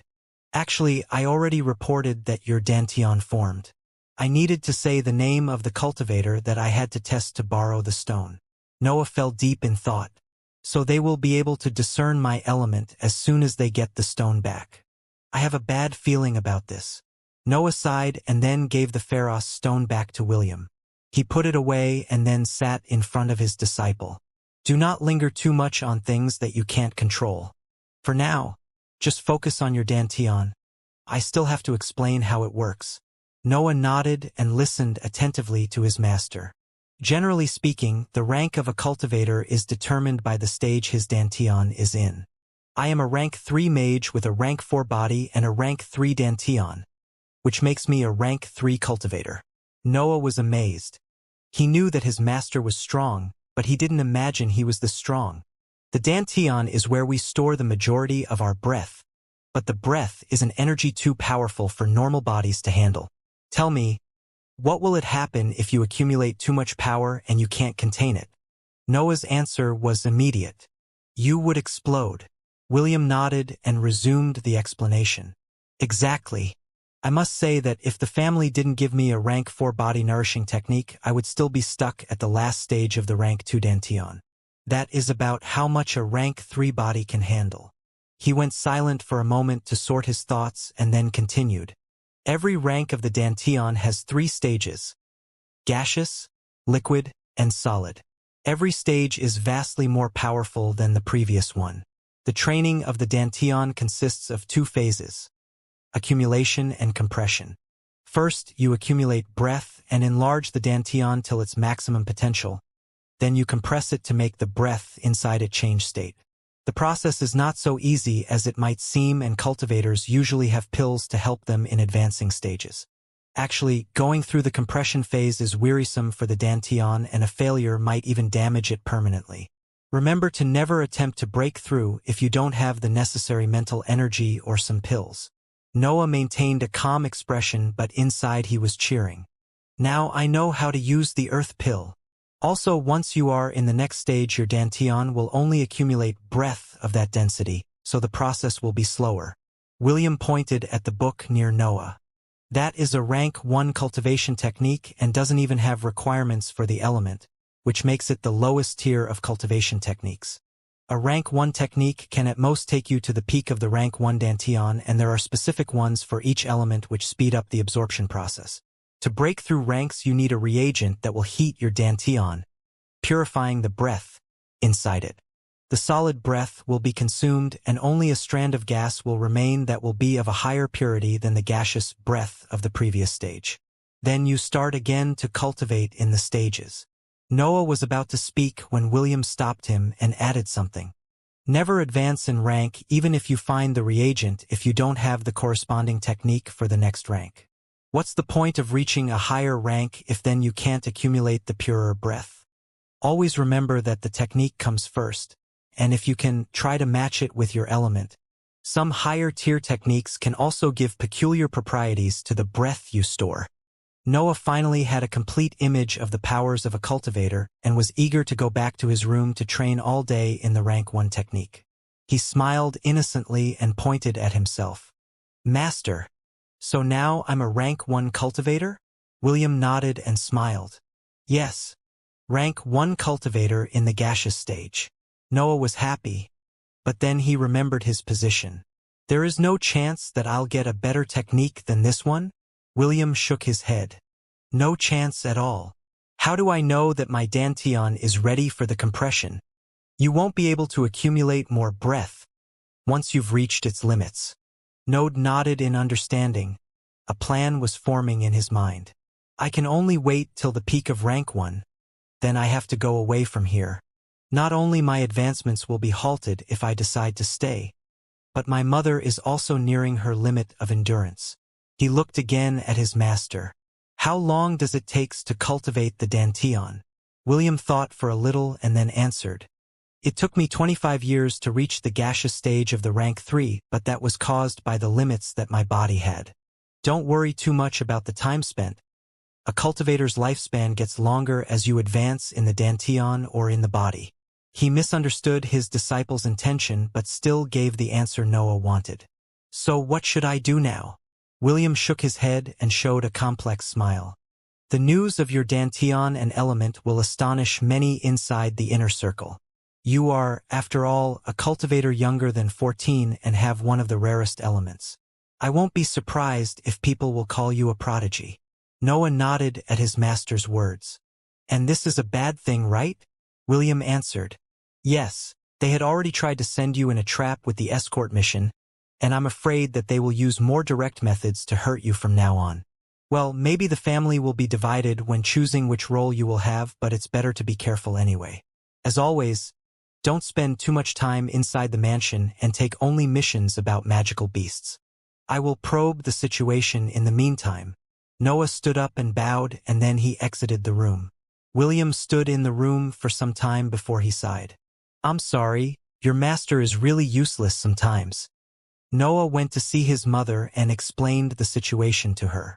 She didn't understand much about cultivation, but when he said that he was possibly in danger because of his talent, she didn't hesitate in sending him away. If the mansion is not safe, then just go away. Don't care about me. These were the words she said, and Noah could not help but stealing his determination as he exited the mansion. He took the first mission he could find and went to the appointed place where the report said that the magical beasts were gathering. The beasts were all rank 2. It took him less than 5 minutes to annihilate their pack. Rank 2 beasts can't really do anything now that my body advanced and the breath in it is on the same level as the one in my dantian. It seems that the hardest part in cultivating the dantian is the breath necessary to enlarge it, while only refilling it doesn't take that much time. He was experimenting with his new strength and was completely satisfied. His dantian was still small, but he could feel that its maximum capacity was way higher than the one of his body, and this without considering the stage he was in. There is really a great difference. If I didn't practice in the forging of 7 hells, I'm afraid that I couldn't have lasted for more than 5 clashes against a real cultivator. Now my weakness is gone. I only have to cultivate and I will be able to fight for a long time. The advantages of having a dantian didn't stop at that, but Noah's body was too strong for him to feel any other positive change yet. Noah decided to spend some nights outside the mansion to focus on his new organ. The missions were the perfect excuse for his absence. Meanwhile, William was kneeling on the floor of a luxurious hall. The hall was big, as large as an entire floor of the guards' building, and many paintings and colorful items were exposed on its walls. In front of him, many spacious chairs were placed on top of short marble steps, making those that sat on them look down to whoever asked for their presence. Thomas Bulvin was seated on the central chair, carefully inspecting a black stone. After some time, he lowered the stone and looked at the kneeling vice-captain. Are you saying that Reese's bastard not only developed a dantian before the age of 14, but that is also of the darkness element? William's answer was immediate and loud. Yes, Lord Patriarch. I was there myself when he did the test with the Pharos stone. Thomas thought for a bit and then he nodded. I've decided no one is allowed to do anything to that kid. Let's see how he develops. Do you understand me, Reese? I don't want to see another scheme done behind my back. Reese was seated in one of the chairs on Thomas's side, and at his words, he stood up and bowed. I understand, Father.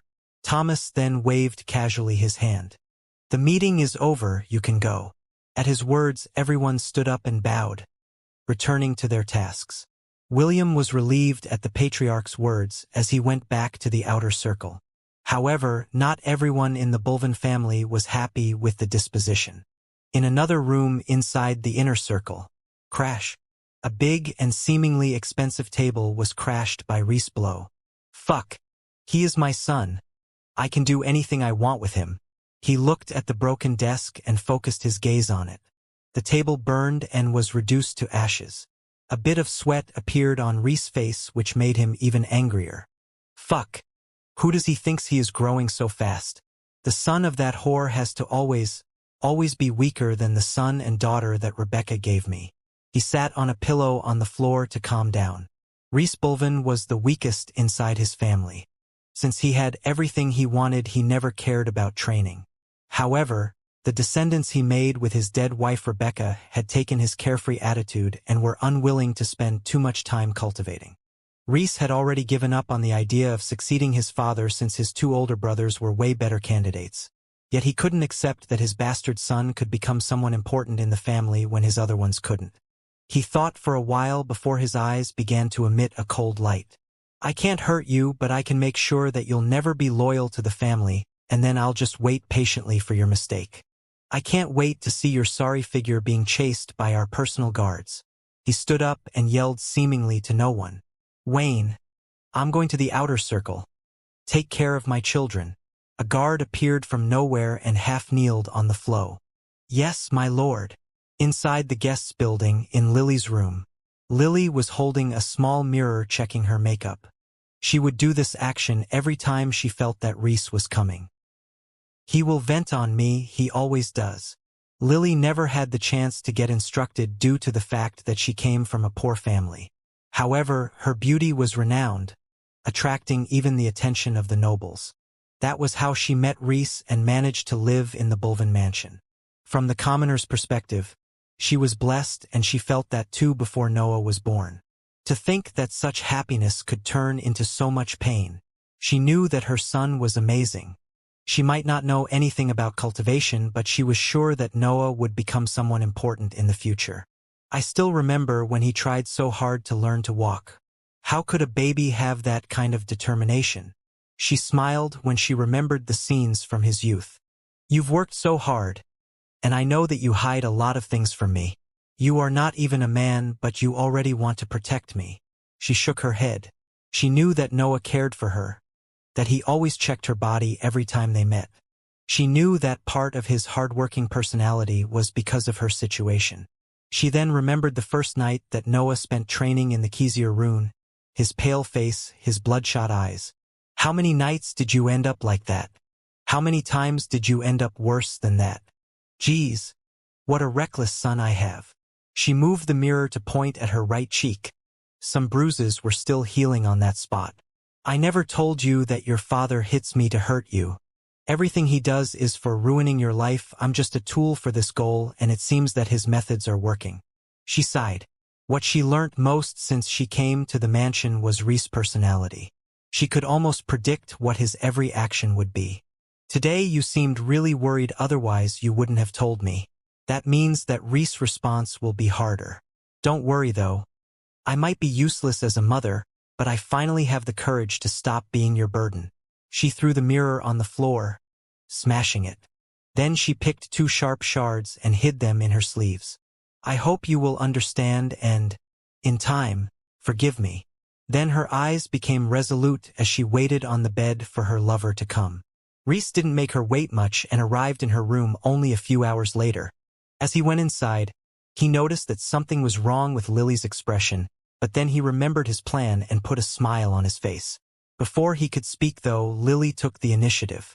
Have you come to kill me? They have been together for a long time. Reese knew that Lily wasn't just a stupid woman. Kill you? Not at all, you probably don't know, but it would be against the direct order of my father to do that. Our son has become quite a celebrity already.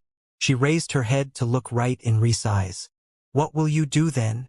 Reese put a complacent smile and answered. Well, everyone knows about the treatment that I reserve you.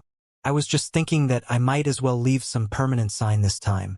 I might have lost the chance to kill you, but that doesn't mean that I can't increase the hate he already has for the family. Lily smiled at his words. If he hates him this much, it means that my son really is extraordinary. So, what were you thinking of doing? Reese put a pensive pose and then casually answered. I was thinking if I were to disfigure your face, wouldn't his hate for the family increase every time he looked at you? The lofty patriarch sure wouldn't intervene personally for a few cuts on a whore's face. Lily continued to smile and stood up with her hands behind her back. Then, she went close to Reese with a bewitching expression and put her arms around his neck. Don't you want to enjoy my face one last time before you do that? Reese's excitement grew and he held the woman tightly by her waist, putting her close to his groin. You sure are a whore, eh? He was about to kiss her when Lily took out one of the mirror shards from her sleeve and stabbed it in Reese's left eye. Reese instinctively flung her away at full strength and she slammed in the wall of the room and then fell on the floor. Reese was weak but still a cultivator. His blow broke some of Lily's ribs. He began to yell madly at Lily's figure on the ground. You mad woman! Now nothing can save you, not even the patriarch. I will slowly torture you and make sure that your bastard son watches as I do it. Blood flowed from his eye socket. The shard had pierced him deeply. He wasn't sure that the injury was curable. However, Lily had already held her other hidden shard and stabbed it on her throat.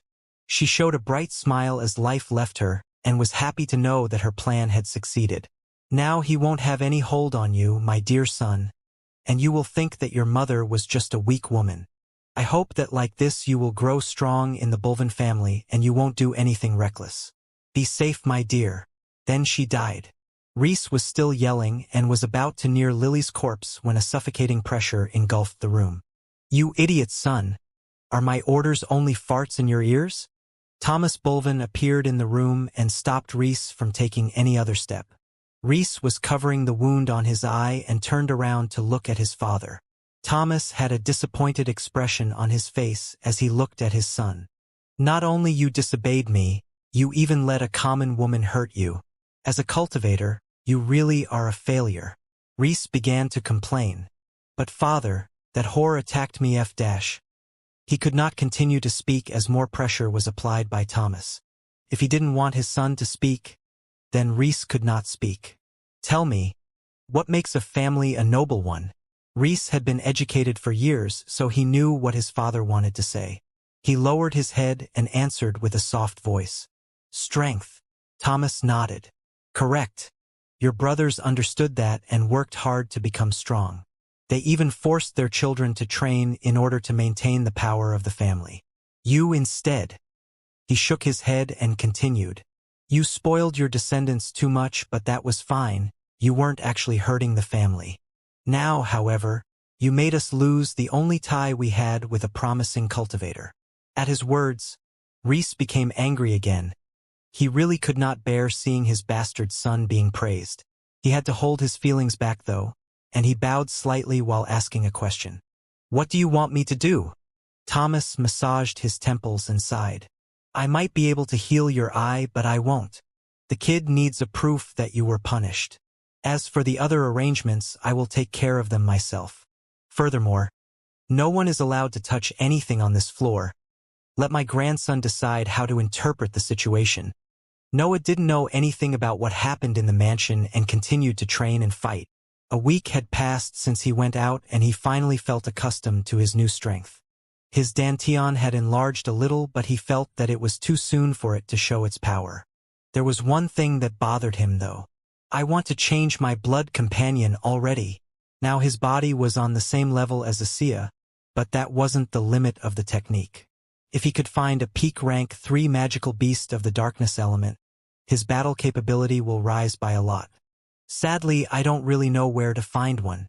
It's not like rank 3 magical beasts are easy to find. He hid the space ring in his clothes. He would always wear it whenever he went outside after the events in the valley. Time to go back. As he neared the mansion, he saw that the patrolling guards were avoiding his gaze. An ominous feeling began to form inside Noah that reached its peak when he saw William waiting for him at the main gate. Noah hurriedly went toward him and asked, "What happened?" William shook his head and answered, "You can judge it by yourself." The patriarch didn't allow anyone to modify the scene. There were guards in red armor in front of the guests' building, and they opened a way for Noah and his master. Noah sped up and reached the first floor in an instant. When he saw the scene that was displayed, he felt completely void of any strength. His mother's corpse was on the ground. Her throat was sliced and a mirror shard was in it. He was about to rage and ask something when he saw the smile on her face. He neared the corpse uncaring of the awful smell that it was exuding due to its decomposition and kneeled in front of it. William began to talk at that moment. "She met with your father 1 week ago. According to the report, she stabbed his eye and then sliced her throat. To show his condolences, the patriarch had forbidden Lord Reese from healing the wound that she caused." Noah didn't pay much attention to his words and gently caressed his mother's face. "You did it for me, didn't you?" Noah wasn't a common 13-year-old kid. After he saw her smile, he immediately understood his mother's intentions. "Why? You just had to wait a bit more and then I would have taken you out of this place. I was so close too." He placed his front on hers and closed his eyes to memorize every detail of her face with his mental energy. "I understand. I will not do anything reckless for now." Noah stood up. His heart grew cold. His mind released a bit of pressure as he vowed to himself, "Yet one day, I'll definitely kill my father."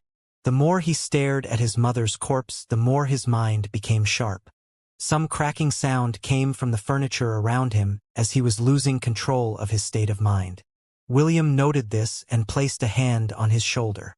Then he neared his mouth to his disciple's ear and whispered softly, "You will have to control yourself from now on. Remember to never fall for any provocation. They will suppress you, but secretly you will always be ahead of them. Endure it, your time will definitely come." He slipped a piece of paper in his clothes. When Noah turned to look at his master with a confused expression, a guard in red armor arrived at their position. William bowed lightly at his sight and gestured for Noah to do the same. Noah was still confused but trusted his master, so he followed his example. The guard nodded and put a stern expression before he spoke. "Per order of the patriarch of the Bulvin family, Noah Bulvin has to be immediately transferred to the inner circle to join the personal guards of the family. Please follow me to your new lodging." William looked at Noah and smiled slightly. He ruffled his hair a bit and spoke in a warm tone. "Go, and remember to be careful." Thomas Bulvin had 3 sons, Adrian, Evan, and Reese. His wife was a noblewoman of a small-sized noble family who died giving birth to Reese. Adrian Bulvin was his first son and the second in command of the family. He was in charge of the military power of the family and was married to Gillian Lancey, from which derived the friendly relationship with her family. He had only one son, named Keith, who he trained to be his successor as the head of the Bulvin army. Evan Bulvin was in charge of the economic aspect of the family. He managed to marry the daughter of one of the nobles in the Shasti family. Her name was Sybil Shasti, and from her came most of the financial support of the Bulvin family. He had 2 sons and 2 daughters named respectively Maxwell, Neil, Valerie, and Lena. Neil and Lena were about the same age as Noah, while the other 2 had more than 20 years.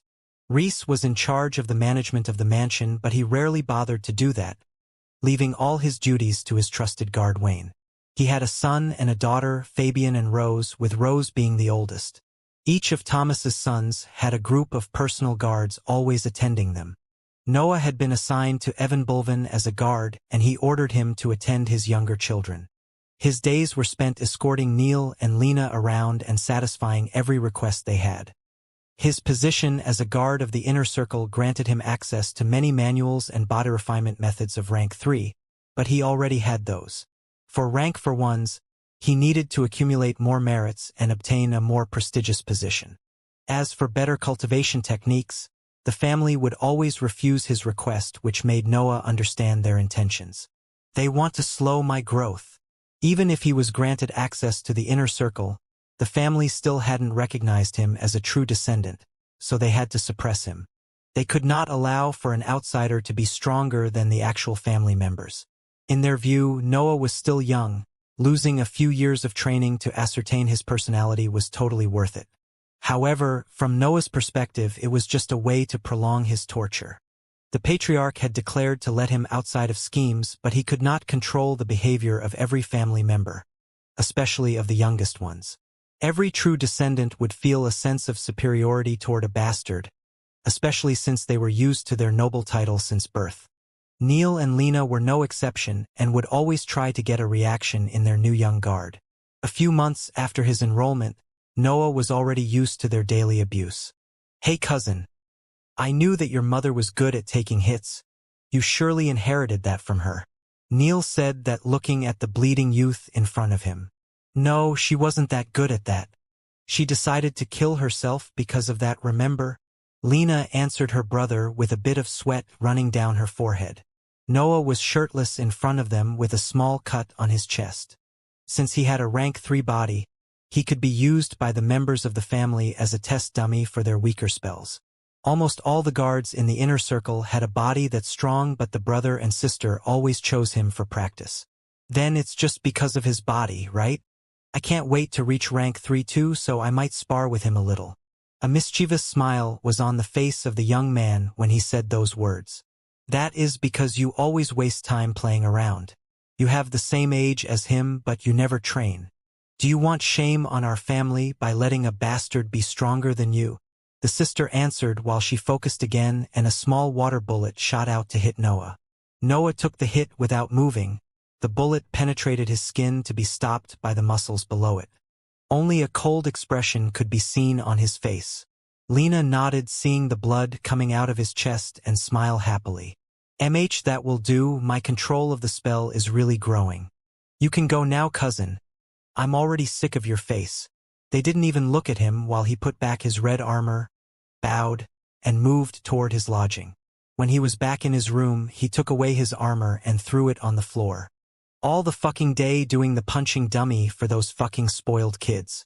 What control is growing? I could kill that bitch with one thought. Neil and Lena would spend every day with him so he could not train or fight. Adding the constant mocking, Noah's irritation grew day after day. He sat on the floor and took out a folded sheet from the space ring that pinned on the wall in front of him. He began to meditate in the rank 1 cultivation technique with his eyes closed. The breath began to enter his dantian and slowly enlarge it. Then strands of breath from his body moved toward his low waist and joined the one gathered from the technique. Most of it was unable to mix with the one of the technique and dispersed, but a small part still blended and entered the dantian. Since the quality of the breath in his body was the same as the dantian, Noah discovered that he could use it during the absorption process. However, only the one belonging to the darkness element could enter the dantian, while the other part was dispersed. Nevertheless, it was still an increase in cultivation speed, and Noah didn't hesitate to constantly use this method since the breath in his body was refilled autonomously. Then, he opened his eyes to look at the sheet on the wall. An intricate rune was written on it. William had secretly given him the second Xianxia rune right before the guard from the inner circle took him away. The piece of paper he slipped inside his clothes was precisely that. Noah continued to cultivate while he stared at the rune on the wall. Immense pressure was applied from inside his sea of consciousness, making the waves continuously crash on the mental sphere, enlarging it. Since he was cultivating and looking at the rune at the same time, his mental energy was expended at a higher speed, and he had to stop staring at the rune after just 1 hour. Then, he spent the rest of the night focusing on enlarging the dantian, and only when the first light of the day showed up he stopped and laid on the bed. Even by sleeping only every 2 days, my training is slower compared to when I was in the outer circle. He thought of Lena and her water bullets. She has no special talent, and yet she managed to become a rank 1 mage at the age of 17. The advantage given by all the potions and pills can overcome any gifted individual. He thought of his situation. I can train harder in the second rune, but that will give me no immediate increase in strength. On the other side, reaching the liquid stage can boost both my martial art and my body. That was the solution he found during his months there. He would focus more on the cultivation technique since he could not obtain anything else. However, the more time I spend here, the more I will lose my initial advantage. I must find a way to escape soon. His escape was something set in stone in his mind. Now that his mother was dead, he really had no more reasons to hesitate. I must be ready at any time. The academy surely isn't waiting for me to knock at its doors. Time passed, but there were no changes to his daily routine. Every dawn he would wake up and attend the siblings, and after a full day enduring their treatment, he would go back to his room to train all night. His complexion became paler as he began to sleep only every 3 days to increase the time spent in training. Cultivating was refreshing, but it couldn't replace sleep. He was relying on the vitality of his rank 3 body to keep up with his schedule. Sometimes Reese would show up and look at him from the distance. He had a smug smile every time he looked at his bastard son being used as a training dummy for Lena's spells, but the bandage on his left eye made his figure less lofty. Noah continued to endure and only showed a cold face to anyone while his mental sphere became sturdier and sturdier with the passage of time. The external experiences could reinforce one's state of mind, and in that environment, Noah's mind was becoming extremely tough. He could not accumulate merits since his duties were merely inside the mansion, so he waited patiently for the right moment to come. A few weeks after he became 15, that moment came. It was dawn and Noah was about to leave his room when someone knocked at his door. Noah opened it and found the head of Evan's personal guards standing in front of him. Since he was his direct superior, Noah bowed and made a respectful greeting. "Good morning, Captain Logan." Logan nodded at his etiquette and handed him a few papers. Noah took them and gave a short look at the title on the first page. Shasti's Inheritance Ground. Logan explained. "A month from now, the Shasti family will open the inheritance ground to all the families in its domain. Since you have the required age and strength, you have been selected to be one of the guards accompanying the descendants in this event. All the relevant knowledge about the event is in those sheets, and you'll be free of your duties in the period time till its opening to prepare for the task. Remember to bring honor to the Bulvin family." Noah felt that Logan's speech was over, so he bowed again to his departure and then closed the door of his room. His eyes became dark as he sat on the floor to read the contents of the sheets. Finally, an opportunity. The Shasti's inheritance ground is a separate dimension supposedly left behind by a powerful cultivator. It is said that what made the Shasti family a large-sized noble one was the discovery of this place. However, it is required an age below 20 years to explore it, so the Shastis had no other options but to involve the other noble families in its exploration. They will then offer huge rewards to any family whose descendant manages to obtain something from it in exchange for what they had gained. The dimension will open every 20 years, so each descendant has only one attempt in retrieving something from it. Noah had to stop reading to sort the first line of text in his mind. Separate dimension? How does it work? Even in my previous world, humans didn't achieve in such a task. Then his focus moved to the age requirements. This powerful cultivator, was he looking for an heir? Also, the Shasti family's move to open it to every other noble is smart. They can accumulate prizes while improving their image to those they govern. The sheet then listed the known rewards that had been retrieved since the first opening. Mostly cultivation resources of high quality, but there are also magical weapons, high-rank techniques, and powerful spells. Noah was astonished. How powerful the cultivator that set it up has been to accumulate all this wealth.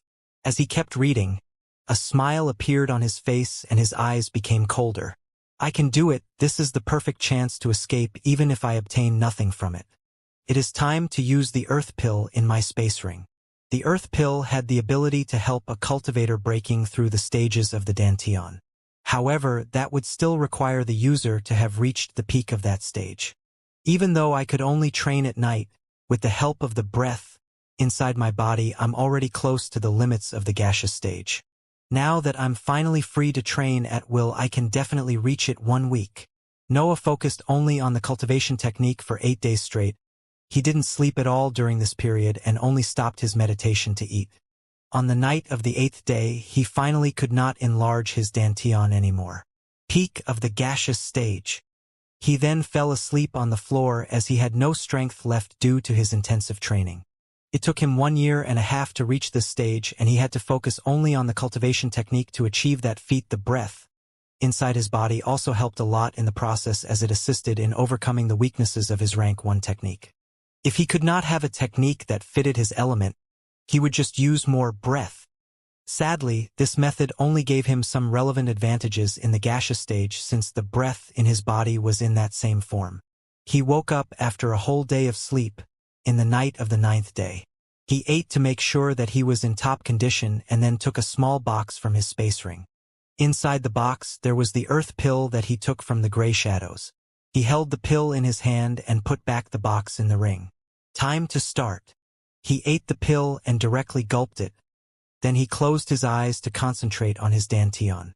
The pill was absorbed by his body and created a sphere around his dantian that began to compress on its own. Noah aided the process, controlling the breath inside it to not oppose the condensation. The breath, though, seemed unwilling to contract and tried to resist the pushing force. However, at that point the sphere pushed with more strength, forcing the breath to amass in the restricting space.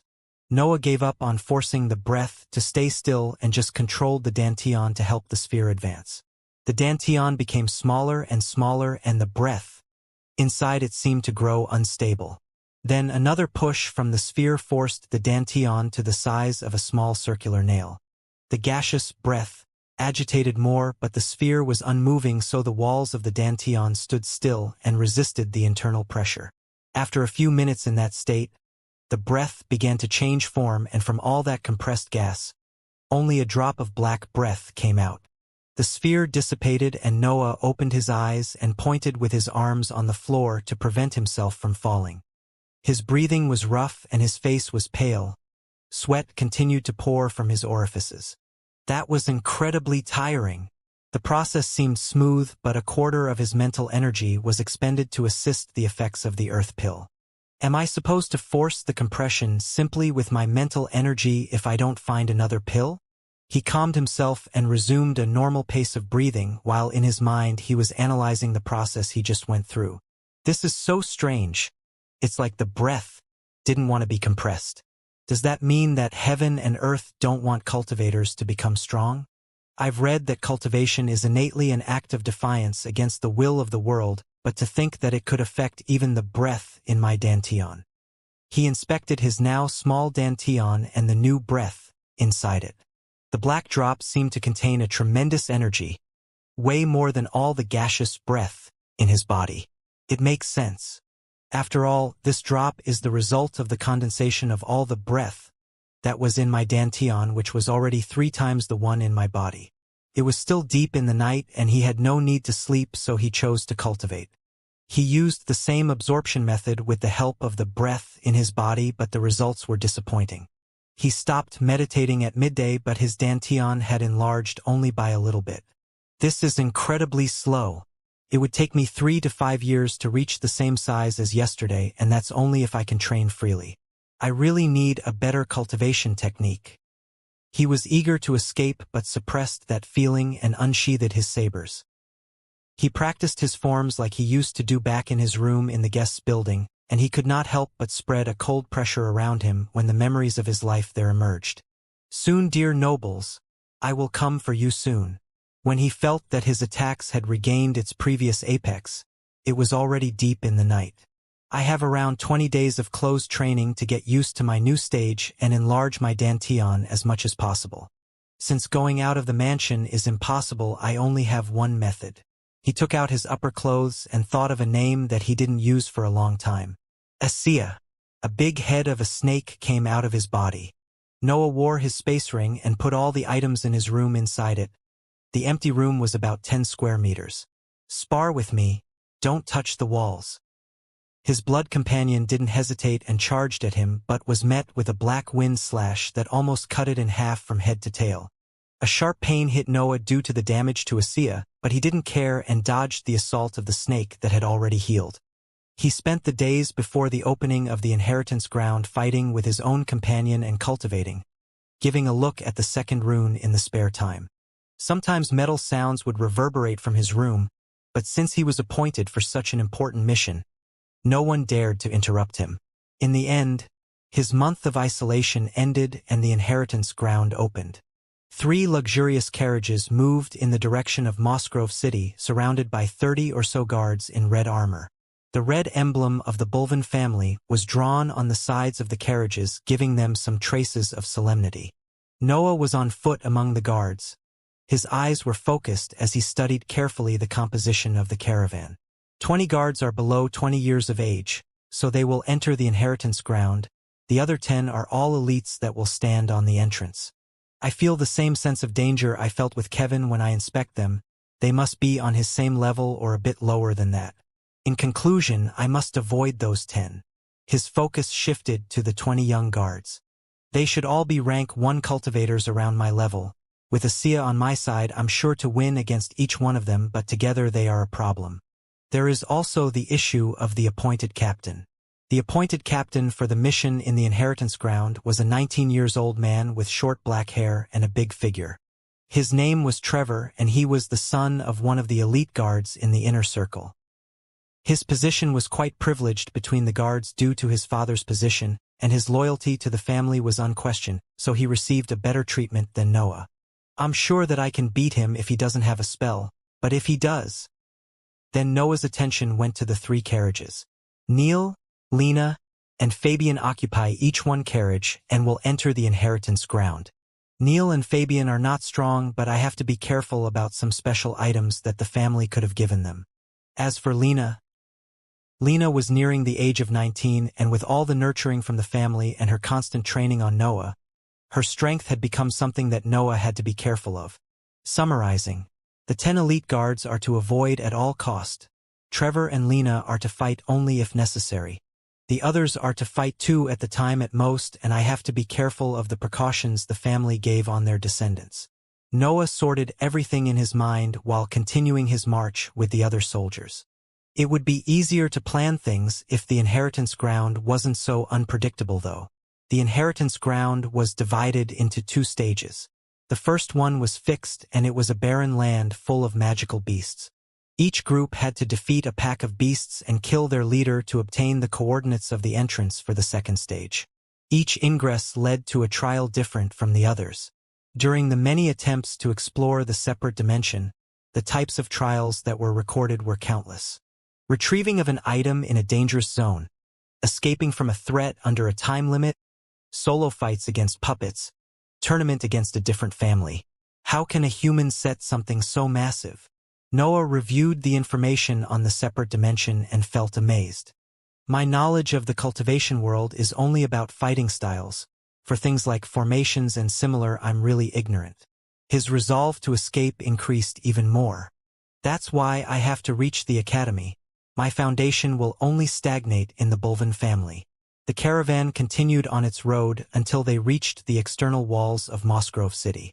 There a banner with the emblem of the Xianxia family was planted on the ground and was fluttering in the air.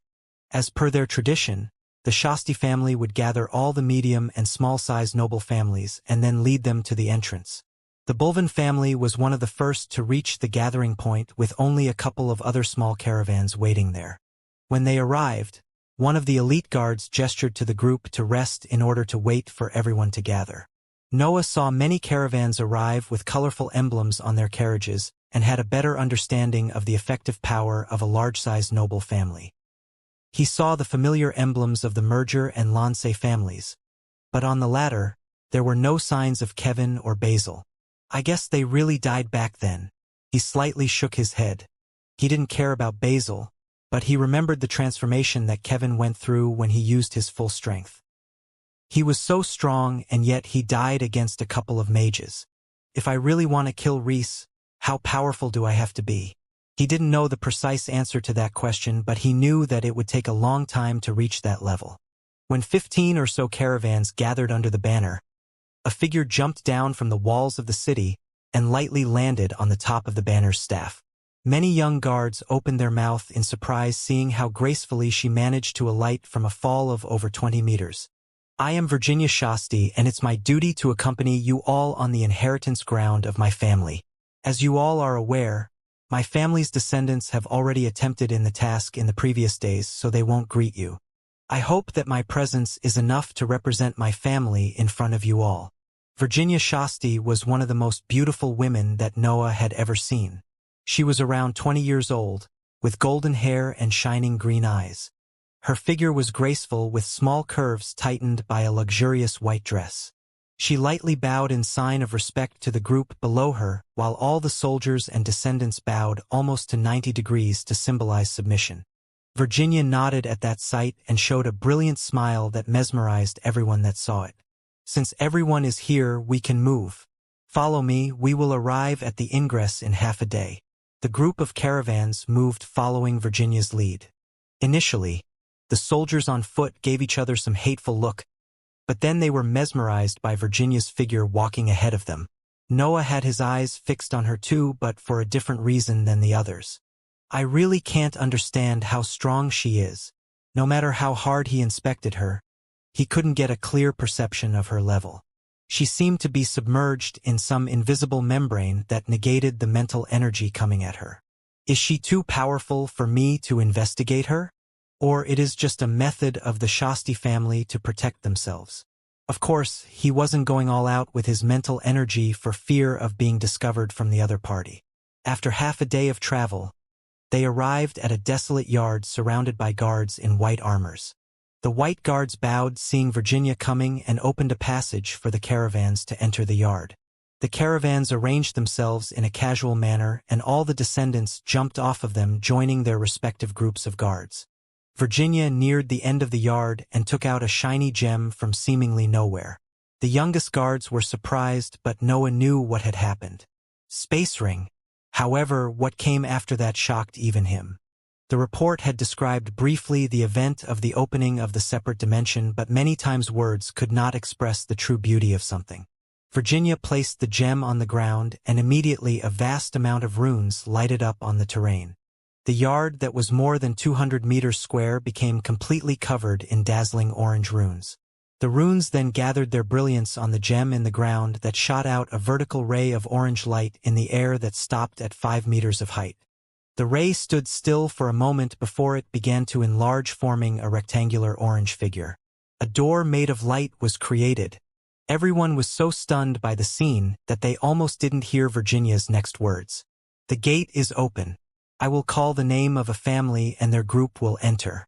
The order is decided based on the contributions given to the Shasti family in the past 20 years. Being called as first not only gave the family an advantage in choosing an easier beasts pack to attack, it was also a sign of honor in the social environment of the noble families. According to the tests made in the previous years, most of the second stages gave additional rewards if the time spent in the separate dimension was lower than a certain average. Solar family, come forth. Virginia announced, and a group of men and women dressed in blue neared the door made of light. Then their appointed captain moved and touched the light, disappearing in an instant. The guards and descendants behind him followed, and they too disappeared, leaving no trace of their presence. This is basically teleportation. Noah had his mouth opened since the rune appeared. To think that by using the breath, the humans of this world achieved something only theoretic in my previous one. Next, Norge family. This time it was a group donning black armors that went forth and entered the inheritance ground. Bulvan family. Noah came back to reality after hearing the name of his family. Trevor took the lead of the group in red and moved toward the door, followed by the other guards and descendants. When they were in front of the door, Noah could feel the pressure of all the breath that was used to keep the entrance opened. The report said that the consumption of breath was immense, but to think that it was actually so much. No wonder in the week the inheritance ground is open we get only one chance to enter. The cost is way too high. The gem that Virginia used was a concentrate of breath of great value. Since the trials inside the separate dimension were hard and dangerous, a group had generally to rest for more than 1 week after one attempt, but by then the gate would be closed for another 20 years. That's why the Shasti family chose to use 2 of those gems every 20 years. One for their family and one for those under their command, in order to increase the chance of obtaining something more valuable than simple wealth. Spells, magical weapons, and techniques had immense value and helped to increase the foundation of a family. What was money compared to a solid foundation? Trevor couldn't waste much energy from the gem and trespassed the edge made of light. The others followed. When Noah touched the door, he felt his vision spinning and a huge pressure was applied to his sea of consciousness. With the toughness of his sphere, though, he only had to close his eyes for a moment to resist the force before opening them again. What he saw then was an immense grassland. His eyes were filled with the green color and the horizon seemed to have no end. He looked above him and saw that the sky had become orange, with no sun or stars in it. The concentration of breath was a little higher than on the outside, but it was barely noticeable. So this is a separate dimension. If not for the sky and the fact that I can't see anything but plains in every direction, I would swear that I was still in the outside world. He was still looking around him when he felt a gaze fixed on him. Noah turned to look in that direction and saw Trevor staring at him with wide eyes. Noah was confused, but then he noticed that all the members in his group had still his eyes closed to resist the pressure of the teleportation. The next to open her eyes was Lena, and when she saw the look on Trevor's eyes, she understood that Noah was the first to recover and joined the appointed captain in his surprised stare to Noah. As if I didn't have enough problems already, Noah thought, answering to their gazes with his usual cold one. Noah's mind had reached unimaginable levels of toughness for a 15-year-old man. His transmigration, his mother's suffering, the bullying, the treatment of the 7 hells, the pressure of a sleeping rank 5 beast, all these experiences piled up gave him a firm and sturdy mental sphere. It wasn't surprising that he surpassed everyone there in that field. The exchange of stares continued for a few seconds before the rest of their group recovered and opened their eyes. Noah moved his gaze away and went toward the edge of the troop, unsheathing his sabers. He still felt the 2 different pairs of eyes on his back while he acted like he was inspecting the surrounding area. Trevor then gave up on analyzing him and spoke with a loud voice. We better begin to search for a beast pack. My lords and lady, I advise you to stay in the middle of our formation. Lena snorted, giving another look in Noah's direction and then positioned right behind Trevor, while Fabian and Neil went obediently at the center of the composition. The formation was set so Trevor chose a random direction and gestured to the others to follow. Their pace was not fast but neither slow like the one they used while marching. Trevor was directing their speed so that they did not waste too much energy in the exploration. However, even after a few hours of research, the only thing they saw was the endless grassland. Trevor gestured to stop and gathered the descendants to speak. Noah could vaguely guess the topic they were discussing. He is asking if there is some hidden information about this place. The report said clearly that this dimension was full of magical beasts, so it was strange that they hadn't met any pack in all this time. The only option was that there was some secret intelligence that the family didn't disclose with the guards. However, even the descendants seemed clueless about that situation.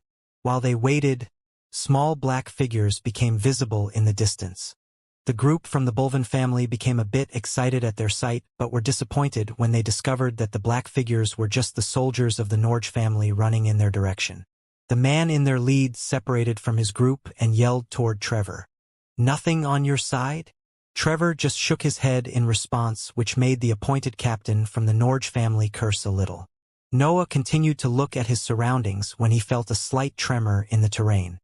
He tried to inspect the area below him, but the dimension was made of breath, so there was a strong interference when he used his mental energy to investigate. Noah decided to kneel on the ground to place his ear on it. The 2 appointed captains noticed his behavior and their eyes lit up as they began to stare carefully at the terrain. Noah heard some crawling sounds coming from the ground. The noise was moving and it was nearing their position. There was a moment of silence underground when the sound arrived right below him, only to start again, nearing at a speed much higher than before. Noah was almost caught by surprise and pressed with his 4 limbs on the terrain to jump at more than 2 meters of height. Meanwhile, a sharp nail had pierced the ground and moved in his direction. Noah crossed his sabers in front of him and clashed mid-air with the gray fong. Clang! The blow pushed Noah more in the air and he made a backflip to land inside his group. His eyes were still fixed on the blade that came from the ground while in his mind he judged calmly the strength of the attack. Rank 3. The young guards were about to panic when Tremor's roar made them come back in formation. Rabid moles. Set the formation. Protect the nobles.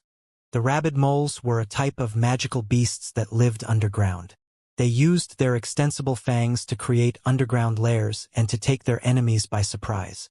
As soon as Trevor yelled, more fangs sprouted from the terrain, injuring the soldiers in the Bulvin's group. The soldiers of the Norge family stared with greedy eyes at the magical beasts that were crawling out of the terrain and moved to join the other group. The first to kill the pack and their leader would enter the second stage before the other. Trevor yelled orders relentlessly. Fight back. Don't let them get you unprepared. Find the leader. We must secure the coordinates. The soldiers chosen for this mission were young, but they were still the strongest among those below 20 years. After the first moment of surprise, they began to attack the beasts in brown fur that came out of the ground. Noah had already jumped toward the rank 3 that attacked him and numerous clashes happened between him and the beast. Noah maintained his cold face but internally he was ecstatic. Finally a battle. I've had enough of that confinement. His battle prowess had increased since the last time he fought. The effects of the liquid stage were showed clearly in the might of his blows. Noah attacked relentlessly, having solved the disadvantage of having a small amount of breath available. He was fighting at full strength with no reserves. After more than 20 clashes, Noah sent a black wind slash toward the mole. The magical beast tried to block the attack with its fangs, but they were broken by the blow. In just a few impacts, the weapons of a rank 3 magical beast could not endure any more the black sabers of the young man. The slash hit the beast's body and cut deeply into it, yet no blood came out of the wound. The rabid mole screamed in pain and was about to charge ahead when Noah appeared at its side and severed its defenseless head.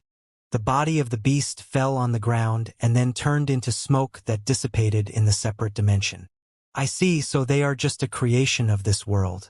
The more I learn about this place, the more it surprises me. The soldiers from the Norge family arrived and joined the battle.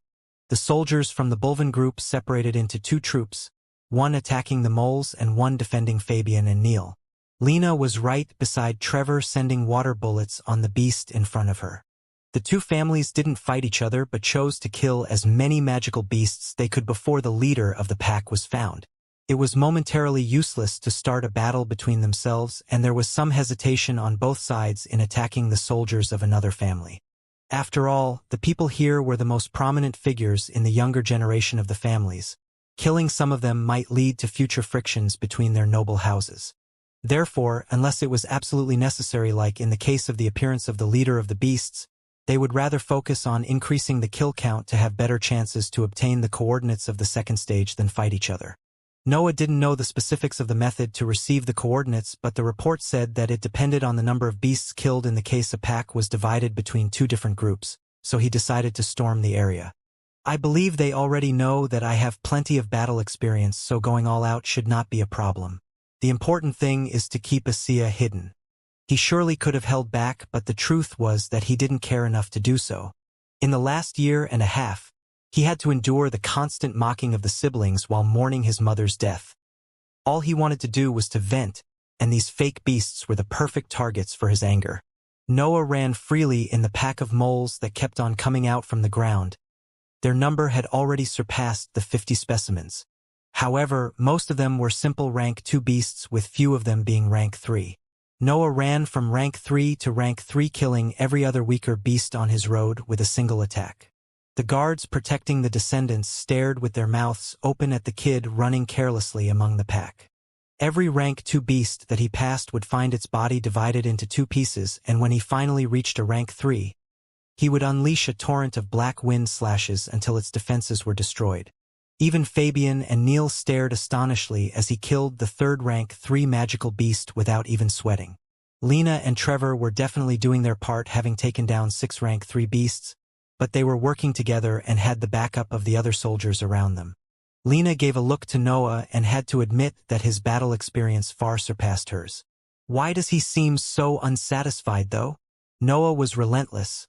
He never stopped for a second in his search for better opponents. I've seen a man fight a dragon. I survived the snores of a rank 5 beast. You are too weak.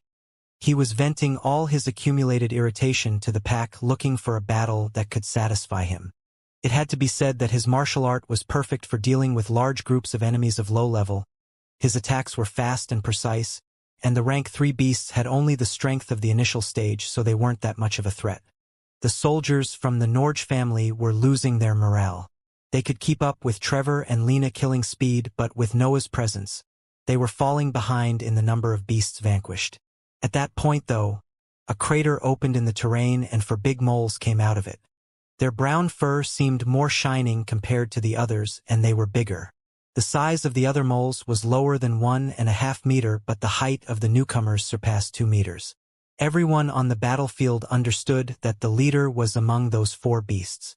The Norge group didn't hesitate and rushed toward them, followed by Lena and Trevor that signaled to the guards around them to follow. Noah too saw the new beasts, but he was still in the middle of the enemy pack. He attempted to create a path toward the stronger beasts but was stopped by 2 rank 3 moles that blocked his path. No matter how hard he tried to avoid or pass through them, they stood still and hindered his movements. Meanwhile, the other rank 2 were surrounding him from all the sides. The strange thing was that their actions seemed intentional and aimed to prevent him to join the fight against their leader. Aren't these just creations of this world? How could they keep their instinct to protect their boss and even try to set a formation? He deflected the incoming strikes and thought of a plan to escape the encirclement. The blows were stronger than before, and for the first time, he became wary of the rank 2 beasts. Did their power increase? How is it possible? Wait, don't tell me.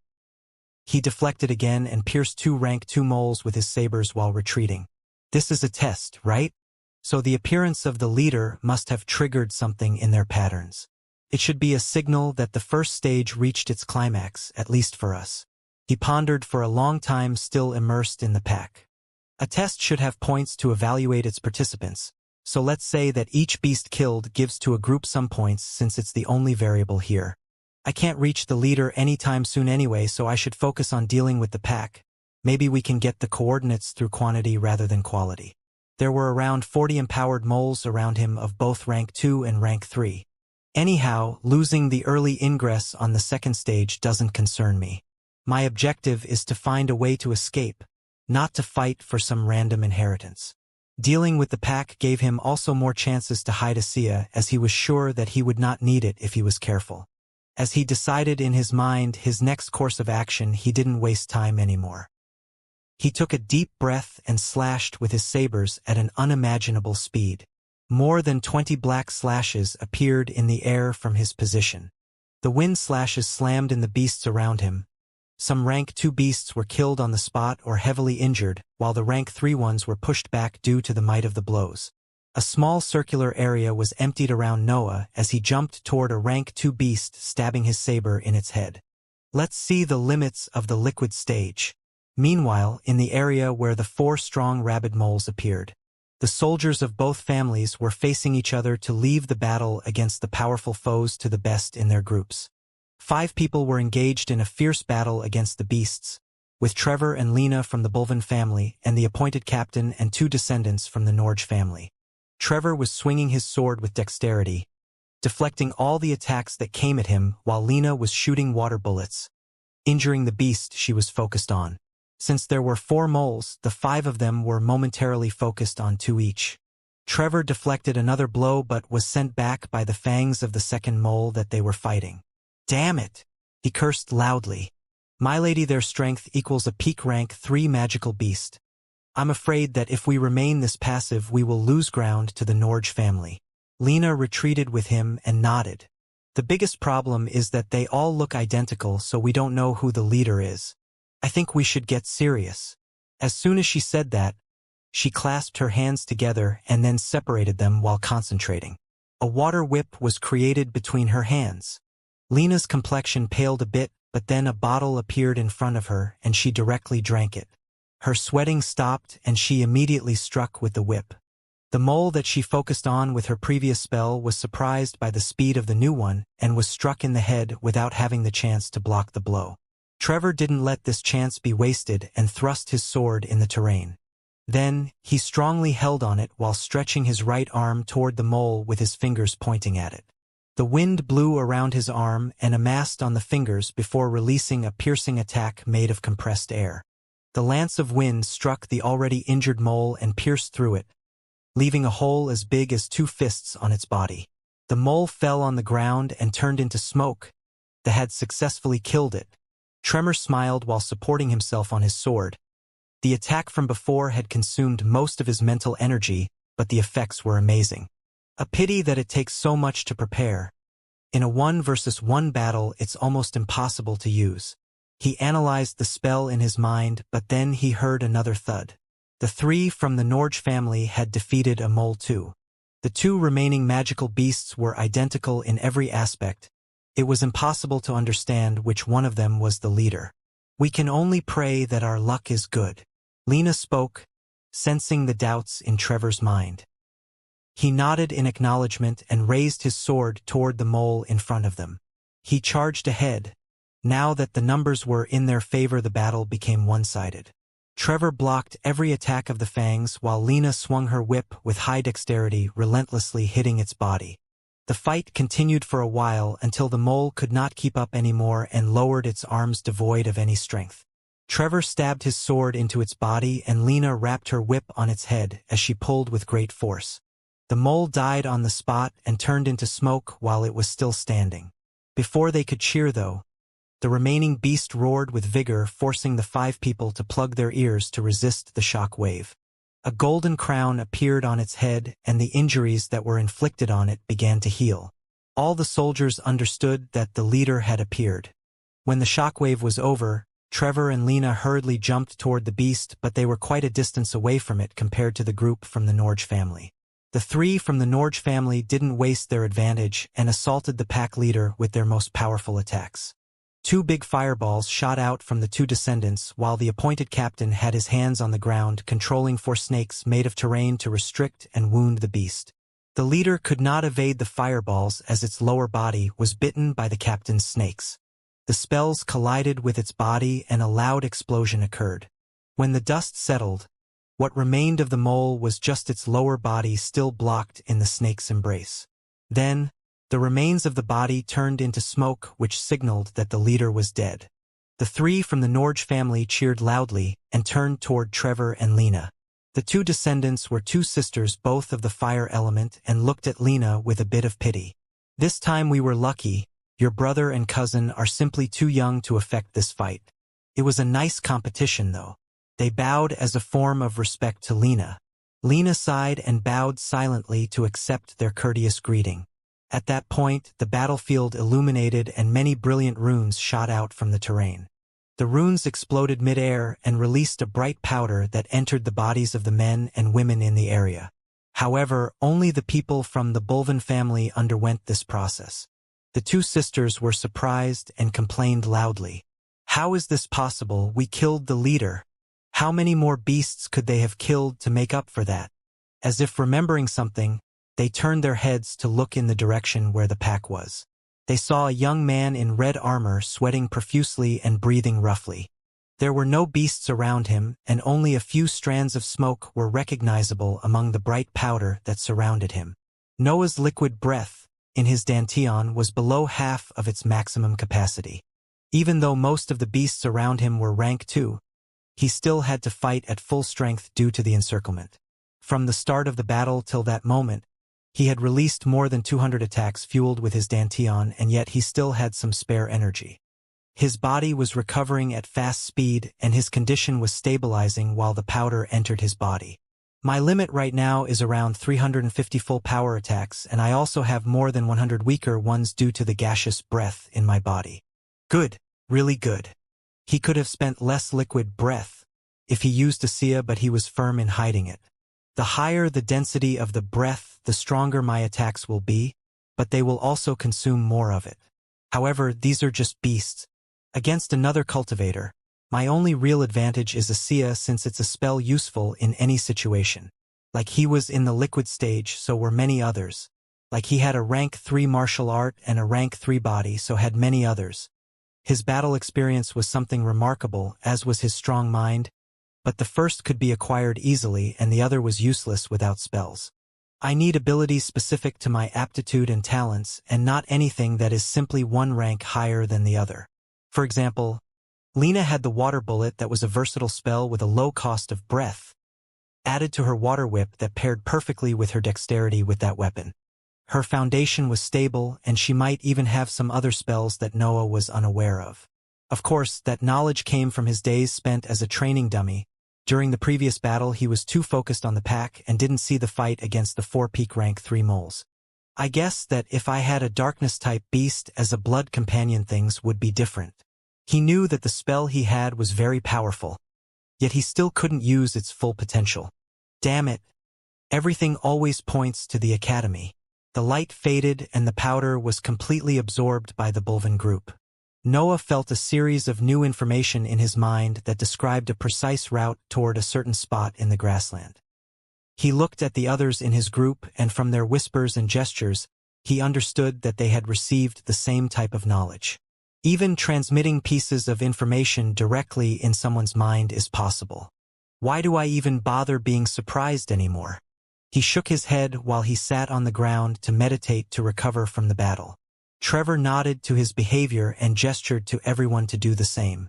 As the appointed captain, failing to obtain the entrance to the second stage against the Norge family would have had a negative impact on his position, so he began to view Noah under a different light.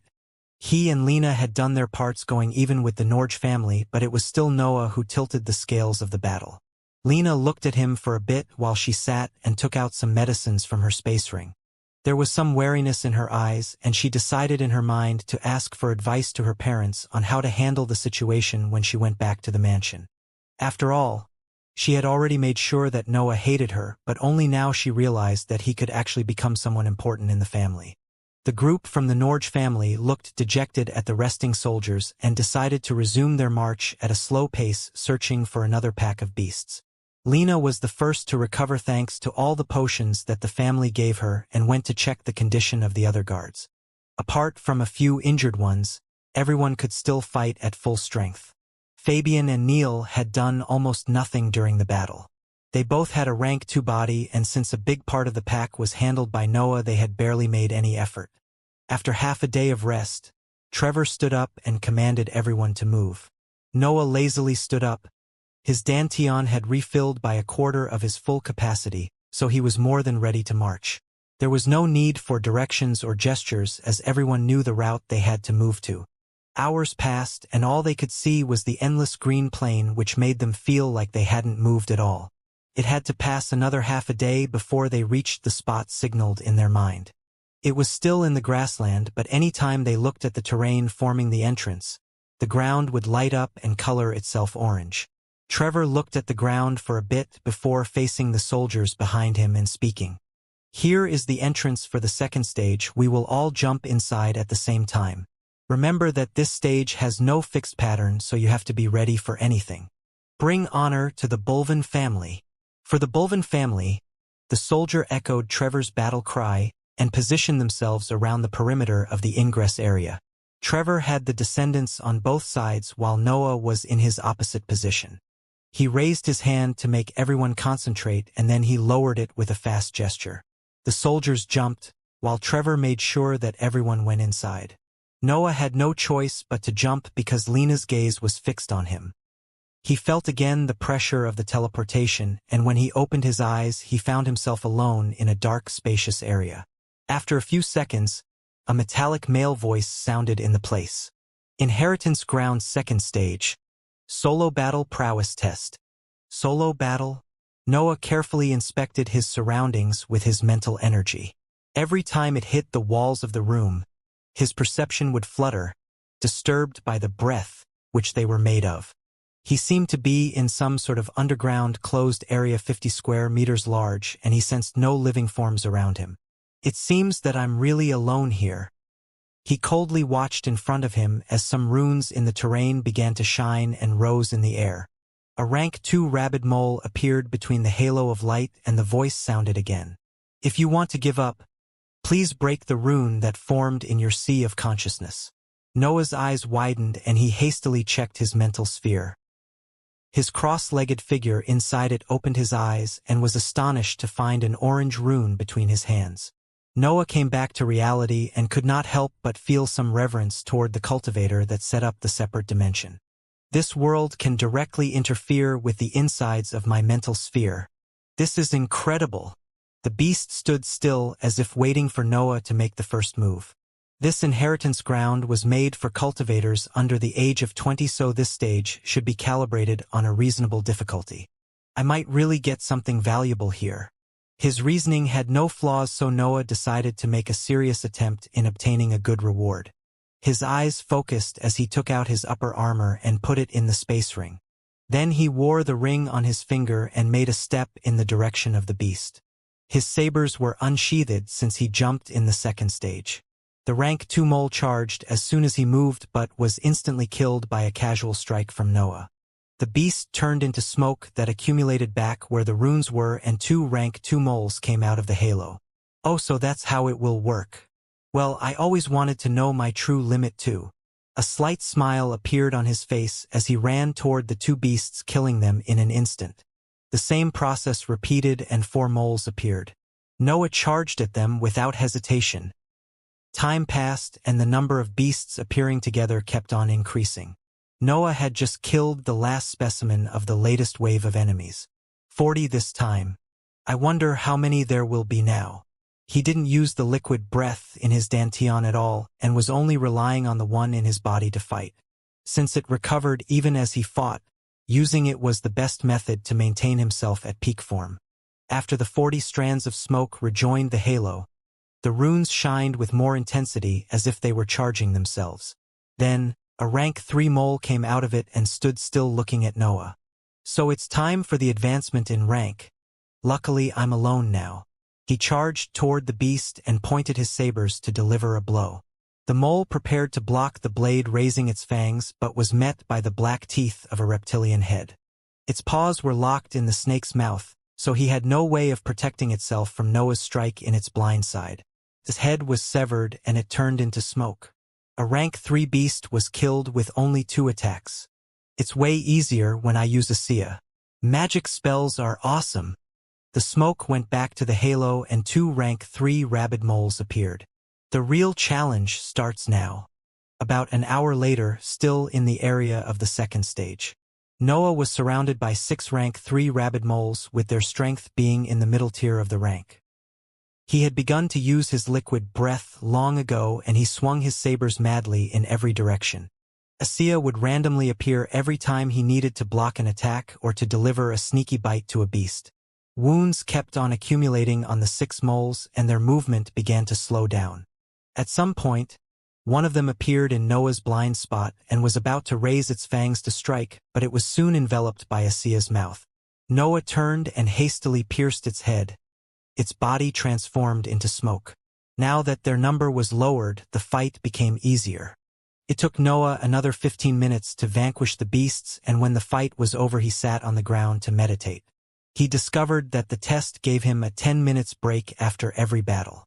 Initially, he didn't need to rest, but as the numbers of rank 3 moles increased, he found himself depleting more and more liquid breath. The new beasts would be created immediately, but they would stay still until the 10 minutes passed. Noah wouldn't even look at his opponents, and he opened his eyes only when an attack came to him.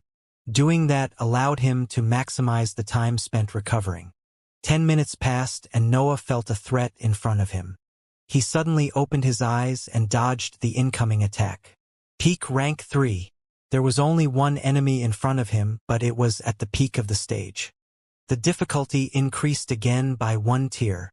Against a single enemy, he actually had it quite easy as he could exploit the numerical advantage given by his blood companion. The battle was fierce. Noah had fought magical beasts in its same rank twice already, but they were injured both times. However, he now had a rank 3 body and a Xianxia wasn't hindered by any other enemies. Little by little, the rank 3 mole lost terrain as it was being assaulted on 2 sides. Then, Noah forced it to block a powerful frontal blow and a Xianxia bit off a big piece of its defenseless back. The beast turned into smoke and Noah sat to meditate. When he reopened his eyes, 2 peak rank 3 moles were punching at him.